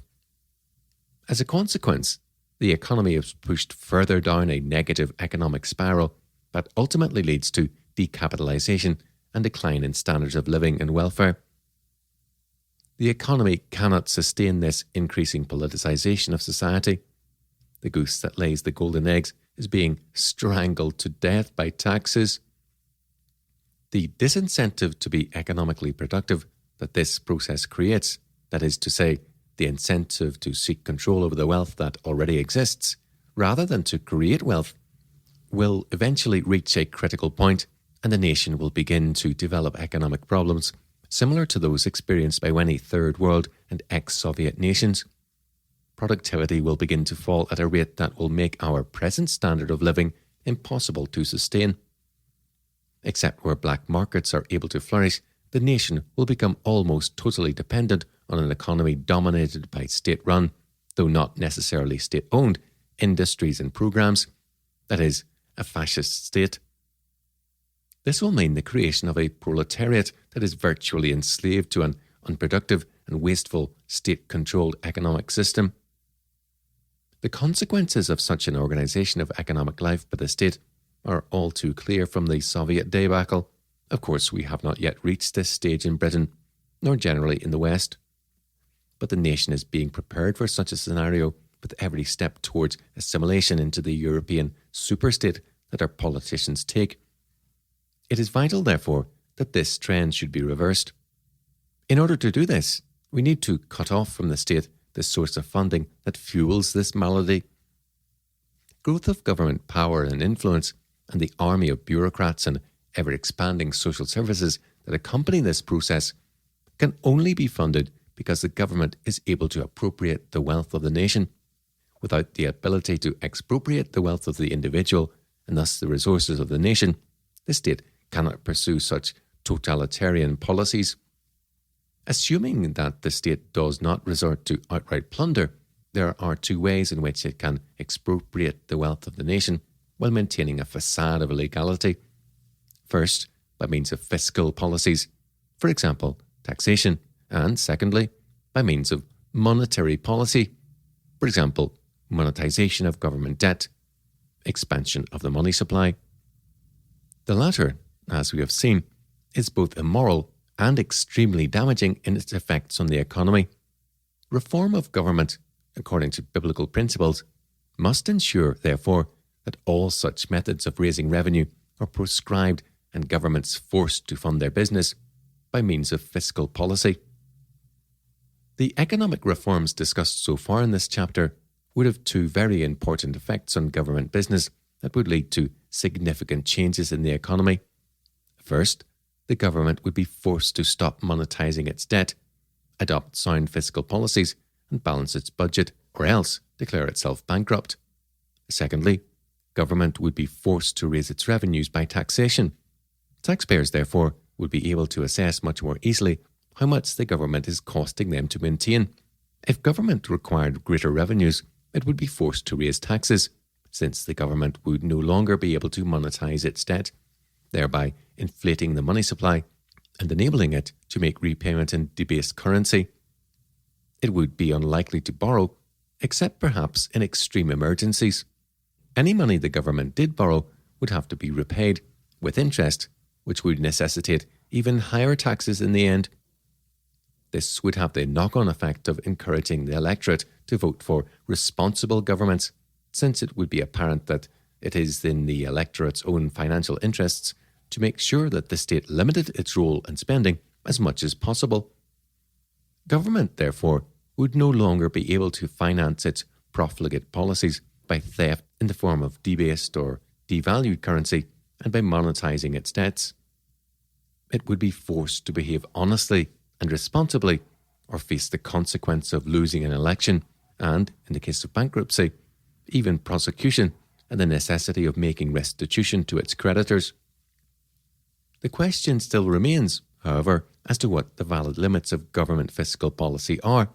That is to say, to what extent the state is morally entitled to tax the nation.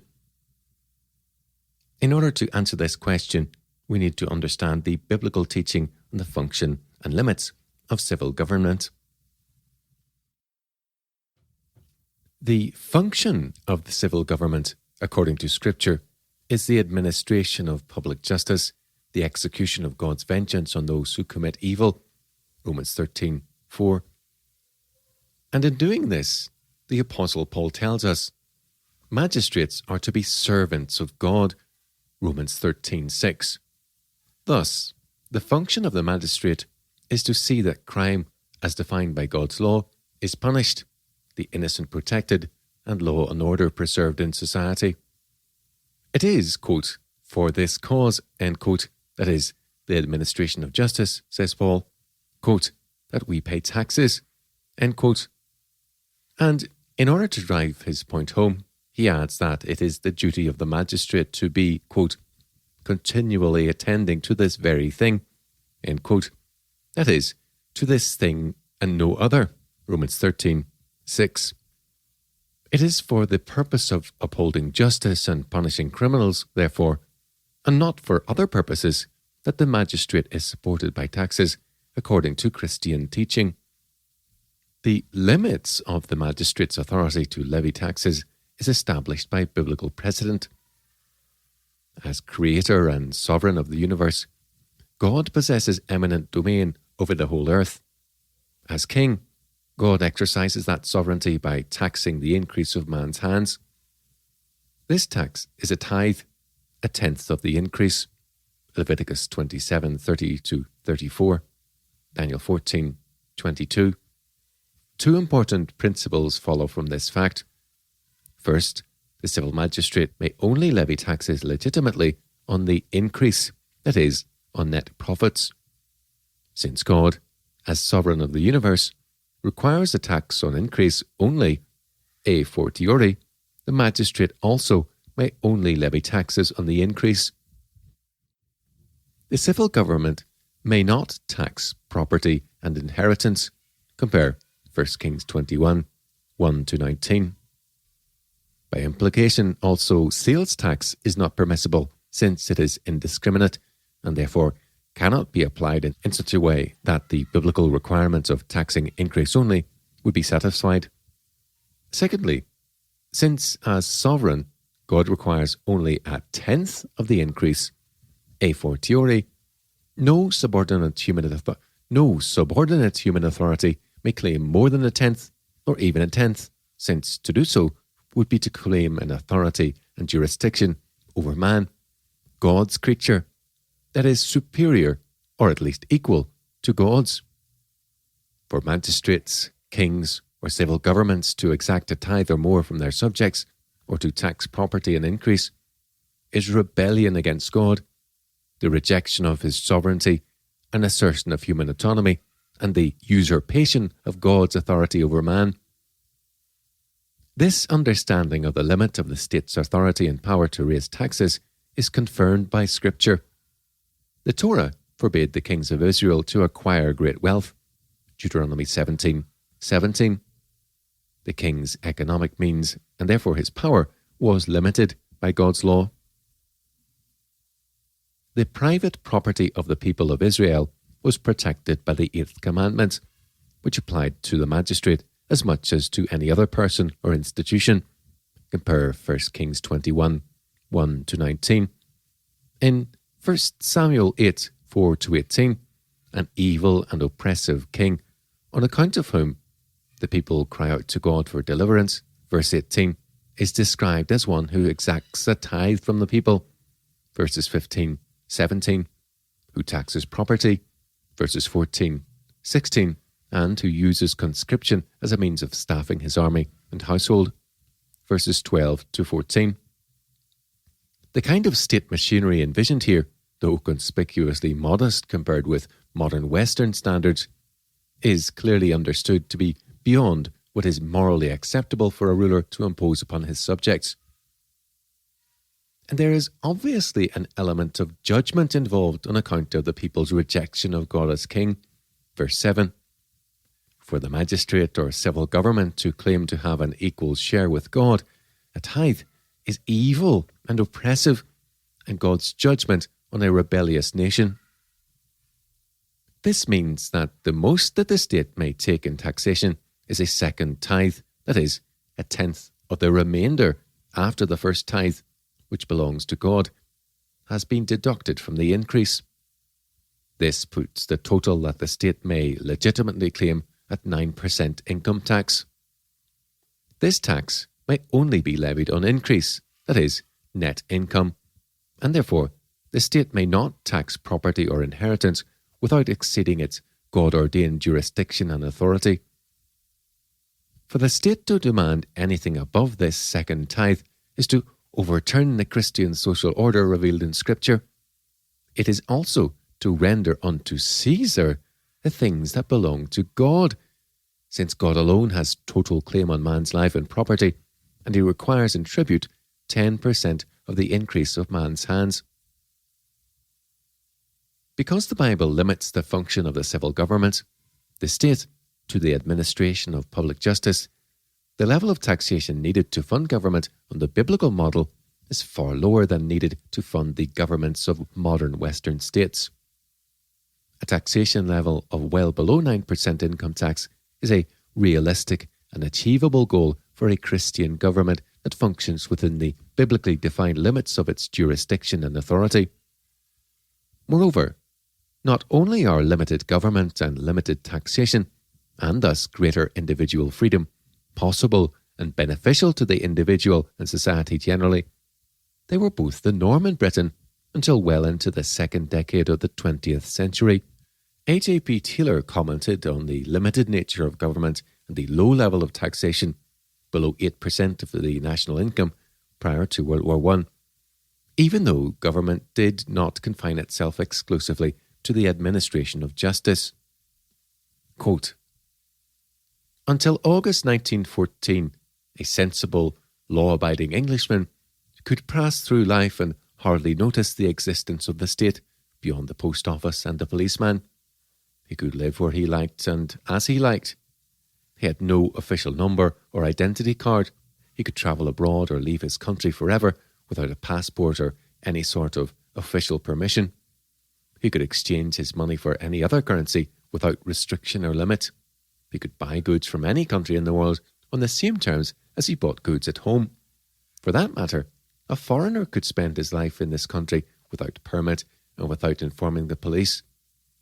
Unlike the countries of the European continent, the state did not require its citizens to perform military service. An Englishman could enlist, if he chose, in the regular army, the navy, or the territorials. He could also ignore, if he chose, the demands of national defence. Substantial householders were occasionally called on for jury service. Otherwise, only those helped the state who wished to do so. The Englishman paid taxes on a modest scale, nearly £200 million in 1913 to 1914, or rather less than 8% of the national income. The state intervened to prevent the citizen from eating adulterated food or contracting infectious diseases. It imposed safety rules in factories and prevented women and adult males in some industries from working excessive hours. The state saw to it that children received education up to the age of 13. Since the 1st of January 1909, it provided a meagre pension for the needy over the age of 70. Since 1911, it helped to insure certain classes of workers against sickness and unemployment. This tendency towards more state action was increasing. Expenditure on the social services had roughly doubled since the Liberals took office in 1905. Still, broadly speaking, the state acted only to help those who could not help themselves. It left the adult citizen alone. End quote. It is difficult to avoid the conclusion, even from a cursory examination of the evidence, that the growth of big government, totalitarianism, and of socialism generally has been inversely proportionate to the decline of the Christian faith as a vital force in the life of the nation. Modern British governments take more than 4 times the amount in taxation that the Lord of all creation requires in tithes. This wealth is expropriated from the nation in various ways: income tax, national insurance contributions, sales tax, capital gains tax, corporation tax, tariffs, excise duties, and public borrowing. The latter, borrowing, represents one of the more absurd aspects of government policy. In 1992, the government raised nearly 11.5% of its revenues from borrowing. It spent more on funding this debt in interest payments, 7% of total expenditure, than it did on law and order, 5.5% of total expenditure, and nearly as much as on defence, just over 9.5% of total expenditure. It is essential, therefore, if the nation is to conform to biblical principles of government, that taxation should be reformed. The increasing politicisation of life that has occurred over the past century can only be stopped if the funding that supports the level of government that makes it possible is cut off. By limiting taxation to 9% income tax, and this is the maximum permitted by God's word, not an ideal target, the state will be unable to pursue its oppressive policies, and state control and regulation of life and society will begin to recede. But there is more to this than the moral argument, decisive as that argument is. It is just as necessary for economic reasons that the state reduce taxation rates to an upper limit of 9% income tax. When the state seizes control of the nation's wealth to the extent that it has done in Britain over the past century, economic activity becomes increasingly irrational, and standards of living are inevitably affected for the worse. If the nation is to experience once again economic growth and social amelioration on the scale that was achieved in the period of the Industrial Revolution and after, indeed, if the nation is even to maintain its present level of economic prosperity, it is essential that taxation should be reformed and reduced to levels that will allow economic initiative to be rewarded and thus flourish. It will be necessary, therefore, to abolish inheritance tax, property tax, capital gains tax, graduated income tax, national insurance contributions, corporation tax, and all other forms of direct taxation over and above the second tithe on increase, 9% income tax discussed above, which is the maximum that the state may take. Such taxes are economically irrational since they penalise the creation of wealth and drive those who excel in creating opportunities for economic growth out of the country. In other words, they benefit the indolent at the expense of the industrious and therefore discourage the creation of wealth. Furthermore, the amount of revenue that excessive taxation of the, quote, rich, unquote, brings into the public purse is quite insignificant. Most tax revenues are raised from the types of taxes typically paid by the middle and working classes. The real purpose of taxing the rich disproportionately is simply to appease the envy of those classes that traditionally support socialist governments. Their effect is totally negative and detrimental to economic growth and social amelioration. They are, moreover, in terms of biblical ethics, fundamentally unjust and perverse. It is equally necessary for economic and moral reasons that all forms of indirect taxation should be abolished. These reforms must also embrace all forms of local taxation. Local taxes should be limited to raising sufficient revenue to fund the administration of public justice. Public utilities should be privatised or turned into public trusts. As stated above, overall taxation, including local taxes, should not exceed the value of a second tithe on increase, that is, 9% of income tax. As we have seen, this is because God, who has a prior claim on man's life and wealth, demands only a tithe, 10% of increase. For the state to claim as much or more is an attempt to usurp God's sovereignty over man, society, and the nation. Tax reforms on the scale envisioned here would have significant effects on many groups and individuals presently in the employment of government agencies or in receipt of government subsidies and welfare. The end aimed at, however, would be advantageous for all in society, even for the deliberate welfare scrounger, since it would force him to work for a living, thereby giving him a more useful and meaningful existence. The result would be a more productive economy and higher standards of living across the whole of society. However, this is not to deny that were changes on this scale to be introduced too suddenly, they would create a considerable amount of disruption and difficulty for many. It is important, therefore, that such reforms should be introduced gradually into the economy, and alternative institutions and welfare organisations, for example, churches and charities, encouraged to step in and provide essential welfare services for those genuinely deserving of such and who presently rely on state welfare. Only to the extent that this latter development takes place in tandem with government reform and withdrawal from the economy will it be possible to mitigate the undesirable effects of such changes for those who are most vulnerable in society. It is vital that the Church, especially, should begin to take its responsibilities in this area seriously by teaching biblical principles of welfare and by providing welfare ministries to those who are genuinely in need and without the support of their family, which is the primary welfare agency in a Christian society. 1 Timothy 5, 1-16.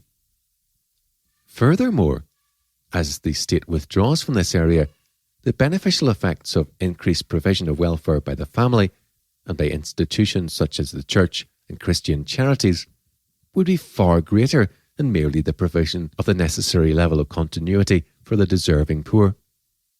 Such a change in administration of alms for the poor and needy would involve also a shift in the predominant philosophy of welfare and a reassessment of the criteria for determining the need for and level of provision required in terms of fundamental Christian values. Such welfare, since it would be administered within a personal and ethically informed environment, would significantly reduce welfare abuse, which is inevitable with anonymous state welfare programs. This would release further resources for welfare for those who are genuinely poor and force many to take responsibility for their own lives rather than being dependent on handouts. Such welfare tends also to be improving both morally and economically in its effects on recipients, since it is tied, or at least should be tied, to Christian mission, evangelism, and the Christian work ethic, that is, that those who refuse to work should not eat. 2 Thessalonians 3:10. The effect of abolishing government welfare programs by cutting off the tax revenues that fund them and replacing them with private and church-run initiatives would be not only to secure a more efficient administration of welfare for the deserving poor, it would also stimulate economic activity in accordance with Christian principles. For example, 2 Thessalonians 3:10, as a means of provision for many of those presently receiving state welfare. Moreover, by reducing taxation to morally and economically acceptable levels, such reforms would alleviate many of the problems of the so-called, quote, poverty trap, end quote, which could perhaps more accurately be called the, quote, state welfare trap, unquote, since this is partly caused by levels of taxation that penalise people on low wages to such an extent that it is more profitable for them to claim welfare. This in itself would provide a much-needed stimulus to the economy, as well as helping to alleviate the economic problems caused by high levels of taxation.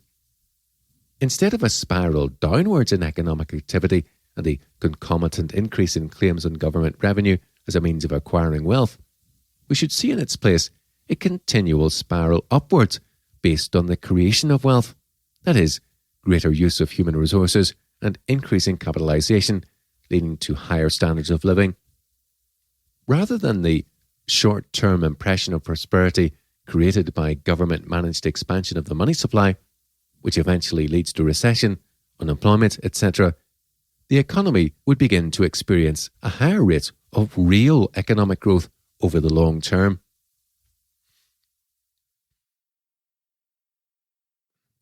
Section 7. The end of government control and regulation of the economy. The sixth and final reform to be dealt with here is not so much a specific reform as a commitment to the process of reform.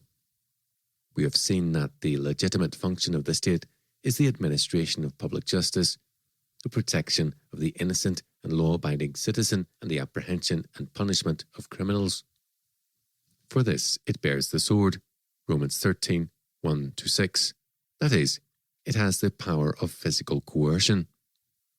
However, this power is exercised legitimately only insofar as it is used in pursuit of the obligations and duties that are delegated to the state by God's word.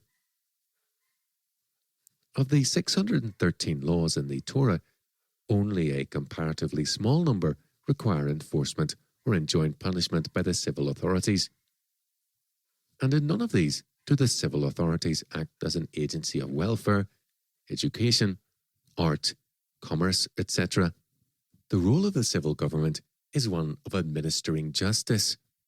For the state to enter into these areas of welfare, education, and commerce with the power of the sword and enforce state-run programs funded by taxes is to overturn the social order revealed in God's word and the law that God has given to govern and protect that order. When government exceeds the bounds of and limitations on its authority as established in God's word, it ceases to act with divine approbation and authority.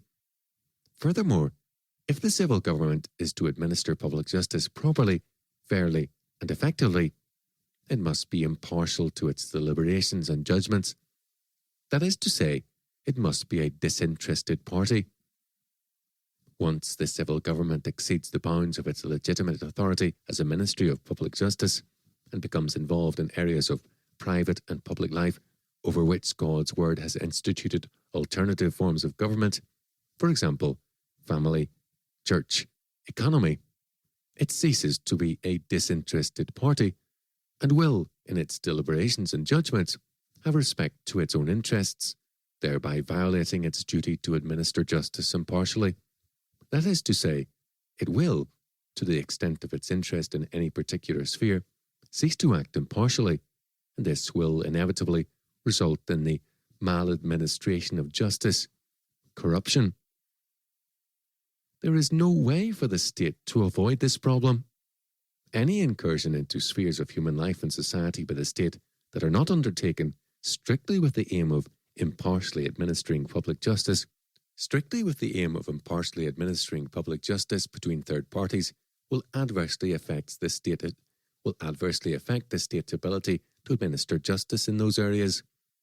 This is so with regard to the economy as much as any other sphere of life.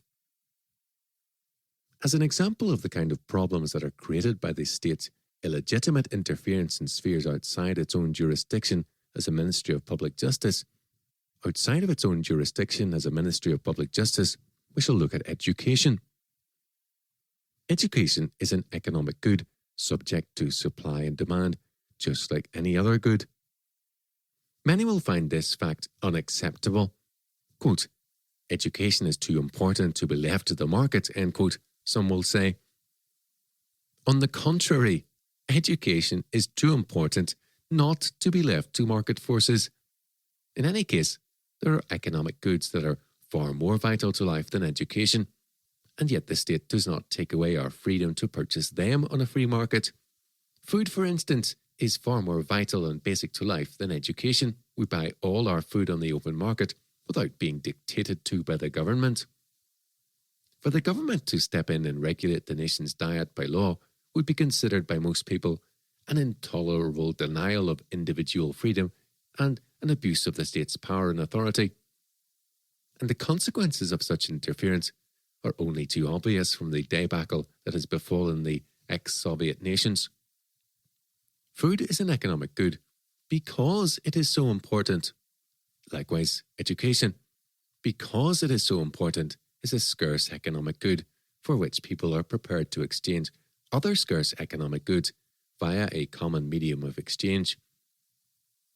When the state takes control over and monopolizes education, this fact of life is not abolished by any means.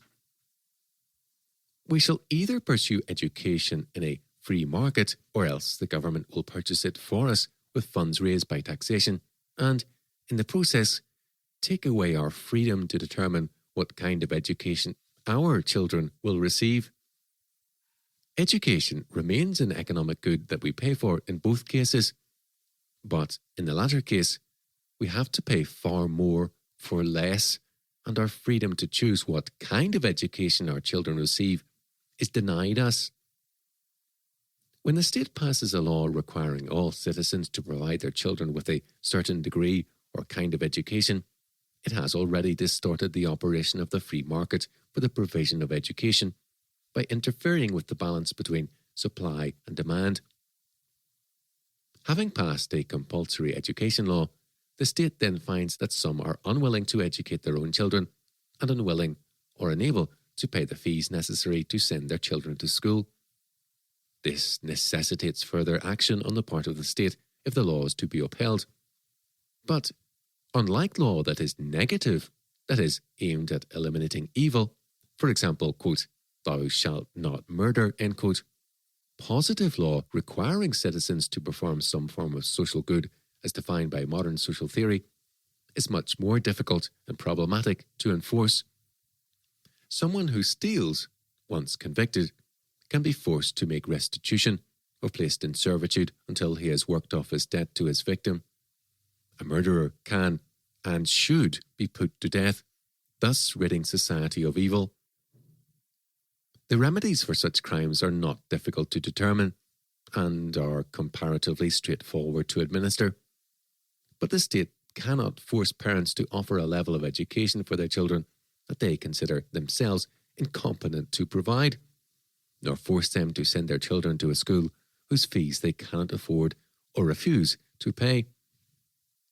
The state must, therefore, if it is to follow through consistently with its compulsory education law, provide grants from the public purse to such schools as will take the children of those who will not, or cannot, educate their children and cannot afford, or will not pay, to send them to fee-paying schools. But then this will be seen as unfair in that some have to pay school fees or educate their children at home, while others have a free ride at the expense of the taxpayer. The numbers of those willing to pay will decrease, and state funding in the form of scholarships, grants, and assisted places will become the order of the day for formerly private schools. This will, of course, lead to state regulation in one form or another. Eventually, a state education system will be established and taxes raised to fund it from the whole population, regardless of who uses the state system. This is essentially how the state educational system has developed in Britain. The state system may even become compulsory, and all private and public schools outlawed. Educational standards are then set according to bureaucratic criteria, not the economic criteria of providing an education that meets the demands of consumers, that is, fee-paying parents. The result is the corruption of the market for education and the denial of economic freedom in the provision of education. First, the state's interference in education, the provision of an economic good for some that is free at the point of delivery, but paid for by the levying of taxes on the whole population, besides being a denial of the God-given freedom and responsibility of parents, is a fundamental injustice to those who derive no benefit, for whatever reason, from the state's provision of education.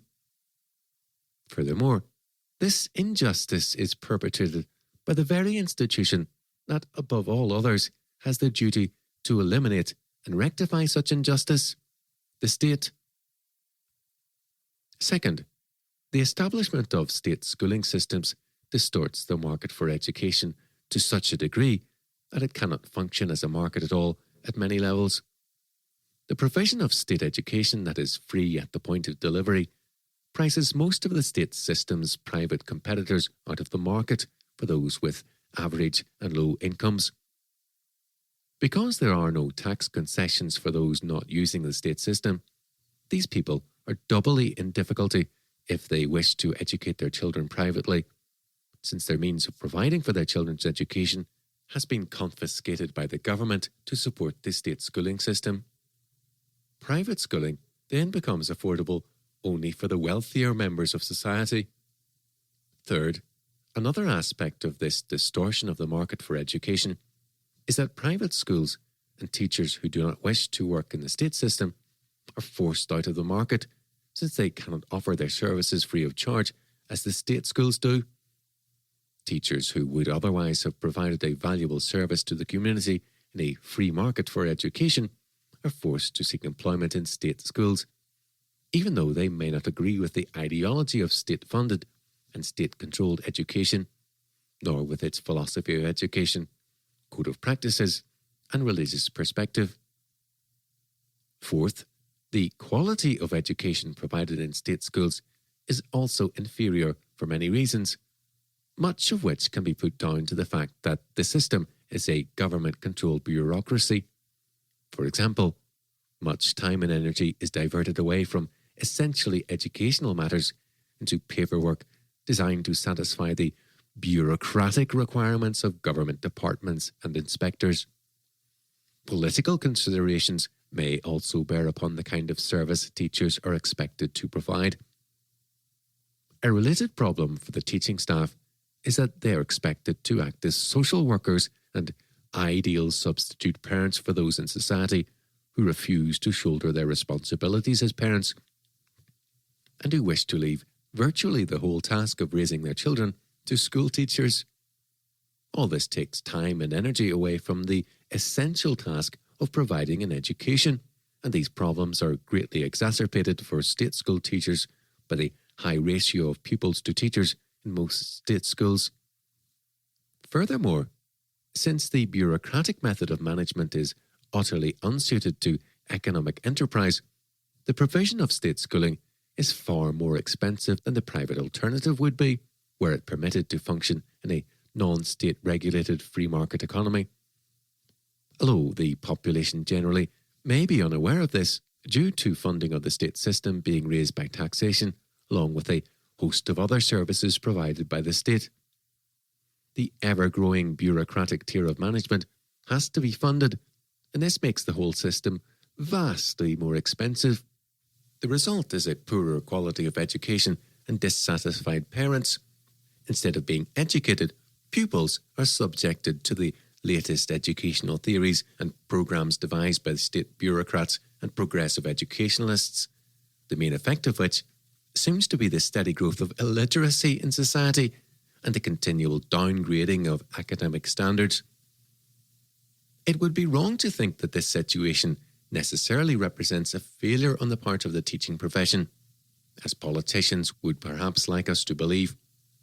Rather, the problem is that the provision of education is not suited to bureaucratic government management and suffers from the irrationalities that such a system of administration inevitably enforces upon what is essentially an economic enterprise.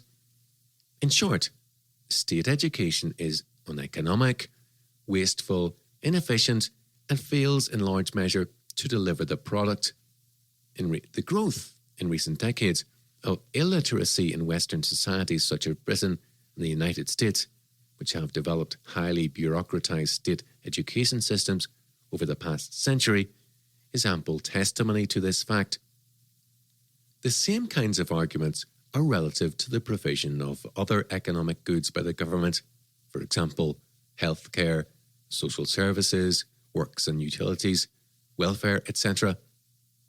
It is important, therefore, that the government should withdraw from all such involvement with the economy and restrict itself to the administration of public justice. It can only do this properly and effectively if it is disinterested and impartial in its relationships with the economy, and indeed with any other aspect of life in which it has the responsibility to administer justice. The privatization of nationalized industries begun during the 1980s should, therefore, be continued, rationalized, and extended to include areas such as education and welfare. The proceeds from the sale of nationalized industries should be used to reduce the national debt.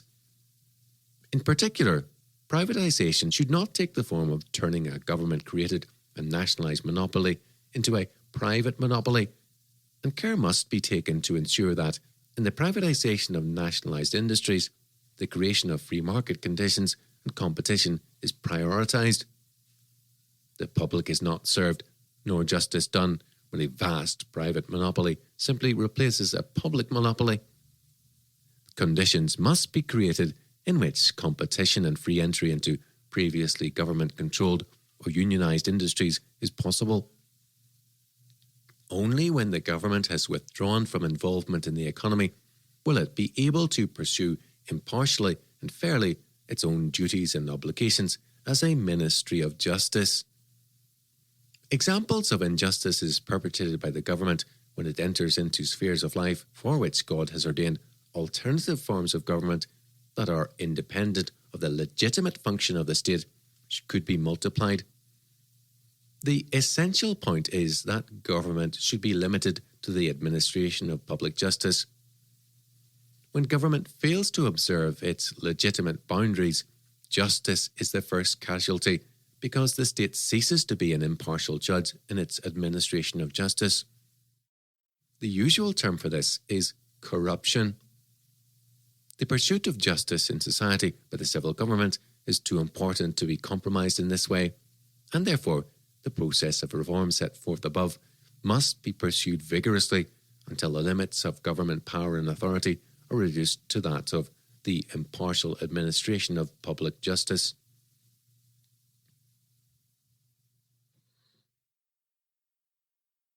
Chapter 6. Conclusion. Section 1. Economics and the moral order of creation.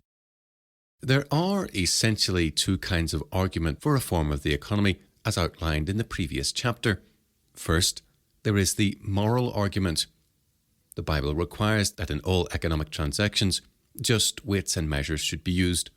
Leviticus 19, verses 35 to 37, Deuteronomy 25, verses 13 to 16.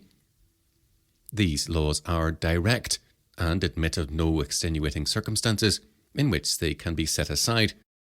To break them is to sin against God and injure one's neighbour.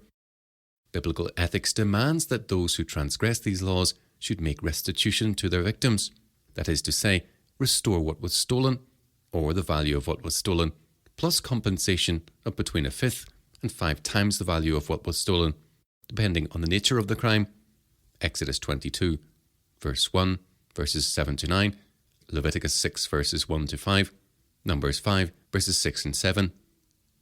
In principle, the Bible also forbids multiple indebtedness. Exodus 22, verses 25 to 27.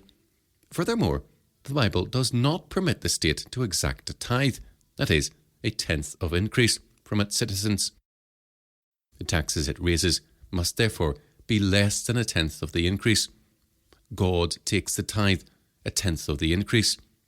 For the state to take a tenth is to claim equality with God. For to take more than a tenth is to claim that its jurisdiction over man is superior to God's.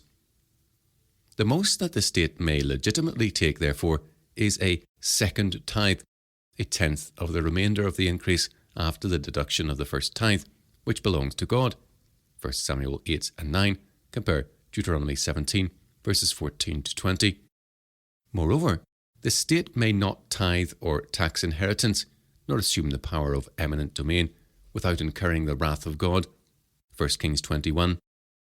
The power and authority of the state is thus very limited in the Bible, its function being that of administering public justice. Romans 13, verses 1 to 6. In short, from the biblical perspective, the state has neither sovereign power nor sovereign jurisdiction over the nation. Sovereignty belongs to God alone, and all power and authority vested in the state, as in the church and family, is limited and governed by God's word. The moral argument for the reforms set out above is thus very strong. Secondly, there are economic arguments for these reforms. The business cycle has become a major problem in Western economies.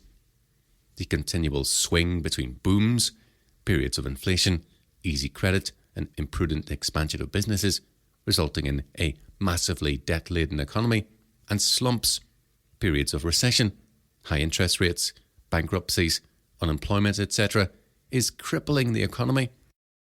These cycles are the result of the inflation of the money supply by the banks, deficit financing on the part of government, and the false climate of economic prosperity and growth that this creates. Such attempts to stimulate and control economic growth have had serious consequences that politicians and their economic gurus have not been able to predict or control.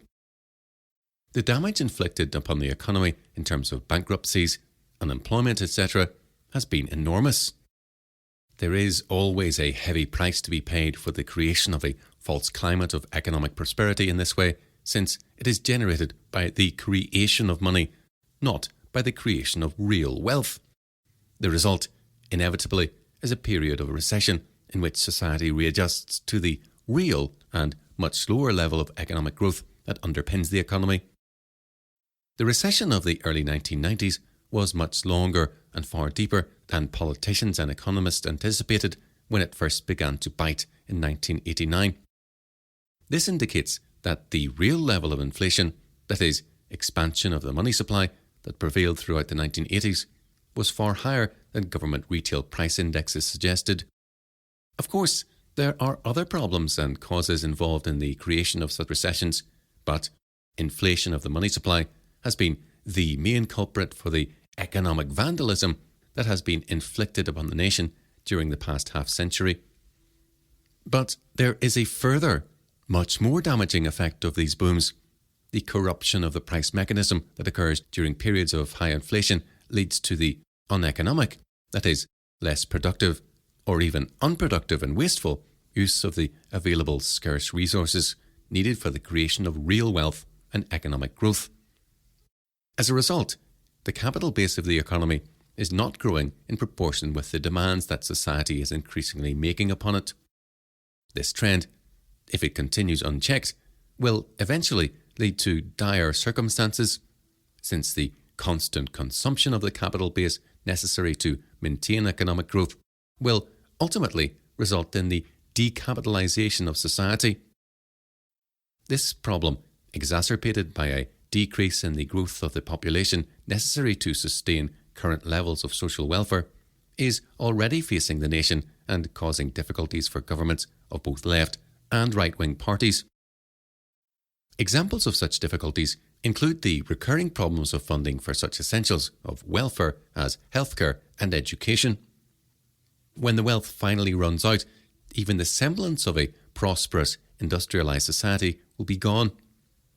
Britain will find itself on the economic scrap heap that has been the lot of ex-Soviet socialist states for many years. Britain faces this scenario at the beginning of the 21st century far more keenly than most people suspect. Pan-European socialism, administered by a centralised bureaucracy in Brussels, will herald an economic decline for the nation that will make the recession of the early 1990s seem insignificant by comparison. If the current attempts of politicians to bring Britain into political union with the rest of socialist Europe are successful, this decline will be swift, and our ability to extricate ourselves as a nation from the European economic debacle will have gone. Much political ground has been covered in Britain in the process of European political assimilation over the past decade.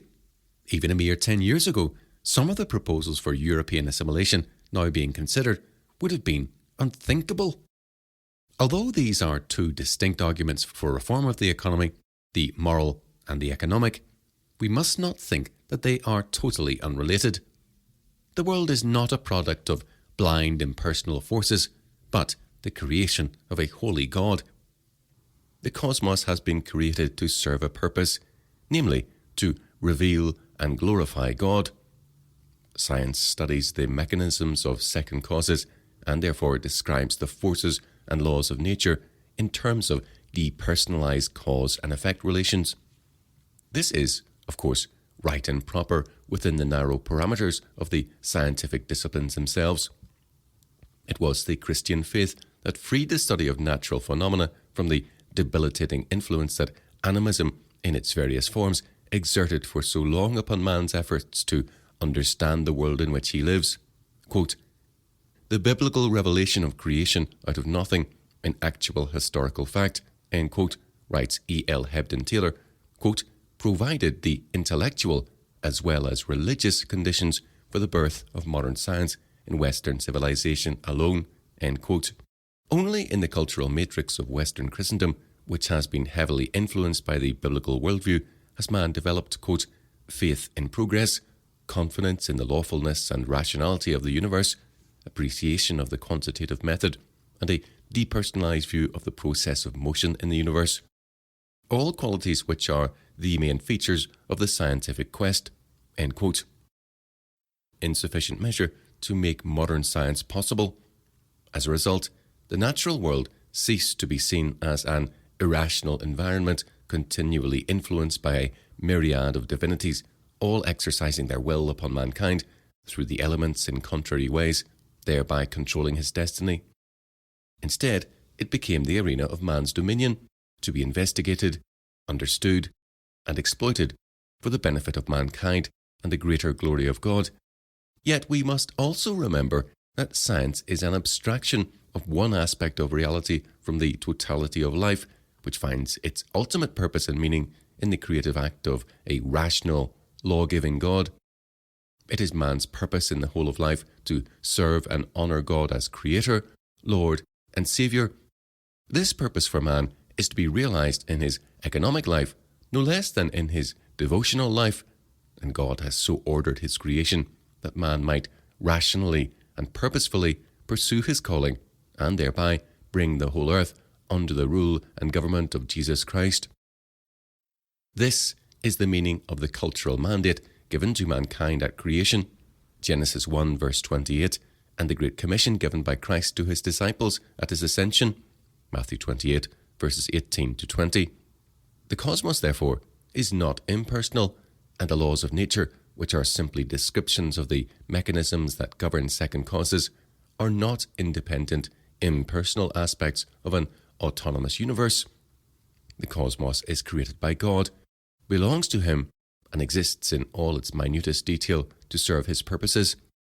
It is therefore intensely personal, and all cause and effect relationships of second causes are related teleologically to the creative will of God. This is as true of economic phenomena as it is of every other kind of phenomenon in the created order.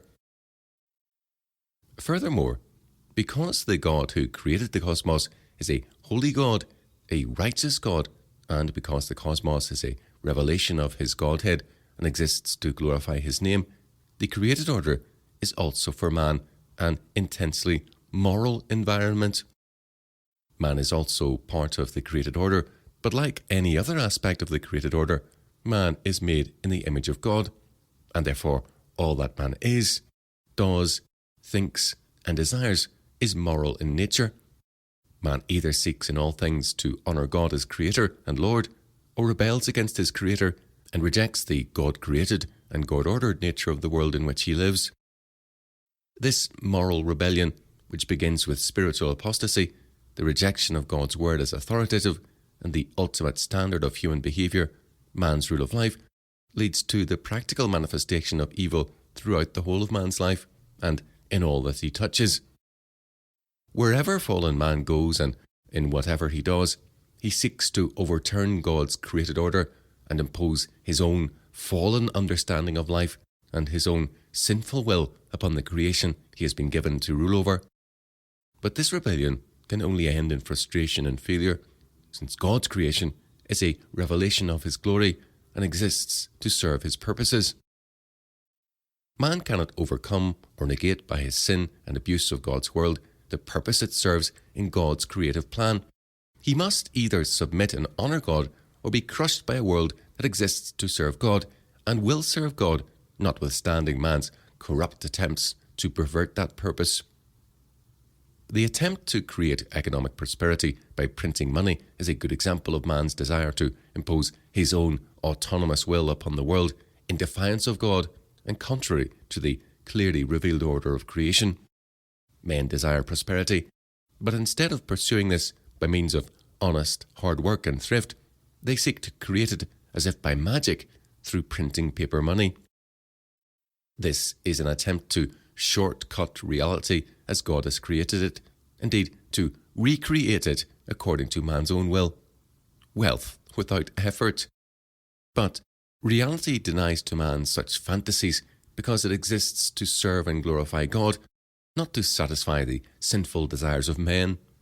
Money is not the source of wealth. Work is the source of wealth in the world that God has created, a world in which man is commanded to work 6 days of the week. Money is merely a means of exchanging the various kinds of wealth created by work. The consequences man suffers from abandoning principles of justice in economic affairs, therefore, are not merely the result of impersonal cause and effect relations on the level of second causes, but also moral consequences, the judgments of a personal and righteous God who punishes man for his wickedness and has so ordered his creation that man cannot sin with impunity. Indeed, it is because the creation reveals the glory of God and exists to serve his purposes that man cannot escape the consequences of his sin. Try as he might, man cannot escape the moral order of creation. If man is to achieve economic prosperity, therefore, he must behave with integrity in the marketplace. He must deal justly, using fair weights and measures, not seeking to benefit himself by cheating his neighbour. His pursuit of profit, economic growth, and social amelioration must be based on rational principles of economic activity, and in the world that God has created, a world that reveals God's creatorhood and declares his glory, those rational principles of economic activity are based on the Christian virtues of honesty, hard work, and thrift.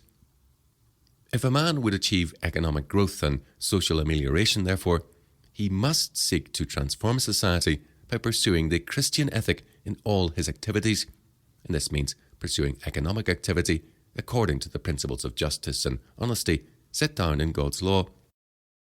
This involves loving one's neighbour as oneself, since the Christian work ethic requires, quote, the lawful procuring and furthering the wealth and outward estate of ourselves and others, as the Westminster Shorter Catechism puts it. As we have seen, it is the capitalist system based on the Christian work ethic that is alone able to achieve this twofold purpose. This has been borne out by history. It is only as the Christian religion has been embraced by the Western nations and lived out in the daily lives of their peoples that the benefits of economic prosperity that we enjoy and so much take for granted in the West have become available to mankind.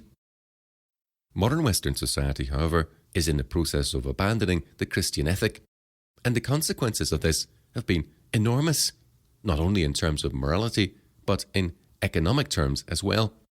This is because the economic life of man is inextricably tied up with his moral behaviour and his view of the nature and meaning of life. The answer to man's economic problems, therefore, is not simply a mechanistic change in the way he does business. Sin cannot be remedied by mere technology, much as our politicians and economists are committed to the idea that it can.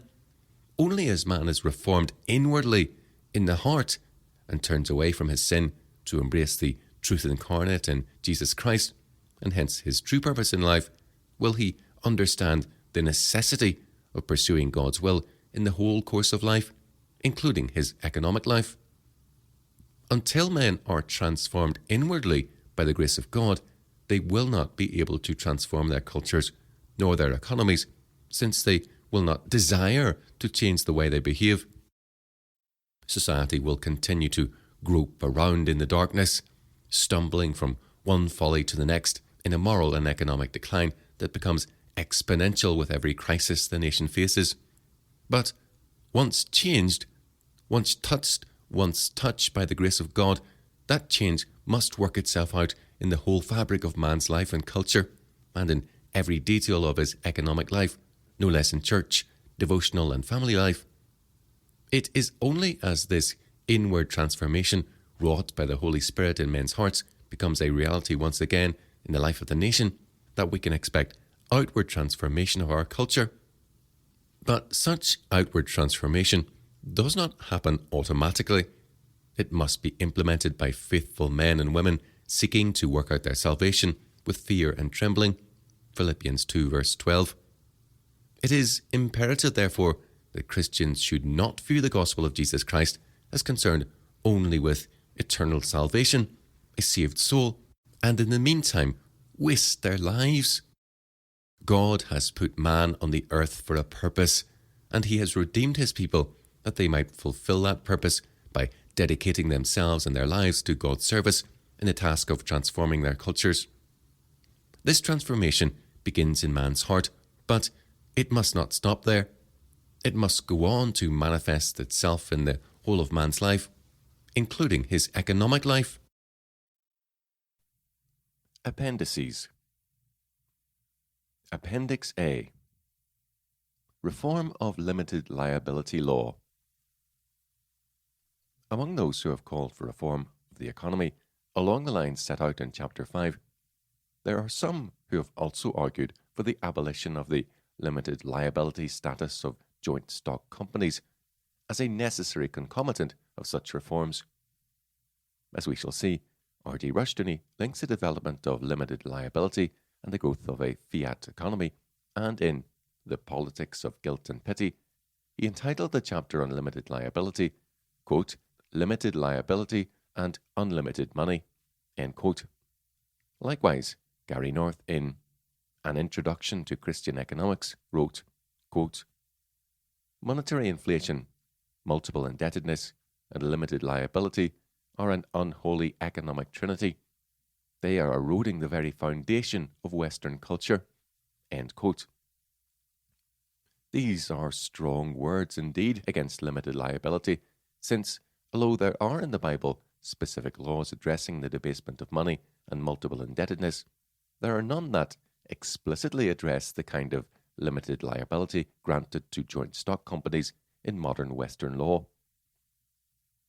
The issue is much more complex than that. Nonetheless, although the Bible does not contain explicit laws addressing this issue, it does give general principles and case laws from which the limits of a company's or individual shareholders' liability can be deduced. A careful study of the biblical material relevant to this issue would, I believe, yield neither the conclusion that shareholders of joint stock companies should be held liable beyond the nominal value of their shareholding in all circumstances where the company's actions or failure to act have led to justifiable claims for damages, nor that limited liability status should be accepted in its present form, since both fail to apportion liability for damages in the way that biblical law suggests that it should be apportioned. Limited liability law restricts the liability of a shareholder in a joint stock company to the nominal value of his shareholding. In the event of a limited company being forced into liquidation in order to pay off its debts, the shareholder may lose the whole or part of his investment, since the company's assets will be sold and the proceeds used to reimburse its creditors. But that is the limit of his liability.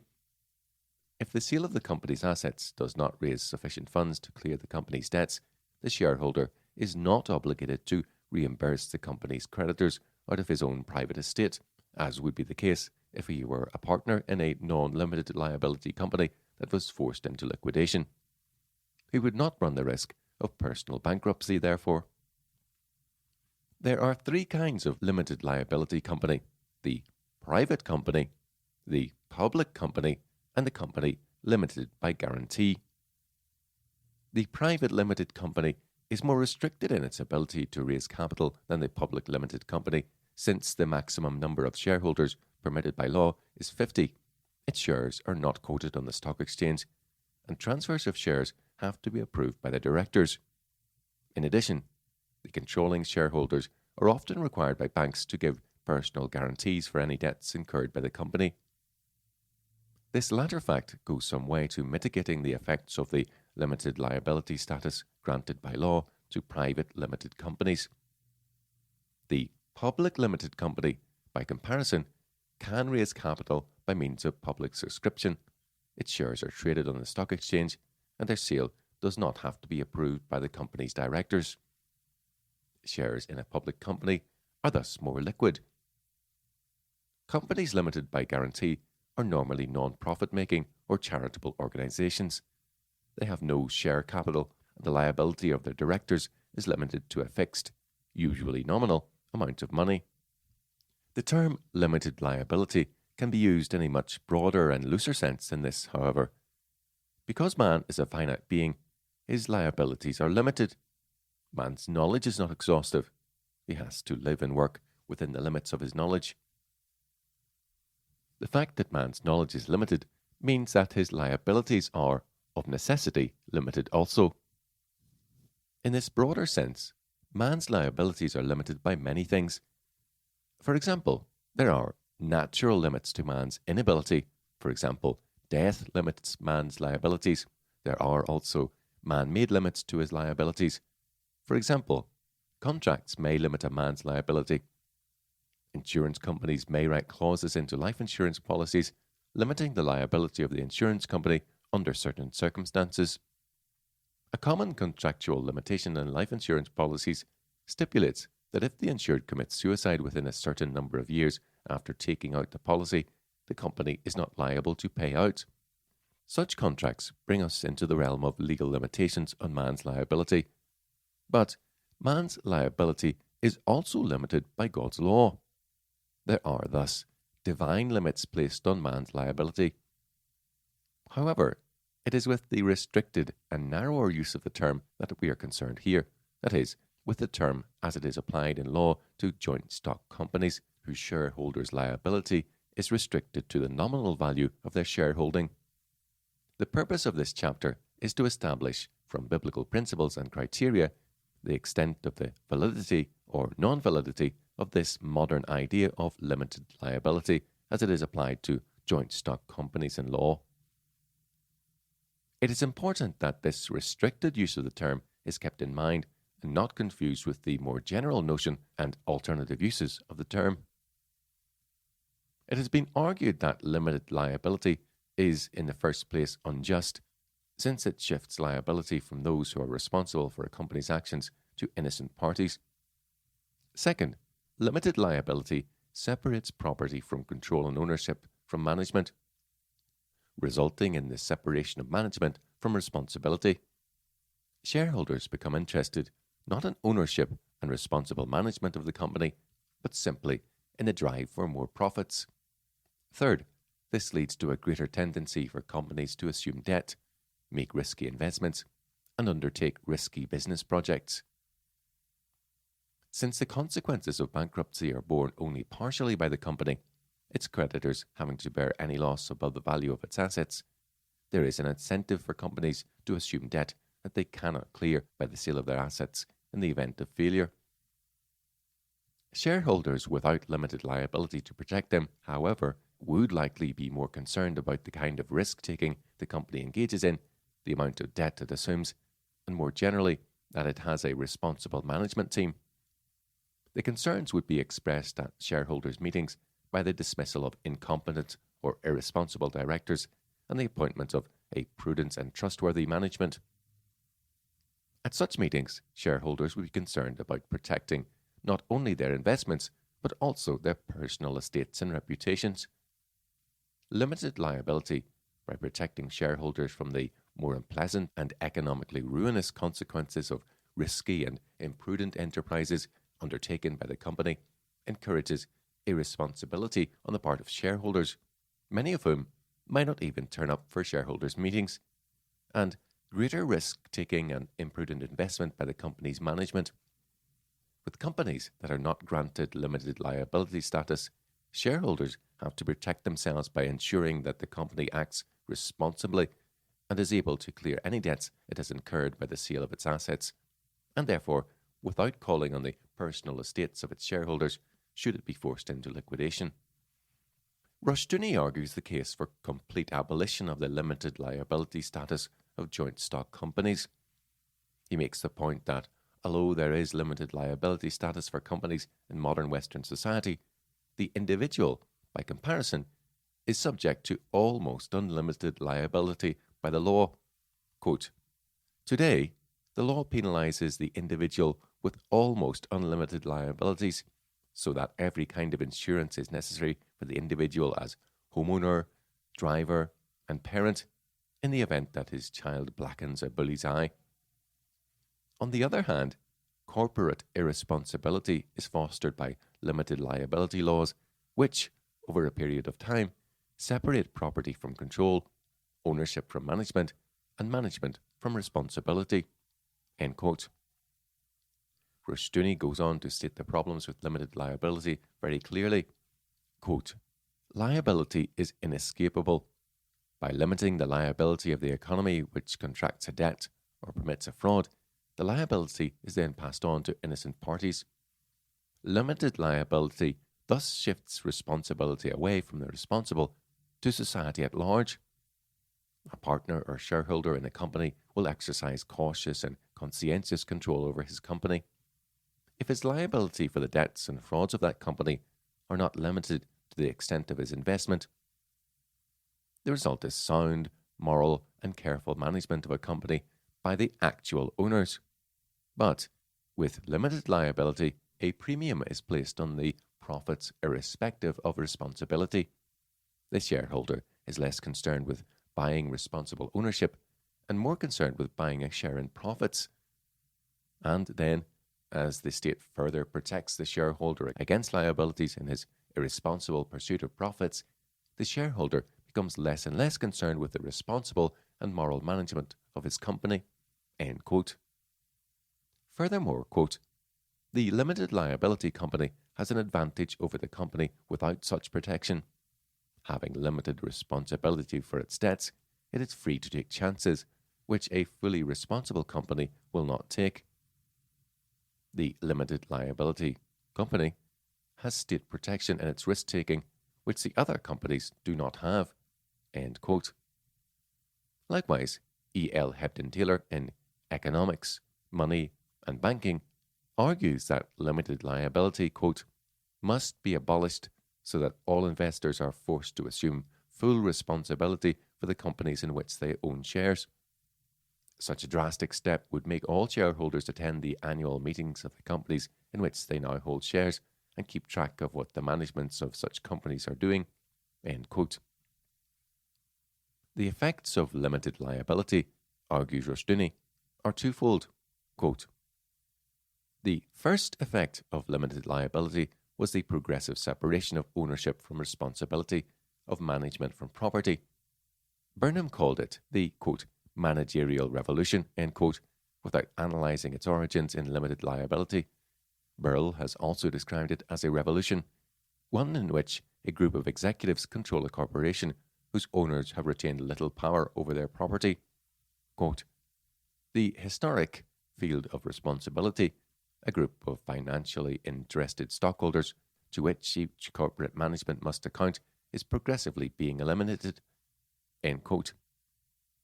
There is a divorce of individuals from economic initiative.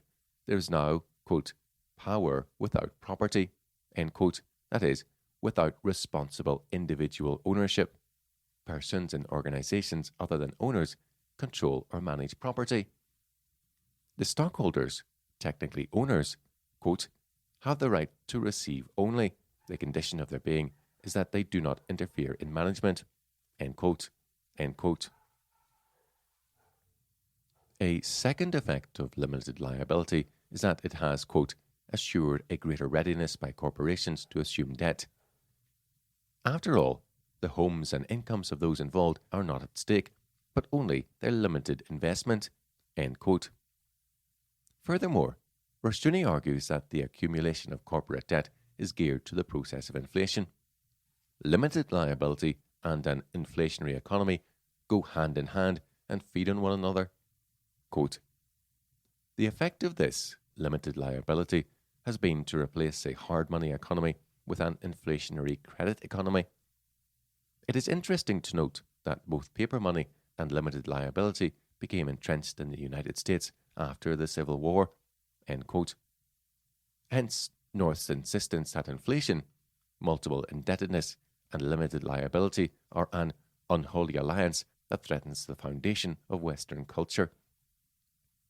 A related problem is that by providing shareholders with a degree of immunity from the consequences of the irresponsible actions of the company, limited liability also helps to impede the efficient and prudent allocation of scarce resources within the economy, since companies that may take risks and engage in debt-financed enterprises that would not otherwise have been practicable and that assume a level of economic prosperity within society that is, in fact, illusory. This factor is more prominent during periods of economic boom when cheap loans and easy credit are available in abundance. The resulting adjustments that have to be made when recession hits the economy generally lead to an increase in company bankruptcies. The shareholders benefit during the boom from the expansionary and irresponsible actions of the company, and when recession hits the economy, they are able to get away with the loss of their investment only, which by then, as a result of inflation, is worth much less than when originally invested anyway.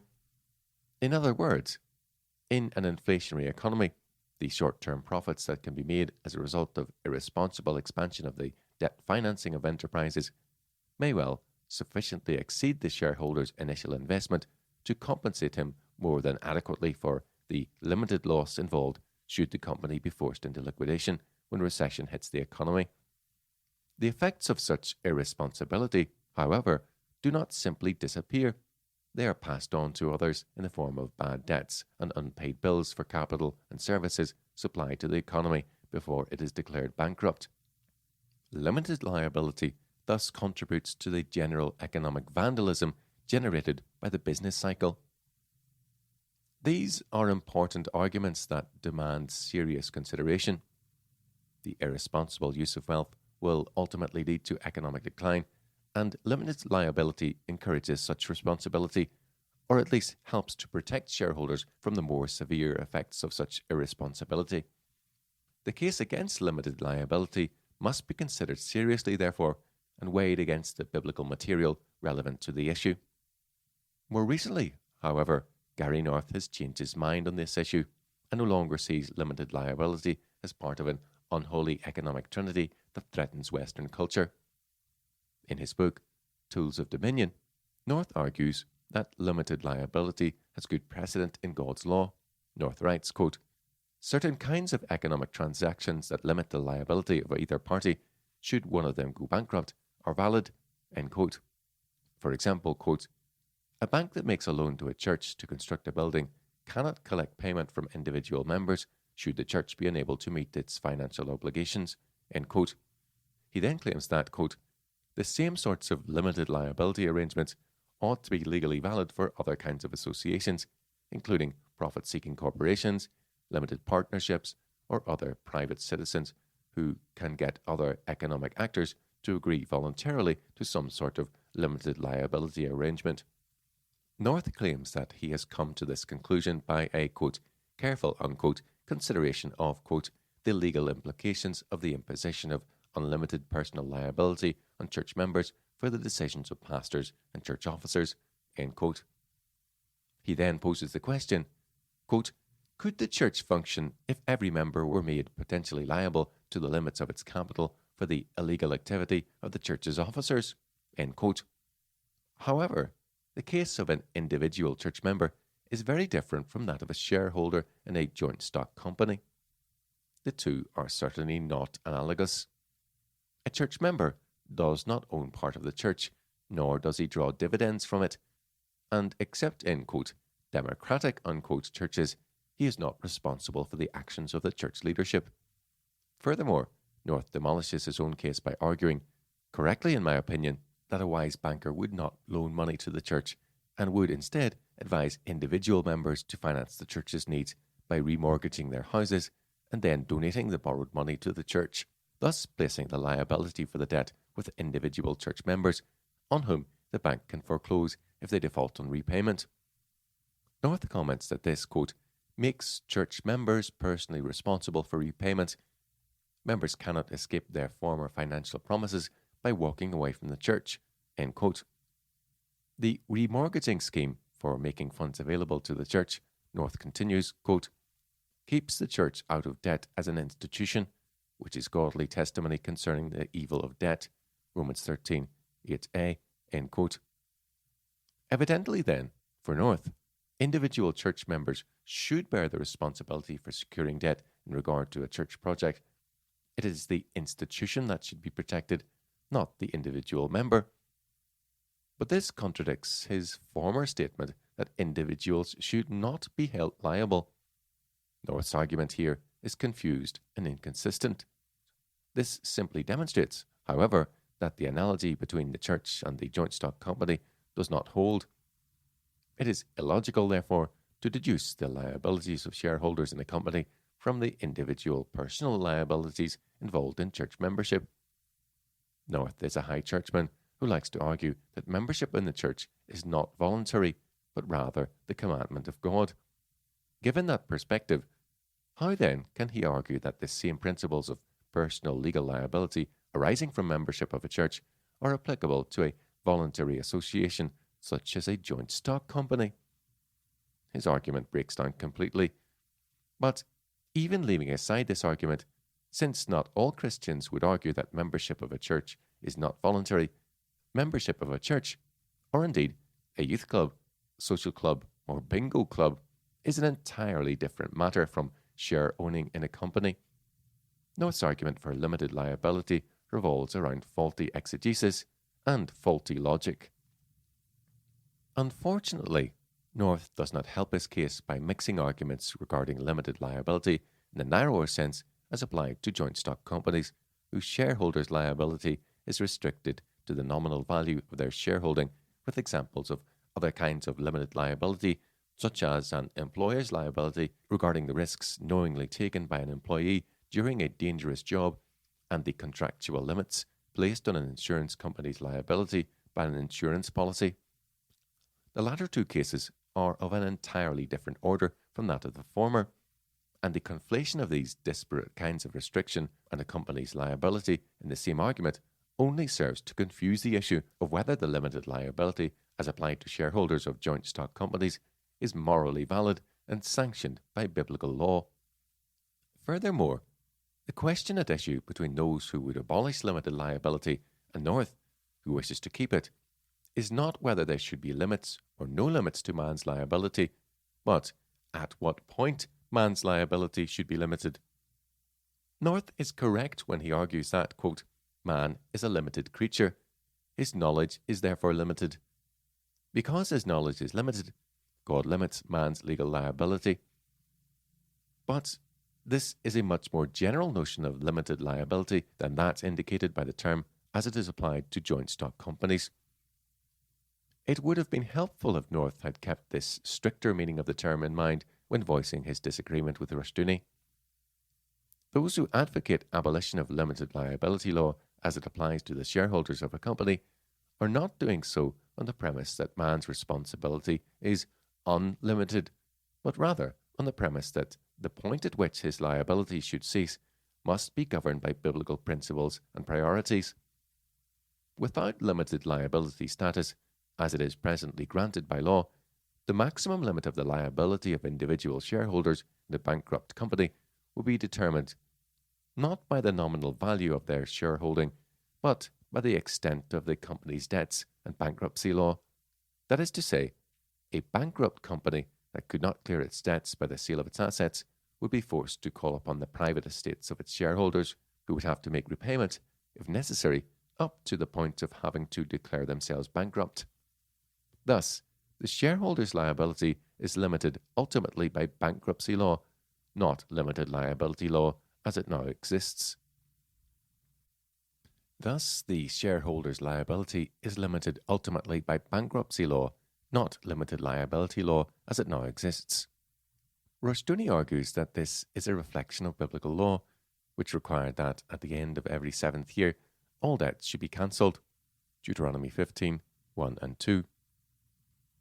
He cites H.B. Clarke's, quote, modern statutes of limitation and bankruptcy acts fulfill the purpose of the ancient law of sabbatical release, the former by forbidding the bringing of an act upon a debtor after a certain number of years, and the latter enabling a debtor to turn over his property in satisfaction of his debts.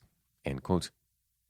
Rushdoony adds the comment that, quote, the modern statutes are thoroughly secular and profane in intention, however, and, while derived from the biblical Sabbath law of release, are alien in spirit from it. End quote. Rushdoony later restates the point that bankruptcy laws reflect the biblical principle of Sabbath release from debt, and makes an additional observation on the protection they afford to the family. Quote, modern bankruptcy laws, despite their abuses, reflect not only the biblical sabbatical release on debts, but the preservation to the wife and family of the home from the claim of creditors. End quote. Those who have, following Rushdoony, and North himself in his earlier writings, argued for the abolition of limited liability laws are not arguing that man's liabilities are unlimited, therefore, but simply that the modern practice of limiting a shareholder's liability to the nominal value of his shareholding should be abolished. A shareholder's liabilities would be limited by bankruptcy law, which reflects the biblical principle of sabbatical debt release. The difference between North and those who wish to abolish limited liability is not that the former accepts the validity of limited liability, while the latter insists there should be no limits to man's liability. It is rather a difference over the point at which a shareholder's liability should be limited legally. North desires that shareholders' liability be limited to the nominal value of their investment. Rushdoony insists that shareholders should exercise responsible ownership, and that limited liability discourages this and should be abolished. Instead, the shareholder's liability would be limited by bankruptcy law. This would force the shareholders to exercise responsible ownership over the company. A careful consideration of the biblical laws governing the responsibilities of ownership suggests, however, that neither of these two positions is entirely correct, and that they both contain important elements of the biblical position while rejecting other equally important biblical principles. The biblical case laws relevant to the responsibilities and liabilities of ownership of property are given in Exodus 21, 28 to 36, and 22, 5 and 6. Neither these nor any other laws in the Bible address the modern concept of share ownership directly, but the principles involved are applicable to joint stock companies by way of extension. Indeed, these case laws set down the only principles from which we can determine from a biblical perspective what the liabilities of share ownership should be. Quote, "If an ox gore a man or a woman that they die, then the ox shall be surely stoned, and his flesh shall not be eaten, but the owner of the ox shall be quit." End quote. Exodus 21, 28.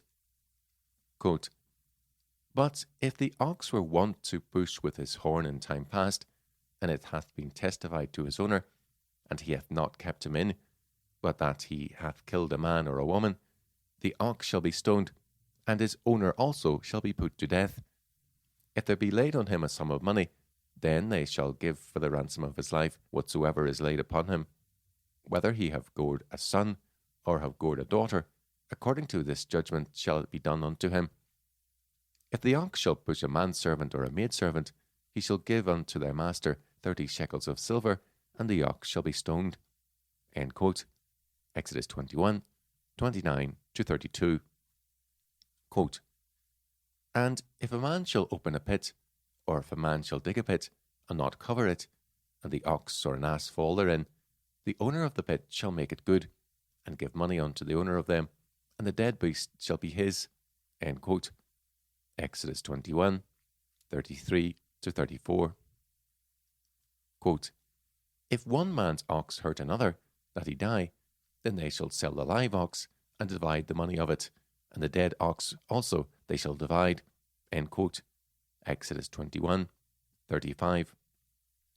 Quote, "Or if it be known that the ox hath used to push in time past, and his owner hath not kept him in, he shall surely pay ox for ox, and the dead shall be his own." End quote. Exodus 21, 36.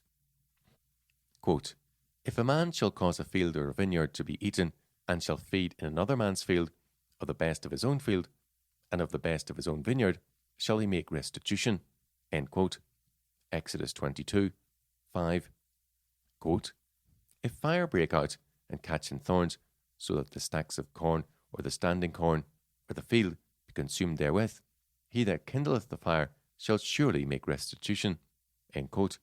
Exodus 22, 6. It is clear from these laws that, in the biblical perspective, the major criterion for determining an individual's liability arising from ownership of property is the extent of his knowledge of the consequences of his actions or failure to take action. If a man's actions or failure to act have consequences that he cannot reasonably be expected to foresee, his liability for damage inflicted on the property or lives of others is limited.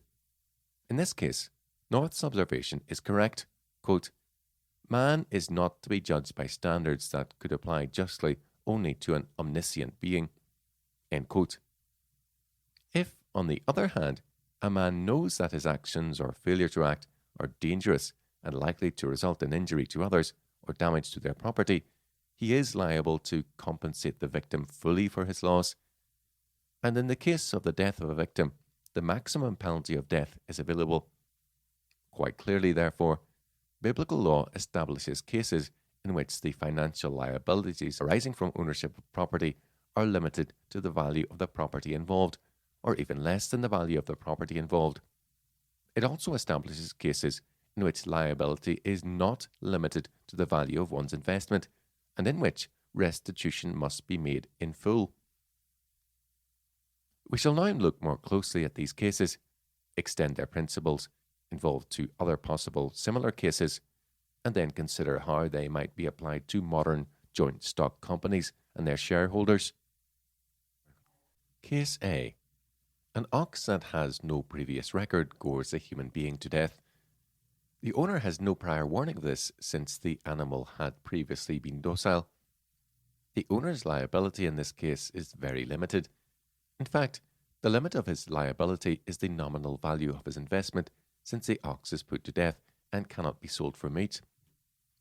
The Bible clearly establishes here a case of limited liability to some extent analogous to the kind of a liability imputed to shareholders of a limited company.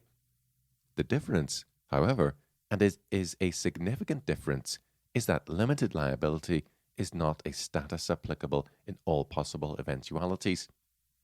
The limit of the owner's liability, in other words, is not established by the granting of a legal status, but in terms of the particulars of an individual case in which a claim might be made against the owner. Case B. An ox that has no previous record gores another ox to death. The owner of the goring ox must sell it and split the price between himself and the owner of the dead ox. They then divide the dead ox between themselves. In this case, the liability of the owner of the goring ox is limited to less than the nominal value of his investment, since the costs incurred by the incident are borne equally by the two parties involved, the victim as well as the owner of the goring ox. The owner of the dead ox receives compensation only to half the value of the live ox, plus half the value of the dead ox. Generally speaking, the market value of a goring ox will be lower than that of a docile ox, and thus the compensation received by the victim may well be less than half the value of his loss. If the ox that gored is a prize bull, however, he might possibly gain more than this. Case C. Suppose, however, that a previously docile ox gores two oxen to death. The Bible does not address this case specifically, but the principles for determining the limits of the owner's liability and the just settlement of any claim arising from it are already given in Case B. The live ox is sold and the price split three ways, one part going to each of the three parties involved, or, in the case that the two dead oxen are owned by the same person, two parts going to the injured party, and the dead oxen are similarly split three ways. In this case, the compensation received by each of the parties involved from the sale of the live ox is less than in Case B. That is, each party receives only a third of the proceeds from the sale of the live ox, compared with half the proceeds in Case B, and each party receives a third of each of the two dead oxen. Were each dead ox to be split equally between its owner and the owner of the goring ox, the latter would come off better than the injured parties, since each party would receive a third of the value of the live ox. But the owner of the goring ox would receive half of both dead oxen, whereas the injured parties would receive only half a dead ox each. In Case B, each party receives an equal share of the proceeds of the sale of the live ox and an equal division of the dead ox. In order for this proportionality to be maintained in Case C, therefore, the dead oxen must be split equally between all the parties involved. The liability of the owner of the goring ox is, in one sense, greater, in that he receives less from the division of the price of the live ox than in Case B, but the compensation awarded to the injured parties is correspondingly less than in Case B also. In these cases, the liability of the owner is clearly limited to the criterion for determining this limitation of liability is the extent of the owner's knowledge. Man is a finite creature. He cannot be expected to predict the future, and he is not to be judged as if he could. His liability is therefore restricted by the limits of his knowledge. The case is far different, however, when the owner had prior knowledge that an ox was dangerous. Case D. An ox that is known to be dangerous and whose owner has been warned and still does not take sufficient care to restrain it so that it gores a free man, woman, or child to death. This is clearly a case of criminal negligence.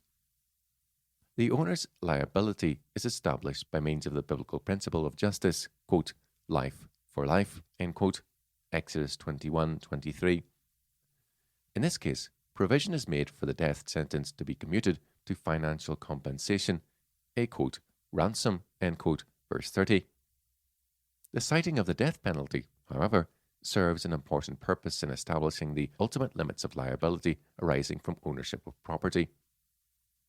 If in certain cases a man may be liable to forfeit his life, then he is, a fortiori, liable to forfeit his property in order to compensate his victim, and possibly even his freedom, since he may be forced to sell himself into servitude in order to raise sufficient money to pay the ransom determined by the court. Exodus 21:2, compare Leviticus 25:39-41, Deuteronomy 15:12-14. In compensating a victim's family for his death, the owner of the goring ox with a reputation would be expected to pay in full whatever the court determined as an appropriate ransom. His liability, therefore, is certainly not limited to the nominal value of his investment. In the case where an ox with a reputation gored a slave to death, the amount of compensation was fixed at 30 shekels of silver and paid to the slave's owner, not to his blood relatives. According to Keil and Delitzsch, 30 shekels of silver was probably the price for the redemption of a slave, that of a free man being 50 shekels of silver, Leviticus 27:3. If the owner had attempted to restrain the animal securely, however, and the rope broke or the ox escaped in some other way, it would be up to the court to determine whether the owner had taken reasonable precautions within the limits of his knowledge. If he were found to have acted responsibly and could not have foreseen that the rope would break, the case would be resolved as a case involving limited knowledge, as in Case A. Case E. An ox that is known to be dangerous and whose owner has been warned and yet still does not take sufficient care to restrain it so that it gores another ox to death. The owner of the goring ox must pay full compensation for the value of the dead ox, which then becomes his. Again, the owner's liability is not limited. If the dead ox is a prize bull, he must pay its full value. Case F. Someone opens or digs a pit and leaves it uncovered or without a fence around it, and an ox or a donkey falls in and as a result dies. Compare Deuteronomy 22:8. The case is treated like those in which the owner of an ox that is known to be dangerous does not restrain it properly, since it is reasonable to expect the one who leaves a pit uncovered to foresee the possible consequences of doing so. It is within the limits of human understanding to calculate the dangers posed to others by leaving a pit uncovered. The one who leaves the pit uncovered is thus liable to pay full compensation to the owner of the dead animal and keeps the dead animal himself. Case G. An ox that is known to be dangerous and whose owner has been warned and yet still fails to take precautions to restrain the animal so that it goes to death 2 oxen. This case, as with Case C, is not directly addressed in the Bible, but the principles for determining the owner's liability are contained in Case E, and it is a simple matter to apply them in this case. The owner of the goring ox must pay full compensation for both the dead oxen and keeps the dead animals, the sale of which may help to defray the costs of compensating the victims. Case H. An ox with a reputation for goring whose owner has been warned and still does not take care to restrain the animal properly so that it gores 5 oxen to death. This is an extension of Case G. The owner of the goring ox must pay compensation in full to the victims. However, suppose he is poor and he has to sell his possessions to raise enough to compensate his victim. He may get something from the sale of the dead oxen, which could help, but even then he is not able to make restitution. His only recourse would be to sell himself into bondage to raise the money needed to compensate his victims. Suppose, however, that even this does not raise enough money to pay full compensation to the victims. He is still in debt to his victims. The maximum period of bondage into which a Hebrew could sell himself was 7 years, Leviticus 25:39-43. The maximum period for which a Hebrew could be in debt was also 7 years, Deuteronomy 15:1 and 2. Moreover, the actual period of bondage or debt might be considerably less than this, since manumission and cancellation of debt occurred every 7th year. If a Hebrew obtained a loan or sold himself into bondage 3 years after the last sabbatical year of release, the maximum period he would serve or be in debt would be 4 years. The implication of this for the matter under consideration here is that if the poor man could not raise the full amount of compensation by selling his property and then selling himself into bondage, the victims would have to settle on the maximum that he could raise in this way. Even if they were to hold the remainder against him as debt while he was still in bondage, it would automatically be cancelled at the next sabbatical year, which would coincide with his manumission. This is to some extent analogous to modern bankruptcy law, the most significant difference being that modern bankruptcy law does not provide for the bankrupt to sell himself into bondage. The liability of the Goring Ox's owner is not limited to the nominal value of his investment, but is ultimately limited by the sabbatical year of release. Case I. Someone allows his animals to graze another man's field or vineyard, or starts a fire that spreads to another man's property. These are laws relating to accidental damage to property caused by one not exercising proper caution. The compensation payable by the offending party to his victim is simple restitution. There is no limitation of liability, such as that granted to joint stock companies in modern Western law for the one who causes the accident, since the consequences of allowing one's animals to graze in another man's field, or of lighting a fire without taking precautions to ensure that it does not spread, can be expected to be foreseen. The perpetrator would thus be liable to the full value of the damaged property, and he would have to make restitution out of his own estate, or, if this were insufficient to pay off his debts, sell himself into servitude until the next sabbatical year of release, at which point his liability would cease. This case is analogous to case F, since the outcome of such negligence is foreseeable. Application of the principles of liability set forth in case I to modern joint stock companies is fairly straightforward. Shareholders of companies that were required to pay compensation as a result of such accidents would be responsible for ensuring that the victim was fully compensated for his loss. If the company were unable to pay such compensation, either some or all of its assets would have to be sold in order to raise the funds necessary, or the shareholders would have to raise sufficient funds between them from their own estates, and their liability would not be limited except by bankruptcy law. It is clear from these cases that the Bible limits man's liabilities, but not in the way that modern limited liability law restricts the liabilities of shareholders of joint stock companies. The most important point thrown up by a consideration of these cases is the criterion used to determine the extent of one's liability arising from the ownership of property, viz., the extent of the owner's knowledge. Limited knowledge brings limited liability. But cases D, E, F, and I demonstrate that this principle cannot be abused to the extent that the owner of property need only be ill-informed of the consequences of his actions or failure to act in order to avoid the responsibilities of ownership. Thus, cases D and E involving an animal with a reputation for goring, case F involving an uncovered pit, and case I involving accidental damage to another's property by straying cattle or fire, place limits on the application of the limited knowledge principle. That is to say, the limited knowledge principle is not applicable where an owner can be reasonably expected to foresee the possible dangerous consequences of his actions or failure to act, and the damage it might cause to others' property or lives, even though he may not have fulfilled that expectation, that is, even though he may be ignorant of his responsibilities.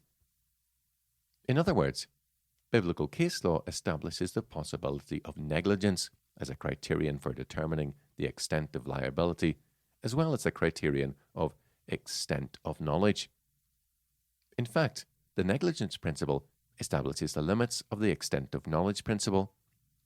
The issues involved in reform of limited liability company law from a biblical perspective are, therefore, much more complex than a simple choice between limited liability, using the term in the strict sense as applied to joint stock companies, and unlimited liability. The cases in which, in terms of biblical criteria, a modern limited company might be held to be genuinely in ignorance regarding the possible consequences of its actions or failure to act, and thus in which its shareholders' liability is limited to the nominal value of their investment, are far less numerous than those in which the shareholders would be held liable beyond the value of their shareholding. Furthermore, in those cases in which a company acted in ignorance, the maximum liability of the shareholders in financial terms might be considerably less than the nominal value of their shareholdings. For example, a company that buried toxic waste knowing the dangers this posed to others' property and lives, or at least in a situation where it might reasonably be expected that the company's managers could calculate the risks involved, would be liable to pay full damages in terms of biblical criteria, and its shareholders would be expected to contribute from their private estates if the sale of the company's assets failed to raise sufficient funds to compensate the victims.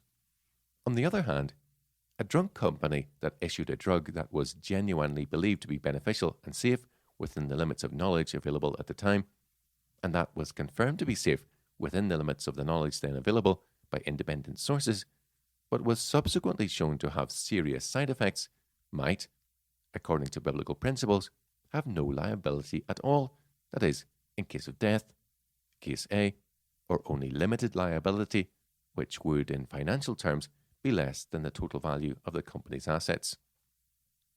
For example, in the case of serious injury, the company would be forced to liquidate its assets and distribute the proceeds between its victims and shareholders, the shareholders receiving between them a one-part share of the proceeds, case C. Neither of these scenarios would conform to current practices of compensation by limited liability companies. Evidently, therefore, there is need for reform of limited liability law as it presently exists. The question now arises as to how the biblical criteria for determining the extent of liability arising from ownership of property might be applied to modern joint stock companies. It is clear from a consideration of the biblical evidence that a blanket limitation of the shareholder's liability to the nominal value of his investment, such as that granted in modern limited liability law, in many cases is subversive of justice, since it legally relieves companies of their moral responsibility to make full compensation to those adversely affected by their actions or failure to act where biblical principles of liability and restitution demand that they should. From the biblical perspective, therefore, the case for abolition of the limited liability status of joint stock companies, at least as it presently exists, is a strong one. On the other hand, it would be equally unsatisfactory from the biblical perspective to expose shareholders to the same variety of liabilities that would arise in modern Western society if limited liability were simply abolished entirely. Along with the abolition of current limited liability laws, therefore, it would be necessary to establish some way of limiting the liabilities of shareholders where such limitations could be justified on biblical grounds. Reform must be aimed at protecting shareholders where their liability is genuinely limited in terms of biblical criteria, as well as forcing them to honour their obligation to compensate their victims fully where such limitations are not applicable. However, it would be very difficult, probably impossible, to incorporate such limitations into the legal structure of a company in the way that modern limited liability law does. It would seem that the only way of applying biblical principles of liability to joint stock companies would be through the courts on a case-by-case basis, in which the extent of a company's liability is established on the merits of each individual claim or group of claims arising from the same incident. Reform of limited liability law, therefore, would need to entail both the abolition of the limited liability status of companies as it presently exists in law and the recognition in law of biblical principles governing the limitation of liability arising from ownership of property.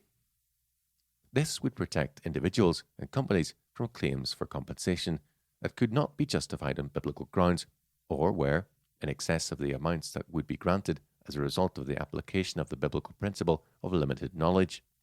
Appendices. Conclusion.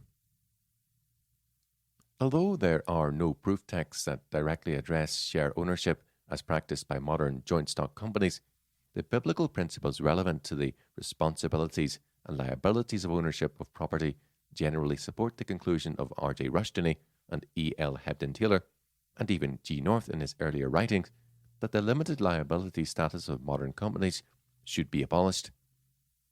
It would not be valid to conclude, however, that shareholders in joint stock companies should therefore bear unlimited liability for the actions of the company in all circumstances involving valid claims against the company for compensation.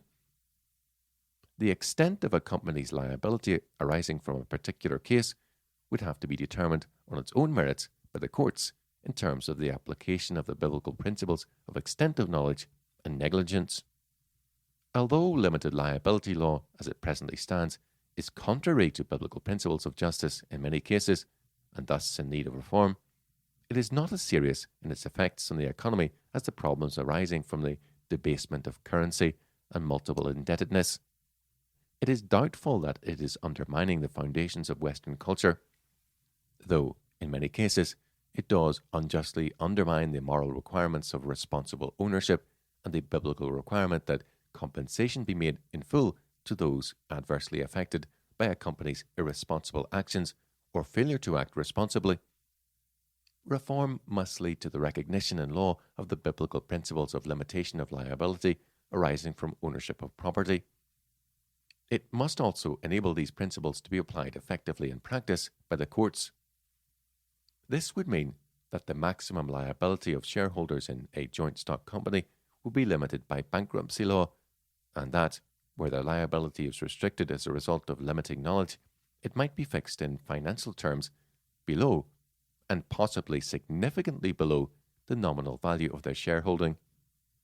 These reforms would engender responsible attitudes to ownership on the part of shareholders, while at the same time protecting companies from the unfair and unscrupulous claims for compensation that they would likely incur in modern Western societies without the protection of limited liability status. Appendix B. A Christian View of Interest. Until the Reformation, the Church had almost universally condemned the taking of interest on pecuniary loans of any kind, whether for consumption or commercial purposes. The accepted teaching of the Church throughout the Middle Ages had been that usury, meaning simply what we today call interest, is against both divine and natural law. At the Council of Vienna in 1311, for example, Pope Clement V had even threatened with excommunication magistrates who passed laws permitting usury or who failed to repeal such laws within 3 months. As Eugen von Bohm-Bawerk remarked, however, quote, "There was only one opponent that the canonist doctrine had never been able to subdue, and that was economic practice itself. In the face of all the penalties on earth and heaven which were provided, interest continued to be offered and taken. This was done partly without disguise, partly under the manifold forms which the inventive spirit of businessmen had devised for slipping through the meshes of the prohibitionist laws in spite of all their casuistry. And the more flourishing the economic conditions of a country, the more strongly did practice oppose the dominant theory." End quote. Section 1. The origin of the medieval church's teaching on interest. The medieval church's teaching on usury was ostensibly based on the Old Testament ban on Israelites charging interest to their fellow Israelites. But the fact that, rather inconsistently, the church's prohibition was not applied to lending of a non-pecuniary kind, for example, goods, houses, indicates that the church's teaching here originated from a source other than the Bible, since, where interest or usury is prohibited in Scripture, it is prohibited on all kinds of loans, money, food, houses, livestock, etc. This is because, in reality, where there is no difference between the increase gained from lending money, interest, and that made from lending goods, rent. As with so many other doctrines of the medieval church, its teaching on usury was derived from the pagan Greek philosopher Aristotle. It was Aristotle's defective view of trade that was the origin of his disapproval of interest. Aristotle considered that there were two uses of a thing, the proper use and the improper use. Quote, "Of everything which we possess there are two uses. Both belong to the thing as such, but not in the same manner. For one is the proper, and the other the improper or secondary use of it. For example, a shoe is used for wear and is used for exchange. Both are uses of the shoe. He who gives the shoe in exchange for money or food to him who wants one does indeed use the shoe as a shoe, but this is not its proper or primary use, for a shoe is not made to be an object of barter. The same may be said of all possessions, for the art of exchange extends to all of them." End quote. The proper use of the shoe is to wear it, and the improper use is to exchange it for other goods. Trade, for Aristotle, is the acquisition of wealth by the improper use of things, and thus unnatural. One who makes his living from trade rather than from the management of house and land is therefore despised and censured. Quote, of the two sorts of money-making, one is a part of household management, the other is retail trade. The former necessary and honourable, the latter a kind of exchange which is justly censured, for it is unnatural, and a mode by which men gain from one another. End quote. It follows naturally from this premise that the most despicable and unnatural form of trade is that of lending money at interest, since this is totally divorced from the, quote, natural, unquote, use of anything. Hence Aristotle continues his diatribe against trade. Quote, the most hated sort, and with the greatest reason, is usury, which makes a gain out of money itself, and not from the natural use of it, for money was intended to be used in exchange, but not to increase its interest. And this term, usury, tokos, which means the birth of money from money, is applied to the breeding of money because the offspring resembles the parent. Wherefore, of all modes of making money, this is the most unnatural. End quote. This Aristotelian theory of interest was taken up wholesale by the medieval church and baptized by a superficial appeal to the Old Testament ban on charging interest to the poor, although sound exegesis of the relevant biblical texts would have shown that Aristotle's argument against usury cannot be sustained by Scripture, which sets forth a much more specific ban that is narrower in its application. From the Christian point of view, therefore, if Aristotle's argument were correct, it would prove too much. In fact, it would render the biblical teaching itself, first, unjust, because biblical law permitted the Hebrews to charge interest on loans to foreigners, and secondly, inconsistent and contradictory, because in no sense did it permit them to defraud foreigners by means of a form of trade that is, in principle, unjust and unnatural. Any appeal to Scripture to support the medieval church's teaching on interest that does not address these two crucial points fails to do justice to the text, and for this reason alone falls to the ground. The scholastic arguments for prohibiting interest were really philosophical, not exegetical. This was the weakness of the medieval church, not only here, but in many other areas of doctrine also, since an interpretation of the Christian religion that was heavily syncretized with pagan Greek philosophy came to dominate the intellectual life of the church, and, along with the heavy accent on the authority of tradition, overruled Scripture as the supreme authority in doctrine and practice. Under these conditions, it is not surprising that the biblical teaching on interest lay submerged under the spurious casuistry of the schoolmen for many centuries.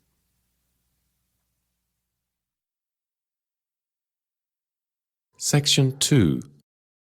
The Reformation. At the Reformation, however, there was a renewed commitment to Scripture as the supreme and binding authority over the life of man, both as an individual and as a member of society.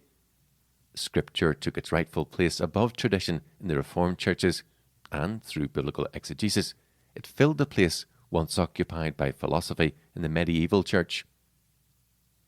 With the Reformers, there began a thawing of the old medieval canonist attitude towards the taking of interest. In the first sermon of the third of his 5 decades of sermons, Heinrich Bullinger, the Swiss reformer and successor of Ulrich Zwingli in Zurich, sets forth the doctrine that usury itself is neither unlawful, dishonest, nor condemned by Scripture. For Bullinger, it is only the abuse of the practice that has made the name of usury dishonest. He defines usury as rent, as Scripture does, Leviticus 25, 35-38, Deuteronomy 23, 19 and 20, and sees no reason why, quote, a good Christian and an honest man may not reap some lawful commodity of the hire of his money, as well as the letting or leasing of his land, end quote. Bullinger then gives the following example to show that usury, per se, is not oppressive or dishonest. Quote, It is in the power of him which so letteth out his money, with that money to buy a farm, and so take the whole gain to himself. But now we see that, in letting the other, the borrower, have it, he granteth him the use of his money, whereby he, the borrower, is a very great gainer. This fellow, to whom the sum is lent, or otherwise given upon covenants of contract, doth with the money get some stay of living, with the revenue whereof he nourisheth all his family, paying to his creditor the portion agreed on, of which, when he hath once made a full restitution, he maketh the living his own for ever, and acquitteth himself from the yearly pension, that is, the payment of interest. In this kind of covenanting, no man, I think, will say that the poor is oppressed, when the thing itself doth rather cry that by such usury the poor is greatly helped. Usury, therefore, is forbidden in the word of God, so far as it biteth, for here I use the very term of the Scriptures, his neighbour, while it hindereth him, or otherwise undoeth him. End quote. Bullinger did maintain, however, that it is the duty of the magistrate to protect the poor by setting a lawful rate of interest. Where such lawful rate of interest is lacking, creditors are to be guided by the golden rule as a means of settling a fair rate of interest. Likewise, Calvin cautiously relaxed the prohibition on usury, claiming that, quote, if we should totally prohibit the practice of usury, we would restrain conscience more rigidly than God himself. End quote. He demonstrated the error of the medieval church's teaching by attacking the argument used by Ambrose and Chrysostom that money is sterile. Quote, how do merchants increase their wealth? By being industrious, you answer. I readily admit that even children can see that if you lock your money in a chest, it will not increase. Moreover, no one borrows money from others with the intention of hiding it or not making a profit. Consequently, the gain is not from the money, but from the profit. End quote.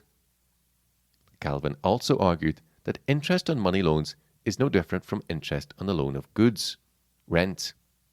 Quote, the pretext that both St. Ambrose and Chrysostom cite is too frivolous in my judgment, that is, that money does not engender money. Does the sea or the earth engender it? I receive a fee from renting a house. Is that where money grows? Houses, in turn, are products of the trades, where money is also made.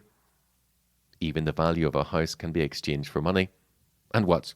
Is money not more productive than merchandise or any other possession one could mention?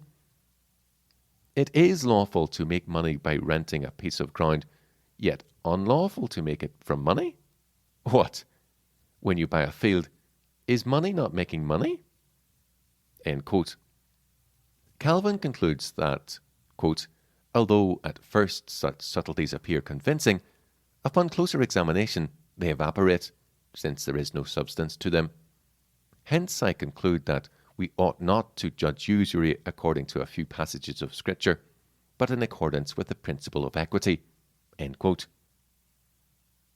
Calvin then gives an example to demonstrate his argument. Quote, take a rich man whose wealth lies in possessions and rents, but who has no money on hand.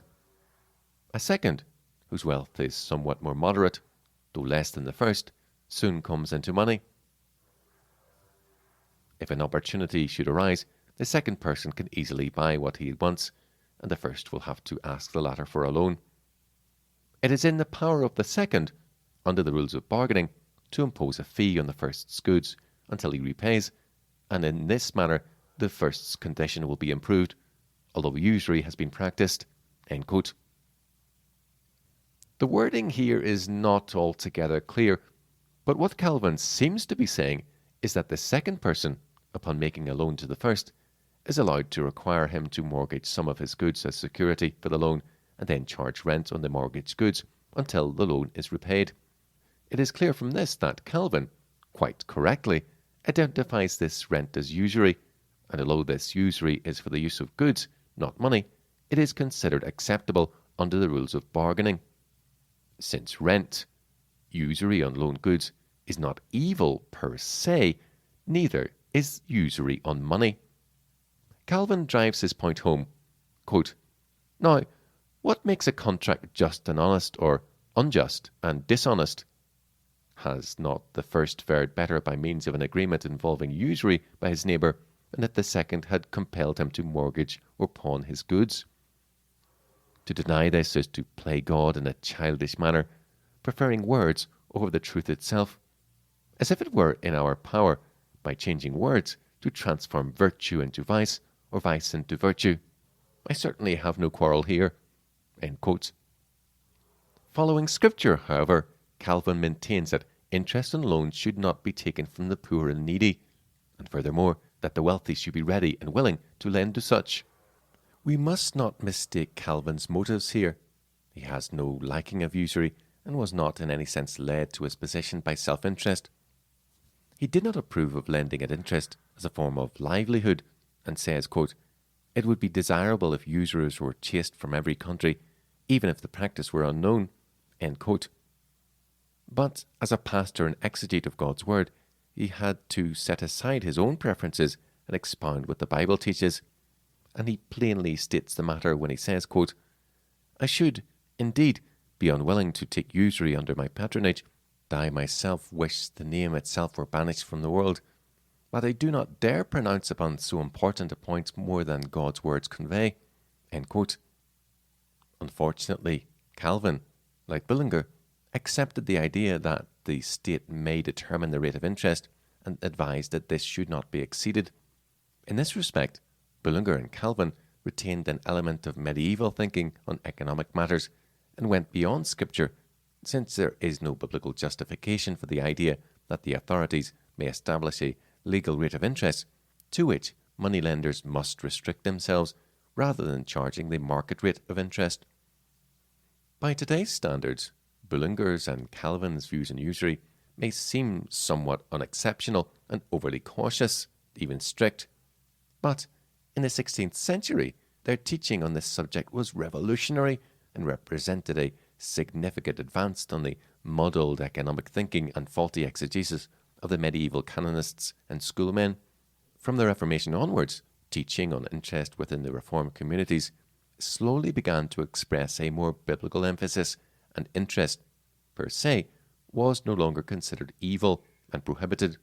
For example, the English Puritan divine Richard Baxter, in his Christian Directory, published in 1673, but originally written in 1664 to 65, argued that usury, as such, is forbidden neither by natural law nor by the law of Moses or any positive command of Christ. Usury may be taken, therefore, except where it is against justice or charity.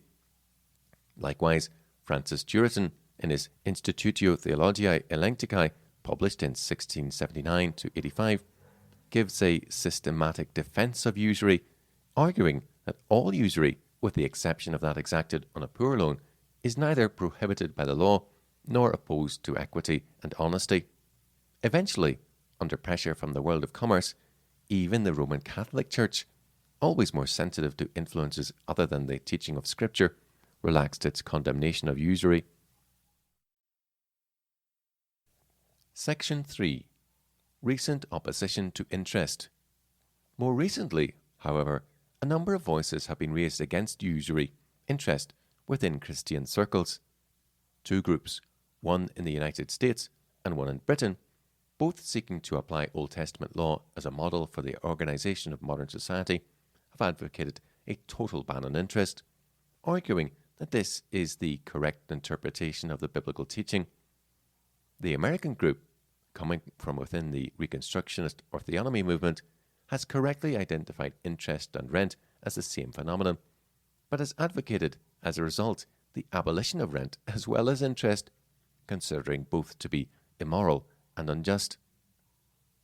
The arguments on interest put forward by this group are confused and misleading and have been answered by Gary North in his book Tools of Dominion. The second group, based in Cambridge, England, is the Jubilee Centre, directed by Michael Schulter, and is familiar in Britain for its stance and campaigning on the Sunday trading laws issue. The Jubilee Centre sponsored the, quote, Keep Sunday Special, unquote, campaign. Unfortunately, the Jubilee Centre seems to be influenced by a collectivist philosophy of society, and though claiming to develop a biblical perspective on social order, would validate the use of government agencies to enforce its own version of a Christian social order on the nation to a far greater extent than can be justified by exegesis of Scripture, something the Centre tends not to do, preferring to promote government measures to achieve the structural reforms deemed necessary in society by the Jubilee Centre's own interpretation of the biblical social paradigm. The use of a, quote, ladder of abstraction, end quote, to determine the meaning and purpose of biblical law, rather than exegesis, is perhaps one of the major flaws of this approach. Both groups appeal to Scripture, specifically the Old Testament, as the basis of their views. The Jubilee Centre is generally much looser and more selective in its appeal to Old Testament law, though at the same time much more literalistic in its interpretation in places than the theonomy or Reconstructionist movement. The US-based group has also maintained its position against all forms of interest, including rent, by the selective use of Scripture, but its concern is much narrower than that of the Jubilee Centre.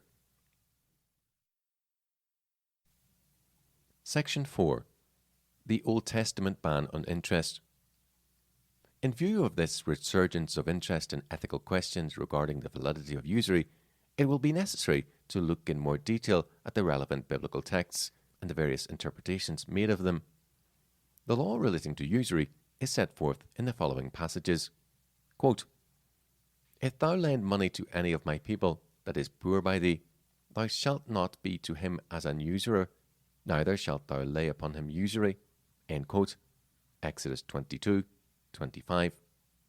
Quote, And if thy brother be waxen poor, and fallen into decay with thee, then thou shalt relieve him, yea, though he be a stranger or a sojourner, that he may live with thee. Take thou no usury of him, or increase, but fear thy God, that thy brother may live with thee. Thou shalt not give him thy money upon usury, nor lend him thy victuals for increase. End quote. Leviticus 25:35-37. Quote, Thou shalt not lend upon usury to thy brother, usury of money, usury of victuals, usury of anything that is lent upon usury. Upon a stranger thou mayest lend upon usury, but unto thy brother thou shalt not lend upon usury, that the Lord thy God may bless thee in all thou settest thy hand to in the land whither thou go to possess it. End quote. Deuteronomy 23:19-20. In these texts there are two words used for usury or interest, neshek and tarbith. Nekesh. Neshek comes from the verb nashak, meaning to bite, vex, oppress, lend on usury, or exact interest. Nekesh is thus a bite. The etymology of the word suggests that the interest was taken in advance. For example, the debtor might agree to repay 60 shekels while receiving only 40 shekels from the lender. A modern example of the kind of interest represented here is that taken on a bill or promissory note that circulates prior to its date of maturity at less than its face value. The difference, or discount, gained by a trader in such bills when the bill matures is his bite or percentage of its value. Tarbith is derived from the term rabah, meaning to be or become many, numerous or increase, multiply. Tarbith thus means increase. A related word is tarbuth, meaning progeny. Tarbith represents the kind of interest we normally associate with lending money, that is, increase on the principal loaned out. Too much importance should not be attributed to the difference between these two words, however. The phenomenon of interest involved in both cases is the same, the difference being only one of method of calculation and payment. Neshek is used in all three texts cited above. Tarbith is used only in the Leviticus text, which reads literally, quote, You shall not take from him bite, neshek, or increase, tarbith, end quote, verse 36. The Authorized Version causes problems with these texts by translating two Hebrew words by the same English word, the effect of which is to create a contradiction in the English version. In Leviticus 25:35, the word ger is translated as, quote, stranger, end quote. In Deuteronomy 29:20, nokri is also translated, quote, stranger, end quote. Thus, it appears in English that the Bible says both that strangers must not be charged interest and that they may be charged interest. However, the Hebrew word ger, from ger, meaning to sojourn, dwell, in Leviticus 25:35, should be translated, quote, sojourner, end quote, and the word translated as, quote, sojourner, end quote, in the Authorized Version, toshab, from yashab, meaning to sit, dwell, inhabit, should be translated as, quote, settler, end quote. The word nokri, from nakar, meaning to estrange, alienate, in Deuteronomy 19:20, may be translated, quote, stranger, end quote, or, quote, foreigner, end quote. This produces the following results. Quote, and if your brother becomes poor and cannot support himself among you, then you shall help him, the sojourner and the settler too, that he may live with you, end quote. Leviticus 25:35. Quote, you shall not charge interest to your brother, interest on money, interest on victuals, interest on anything that may earn interest. You may charge interest to a foreigner, but you shall not charge interest to your brother, end quote. Deuteronomy 23:19 and 20. The Bible is thus very clear, in spite of the Authorized Version's mistranslation. It was permissible to charge interest to foreigners, that is, to those who were strangers to Israel's culture and way of life, but not to fellow Israelites, sojourners and settlers, those who lived with the Jews and were prepared to assimilate with their culture. The Authorized Version uses the term usury in all three texts. This has led to some confusion and debate over the definition of terms. It has been common for many years for a distinction to be made between interest and usury, the term usury being reserved for rates of interest that are considered exorbitant or illegal, and the term interest for rates that are considered illegal and within the bounds of fairness, however that should be conceived. This distinction goes back to the canonists of the 12th century, who used the word interest from Latin interesse, meaning to be between, to denote the profits made on certain kinds of financing operations and credit transactions designed to circumvent the general prohibition on usury. The distinction, however, is quite arbitrary and without any validity other than that of usage and custom. In view of the fact that the distinction is misleading, it would be preferable to ignore usage and tradition.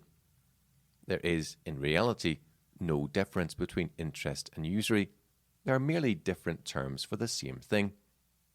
Gary North uses the term usury for interest charged on charity loans, regardless of the rate charged, and the term interest for increase on all other loans, again, regardless of the rate charged. This, too, in my judgment, is incorrect, at least from the biblical point of view, though not as misleading as the former use. Whether interest and usury mean different things due to usage throughout history, and whatever nuances may be brought to bear on their meanings as a consequence of their differing etymologies, it is quite irrelevant for my purposes here, since it is the biblical notion of requiring an increase on or bite out of the principal loan that is in view. Call it interest or usury, it refers to the same phenomenon. For our purposes here, therefore, I shall treat the terms as equivalent in all respects. Whereas the Decalogue sets forth general principles, the context of biblical case law is specific, since its purpose is to explain the general principles of God's law by applying them to the concrete circumstances that faced the people of Israel. In this way, the people of Israel were left in no doubt as to the meaning and application of the Decalogue. There is no virtue in reading back into Scripture practices and circumstances that were unknown to the people of Israel in those times and that the case law did not address. Such a procedure is anachronistic and can lead to serious misunderstanding of the text. Yet, this is how teaching of the ethics of usury has often been handled. The correct procedure is to start with Scripture, with exegesis, and develop an understanding of the context, the concrete situation that Scripture addresses, and then apply the biblical teaching to equivalent circumstances in the modern world. Where this procedure is inverted, the biblical teaching is often distorted, and consequently its application to modern society is faulty. In order to understand the meaning and purpose of the Old Testament ban on usury, it is necessary to understand what kind of loans were generally incurred by the people of Israel at that time. In the first place, it must be recognized that commercial loans of the kind generally incurred in modern business practice, that is, non-charitable secured loans, were unknown among the people of Israel at this time. A primitive agricultural community of the kind that existed in Israel in early biblical times had no need of commercial loans of this kind to finance its economy. Commerce among the Jews in this period seems to have been very minimal, and with the exception of Solomon's merchant navy and trade with King Hiram, 1 Kings 5, 9, 26-28, 10, 11-29, foreign trade was not common. King Jehoshaphat's attempt to rebuild a merchant navy came to nothing, 1 Kings 22, 48, 2 Chronicles 20, 36 and 37. The economy was based almost exclusively on agriculture.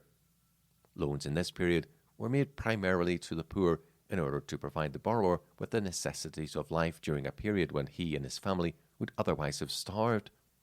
Second, consumer loans of the type common in modern Western societies, that is, loans to finance acquisition of luxuries or goods that are not essential for basic needs, were also unknown at this time.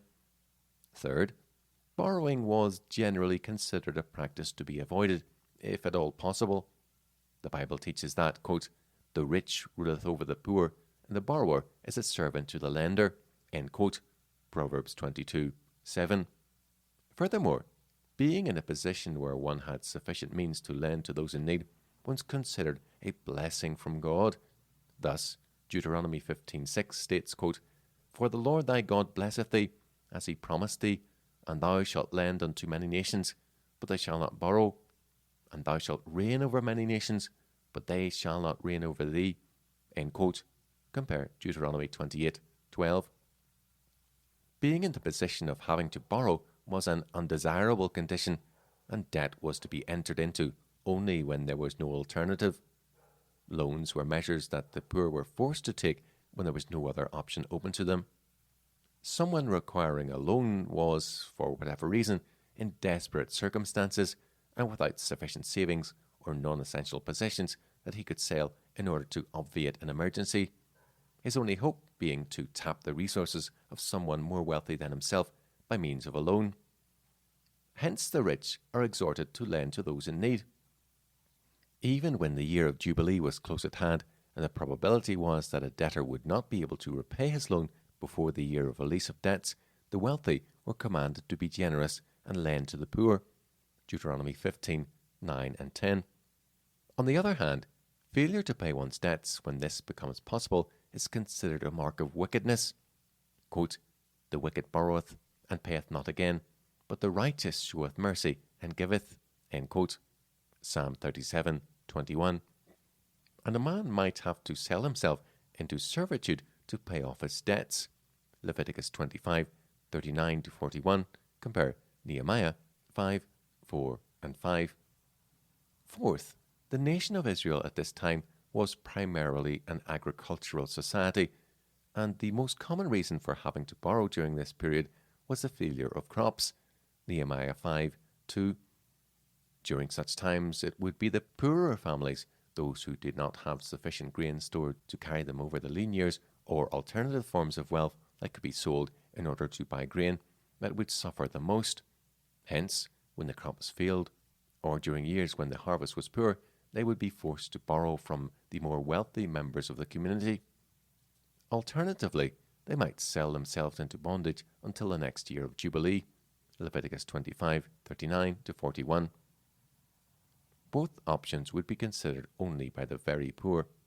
Possibly, as G. North maintains, these two practices were formally and contractually linked, the criteria for obtaining an unsecured interest-free poverty loan being the willingness of the debtor to sell himself into servitude until the next year of Jubilee in order to redeem his debt, should he be unable to make repayment by any other means. Fifth, during the period of the Second Temple, oppressive taxation was also a problem that created hardship for the poor and led to the necessity of both borrowing and the selling of family members into service to raise enough money to survive. Nehemiah 5, 1-5. Nehemiah rebuked the nobles and rulers of Israel for exacting interest on loans from their fellow Israelites.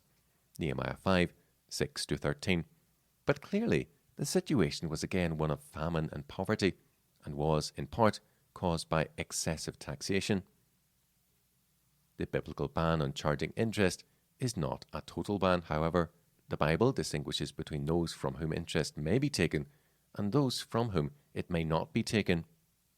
The basic distinction is between the Jew and those Gentiles who were permanent members of the Jewish community and foreigners. Leviticus 25:35 makes it clear that not only Jews, but sojourners and settlers in Israel were also to be treated like fellow Jews, and interest was not to be exacted from them. Sojourners and settlers were resident aliens who chose to live in Israel. They were people who, first, placed themselves under the law of God, at least formally, in all the demands that it makes upon the external actions of man and his relationship with others, and thus, secondly, were prepared to assimilate with the culture of Israel. In other words, they were God-fearers. An analogy could be drawn between such and many in the Christian societies of the West in previous centuries who, though not regenerate believers, were nonetheless highly Christianized, that is, assimilated into a Christian culture to the extent that they behaved like Christians in terms of morality and thought like Christians, having a common Christian worldview. The Bible commands that such sojourners and settlers in Israel were to be treated equally under the usury law with native-born Hebrews, Exodus 12:49, Leviticus 24:22, Numbers 15:16-29, and therefore they were not to be charged with interest on loans. In Deuteronomy 23:20, however, we are told that Jews were permitted to charge interest to foreigners. The Jews were permitted to exact interest from those who were members of an alien culture, and no restrictions whatsoever were placed upon the taking of interest from such. Some important conclusions regarding the ethics of taking interest follow from this discussion.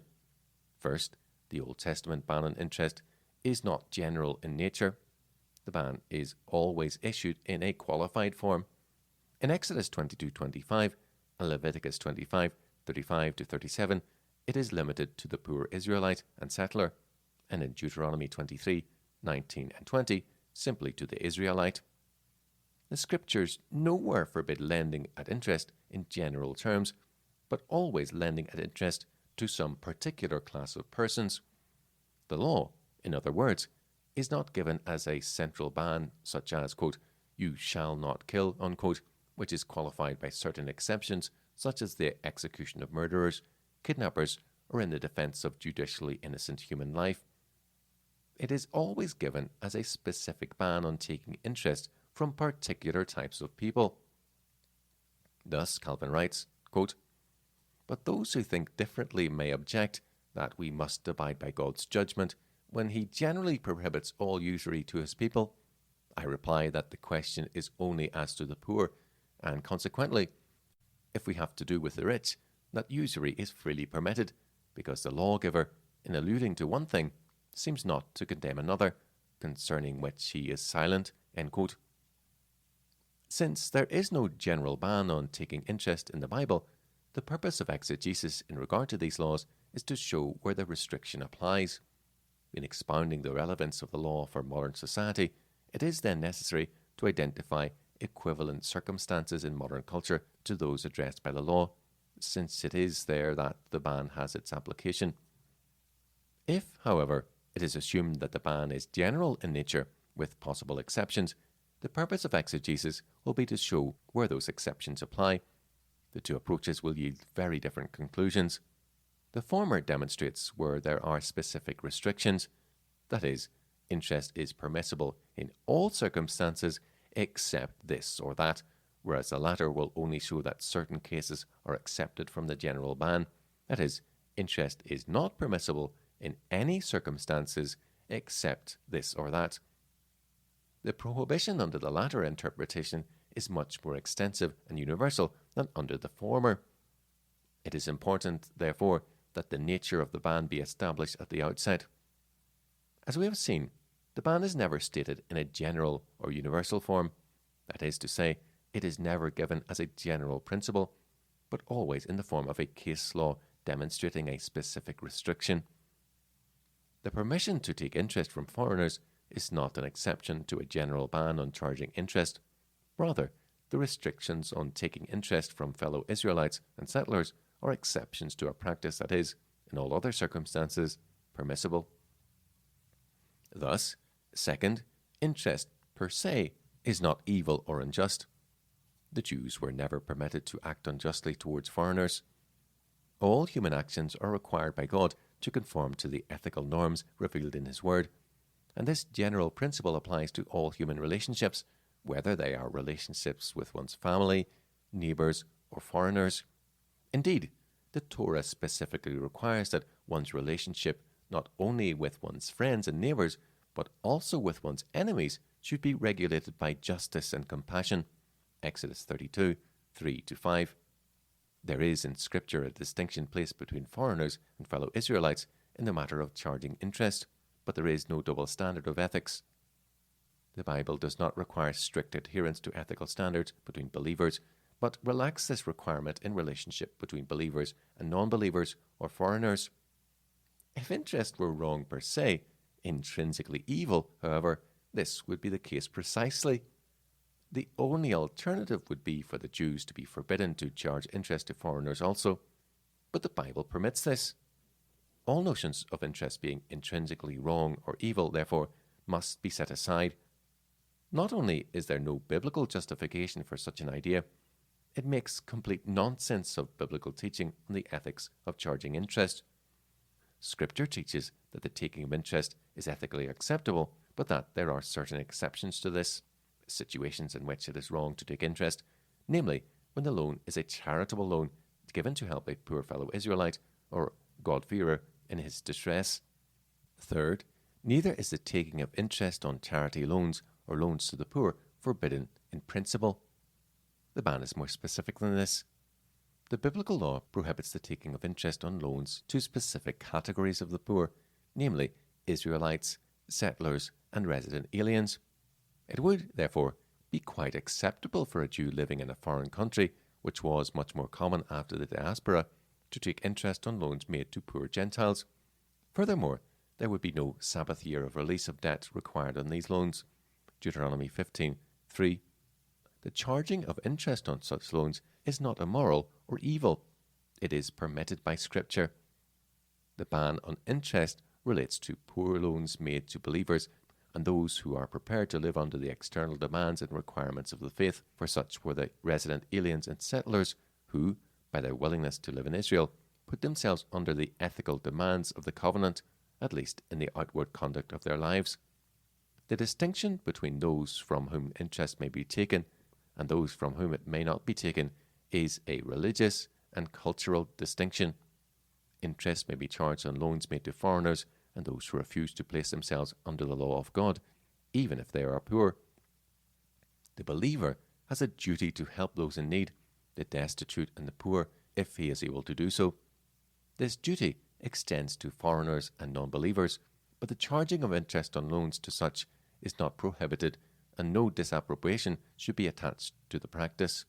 Fourth, that interest per se is not evil or forbidden is corroborated by the fact that Israel's being in a position to lend to many nations at interest is considered a blessing that God will bestow upon the nation if the people are faithful to his covenant. Quote, "For the Lord thy God blesseth thee, as he promised thee, and thou shalt lend to many nations, but thou shalt not borrow, and thou shalt reign over many nations, but they shall not reign over thee." End quote. Deuteronomy 15:6.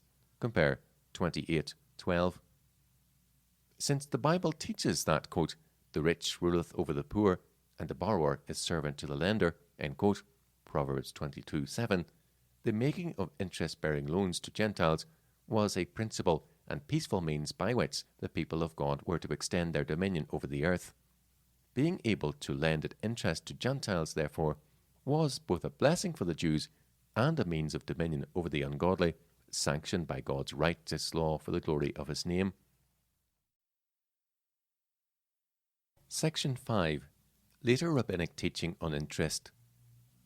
Although commerce was comparatively minimal in the early history of the people of Israel, when their livelihood was based principally on agriculture, the Babylonian captivity brought this period of relative isolation to an end. Jewish communities grew up in all the great commercial cities of the ancient world. As a result, the Jews were well placed for commercial activities of all kinds, and it seems that the Jews of the diaspora were indeed largely reliant on commerce for their livelihoods. Since the law permitted Jews to charge interest on loans to foreigners, we can assume also that interest-bearing commercial loans were made by Jews to Gentiles. However, the rabbis continued to prohibit interest on all loans to fellow Jews, even in commerce and business. Though, as we have seen, the Torah did not address the issue of non-charitable commercial loans. It will be useful, therefore, to look briefly at how the rabbis interpreted this ban, since their observations throw some light on what would be involved in taking the ban as a general prohibition on how this would affect commercial and trade in the modern world.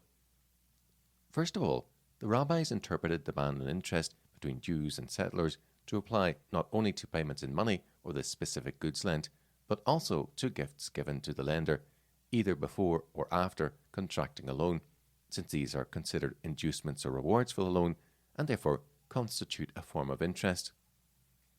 The mere giving of information, which, after all, is vital to entrepreneurial activity, creation of wealth, to a creditor who would not otherwise have had such information, is considered usurious. Thus, any form of advantage gained by a creditor from a debtor is treated as interest. Second, another area where the Old Testament ban on interest would apply, were it to be understood as a general ban, and one involving a practice that is very common in Western society today, is given by the rabbis, namely the practice of discounting prices for on-the-spot cash payments. The Mishnah reads, quote, "Rent may increase, but not the purchase price. For example, if a man rents his court and says to him, the tenant, quote, 'If you pay me now for the year, you can have it for 10 selas per annum, if monthly, at a selah per month,' end quote, that is permitted. If he sells his field and says to him, the purchaser, quote, 'If you pay me now, it is yours for 1,000 zuz, but at harvest for 12 manes,' end quote, that is forbidden," end quote. The Gemara commentary on this text explains, quote, "What is the difference between the first clause and the second? Rabbah and R. Joseph both said, rent is payable at the end of the year, hence, since it is not yet time to claim, it is not payment for waiting, but this, a selah per month, is its actual value, and as for his proposition, 'If you pay me now for the year, you can have it for 10 selah per annum,' he is favouring him with a cheaper rent than normal. But in the second clause, the reference is to purchase, where the money is immediately due. Therefore, the higher price is payment for waiting, which is forbidden," end quote. This principle was also recognized by the canonists of the 12th century, who maintained that the sale of goods on credit for a higher price than cash sales was usurious. Thus, the Old Testament ban on interest would, where applicable, render such cash discounts unacceptable. This would have significant repercussions for modern retailing practices, with the ban judged to be a general ban and applicable in modern society. To this, we should add that all bills of exchange that circulate at a discount prior to their date of maturity fall into this category also. Third, of great significance for the modern world of business, were the Old Testament ban to be considered applicable to commercial loans, would be the rabbinic observation that contracts for futures may lead indirectly to the taking of interest. The Babylonian Talmud states, quote, "Our rabbis taught one may not contract for commodities until the market price is out. Once the market price is established, a contract may be entered into. For even if one, the vendor, has no stock, another has. If the new supplies were at 4 seahs per selah and the old at 3, a contract may not be made until the price has been equalized for the new and the old," end quote. H. Friedman comments, quote, "New supplies were cheaper because they were not yet fully dried. Now the purchaser, though paying early, does not receive the wheat until that too becomes old, and if he contracts for the whole at the price of the new, he receives interest. Therefore, he must wait until the same market price is fixed for both." End quote. Here the kind of interest envisaged is not direct interest, that is, a fixed rate of return on a loan, but indirect interest as a result of speculation. Such profits arising from speculation are considered usurious nonetheless, since they come within the rabbinic and economically sound maxim that all payments for waiting for one's money constitute interest. The kind of interest contemplated and forbidden here is precisely the kind of profit earned by those who deal in futures. Under the application of the Old Testament ban on interest to commercial transactions, therefore, markets for futures, at least in their present form, would not be permissible. Those who see the Old Testament ban as a general ban on interest in all circumstances should be aware of the consequences of such an interpretation. The implications would be far-reaching for the economy, both for the way it functions and for its productivity and efficiency. For instance, the effect of outlawing profits made in markets for futures would be to make the quoting of prices of raw materials and semi-manufactured goods to be delivered at a later date impossible, and this would in turn lead to greater uncertainty and fluctuations in retail prices. Of course, this is essentially a pragmatic argument, and it is not being suggested here that such arguments should be allowed to determine one's ethics. But it is important also that we should understand the implications of an ethical stance on a given issue. Section 6. The Parable of the Talents. By New Testament times, banking and interest-bearing loans were well enough established facts of commercial life in Israel for Jesus to have based one of his parables on the practice. Though the rabbis continued to condemn the taking of interest from fellow Jews on all loans, commercial as well as poverty loans, the New Testament makes no comment on the practice in relation to commerce other than what can be inferred from the parable of the talents.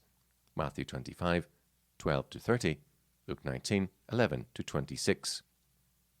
It has been claimed both that the parable of the talents legitimizes the taking of interest on commercial loans and that it does not do so. It is difficult to determine from the parable alone whether interest-bearing commercial loans are permissible in terms of biblical ethics.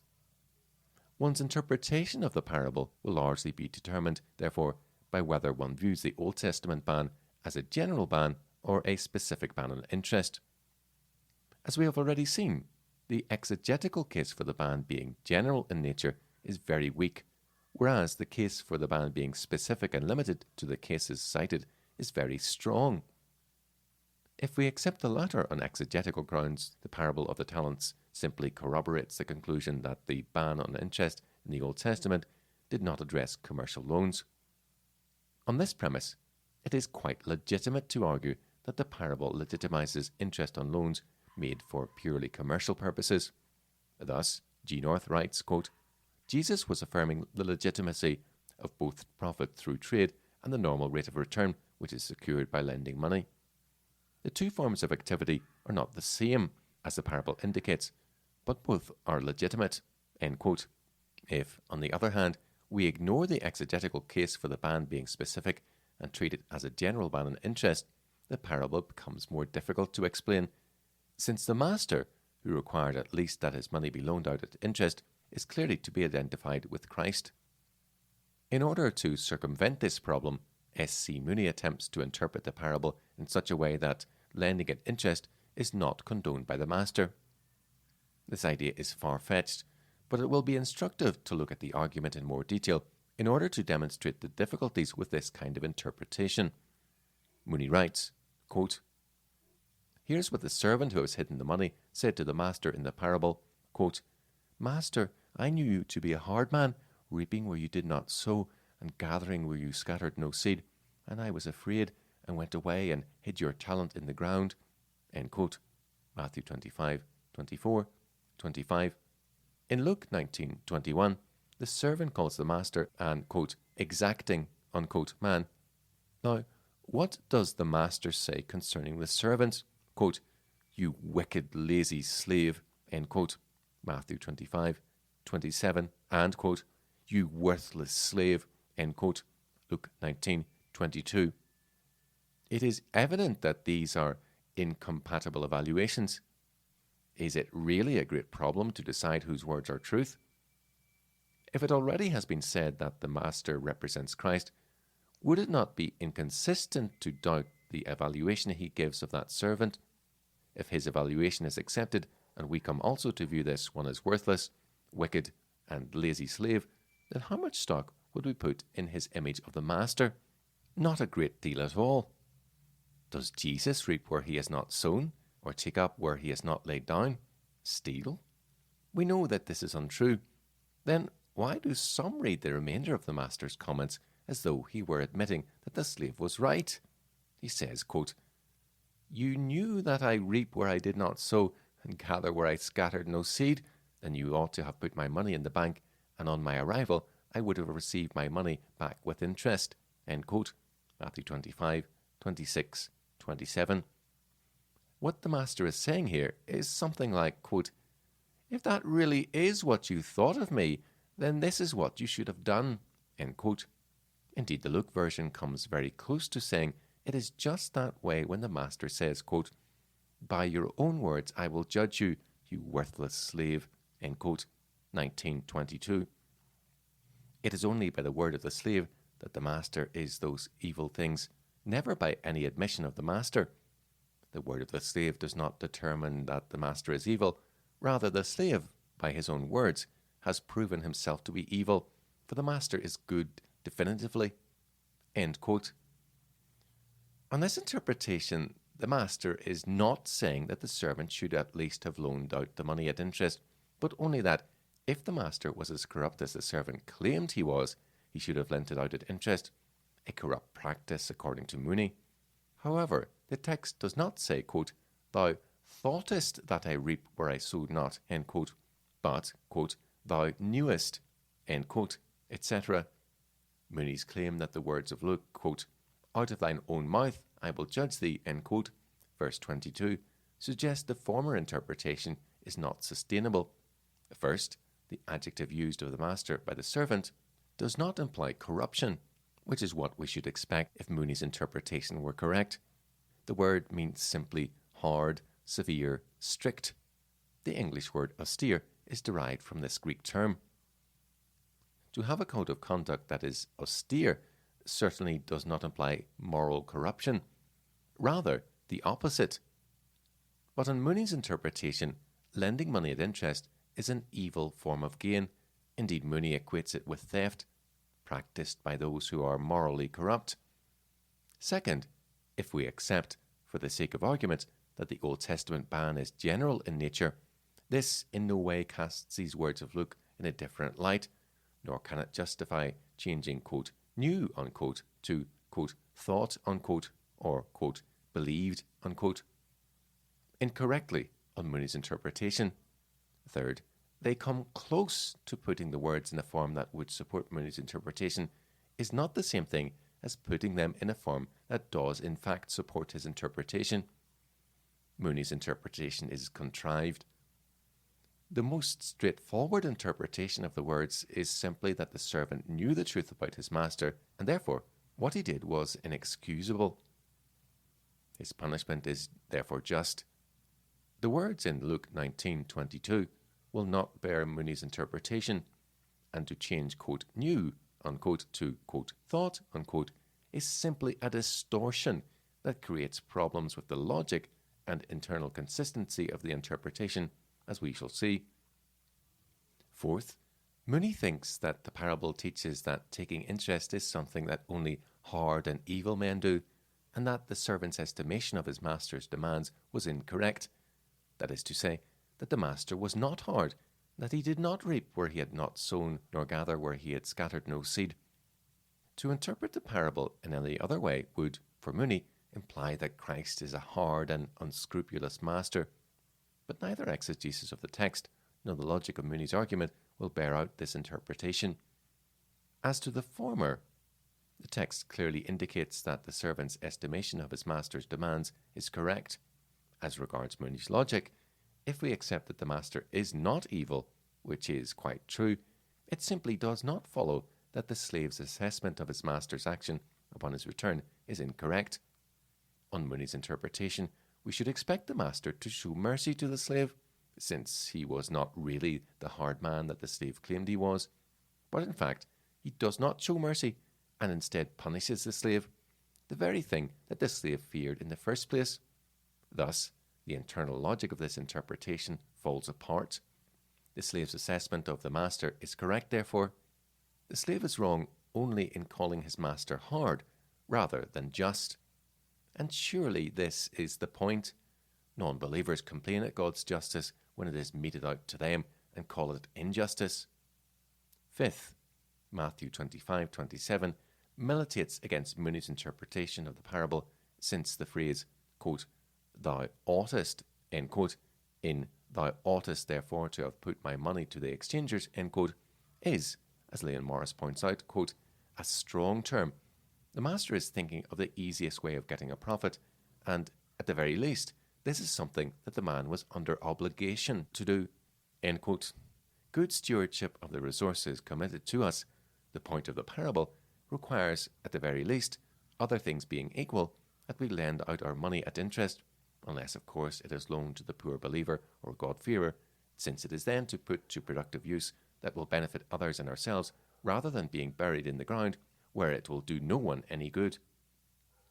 Michael Schluter also treats the Old Testament ban on interest as general in nature, and sees the granting of permission to Jews to exact interest from foreigners as an exception to the general principle. Quote, "There is only one exception," writes Schluter, quote, "that is, loans to foreigners. These are people outside Israel's borders. The resident alien or refugee is included among those who may not be charged. The ban on interest between citizens of a state is given as a universal absolute. There seems no way to avoid this conclusion. Perhaps it should be even regarded as a structural evil, in the same category as death," end quote. The claim that the ban is a universal absolute for citizens of a state, however, cannot be supported from Scripture. As we have seen, the Torah permitted Jews residing in Gentile countries where they were citizens to take interest from Gentiles on all kinds of loans, and Jewish residents in Gentile nations were forbidden by the same law from taking interest on loans to poor Jews resident in Palestine, even though they were citizens of another state. Even if we accept the idea that the ban on interest is a general principle with certain exceptions, it would not be valid to conclude, as Schluter does, that the ban relates to citizens of a state. The Bible clearly contradicts such a notion by permitting Jewish citizens of Gentile states to lend to Gentile citizens of such states. Even if the ban were to be understood as general in nature, there is a clearly stated exception to it, Deuteronomy 23:20, that contradicts Schluter's argument. Schluter goes on to consider the parable of the talents and claims that it does not relax the Old Testament's universal and absolute ban on interest between citizens of a state. Quote, "Nothing in the New Testament relaxes the ban on interest. It is often argued that in the parable of the talents, Jesus allows interest for business dealings, differentiating commercial loans from the exploitation by moneylenders referred to in the Mosaic Law. However, careful scrutiny of the passages does not allow this way out.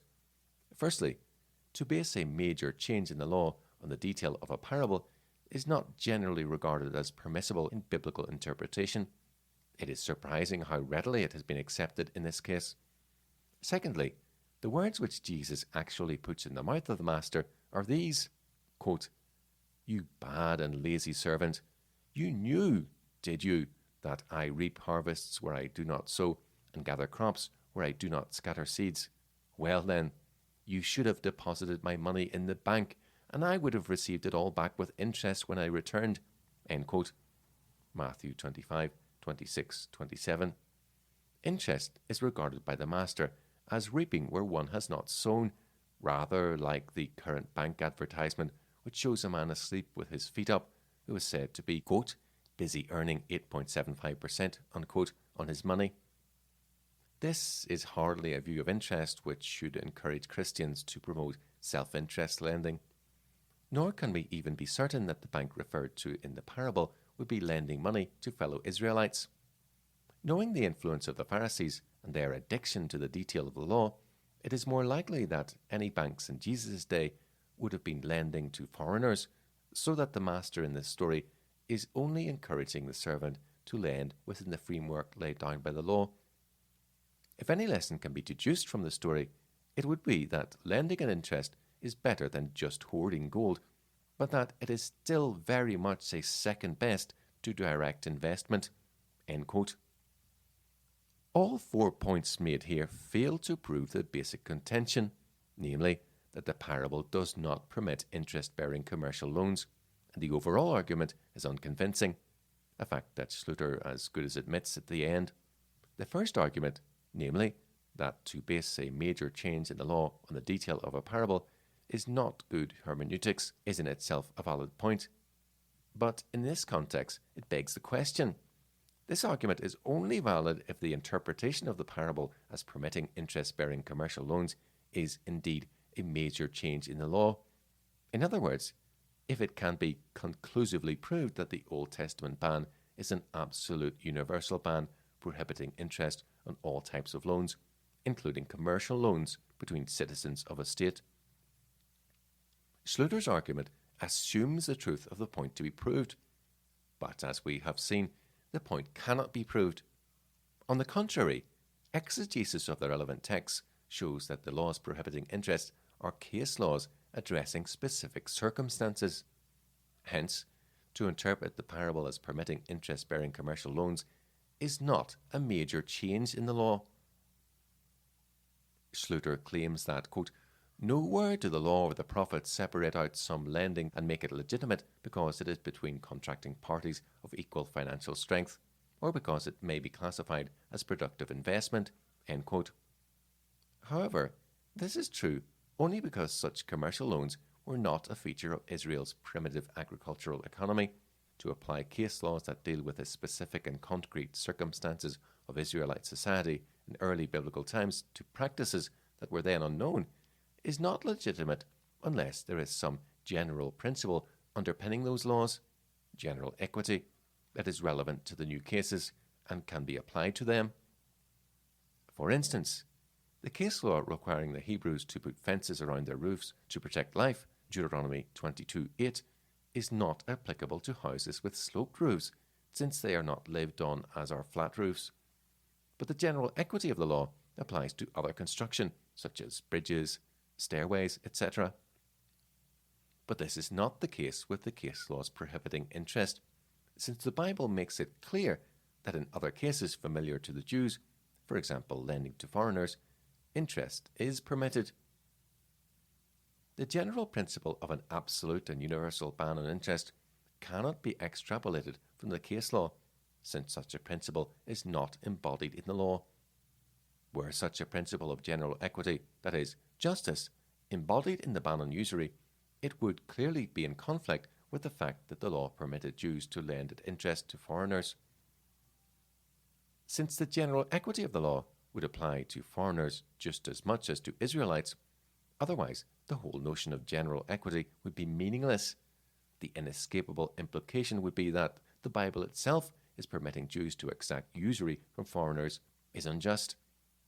Of course, this would in turn mean that God himself is unjust, since not only has God permitted his people to practice such a perverse and unjust form of trade, he has also promised to bless them with success in it if they obediently serve him before all else.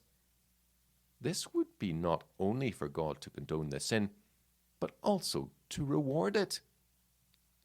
It is not possible to draw such a principle of general equity from the ban on usury, therefore, without destroying the coherence of biblical ethics, and indeed without impugning the very character of God as a righteous and just lawgiver. However, the general principle, quote, thou shalt not kill, end quote, is embodied in the law requiring fences around flat roofs. We are always required to preserve judicially innocent human life where possible, since this is the meaning of, quote, thou shalt not kill.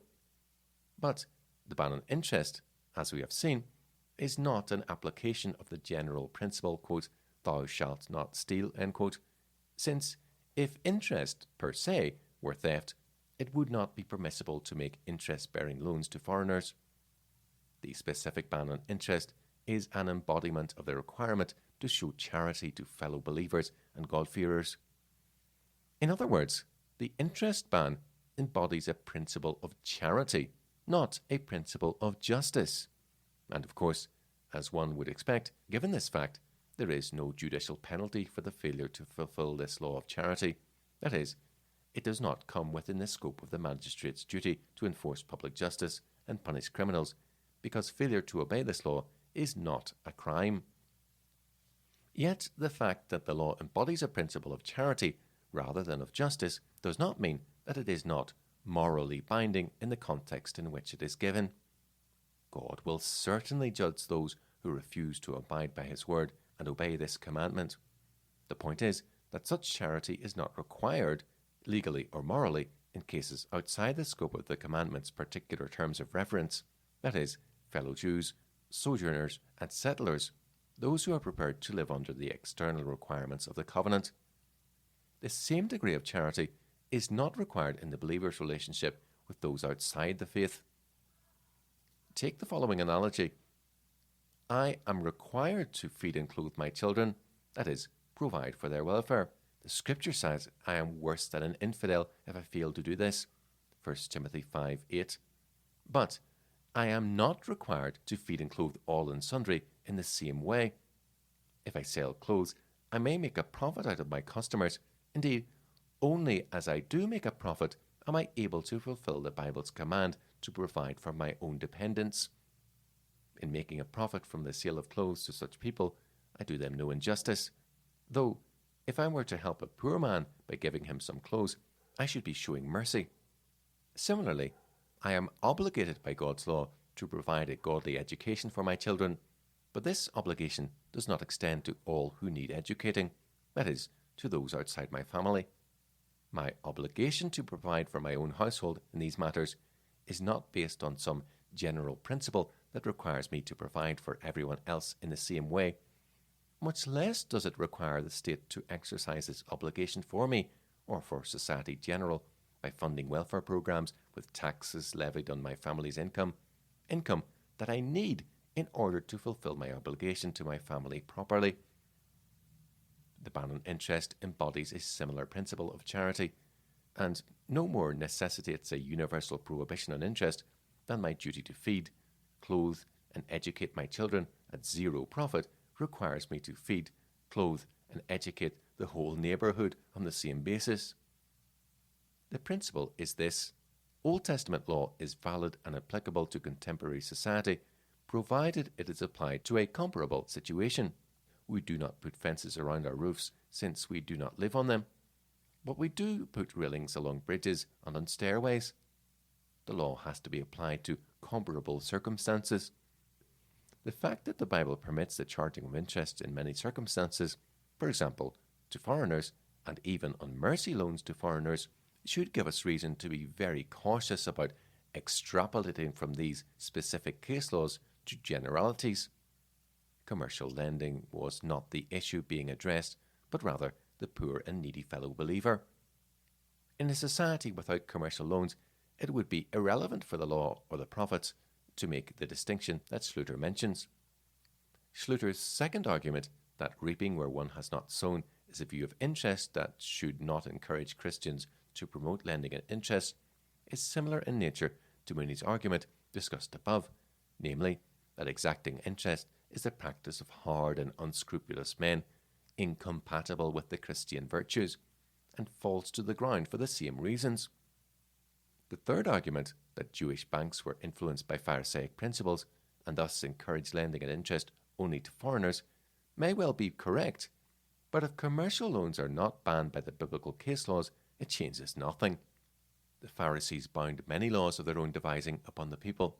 They were notorious for making a fence around the Torah, yet neglected the weightier matters of the law, Matthew 23:23. This argument still assumes that the Old Testament ban is general in nature and thus presupposes the point to be proved. If this is not so, it matters not how the Pharisees ran their banking business. Furthermore, this argument contradicts the second argument. They are alternative interpretations that cannot be squared with each other, since the argument that lending at interest per se is unethical would, if true, make lending to foreigners unethical also. The fourth point made by Schluter is odd in that it seems to reduce to insignificance, if not absurdity, the previous 3 points. If the lesson to be deduced from the parable is that, quote, lending at interest is better than just hoarding gold, but that it is still very much a second best to direct investment, end quote, then in order to show that lending at interest is wrong, it would have to be shown that hoarding gold, that is, saving, is also wrong.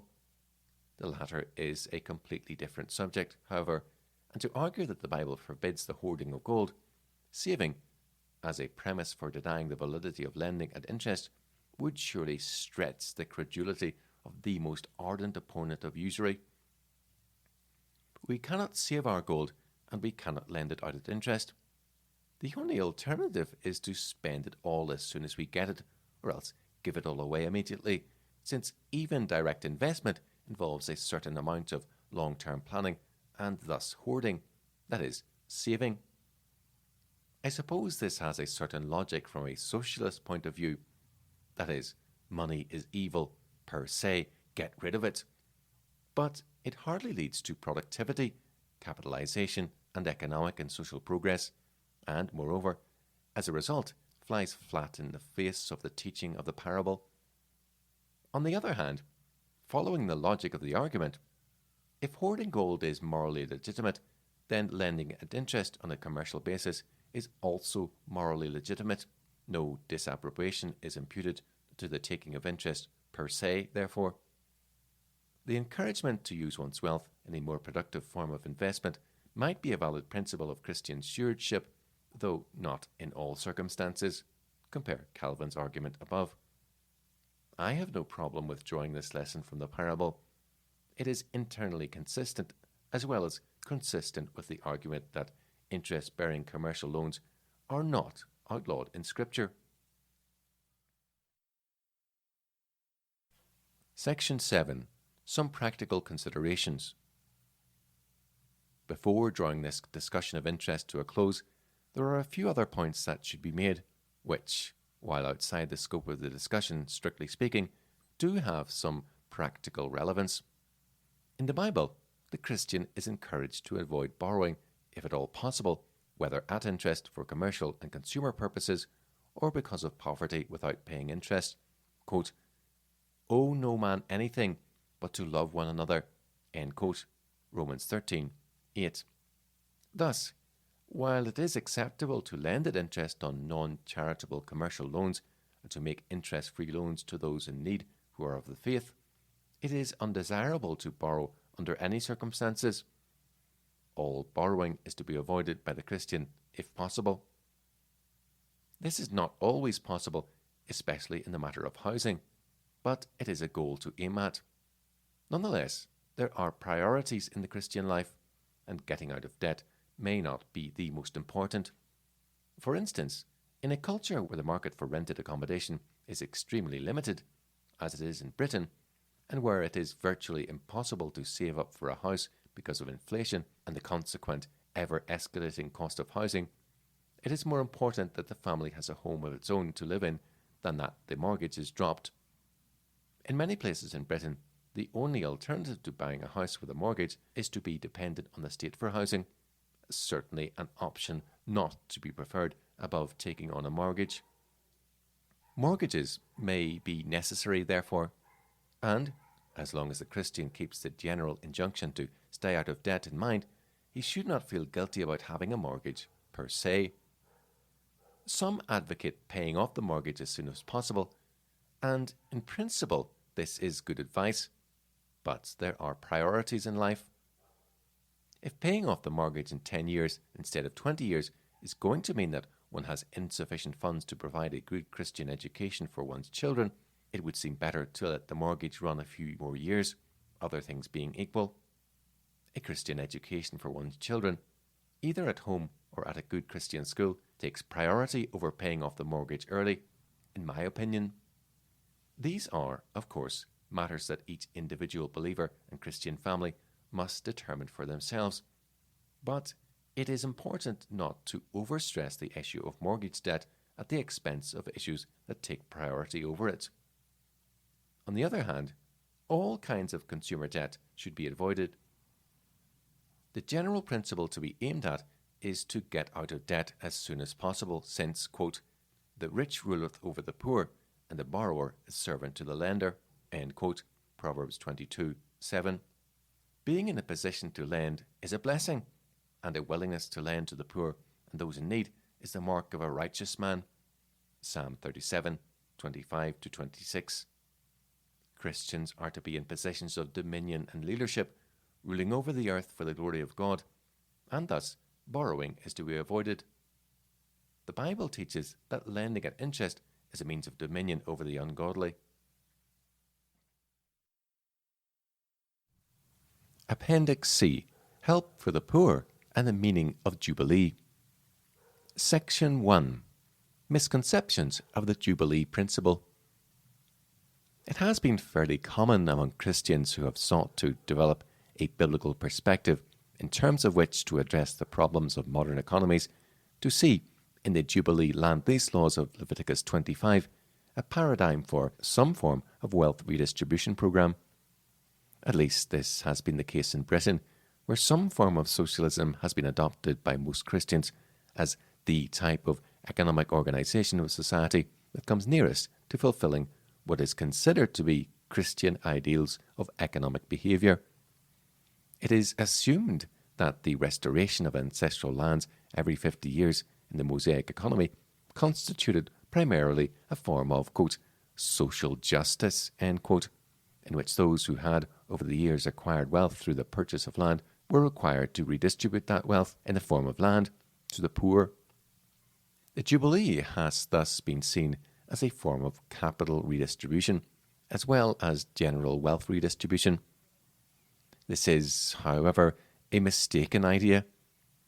The Jubilee was not essentially about the redistribution of wealth, capital or otherwise, and the benefits accruing from the Jubilee land laws were not directly to the poor, since the rich stood to gain also, and, as we shall see, many of the poorest in society stood to gain nothing, or even lose what little they had as a result of the implementation of the Jubilee.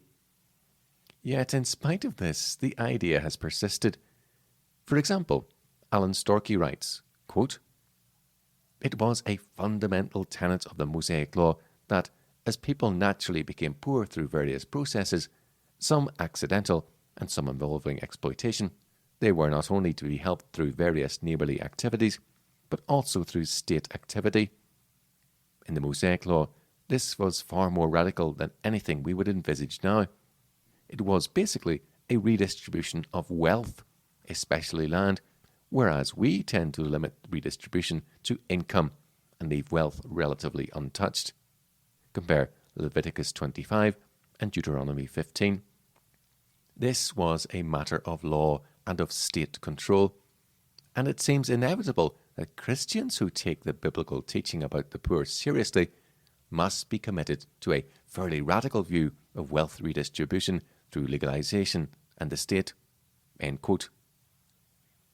In spite of the claim made here, there is no biblical evidence to support the notion that the Jubilee laws of Leviticus 25 or the Sabbath remission of the debt and manumission laws of Deuteronomy 15 constituted a form of state-controlled or state-enforced wealth redistribution. These texts, therefore, certainly do not commit Christians to taking seriously a radical program of wealth redistribution through legislation enforced by the state as a means of helping the poor. It is, of course, true that the Bible requires the wealthier members of society to help the poor. This will not be contested at all here. What will be contested is that it is the role of the state to enforce this kind of welfare by means of wealth redistribution programs. Of the 613 laws in the Torah, only a small number relate to the role of the magistrate or civil government. Most require individuals to govern themselves and their families in terms of just principles of behavior and compassion for the poor as expounded in the Torah. God judged Israel for failing in this respect, but the Torah does not require the state to rectify this failure through wealth redistribution programs, nor is it ever asserted by the prophets who revealed God's will to the nation that the state was required to take action on behalf of the poor, or that God's anger was kindled because the state had not provided welfare programs or wealth redistribution programs for the poor. Certainly, state-enforced wealth redistribution was not a feature of the model of social organization set forth in the Torah, and there are no texts in Scripture, including Leviticus 25 and Deuteronomy 15, that will, when correctly exegeted, lend credibility to such a notion. Section 2. Jubilee and the distribution of wealth. As far as the redistribution of wealth within society is concerned, the Jubilee land laws meant that all land sold in Israel was sold on a 49-year or less leasehold basis. In this sense, therefore, there was no difference between the Jubilee provisions and the modern leasehold purchase of property. The real meaning and significance of the Jubilee lay in its typological nature. The Jubilee land lease provisions, however, were not a measure to help the poor. First, the Jubilee restoration of ancestral lands involved only the descendants of the original Israelite settlers, and immigrants, whether proselytes or settlers, were not affected, and immigrants were usually among the poorest members of the society. Those who were immigrants, whether proselytes or settlers, were not affected, and immigrants were usually among the poorest members of society. If a proselyte living in Israel were desperately poor, the Jubilee land laws would not help him at all. There is no law requiring that land be given to those who were not descendants of the original settlers, no matter how poor they were. And this is simply because the purpose of the Jubilee was not to redistribute wealth or to make it possible for the poor to, quote, start again, end quote, as it has sometimes been argued. A byproduct of the Jubilee inheritance laws may have been that some of the poor were able to start again, but that opportunity was not available to all. Any help the poor may have had from the Jubilee, therefore, was not based on some ideal of wealth redistribution or economic equality, which is unknown in the Bible. Rather, the Jubilee land provisions could only help certain of the poor in a way that was quite incidental to their main purpose, and even then, only on a purely non-egalitarian basis, namely inherited privilege, something that hardly fits well with modern socialist ideals of equality, Christian or otherwise. Furthermore, the Jubilee legislation might actually exacerbate the poverty of some. Suppose, for instance, that a poor proselyte family moves into the land. The first generation manages to lease some land on which they make a meagre living, but over the years the harvests do not enable the family to capitalize itself to the extent that it will be able to lease another piece of land on which to earn a living after the Jubilee. When the Jubilee is announced, this poor family becomes landless, and its latter condition is worse than its former. In this case, the Jubilee actually redistributes the land away from the poor, possibly to a much wealthier family. Such cases demonstrate clearly that the purpose of the Jubilee land provisions was not the redistribution of wealth, and that its meaning is to be found elsewhere. Second, those who received back their ancestral lands were the rich as well as the poor. These were inheritance laws, not welfare laws. They protected the family's inheritance, and this was so for the rich no less than for the poor. Third, a man may have grown very rich during the 50 years between the Jubilees, rich in sheep, cattle, livestock of all kinds, as well as in gold or silver. When he returned any leased land to the hereditary owners, the wealth he had accumulated on the land remained his own. The wealthy kept their wealth and were not required by the Torah or the state to redistribute it to the poor. Of course, there was the requirement that the rich help the poor and less fortunate, and they were morally required to pay their tithes, part of which went to help the poor. But the civil government or state was given no mandate to ensure that they did so. It was a responsibility that they were to shoulder themselves before God through the use of their poor tithe and through charitable giving. God's law demands that the wealthy should be compassionate to the poor. it does not give the state the duty or right of enforcing such compassion. Fourth, after the Jubilee, a man was free to acquire again the land he had previously leased, or other lands, if the owners were prepared to lease them. And if he were rich enough before the Jubilee, he could easily do this, since the Jubilee did not affect his accumulated wealth. From the point of view of the distribution of wealth in society, therefore, there was no difference between the case of a man who acquired land by lease in Israel and that of a shop owner in modern Western society when the lease on his shop comes to an end. He either repurchases the lease or leases premises elsewhere. The owner of the lease is at liberty to resell, to raise the price, or to keep the land for his own use. No state welfare or wealth redistribution program is implied by this arrangement today, and neither was it in ancient Israel. Fifth, as a form of wealth or wealth-producing capital, the actual land inherited by the descendants of the original Israelite settlers became increasingly meaningless with each succeeding generation. The Jubilee land lease arrangements were mandatory only in Israel itself. They did not apply to land acquired and held outside Israel, nor did they apply to property within Israelite cities either. The one exception to the latter was property owned by Levites, who retained the right of redemption at any time in all Levitical cities, irrespective of whether those to whom they had leased their property were poor or rich. Leviticus 25:32.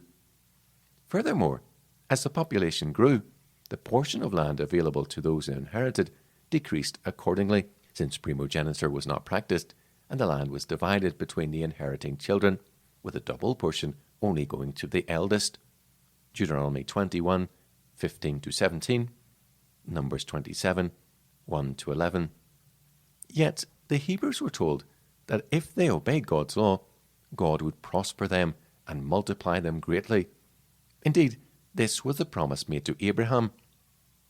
The significance of the inherited ancestral land, therefore, decreased over time as a form of wealth in the context of an increasingly prosperous society. The Jubilee land provisions were not a measure aimed at providing capital for the poor of succeeding generations to enable them to start again. The Bible makes it clear that there ought to have been no poor among the people of Israel, but it did not require state-enforced and state-controlled wealth redistribution programs as a means of achieving this goal.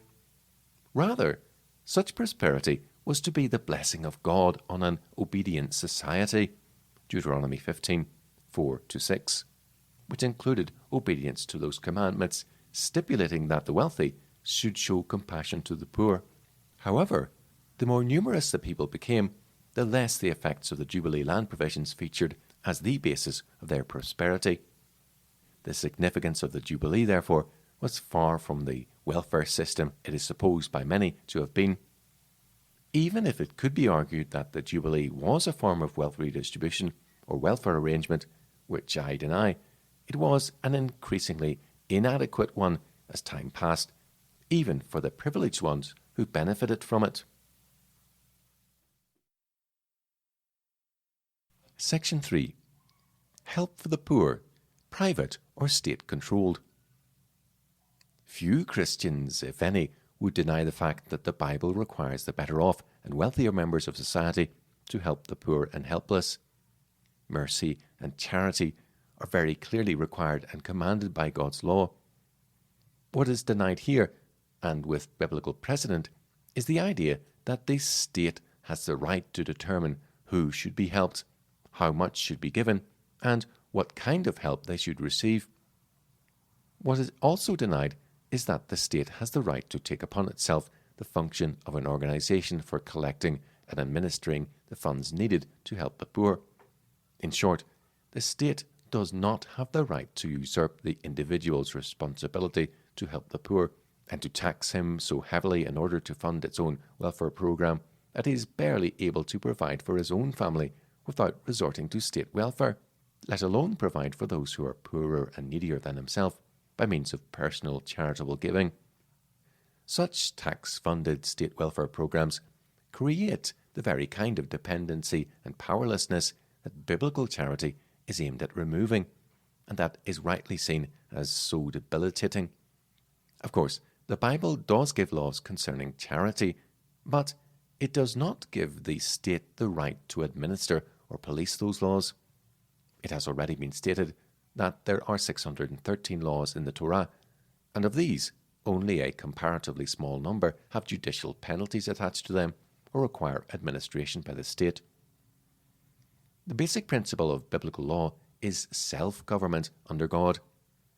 If people will not govern themselves properly according to God's law, how can they be expected to elect a government that will do it for them?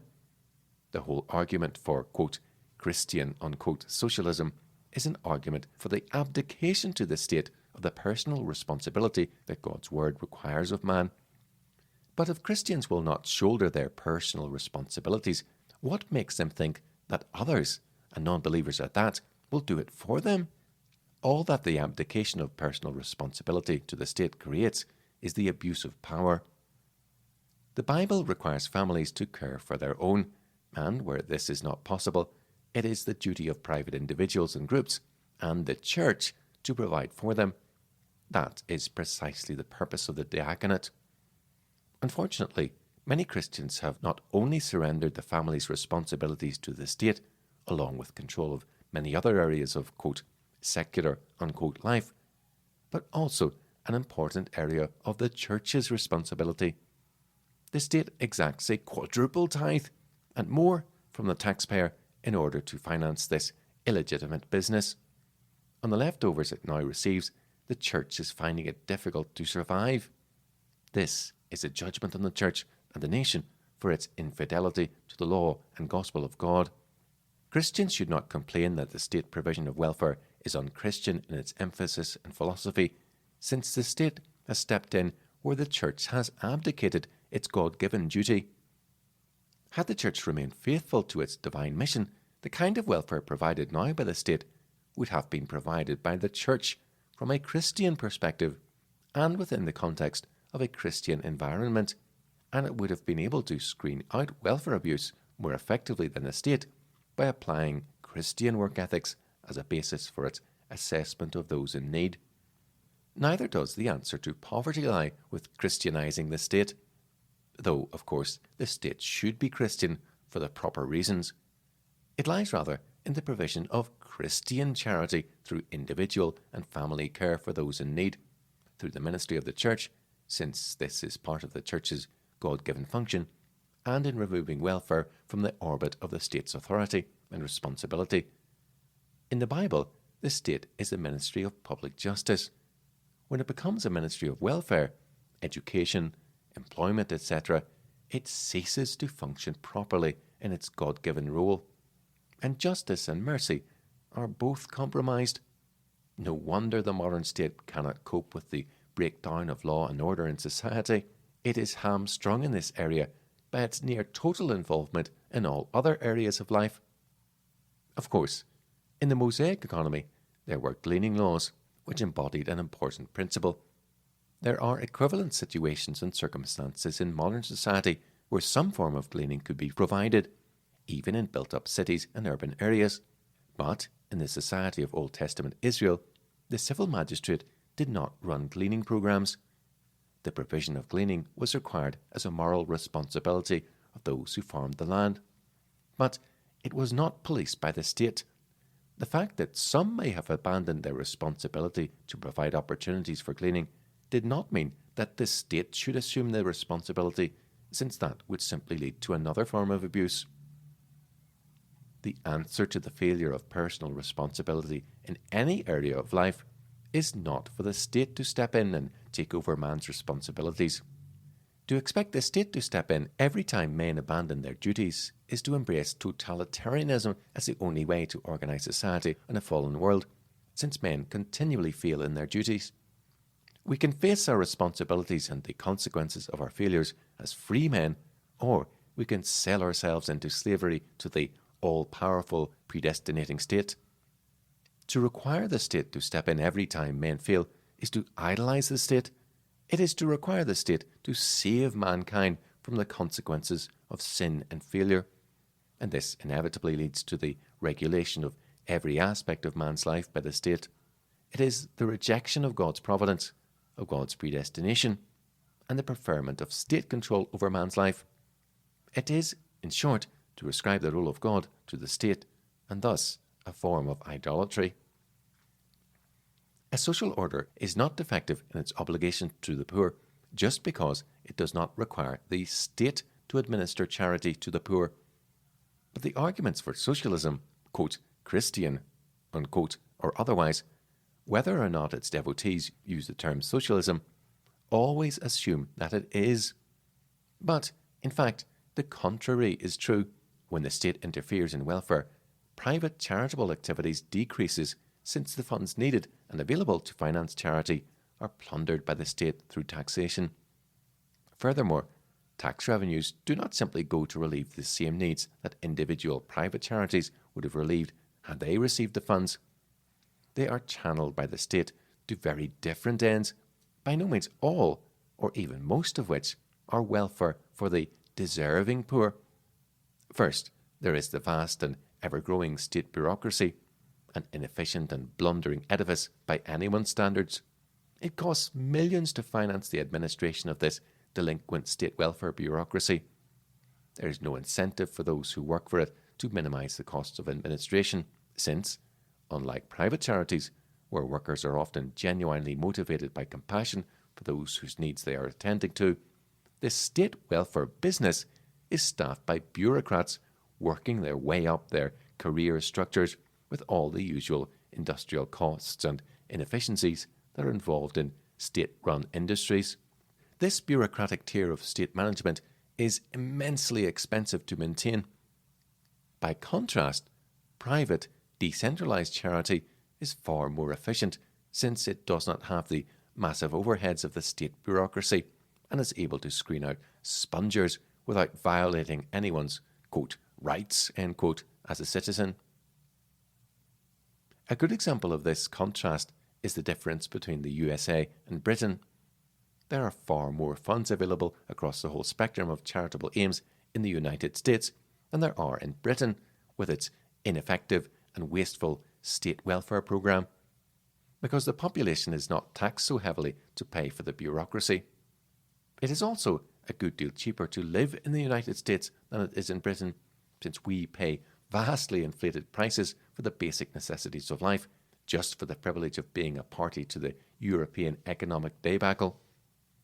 The latter fact, which is always the case in a socialist economy, means both that it is more difficult for the poor to make ends meet than it need be, and that it is more difficult for those who are not poor to help the needy, since there is less discretionary income left over from their salaries after the state has taken its, quote, share.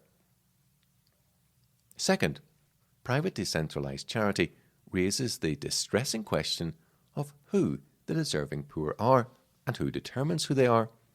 Socialists hate this, of course.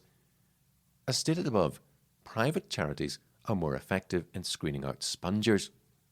By contrast, state provision of welfare is subject to abuse by those who can manipulate the political system in order to secure funds for individuals and groups that are not legitimate recipients of welfare in terms of biblical criteria. This includes people who get themselves into economic hardship by mismanaging and wasting their resources, and who subsequently refuse to take advice about budgeting, as well as those who are on drugs or who gamble and drink their incomes away and refuse to reform their habits or seek help that will lead to reform. At the very least, private charity can offer help with strings attached so that, instead of merely providing funds to fuel bad habits, the recipients can be obliged to receive corrective help. State welfare is notoriously inadequate in this area. Millions of pounds are spent on spongers and those who will not try to change or agree to receive help aimed at correcting their ways, as well as on those who refuse to work even though they are able-bodied, to say nothing of deliberate and organised welfare fraud.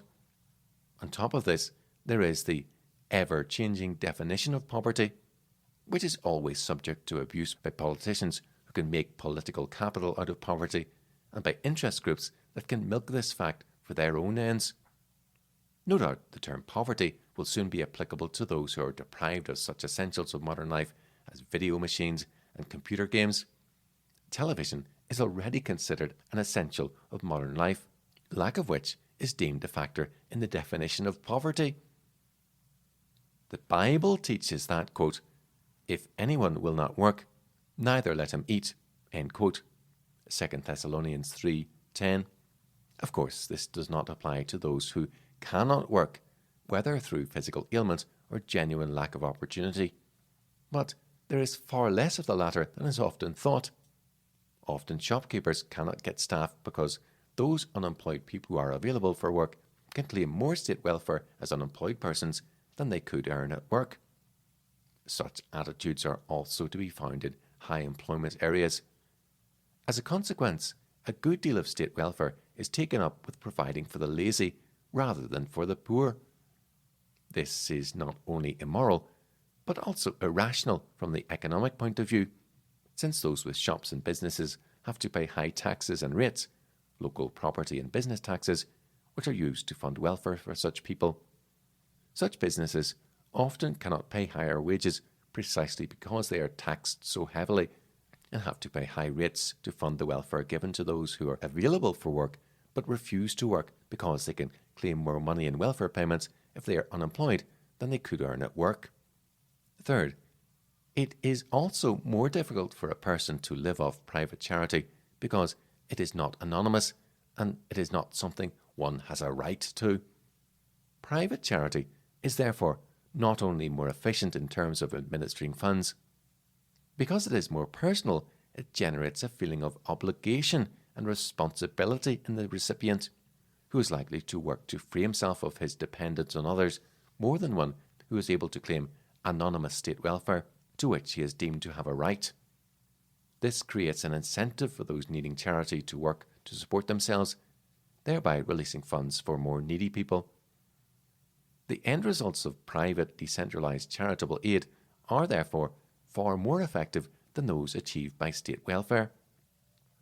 Fourth, people who give to private charities are more likely to make sure that the organizations receiving their funds administer them in a way that is consistent with their own beliefs.